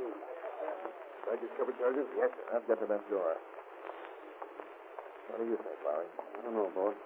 Looks as if it's on the up and up, but Ritter doesn't seem worried. Hello. Well, I'll be... Boss, we got company. Miss Kate, what are you doing here? Going out a raid. The girl can't miss all the fun. But... All right, you're here. You might as well stay. This is it. Blow your whistle, Moran. Inside, through the door. Yeah. Come on. Yeah. In we go. Two men, starter. Go through the room. Nothing going in this room. Get upstairs, Larry. On my way, boss. Hey, wait for me, you guys. Well, Reed. Hey, you. Come out here. Grant's got something. Come on, you. Here's one guy, Chief. Found him in that side room. Let go of me. What's going on here? This is a police raid. All right, let's have it. Where's the gambling equipment? You're nuts, mister. This is Frenchie's gambling joint. Gambling? Police? Say, you're crazy. There ain't nothing on this floor, Mr. Reed. It's clean as a whistle. Well, Reed, does this convince you? I'll take a look for myself, thanks. Nothing. Don't seem. Now we can gander upstairs, boss. It's empty. Empty? Sure. There ain't no gambling here. I'm the caretaker. There you are, Reed. The Sentinel claimed I was allied with gambling interests. Now, where's the gambling? All right, Ritter. I admit the place is empty. I suppose you had them tipped off. Nothing of the sort. You were someone else. Let it go. But get this. You may have taken this round, but the fight isn't over yet. Not by a long shot.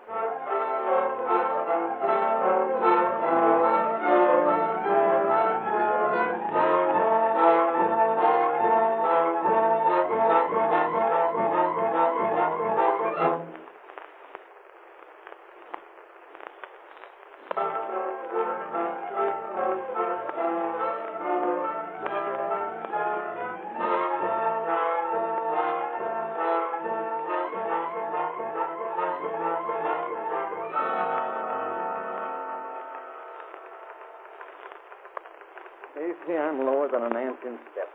We made a mess of things last night. Mm-hmm. Calling Ritter's hands.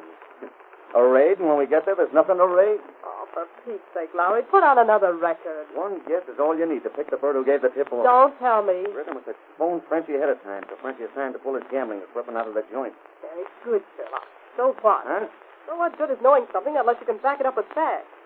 Ritter's in a position to give them advance notice, and he'll do it all the time. It looks that way. It is that way, and I'm sick of seeing you grouse about it. All those letters coming this case. No, they're not. There's too much static around. Oh, me, huh, Casey? The trouble with you is you lose your temper too easily. Haste him back to the newsroom, will you, Mr. Reed? I'm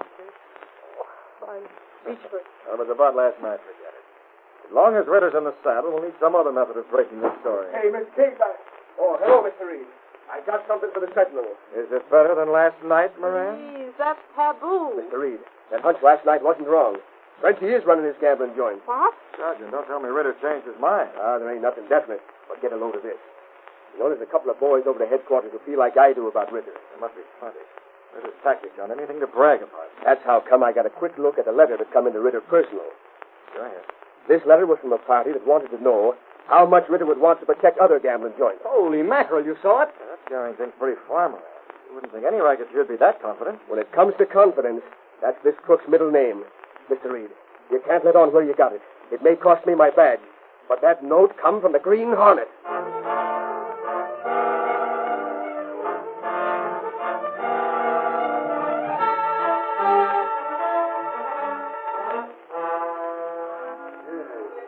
Yes, did get a letter from the Hornet. Oh, it's about time.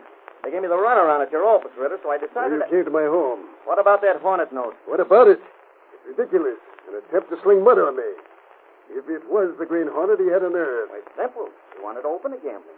Why, you... Where did the Sentinel get its information? How did you know about this letter? A little birdie, Ritter. What's the number of your paper? What for? I'll put a stop to this constant heckling of a public official. I'll withdraw all police cards. What's the number? It won't do any good, Ritter. I took my orders straight from the publisher, Mr. Reed. And this time of night, he won't be at the Sentinel. Reed, eh? If he isn't at his apartment, he's out doing the night spots or at the theater. Yeah. Playboy, eh? Telling me how to run my department. I'll call him tomorrow. It won't do any good, Ritter. The Sentinel's after you all the way. Get out. Get out of here. And we'll keep it up. Chief of police. That's a laugh.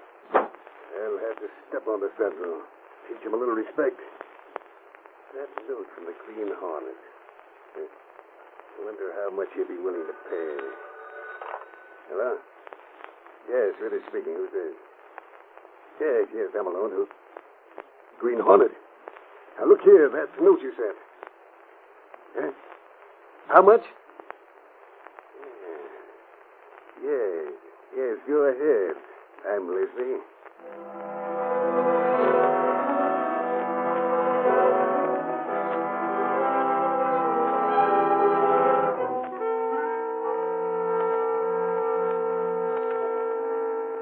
All right, Ritter.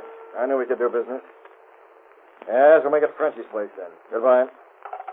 Well, Mr. Britt? Hook, line, and sinker, Cato. Our Ritter's a cool baby. Did he say something about the note? He said not to worry. He could cover it. It's bad. He's a racket salesman if I ever saw one. Customer's always right. Cato, that's it. The Green Hornet is a customer for protection, so Ritter acted pleasant. Did he open a gambling place? Well, that's what Ritter believes. The chief of police sworn to uphold law and order. That's a fight. You need him, Mr. Britt? Yes, Cato, tonight at Frenchie's place to arrange the details. See? Right in the middle of that den of thieves. It's going to be a close call, Cato. There's 3 or 4 of them to my 1. They should decide to unmask me. What about me, Mr. Britt? You won't be in the room with me, Cato. But I'm You'll going... have other work to do. job that's twice as important as any conference the Green Hornet may be holding. Oh, very well. Don't look so glum. We've been in tight jams before. Got the Hornet mask and the gas weapon. We're going out in the Black Beauty. And relax. We're the only two who know that I'm the Green Hornet, and we'll keep it that way. I hope.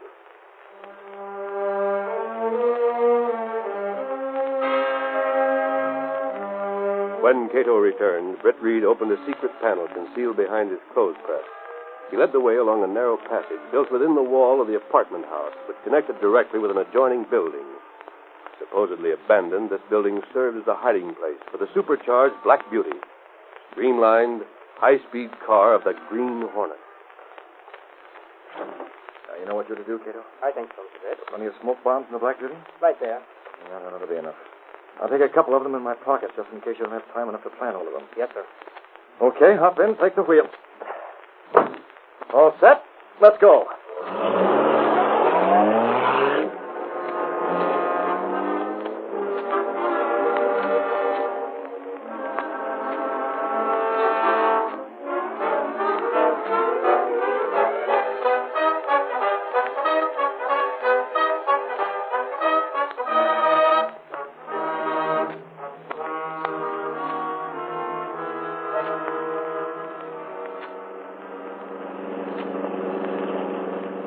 Turn here, Cato. This alley.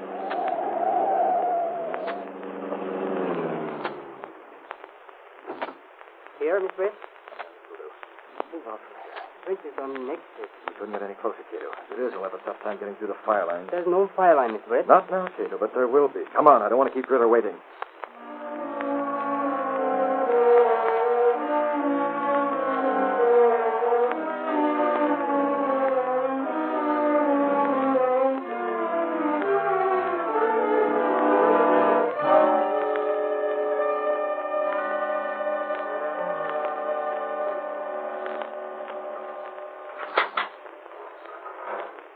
Hello, Rita. Come in. Evening, Frenchie. You'll arrive any minute. I don't like this, Rita. Using my place for a meeting with the Green Hornet. I have a room full of sucker here, and if he pops his nose in wearing that mask, they'll all leave. Coming directly here to your office. So? We told him about the back entrance. It was necessary to have some place to meet. Why, nobody even know who the Hornet is. He was a man. That's enough, Frenchie. You are collecting from a dozen places already. Just more competition to me. Don't you want protection, Frenchie? Huh? The other evening, your place was raided. You remember that? Sure, that was a phone. You tipped me off ahead of time. You'll do as I say, or the next time you may not be tipped off. Listen, Rita. Maybe you can cross me up, but I can tell plenty about you, too. Put that in your pocket. All right, Frenchie, all right. Then we'll trust each other. Yeah, till I get nabbed. But if I do, Rita... You won't? Not while I'm police chief. That is. Wait a minute, Rita. Let me look through the people. It might be a raid or... We've just gone over that. I order the raid. Oh, yeah? Well, I'm looking anyway. Yeah? Open up. Who are you? Ritter's expecting me. Just a sec. It's the Hornet, Rita. I recognize the man. Open the door. Sure, but get this. I'll be sitting in on this conference, see? Before it is over, I'm going to get a look behind that mask. You understand? Okay, Hornet. Come in.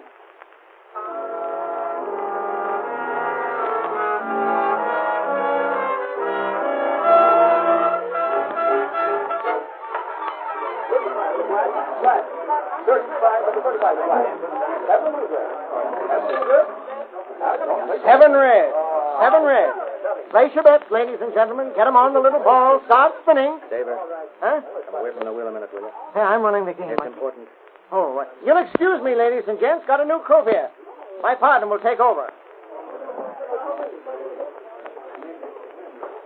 Okay. What's up? Where's the boss? Frenchie? He's inside in the office.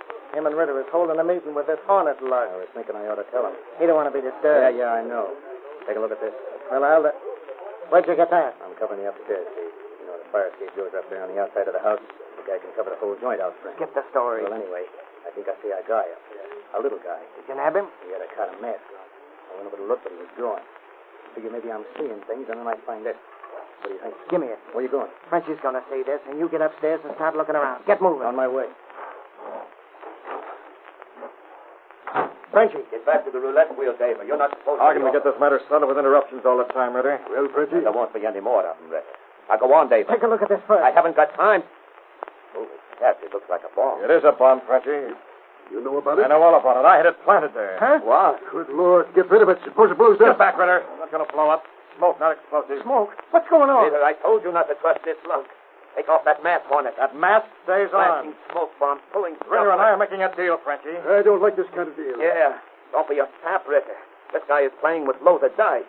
If he don't take that mask off, we'll make him. Say the word, Frenchy. What, Frenchy? There's smoke going all over the place. Shoot it, It's smoke. upstairs, big clods of it. I called the fire department on the phone upstairs. You called it. You fool. There's no fire. All right. He called already. We got to get the gambling stuff out. And the customers. There'll be cops coming in with the fire. Yeah. Get moving. Stay away from that door. What the gun? You're staying right in this room, all of you. But we turned in an alarm. They'll be here in a We can minute. phone the fire department. Tell them it's a You're mistake. staying here, understand? So that's the way it is, huh? 4 against 1, Hornet. Come on, you guys, rush in. You asked for it, you rat. Fight it.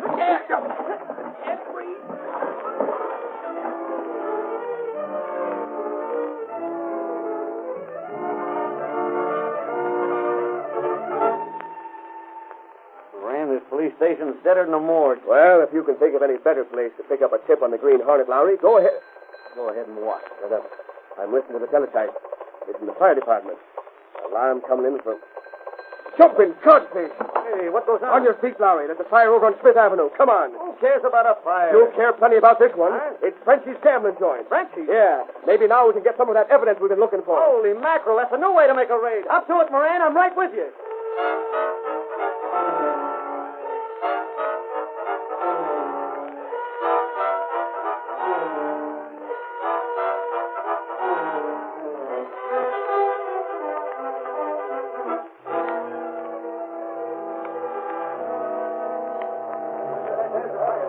Oh, it ain't no fire. Just a lot of smoke. Okay, here's my press card. Sergeant Moran, headquarters. You ought to see the gambling stuff in there. Yeah, we have seen it. Yeah, us and dozens of other people, Lowry. Same joint that was empty the other night. And Ritter said there was no gambling. That critter lying over there, Sergeant. Him and 3 others. Found him out cold in the back room. There wasn't any smoke. Don't know why they passed Ritter. out. Okay. Skip it. Come on, let's take a look. 4 of them, huh? Well, here they are. That's Ritter, all right. Who are these other guys?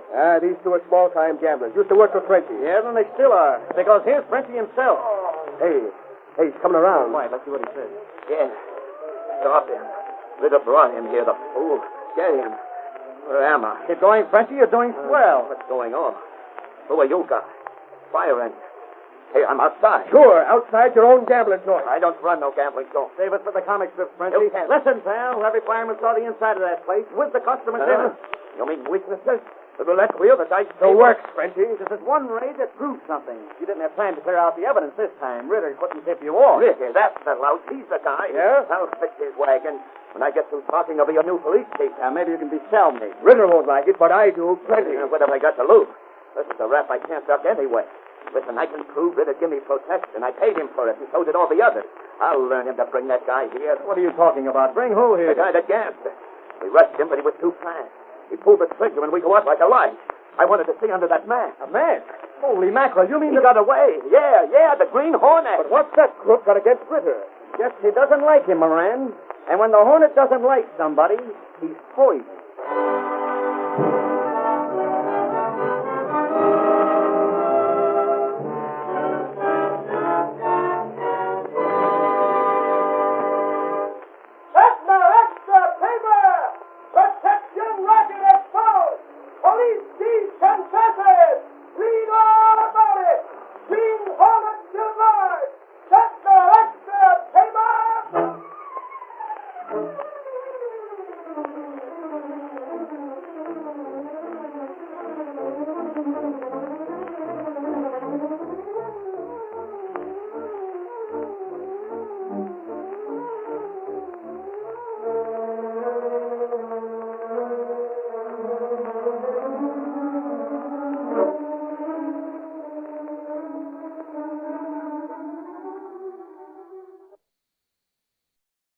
Green Hornet.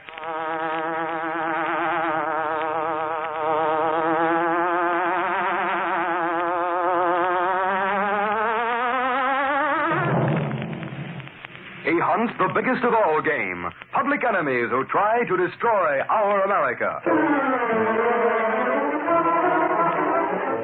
With his faithful valet Cato, Britt Reed, daring young publisher, matches wits with the underworld, risking his life that criminals and racketeers within the law may feel its weight by the sting of the Green Hornet. Ride with Britt Reed as he races toward another thrilling adventure. The Green Hornet strikes again.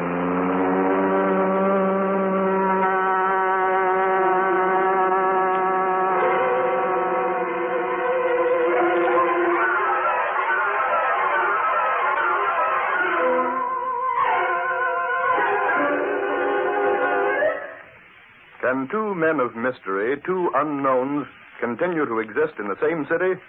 The Big Four gang, underworld organization of ruthless rackets, is led by a man who is never seen, even by his gang, a voice known only as Mr. Big. In order to force the Daily Sentinel to stop its campaign against the rackets, Mr. Big attempted to kill Britt Reed.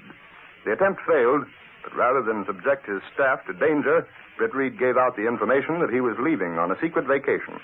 He did leave, only to return to the city as the Green Hornet. At the wheel of the Black Beauty, masked and mysterious, Britt Reed smashed blow after blow at the Big Four, trying to uncover the head of the gang, Mr. Big. I'll have your change in a minute, mister. Late one night, near closing time, in a small neighborhood drugstore, the man behind the counter made change for a solitary customer. 3 makes 40, 50, 75, $1. Thank you. Okay, chum.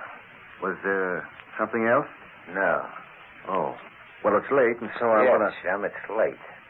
So what? I'd like to close up. Yeah, maybe you will close up. So if there's nothing else you want, I guess you didn't hear me, pal. Look, mister, I'd like to close the store. It takes maybe half an hour to lock up. I got to get home. You know how it is. So if you don't want anything else... I guess you didn't hear me, pal. I said maybe you will close up. Huh? You run this joint, don't you? Say, this is the best drugstore in the neighborhood. Okay. Ride with Britt Reed as he races toward another thrilling adventure. The Green Hornet strikes again. You getting that? Me? I come to give you a little advice, pal. You ought to join up. Join what? I belong to the Masons and the local Rotarians. What's your name? Me? Ferris. Why? Okay, Mr. Ferris. Let me give you a little tip. If you want to do business in a drugstore, you better join the association. You mean like them downtown places? Oh, no, not me, mister. That's a racket. Okay, Ferris, stop the kidding. Huh? Take that blank look off your puss. What do you think we're playing? A game of Pachisi? You're on the list, see? You head of the Big Four. The Big Four? You mean... Get out of here. You got a week to join the organization, Ferris. Get out. I'm not knuckling under to any racket. This is a free country, and I'm a citizen. You gangsters can't put the pressure on me. I've got my rights, and I'm going to... Come out from behind that counter. Let's go. All right, Ferris. What are you going to do with that bottle? Wise guy, huh? See that counter over there? What's the idea? You got it through your dumb brain now, chum? Well, you smashed a whole counter. Yeah, you're lucky it ain't your head. 1 week, Ferris. You join the association in 1 week, and next time there won't be nothing left of your joint. Are you either? Hoodlum, walking in here. The Big Four, huh? Racket, that's what it is. Think I'm scared, huh? I'll show 'em. Ruining my counter. Hello, operator. Operator, I want to talk to the police. Yes, the police.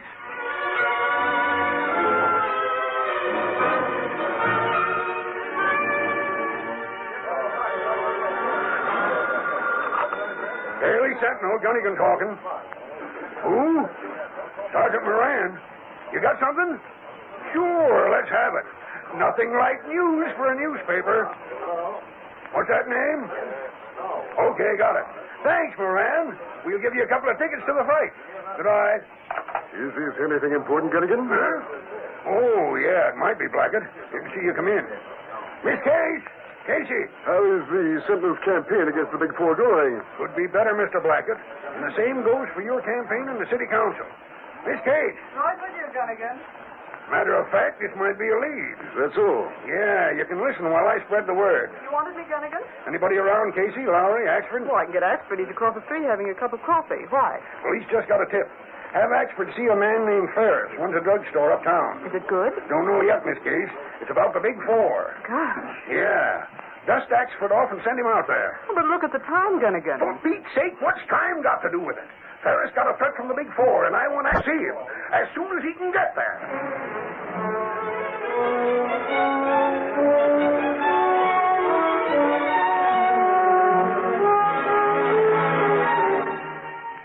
Oh, getting late.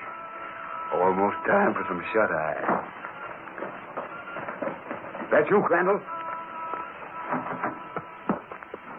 What does Mr. Big have to say? Plenty, Skip. You got a chopper? Huh? A chopper, a machine gun. Sure, for what? That monkey Ferris talked to the cops. You're nuts. Nuts me eye. I just got it upstairs from Mr. Big. We just left the big guy. Don't ask me where Mr. Big gets his dope, but if he says Ferris talked to the cops, why, Ferris talked to the cops. What do you know, and how do you know it was Mr. Big? You didn't see him? Nobody sees Mr. Big, never. Just his voice coming out of no place. Why? You want to disobey orders? Not me. Well, then start this car. We stop off at Ferris's place, see? With a machine gun.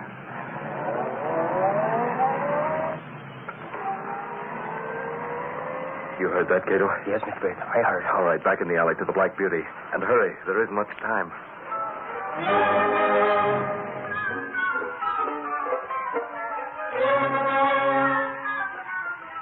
Like I said, Mr. Ferris, we're sorry it's kind of late. Well, that's okay. You don't mind, do you? We're from the Sentinel. Well, frankly, if we don't show up with a story, the news editors have to throw us to the lions. Oh, it's okay, miss. I wasn't sleepy anyway. I'm still burning up about that Big Four gorilla. You told the cops? No hoodlum's going to scare me. I told you, Axford. You didn't want to come. You said it was another of Gunnigan's pipe dreams. Something thanks, Casey. Will you skip it? We're here, ain't we? Yes, but... Then what? That's all that matters. Go ahead. It's about the Big Four. Gosh. Yeah. Dust Axford off and send him out there. Oh, but look at the time, Gunnigan. For Pete's sake, what's time got to do? It was Crandall. What's that? Crandall? That's right. Is he important? But holy crow, he's one of the Big Four top men. He runs the Drugstore Association. The police have a call out for him now. Golly, we got a real story. Did you hear that, Casey? It was Crandall that... Casey. Quiet, Axford. Huh? What's that, Ferris? Well, that's a hot air register in the furnace. Axford, I heard a noise. Huh? Just now. It came from that register. There's no one in the basement. You certain? Of course. For Pete's sake, Casey, we're getting a story. Will you stop fussing around? No, where was we, Ferris? Oh, yeah. I was asking you about, was you going to swear out the warrant for Crandall's arrest?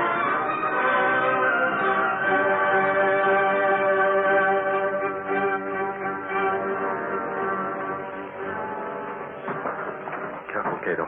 Dark, Mr. Bates. You know what to do, Cato? Yes, sir. This furnace pipe leads to the room where Ferris is talking to Axford in this case. If I shout into it, they'll hear me plainly. Yes? But they won't recognize my voice, and neither will those gangsters. That is true. I'll stay here. You get back to the car. Very well. Please give those rats the scare of their lives. Signal me when you see them coming near the house. And don't forget, otherwise it may be just too bad.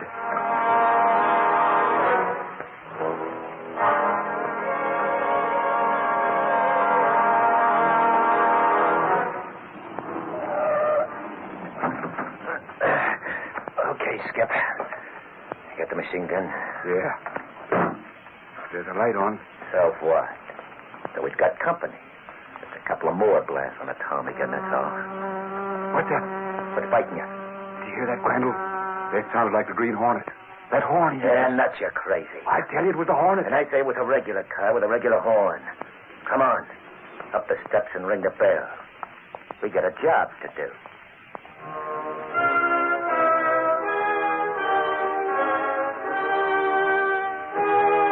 What's time got to do? It was Crandall. What's that? Crandall? That's right. Is he important? But holy crow, he's one of the Big Four top men. No, outside of us, there's just the wife and the kid. They're upstairs asleep. And that horn. You heard it, Axford. Golly, Casey, will you stop? That wasn't the Green Hornet. I heard something, but I Now know... there ain't nothing at all. Crazy ideas, that's all. The Green Hornet doesn't fool Axford. You see what I mean, Ferris? It don't make sense. Besides, Casey, the Hornet ain't no part of the Big Four. He's out to get him. Now forget about it, will you? You'll have us all jumping like rabbits every time there's a... What's that? It's the doorbell. Oh, there. You see what I mean, Casey? Now quit it. I wonder who it can be. All right with you, Ferris. Mr. Ferris, Yes? it might be reporters from some other paper, maybe the Clarion. We'd like to keep this private for the Sentinel. Okay, if you say so. Yeah, we want a scoop. I understand. But I'll have to answer at least. Well, sure, that's all right. Just a moment. Yeah, what do you want? Inside, Ferris. Holy cross, slam down, you don't.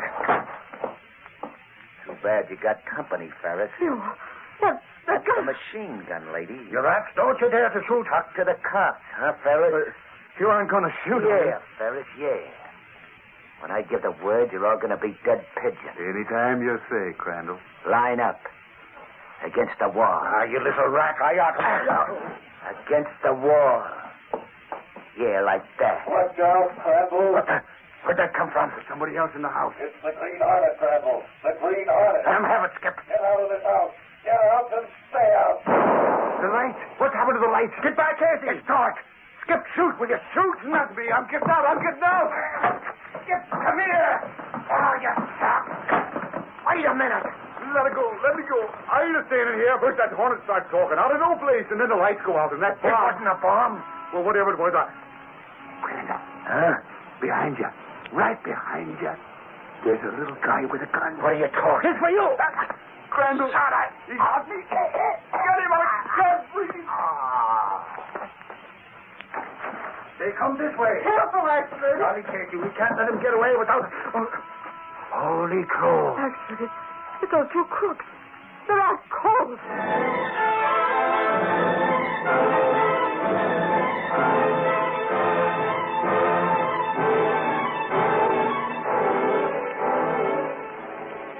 Yeah, Gunnigan. Yeah. We're calling from Ferris Place now. Sure, the cops is here. Them two crooks is heading for the cooler. Well, here's Moran now, Axford. Hold it, Gunnigan. Moran was just down looking at the cellar. You're right, Miss Case. That boy's come right up through the furnace pipe. Was it the Hornet, Moran? Might have been. We found the light fuse pulled out. Yeah, the lights went out. Yeah, that was how. And that noise you heard. We found a blank cartridge shell in the furnace. From up here, it would sound like a bomb easy. The boy said it was the Hornet. I ain't saying yes, and I ain't saying no. Them two rats was gassed the way the Hornet does. Sure, the Hornet's after the big four, Moran. It must have been him. Well, at least we got him behind bars, Mr. Ferris. Don't have to worry about... Hey, Ferris, well, where is he? That's strange. He went out that door a minute ago. He did, huh? Ferris! Ferris! Not out here. Golly, he must be. Ferris! He's not here. But I saw him just a... Moran. Sergeant Moran. Huh? What is it, Miss Case? Look, on the door. On the door. Holy crow. It's the mark of the Green Hornet. Moran, that's what happened. Ferris was taken away by the Green Hornet.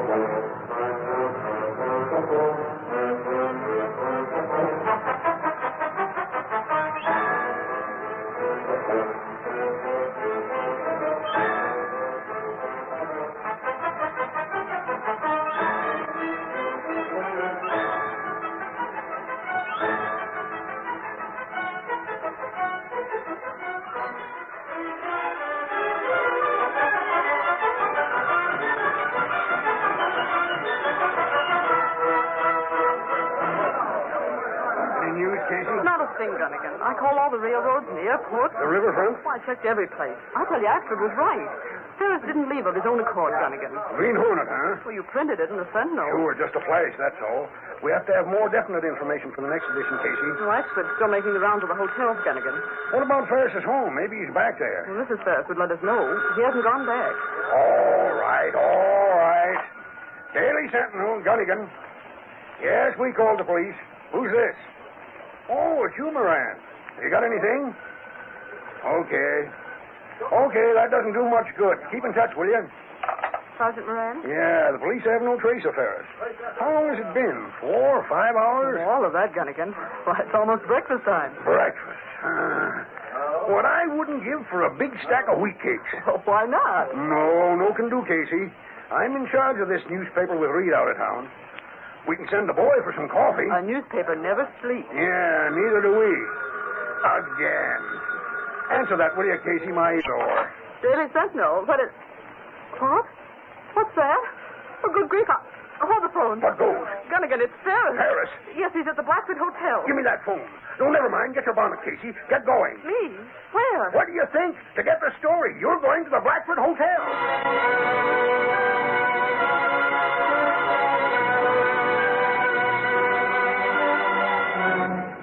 Yes, Miss Case. Yes, I called the Sentinel as soon as I recovered. The Green Hornet gassed you? When I stepped out that door last night. You remember in my house? What made you leave in the first place? Well, I thought I heard a noise out there. You were all so busy, I didn't want to disturb you. The Hornet was out there waiting. He must have been. The next thing I remember, I woke up in my car. The Hornet was driving. Your car? Well, what about the Hornet car? Yes, my car. Well, his car was following along behind. I don't mind telling you, I was plenty scared. Oh, good grief, who wouldn't be? I don't exactly know how I got here. The room clerk said I walked in sort of a daze. I guess he thought maybe I had a little too much to drink. It was that gas the Hornet uses, I guess. But now I feel fine. Look, never mind your personal history. Did you get a look at the Hornet? Sure, but he was wearing a mask. Oh. He said he was out to get the Big Four gang. That he was getting me out of my house for my own good. What did he mean by that? Oh, I don't know. Those two guerrillas came over to use a machine gun on me. They're in jail. They couldn't harm you now. But still, the Hornet seems so positive. Have you called your home, Ferris? No, not yet. It's so early. Why, you don't think anything's wrong? I don't know. Just a feeling. Go ahead, answer that. Hello? Yes, this is Ferris. What about my house? Yes, right away. Ferris, what is it? What's wrong? I've got to go. Oh, what's the matter? You look like a sleepwalker. My house. It's been bombed.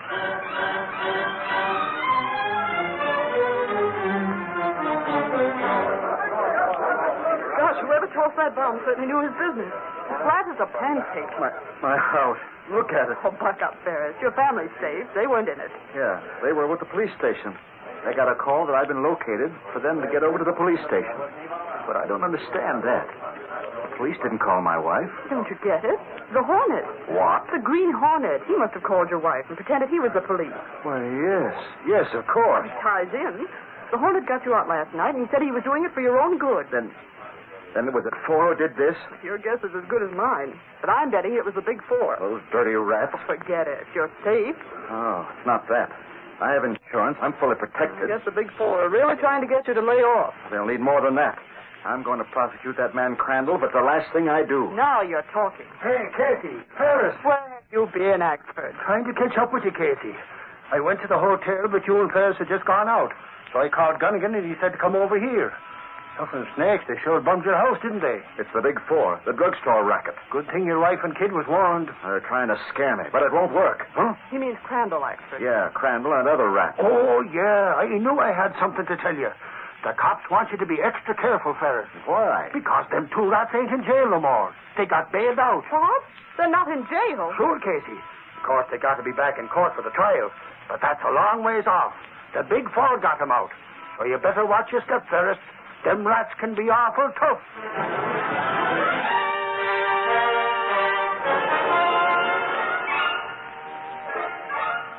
I had you released on bail, Crandall. You and Skip. It might have been much better if I'd left the two of you to rot. Ah, listen, Mr. Big. Quiet. Sorry, an explanation. I'll hear them from Crandall. He's supposed to be in charge of the drugstore association of my business. Yeah. It's this way, Mr. Big. As soon as we heard that guy Ferris went to the police, we went over to give him the business. Machine gun? Yeah. A machine gun, like you said. But something went wrong. According to the Sentinel, it was the Hornet. Yeah. Was it really the Hornet? Or are you just covering up your errors? Oh, we seen the mask, Mr. Big. Yeah, it was a Hornet, all right. Me and Skip run into a load of gas, and we end up in the cooler. I was afraid of that. Ferris's place was bombed, huh? I had that done later. Unfortunately, this Green Hornet was clever. He got the family out of the way by a phone call. Now get this. You and Skip report back here tomorrow night. Tomorrow? Keep out of sight if you can. I have insurance. I'm fully protected. I guess the Big Four are really trying to get you to lay off. They'll need more than that. I'm going to prosecute that man Crandall, but the last thing I do... Do as I tell you. Tomorrow night. Now go.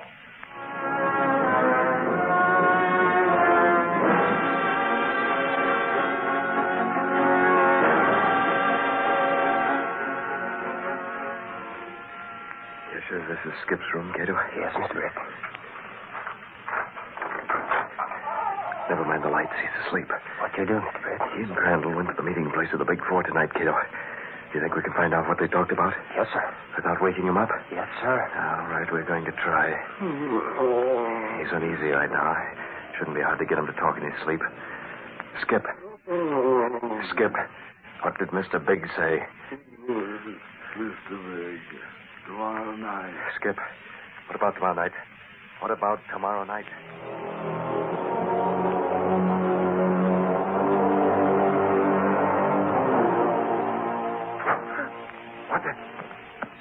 What was that? What's going on? Crandall! What's eating you, Skip? What's the matter? I thought there was someone in this room. I got a feeling I was talking to somebody. Talking all about Mr. Big and about seeing him tomorrow night. Yeah, nuts, you're dreaming. Come on back to bed. Yeah, go back to bed. But I could have swore there was somebody. I could have swore.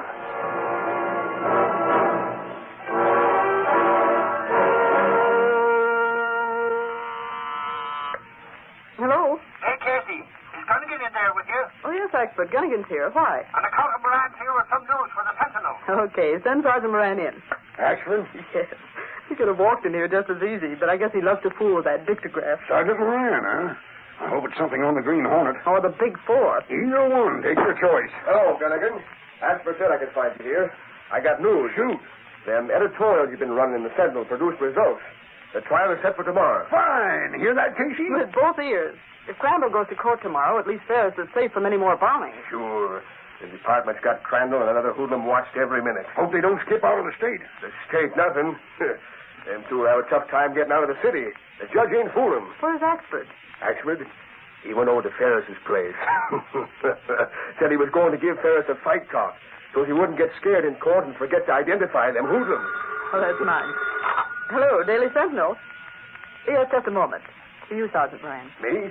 Thanks, Miss Case. The police department. Yeah. Hello, Sergeant Moran speaking. Yeah? What about Crandall? You... What? Well, start looking. Something wrong, Moran? Something wrong. Plenty. That crook Crandall and his triggerman Skip. We don't know where they are. We was trailing them, but we lost the trail. How do you like that?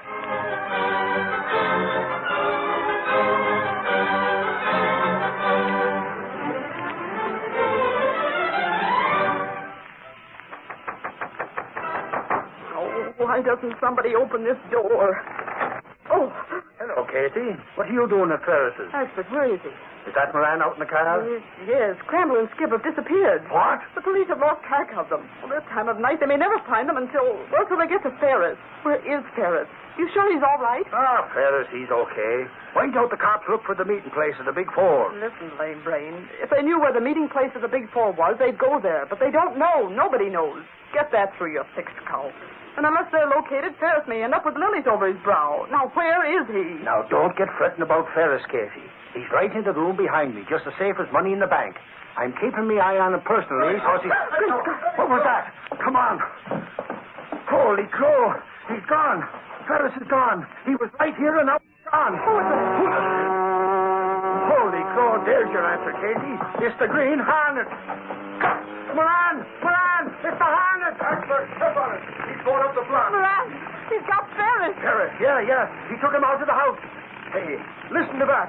There's something wrong with the Hornet's car. The motor don't sound right. Pile in. For once, we can go after that car without losing him. Oh, I sure hope that motor keeps right on missing.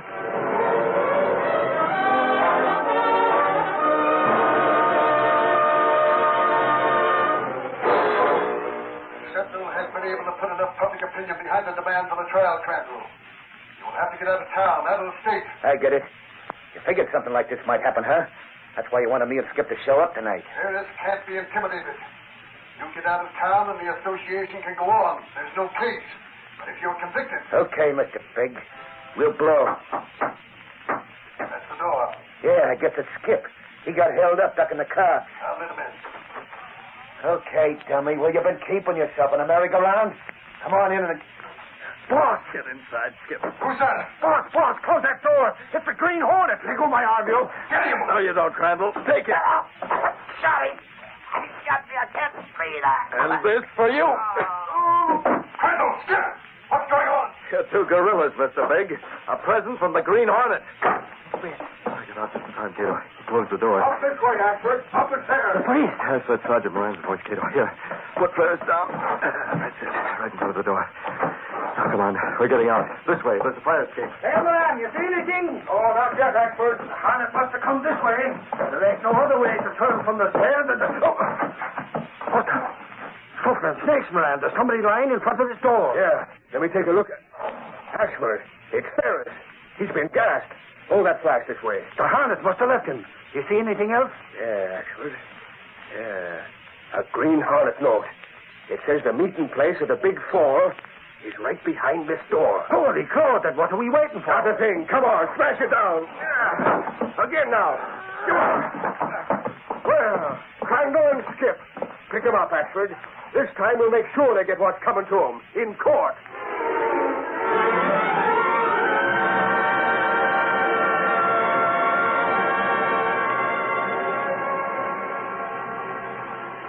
We ought to hear about the trial soon, Gunnigan. Oh, gosh, after all that excitement last night, finding the Big Four headquarters and smashing up... Easy, Casey, easy. The racket isn't smashed until the jury gives its verdict. Well, why doesn't Ashford call? He's at the courthouse. You want me to get it? Yeah, go ahead, answer it. Hello? Oh, yes, Ashford. What about it? Oh, that's all we wanted to know. Gunnigan, you can break out the headlines. Ashford says the racket is smashed. Great. Now, if the Hornet only finds out who Mr. Big is... Gunnigan, aren't you ever satisfied?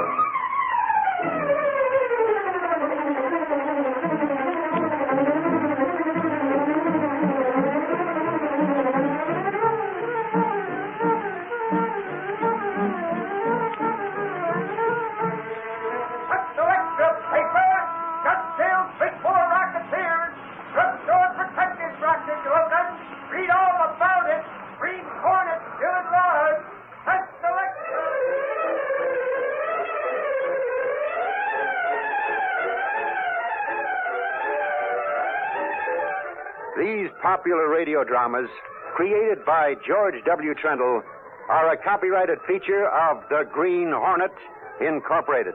All characters, names, places, and incidents used are fictitious.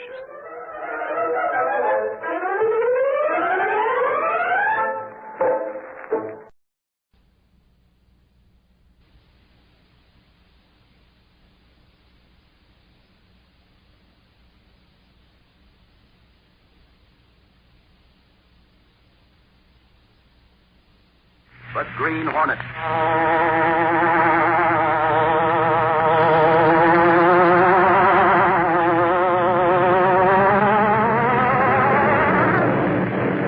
He hunts the biggest of all game, public enemies who try to destroy our America.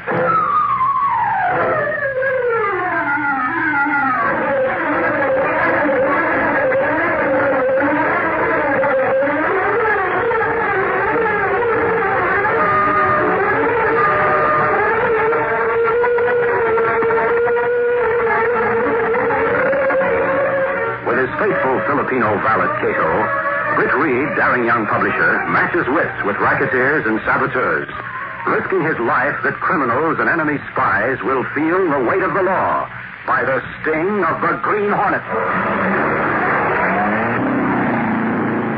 And now, tonight's episode of The Green Hornet. Lenora Kay, secretary to Britt Reed, publisher of the Daily Sentinel, looked up as Michael Axford warily entered the office and sank with a sigh of relief into a chair. Me poor feet are killing me, that they are, Casey. And they caught me such a cold I can hardly talk. What on earth have you been doing all afternoon, Axford? What made you so tired? Walking, Casey. Walking me legs off trying to check up on them 20 neediest families the Daily Sentinel took care of last Christmas. It was Reed's idea that we should find out how they're making out this year. Well, what did you find out about? Well, that's just it, Casey. Would you believe it? I went to 9 of them places. Most of them are better off than I am myself. Well, what do you mean? Well, just that. 6 of the families I visited were living in solid comfort, with the houses fixed up, plenty of food and stuff like that. Really?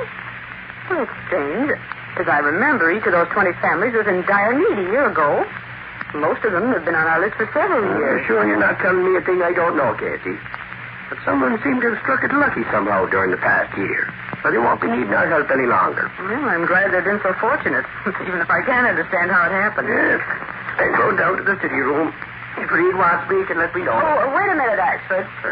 What do you want? Do you have a list of the families you visited? Oh, sure. They got it right here. Here you are. Oh, thanks. The ones with the little crosses beside them are the families that seem to have plenty of dough to get along on. Oh, good. I'll give this list to Mr. Reed. Do what you like with it. But I'm through trapping around. If he can't take it. Oh, that's too bad. They're such nice big ones, too. You and your corny jokes. You get that, Casey? Big teeth, corny jokes. That's a snappy comeback for you. You get out of here. Oh, what a guy. Well, I'll take this list into Mr. Reed. Mr. Reed. What is it, Miss Casey? Ashford came in and brought this list with him. A list? Yes. Mr. Gunnigan sent him out to investigate the 20 neediest families. The ones from the Sentinel help last year. Oh, yes. And this is a list of the families that Ashford visited this afternoon. 9 of them. There's something about that list that was peculiar.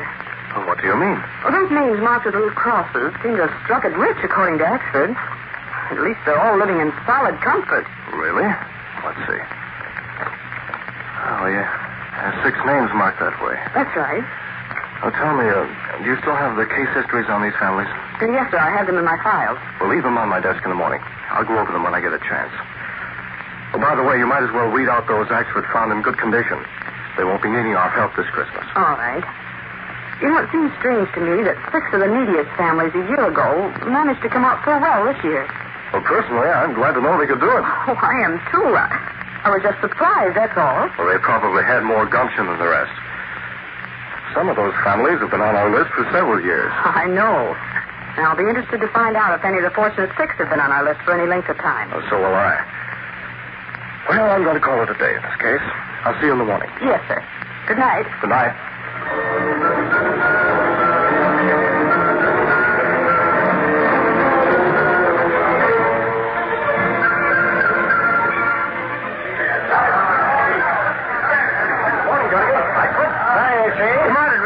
What do you think about Spencer? Was in the modern edition.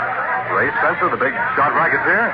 What about him? Well, you know, the cops picked him up for questioning about that payroll holdup. I know. For a while there, it looked like they had the goods on Spencer. There was a witness who took the number and description of the holdup car as they left the scene, and it was traced to Spencer. Sure, he claimed his car had been stolen. No one believed that, Chief. That is, no one believed it till last night, Reed, when the cops were tipped off that some bum was flashing a big roller door in a Water Street bar. That's right, Chief. When they picked up the bum, the cops found some of the payroll checks on him. He confessed to the holdup. Sure, and that let Spencer in the clear. After all, if Spencer was innocent... Innocent ain't the word to use for that guy, Reed. Maybe he didn't pull the holdup job. But to my way of thinking, he's done a lot he's managed to get out of. He's a smooth one, that Spencer. He sure is, Mike. He came out of prison with nothing. Yet within a year he buys a big nightclub and seems to have money to burn. Where it all came from is a mystery. The city could do well without men like Spencer. There doesn't seem to be anything that we can do with him. Seems to keep within the law. Well, he'll make a slip someday, mark my words. Well, I'm going on down to cops' headquarters. Later. So long.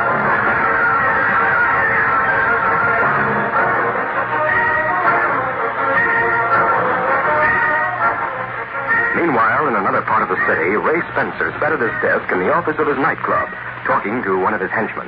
Well, Virgil, we put it over again. I must admit you're smart enough at times, even though you do talk like a dope. Oh, Chief, boss, thanks for the compliment. Don't mention it. No, I won't tell nobody if you say so. I never tell nothing you don't want me to. Give it, Virgil, give it. Here. Take this over to Maggie Hooker. Yeah, sure. Tell her she'll get the same amount this time next week. Okay. How about the others? Did you get their dough to them all right? Yeah.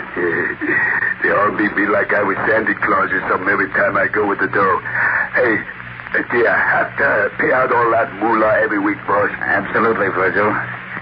If I don't keep my bargain with them, they might squeal, and that would be the end. For both of us. Yeah. Yeah, I see what you mean. That wouldn't be so good, would it? What do you think? You already did a stretch in the pen, so you ought to know. Yeah. You know, somehow I didn't like it. I couldn't do what I wanted to. And they wouldn't let me go no place either. That happens to be the policy of prisons, Virgil. Get going before Maggie Hooker thinks we're giving her husband the double cross. I don't trust dames nohow. I ain't never had no luck with them. Really? Yeah. I just can't imagine why, Virgil. Go on, get started. Sure, okay, boss. Hurry back. I have other things for you to do. I'll be right back, boss.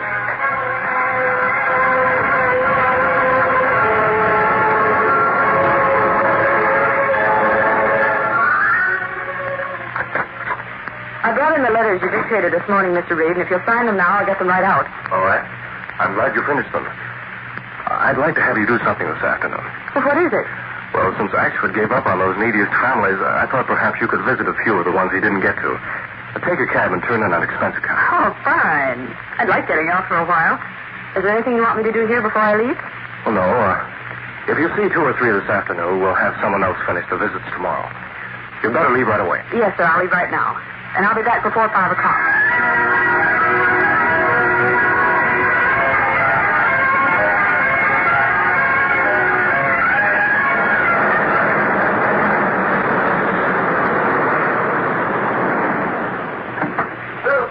Wait for me, please. Okay, lady. Looking for somebody, lady? Yes. So Mr. and Mrs. Marty Hooker live in this building? Yeah, right down them steps. They live in the basement flat. Oh, you won't find Marty there. No? No, he got picked up for pulling that big payroll hold-up. Spilling all the papers. Confessed he done it. I guess his old lady's home, though. Right down them steps, like I told you. Thank you. Yeah. Hey, show the ball, will you? Hey, look, let me get the boys down the street. Hey, help on up. Hey, you go. You go. Well, what can I do for you, dearie? Are you Mrs. Hooker? Who wants to know? I'm from the Daily Sentinel. About the Christmas donation, you know. You were on our list last year. That. Come on in, dearie. Things are kind of mucked up a wee bit, but with the baby and all, and the old man being in trouble. I understand. I'm sorry about your husband. You can count on the Sentinel to do God bless your heart, dearie, but we won't be needing to take your help. This place is terribly cold, and, well, with the baby and all, I'm sure you'll need that as bad as they look, that they ain't. Before the week's out, I'll be leaving this hovel for a nice flat on the west side. From now on, Maggie Hooker and her baby will be living in comfort. That we will, dearie. I'm glad to hear it, but I can see it in your eyes. You think I'm talking a bit of blarney.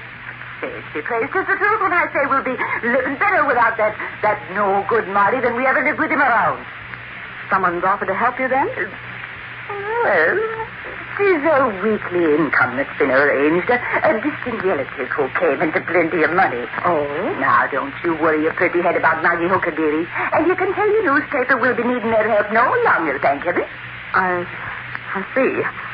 Well, thanks for seeing me, Mrs. Hooker, and I'm really glad things are going to be better for you. Sure, and after I get settled in the new place, me up and drop in for a cup of tea. Thankful I am for what you did last year. Goodbye, dear. Goodbye.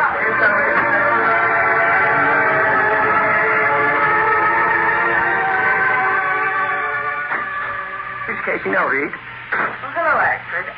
I guess I'm later than I intended to be, Mr. Reed. We were just beginning to worry about you, Miss Case. It's almost 6 o'clock. How did you make out? All right. I went to 4 places. 3 of them are in just as bad condition as they were last year. The other one, though, won't need help this year. Well, that's another one to cross off the list, then. Now, what's the name? Hooker. The family of Marty Hooker. Mrs. Hooker says she's comfortably fixed from now on, and she intends to move to the west side. Her husband's in jail, I understand. Marty Hooker, did you say? Yes. Say, Reed, come to think of it, 'twas Marty Hooker who confessed to that payroll holdup they tried to pin on Ray Spencer and his gang. Really? Marty Hooker's his name, sure as I'm sitting here. Well, Miss Case, did Mrs. Hooker say where she was getting the money? Well, she was rather cagey about it. She said a distant relative decided to arrange a weekly income for her and the baby. Well, let's see that list.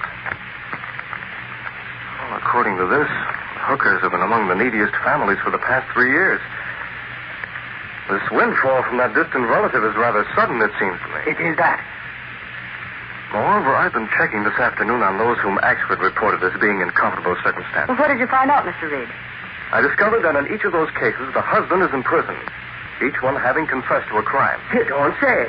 That's sure a coincidence, isn't it? Well, it seems mighty funny to me. Yes. It might not be a coincidence, actually. What then? Well, if I knew, I'd tell you. Say no. Maybe I'd better tip Sarge off to do a little investigating. To my way of thinking, all them guys that went to jail were in the same gang. And their wives know where they left some hidden stolen money. Oh, there you are. That settles the whole thing. Well, not exactly.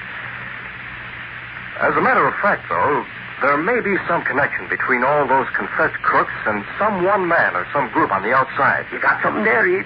Well, maybe. Mr. Reed, I was just thinking.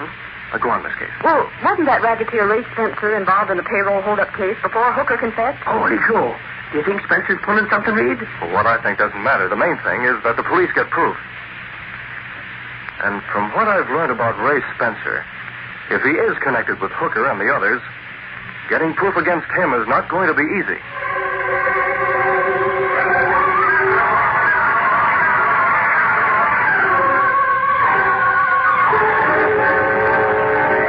We'll continue our Green Hornet adventure in just a moment.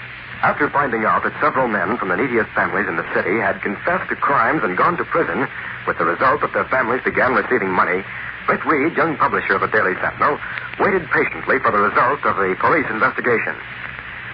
It was several days later when Axford phoned from police headquarters. Hello? This is Axford. Well, what's up? I'm down at Cops headquarters. I was just talking to Sarge about that investigation. What's the result? Reed, I can't get anything out of any of those people. And Ray Spencer is laughing in their faces when they question him. Well, Spencer may not be involved, but if he is, as I said before, getting proof will not be easy. Sarge says he thinks there's something funny about the whole setup, too. But it's all so tight they can't break it. I see. Well, if they do get any sort of a lead, let me know. Sure, Reed, that I will. See you later. So long. Goodbye, Axford.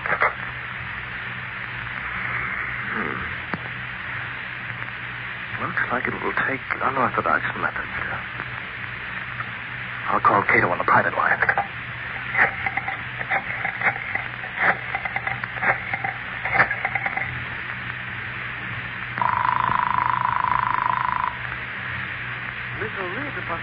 Cato, I have a job for you to do. Oh, sure, Mr. Britt. What I to do? You know Ray Spencer? Ray Spencer? I see his picture in the paper, open. He owns Nightingale Club. Right. And he has his office there.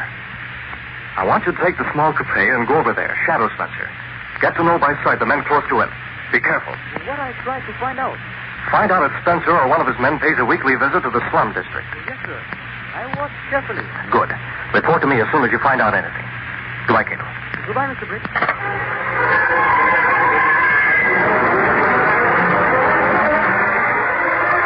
It was almost 6 o'clock the following afternoon when Britt Reed returned to his office from a board meeting at the Civic Club. Any messages for me, Miss Case? Yes, sir. Cato phoned and said to tell you that he had a very special dinner waiting for you tonight and wants you to be sure and come home. Oh, fine. Anything else? These letters are to be answered. Well, they can wait. And Axford phoned with a brilliant idea. Well, let's have it. Well, he wants money to buy toys and to hire a Santa Claus outfit so he can appear as Santa at the settlement house on Christmas Eve. That I'd like to see. His way with children will make up for the Irish brogue, though. Tell him to go to it. And last but not least, Gunnigan's been asking for you. He wants to discuss a new setup for the city page. Well, tell Gunnigan to work it out to suit himself. I'm tired. I'm going home. I'll see you in the morning, Miss Case. Yes, sir. Good night. Good night.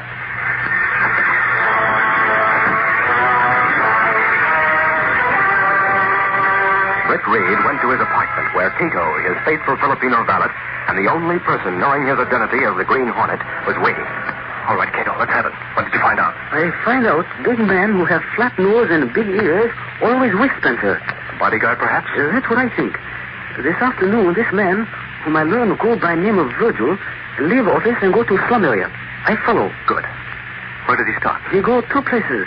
I have names and addresses here. The last place he go is out on the west side of city. Let's see those names. Mrs. Tony Coretta, Water Street. And Mrs. Marty Hooker, West End Avenue. Cato, you really did get something. You recognize names, Mr. Britt? Yes. Both of these names were on our neediest families list last year. Both Tony Coretta and Marty Hooker are in prison. And both their families are living comfortably. What all that means? It means Ray Spencer is involved in a deal somewhere. And I have a pretty good idea about the party place.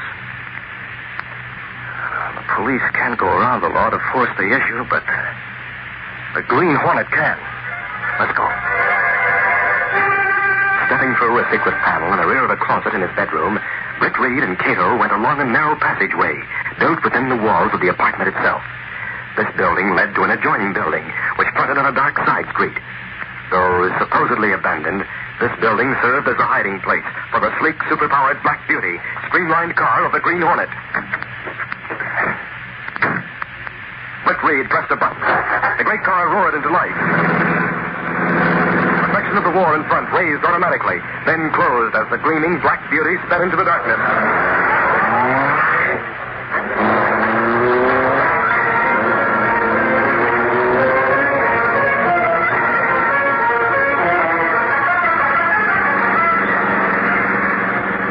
Where we go, Mr. Britt? But first we'll go to Mrs. Coretta's and Mrs. Hooker's. Well, Mrs. Coretta live in the middle of next block. Turn off into the back alley. Then we'll head for Hooker's. If they react the way I think they will, Ray Spencer will be stopped once and for all.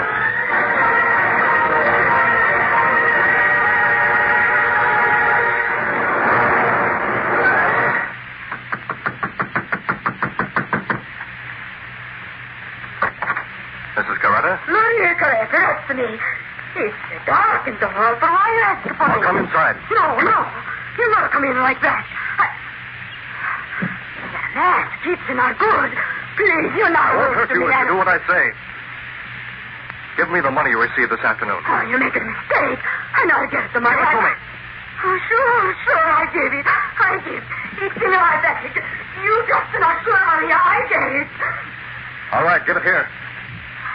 Maria, she not having the money for us to live. If you have any complaints, tell them to the man who sent me. Mr. Ray Spencer. Spencer? He sent you here? You heard me. I'll leave now. That's a big Spencer. He pulled the double cross. Double on my Tony. I make him sorry. I'm going to tell my Tony tonight.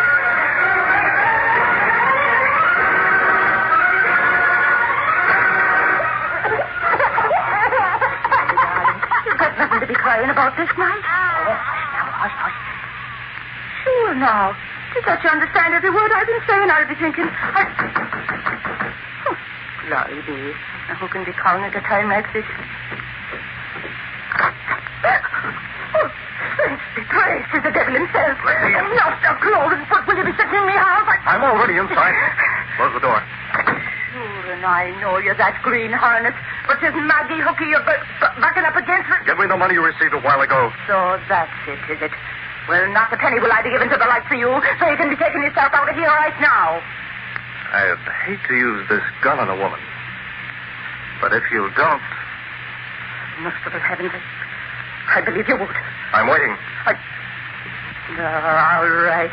I'll be giving it to you. Hurry. Quiet, the spalpeen. You can have the money. But if you scare that innocent little babe, I'll be tearing you apart, gun or no gun. Here's the money, you thieving devil. Thanks. Spencer said it would be easy to get. Hold on. Did I hear you speak of Mr. Spencer? Yes, you heard me. So he sent you here. Tis a filthy game to be playing on me poor husband. But to St. Pat who bear me witness, I'll turn that Spencer into the law. And you're with him, that I will. I'll call me friend Cassidy at headquarters right now. George, I will. Time for me to go. Good night, Mrs. Hooker.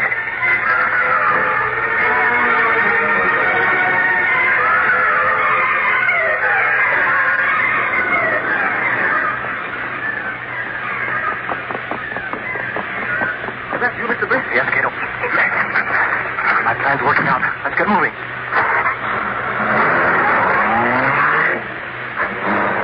Where do we go next? I have a few more places to visit.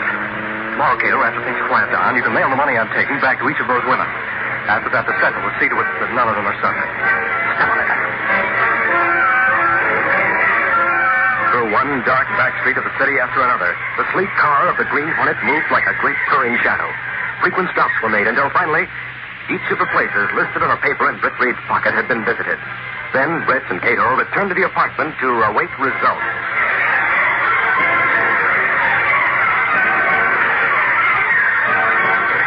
It was after midnight when Sergeant Burke entered the press room at police headquarters. What's the news, Sarge? Is there anything to it all? Plenty, expert. You did well to hang around instead of going out with the other three. Give it to me, then. Hold your horses. I got to send a couple of boys out.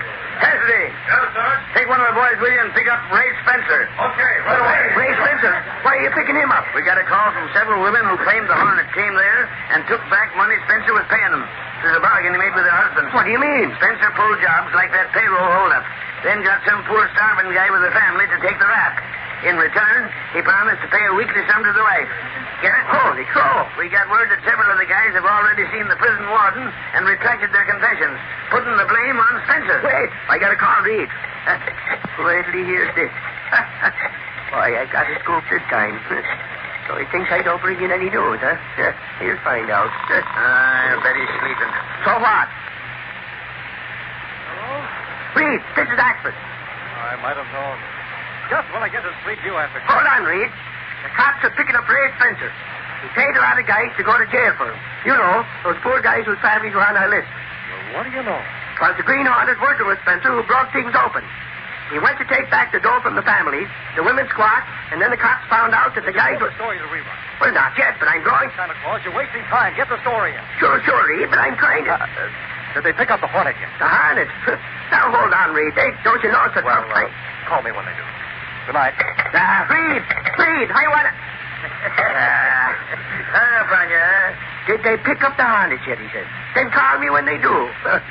Boy, sometimes I think Reed's losing what little part of mind he has, that I do. You'll lose what little job you have if you don't get that story into the Sentinel. Holy crow. Give me that phone, quick.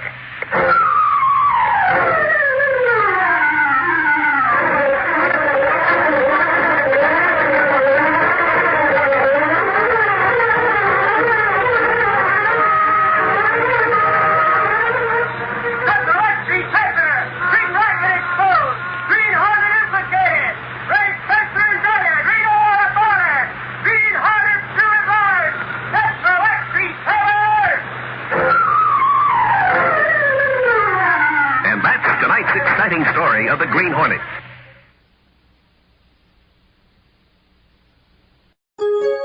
VintageRadioshows.com.